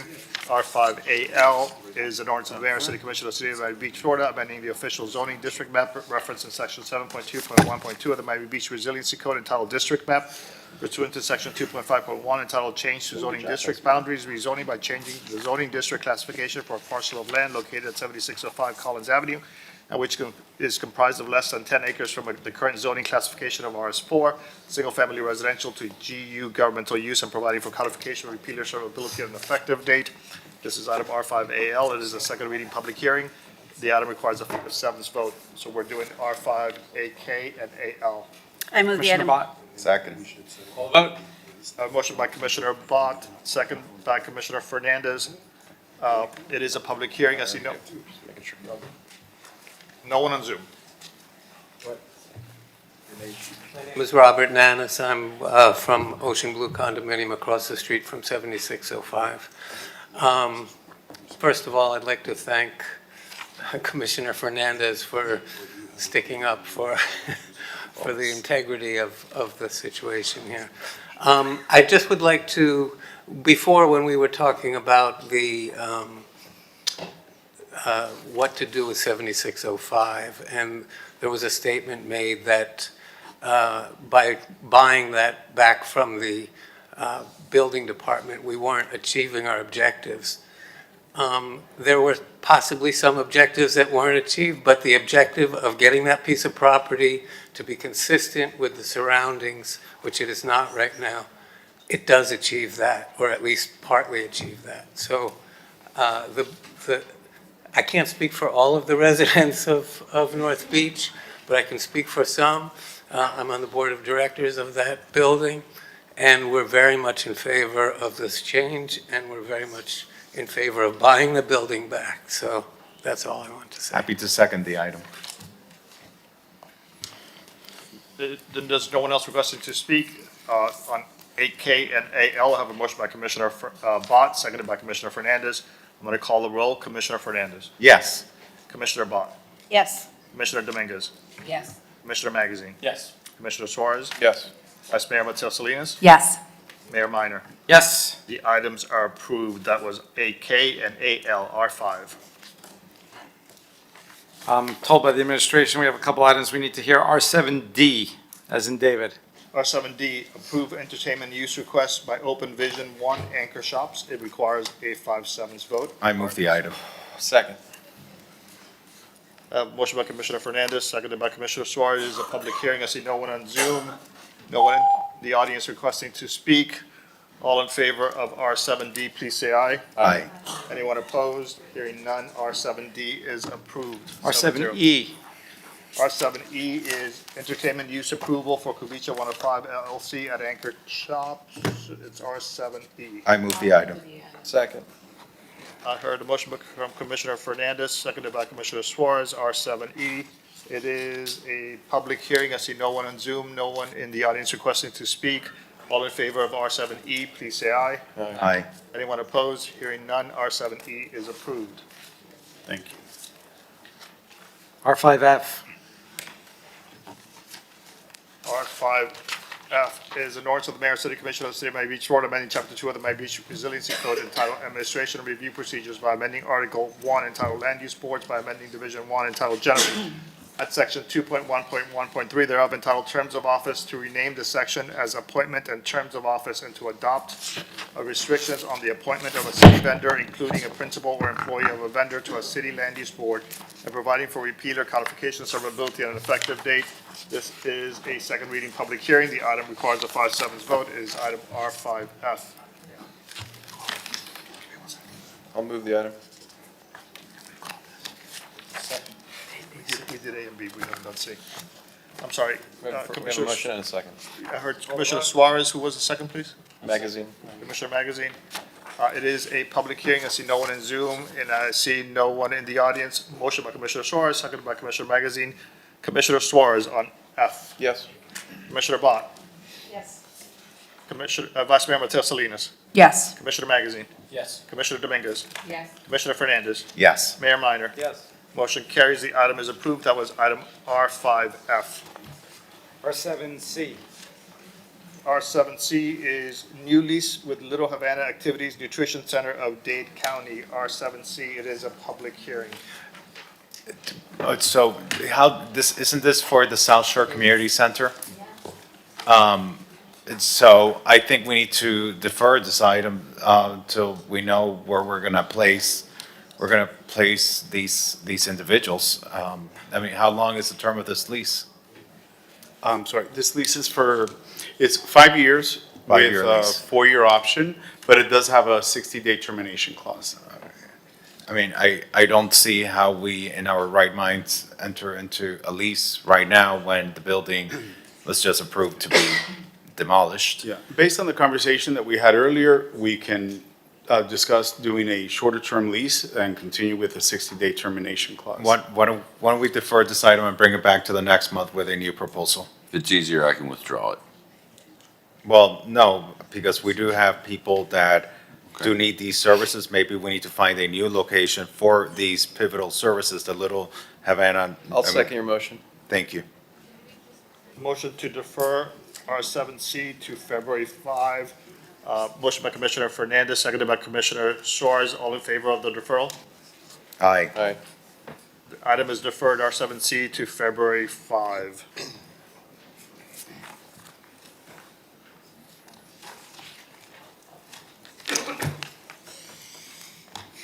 R7G. R7G, approved Normandy Isle Traffic Calming Project. It is a public hearing. I move the item. Second.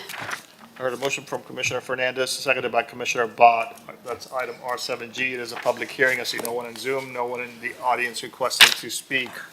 If no discussion on R7G, all in favor, please say aye. Aye. Anyone opposed? Hearing none, R7G is approved 7-0.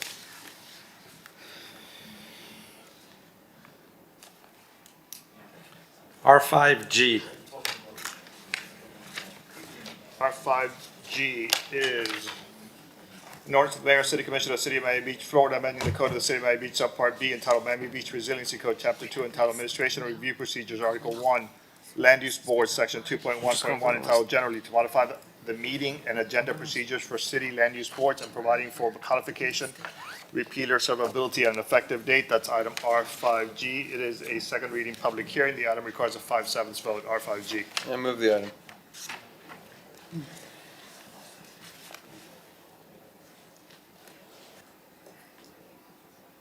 Yeah, there's no second. Does the item lay on the table? I'll second it. It is a public hearing. I see no one in Zoom, no one in the audience requesting to speak on R5G. It is a 5/7 vote. Commissioner Fernandez. No. Commissioner Mateo Salinas. What does this do? This basically codifies existing procedures that we utilize for land use boards. It sets forth a procedure for those land use board agendas that have a lengthy agenda to consider items on a consent basis in order to expedite the meetings and reduce the length of the meetings. So for example, if you have a building and you need to do your railings, for example, and instead of something that might take 2 years, right, through an HPP process, you can be put on a consent agenda, and it might shorten the time frame for an approval. It would basically reduce the amount of time that the condo association or the homeowner would have to wait in an HPP meeting. It could potentially be taken up at the very beginning of the meeting, and then they wouldn't have to wait through a 6 or 7 hour meeting. So this is just creating the procedure? Codifying the procedure that we have. Because they have that option now. Correct. We've utilized it now. This just basically sets forth the procedure in the LDRs. Come on, Alex. I'll vote for it. I have concerns that all of a sudden, meetings where important issues are discussed and where residents show up are just gonna get bundled together. and passed, and this is where people live, and this is their opportunity to have a say on these things. That's my concern with it. The only saving grace here is that, you know, I'm gonna vote for it because at the end of the day, they're doing it now. The process is there, so this doesn't change anything, so I'll vote for it. So Commissioner Fernandez is a yes. Vice Mayor? No. Commissioner Suarez? Yes. Commissioner Dominguez? Yes. Commissioner Bott? Yes. Commissioner Magazine? Yes. Mayor Minor? Yes. Motion carries. The item is approved. It's approved 6-1. R5, 8G.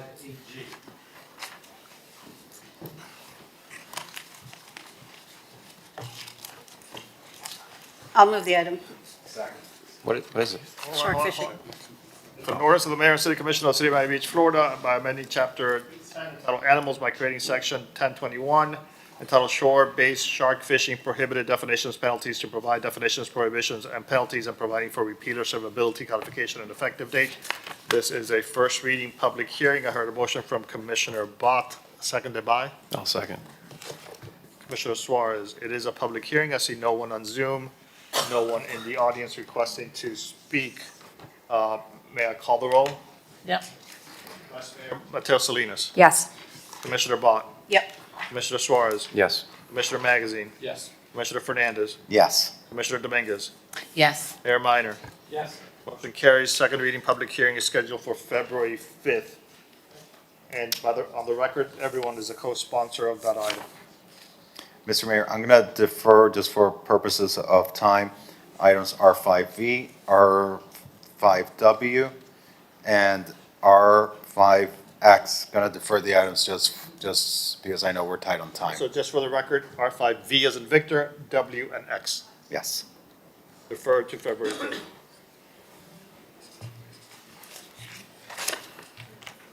R5Q.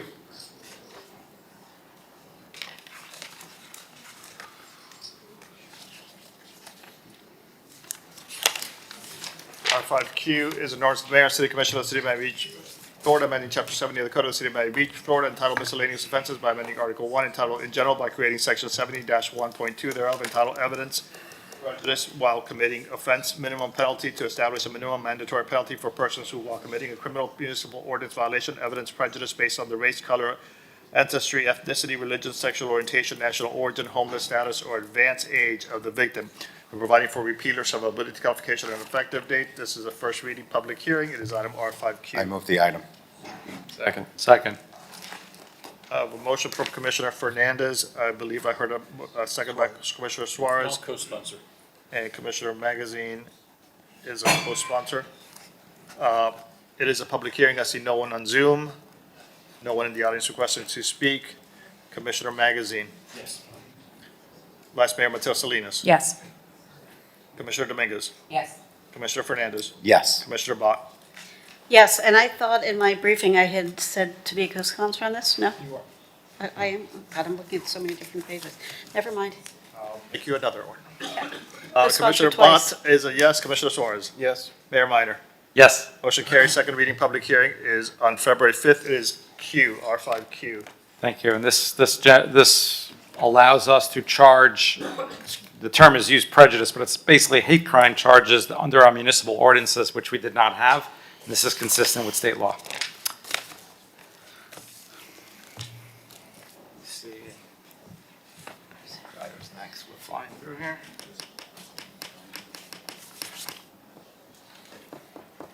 R5S.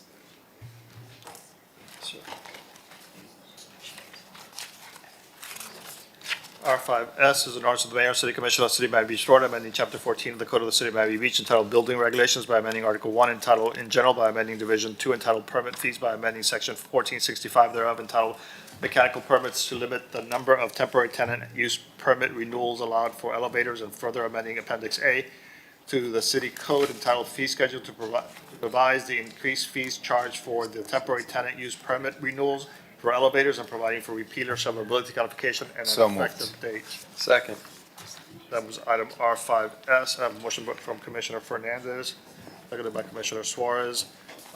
It is a public hearing. I see no one on Zoom, no one in the audience requesting to speak.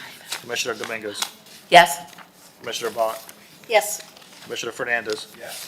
Commissioner Magazine, Yes. Commissioner Suarez, Yes. Mayor Mateo Salinas. Yes. Mayor Minor. Yes. Motion carries. Second reading, public hearing is scheduled for February 5th. That was item R5S. R5AD.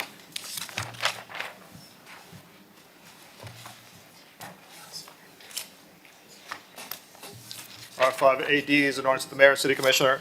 City Commissioner of the City of Miami Beach, Florida, amending ordinance 2024-4682 to extend the sunset date of the discounted fees for timely filed recertification reports and associated building permits from December 31st, 2025 to December 31, 2026, and providing for repeal or severability codification and effective date.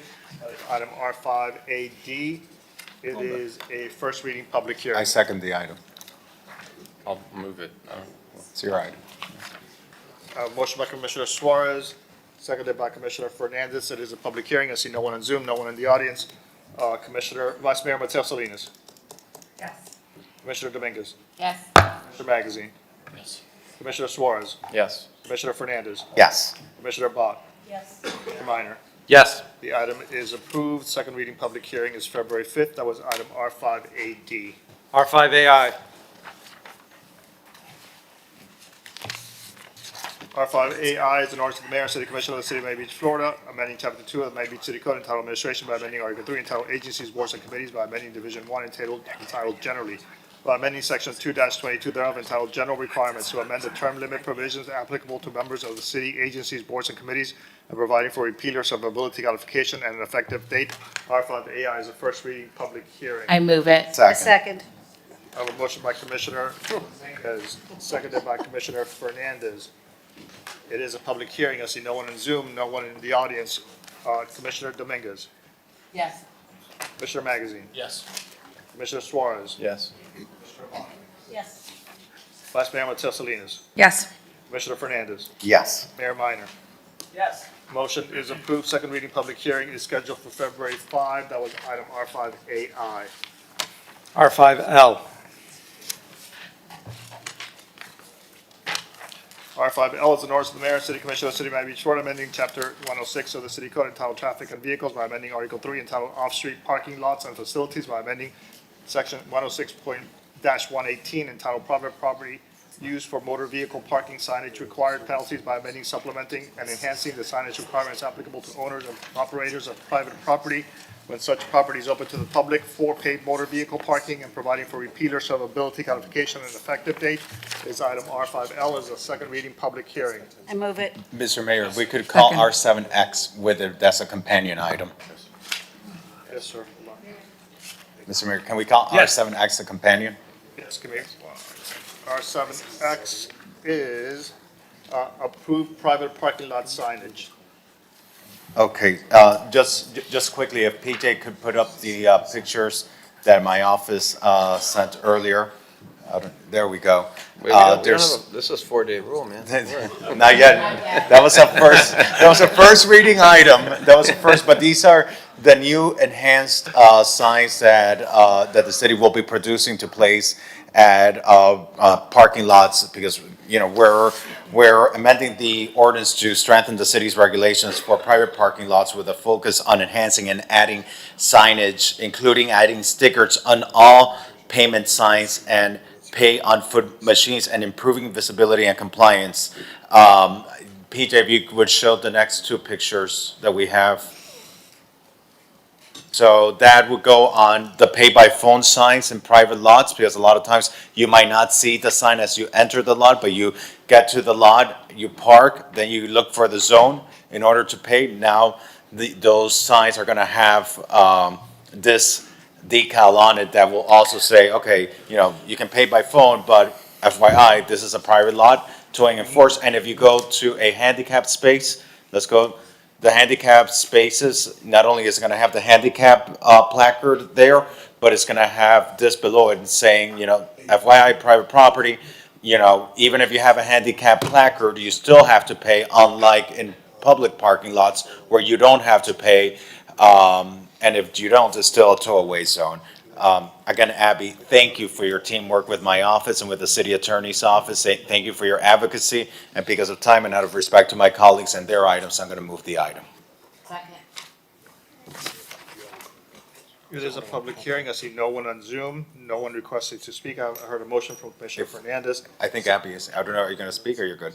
Oh, I mean, it's late, we're all tired, but thank Okay. you guys for your support with this. I know I represent the community and the people. This is major also for small businesses who have lost a lot of business because people no longer want to come to the beach because of these predatory towing practices that are going on. So Thank you. I'm very, very excited about this, and I really hope that we can definitely launch a big social media campaign to let people know about this consistency and clarity in the branding. Thank you, Abby. Abby, can you say your last name just so I have it? It's Gudinski-Snyder. Thank you.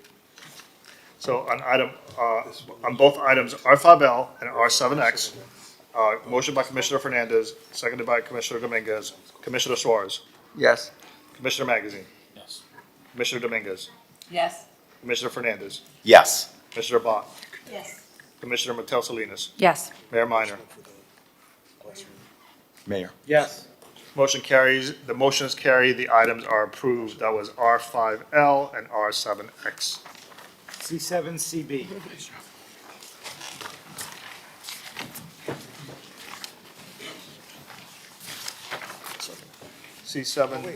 C7CB was an amended item. Wasn't pulled? I mean, it's an addendum, hold on. It's C7CB, amend Reso 2023-32856, donate Commissioner Suarez stipend. It wasn't pulled. It wasn't pulled, but it was an addendum item, so it's after 5. Okay. To Pote Eileen Jusso. Mr. Mayor, can we just do a motion to approve all the add-on items in one vote? Can we do a motion, the add-on items, so you usually take after 5, can we just do a motion to approve the add-on items in one vote? Well, I'd like to move, Yeah, okay. So on C7CB, may I have a motion? I'd like to move it. A motion from Commissioner Suarez, seconded by I'll second. Fernandez. All in favor of C7CB, say aye, please. Aye.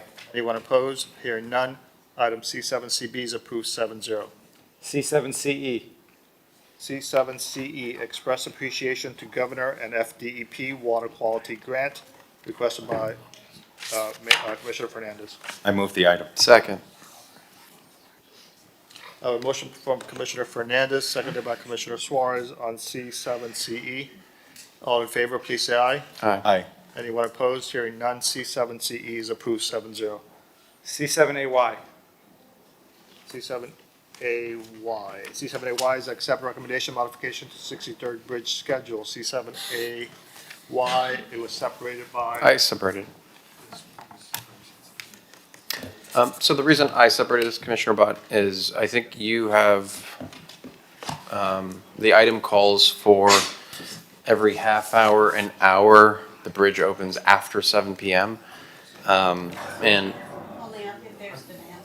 right, correct, only if there's demand, but the issue is, if let's say they come 5 minutes after the hour, a half hour, they're gonna wait there, and what happens usually when they wait there, they're gonna play their music, they're gonna blast their music, and the surrounding buildings have complained in the past about that, and that's why it's on demand after, I believe, 5 o'clock, rush hour, or 6 o'clock. Because that consistently happens. I've talked to many people who live at the Aqua and Allison Island that, unfortunately, sometimes you have these party boats, and they're gonna just wait at the bridge for 25 minutes and blast some music. So I think, I understand the intent is to, lessen the traffic, but I think after 7 o'clock, there really is no traffic on 63rd. And if there's a charter boat there, they're gonna, we're gonna get complaints of them blasting music. So I don't think we should open up that can of worms. Jose, do you want to address the Coast Guard's view on what we proposed? Sure.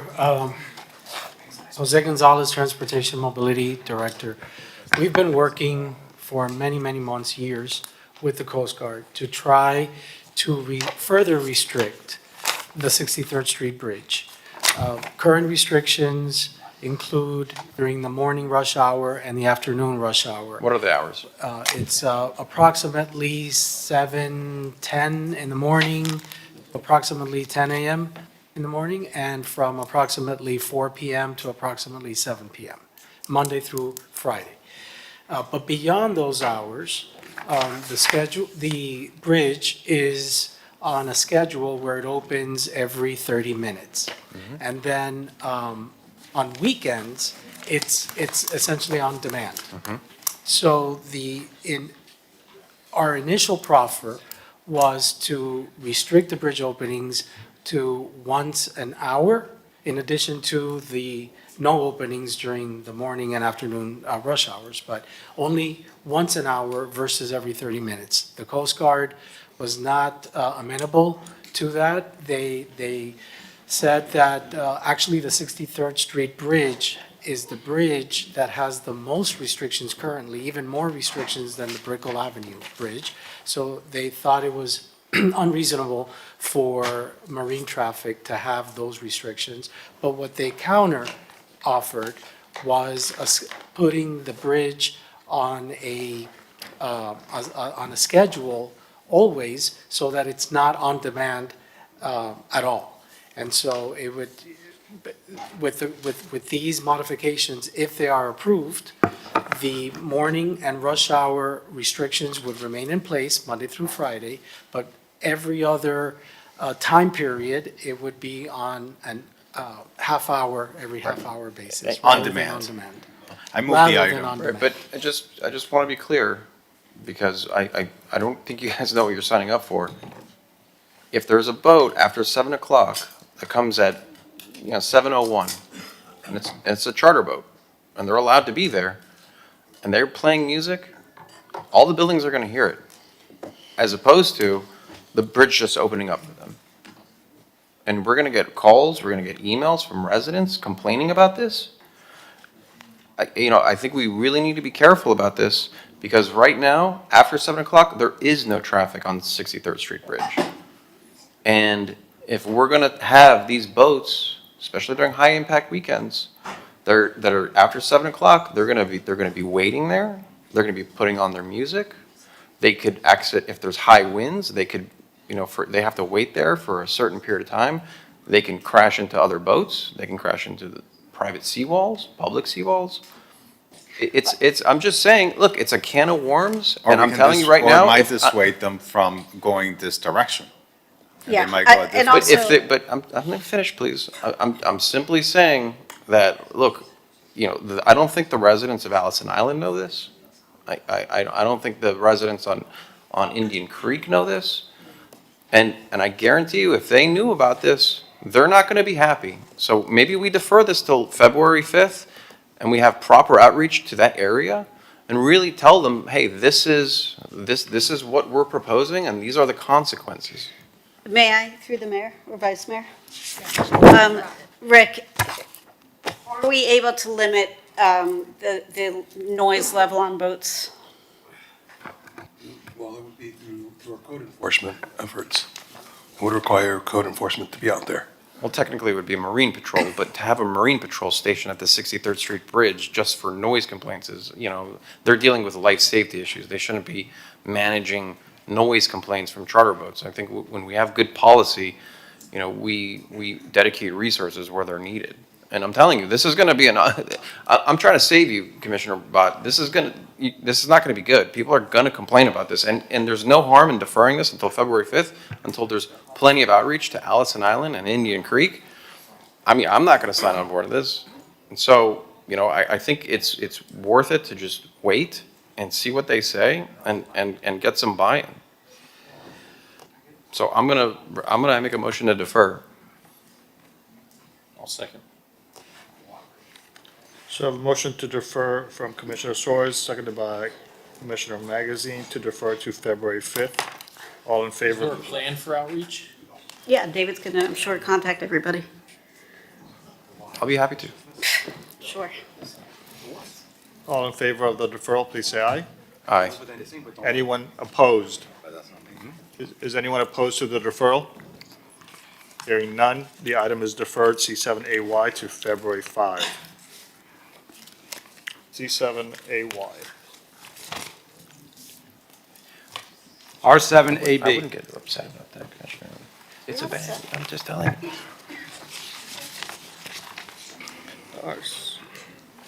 R7AD, Mayor? AB as in boy. AB. R7AB, post-quiet zone signage in various residential areas around the city's waterways. R7AB.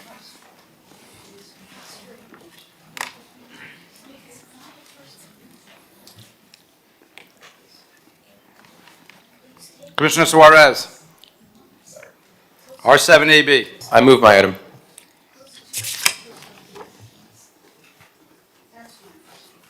Anyone opposed? Second.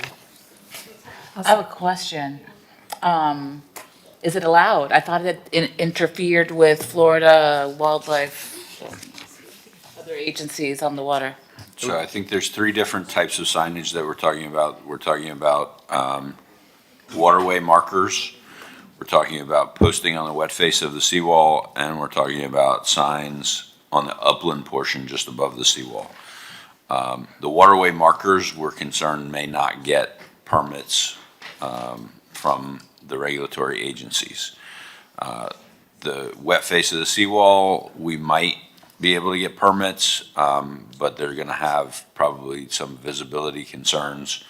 And then upland of the seawalls, we control that. We don't have regulatory requirements that we would have to meet, but we would have to just balance the size of the signs so that they're visible from boats that are going by versus whatever space that's gonna encumber in those, waterfront street ends. And environment and sustainability, I'm sure, is here and would probably say something similar.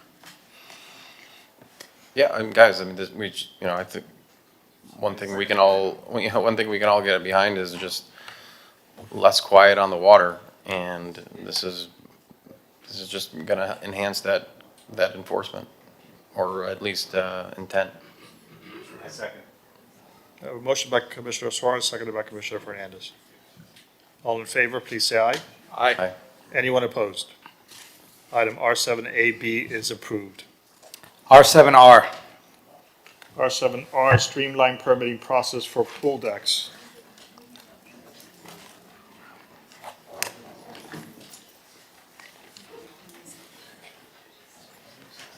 Commissioner Magazine. Oh, we gotta call the item. Was that it? I did. R7R? Yes, I called it. We have staff here to present. Essentially, this is working with the Mid-Beach Neighborhood Association in light of the recent condo reforms, and it's really to speed up the permitting process when pool decks have to be structurally re-insured or recertified. And I don't know if Vince is here. We have anybody from the building department or planning? So I can speak very briefly on that. My understanding from conversations with MBNA is that their bigger issue is with the Department of Health and the fact that it's 4 to 6 months turnaround for a permitting process with DOH. We are working, trying to figure out if there's any workaround on that, but we have to be careful because there are other regulatory agencies that have authority for the operating permit for pools. Okay, so Vince, maybe, if we could get your commitment, especially MBNA, I'll spearhead that and work together. We'll work with you and we can get together with the group about how we can push these reforms forward. Correct. We're already in talks with the Department of Health and their application. At the point of final, we have to ensure that they're able to go forward with their operating permit with the Department of Health before I can final it. So it's, as far as I'm concerned, I could put a hold for final until we're ensured that they're in that process with the Department of Health. But in the meantime, the repairs can be executed. Thank you.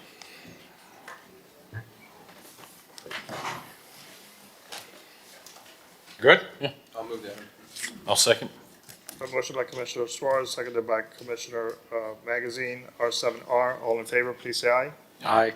Anyone opposed? C7CF. 7-0.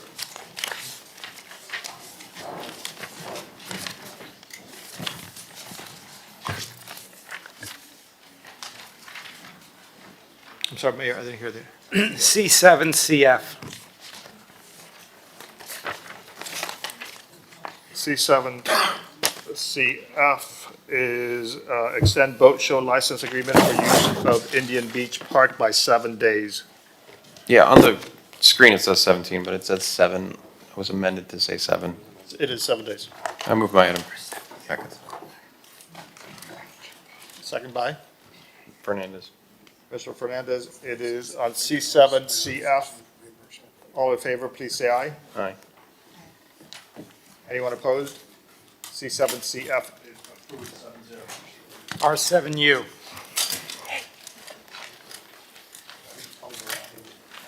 Seven U is approved reimbursement, Southgate Towers Baywalk glass railing installation, R7U. I'll move the item. 7U is a motion by Commissioner Fernandez, seconded by Commissioner Magazine. R7U. All in favor, please say aye. Aye. Aye. Anyone opposed? Hearing none, the item is approved 7-0. Eric and Tom, and this will result in the immediate opening of the Baywalk project itself. That's my understanding. Excellent. Awesome.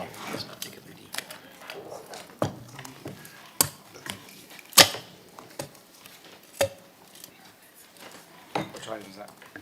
R7H. R7H is named Flamingo Park Butterfly Garden after Commissioner Malakoff. It is a public hearing, R7H. Second.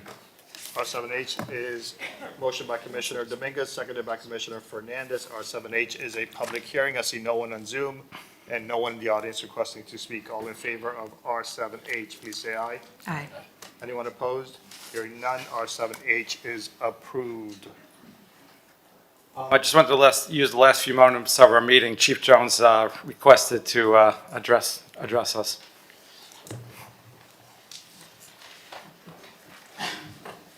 Good evening. I simply just want to say to the Mayor and Commission, thank you for your consideration and approval of donation to Eileen Cahuso, David Cahuso's widow.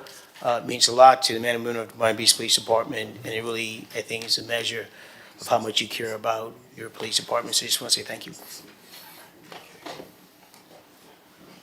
You have our support, Chief. We got your back. We have 2 more minutes left. I'll call one last item, R9K.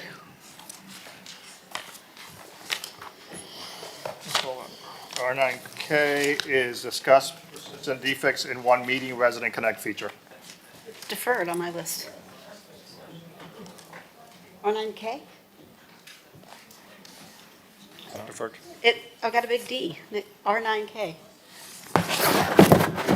Do you have any objections to hearing the item?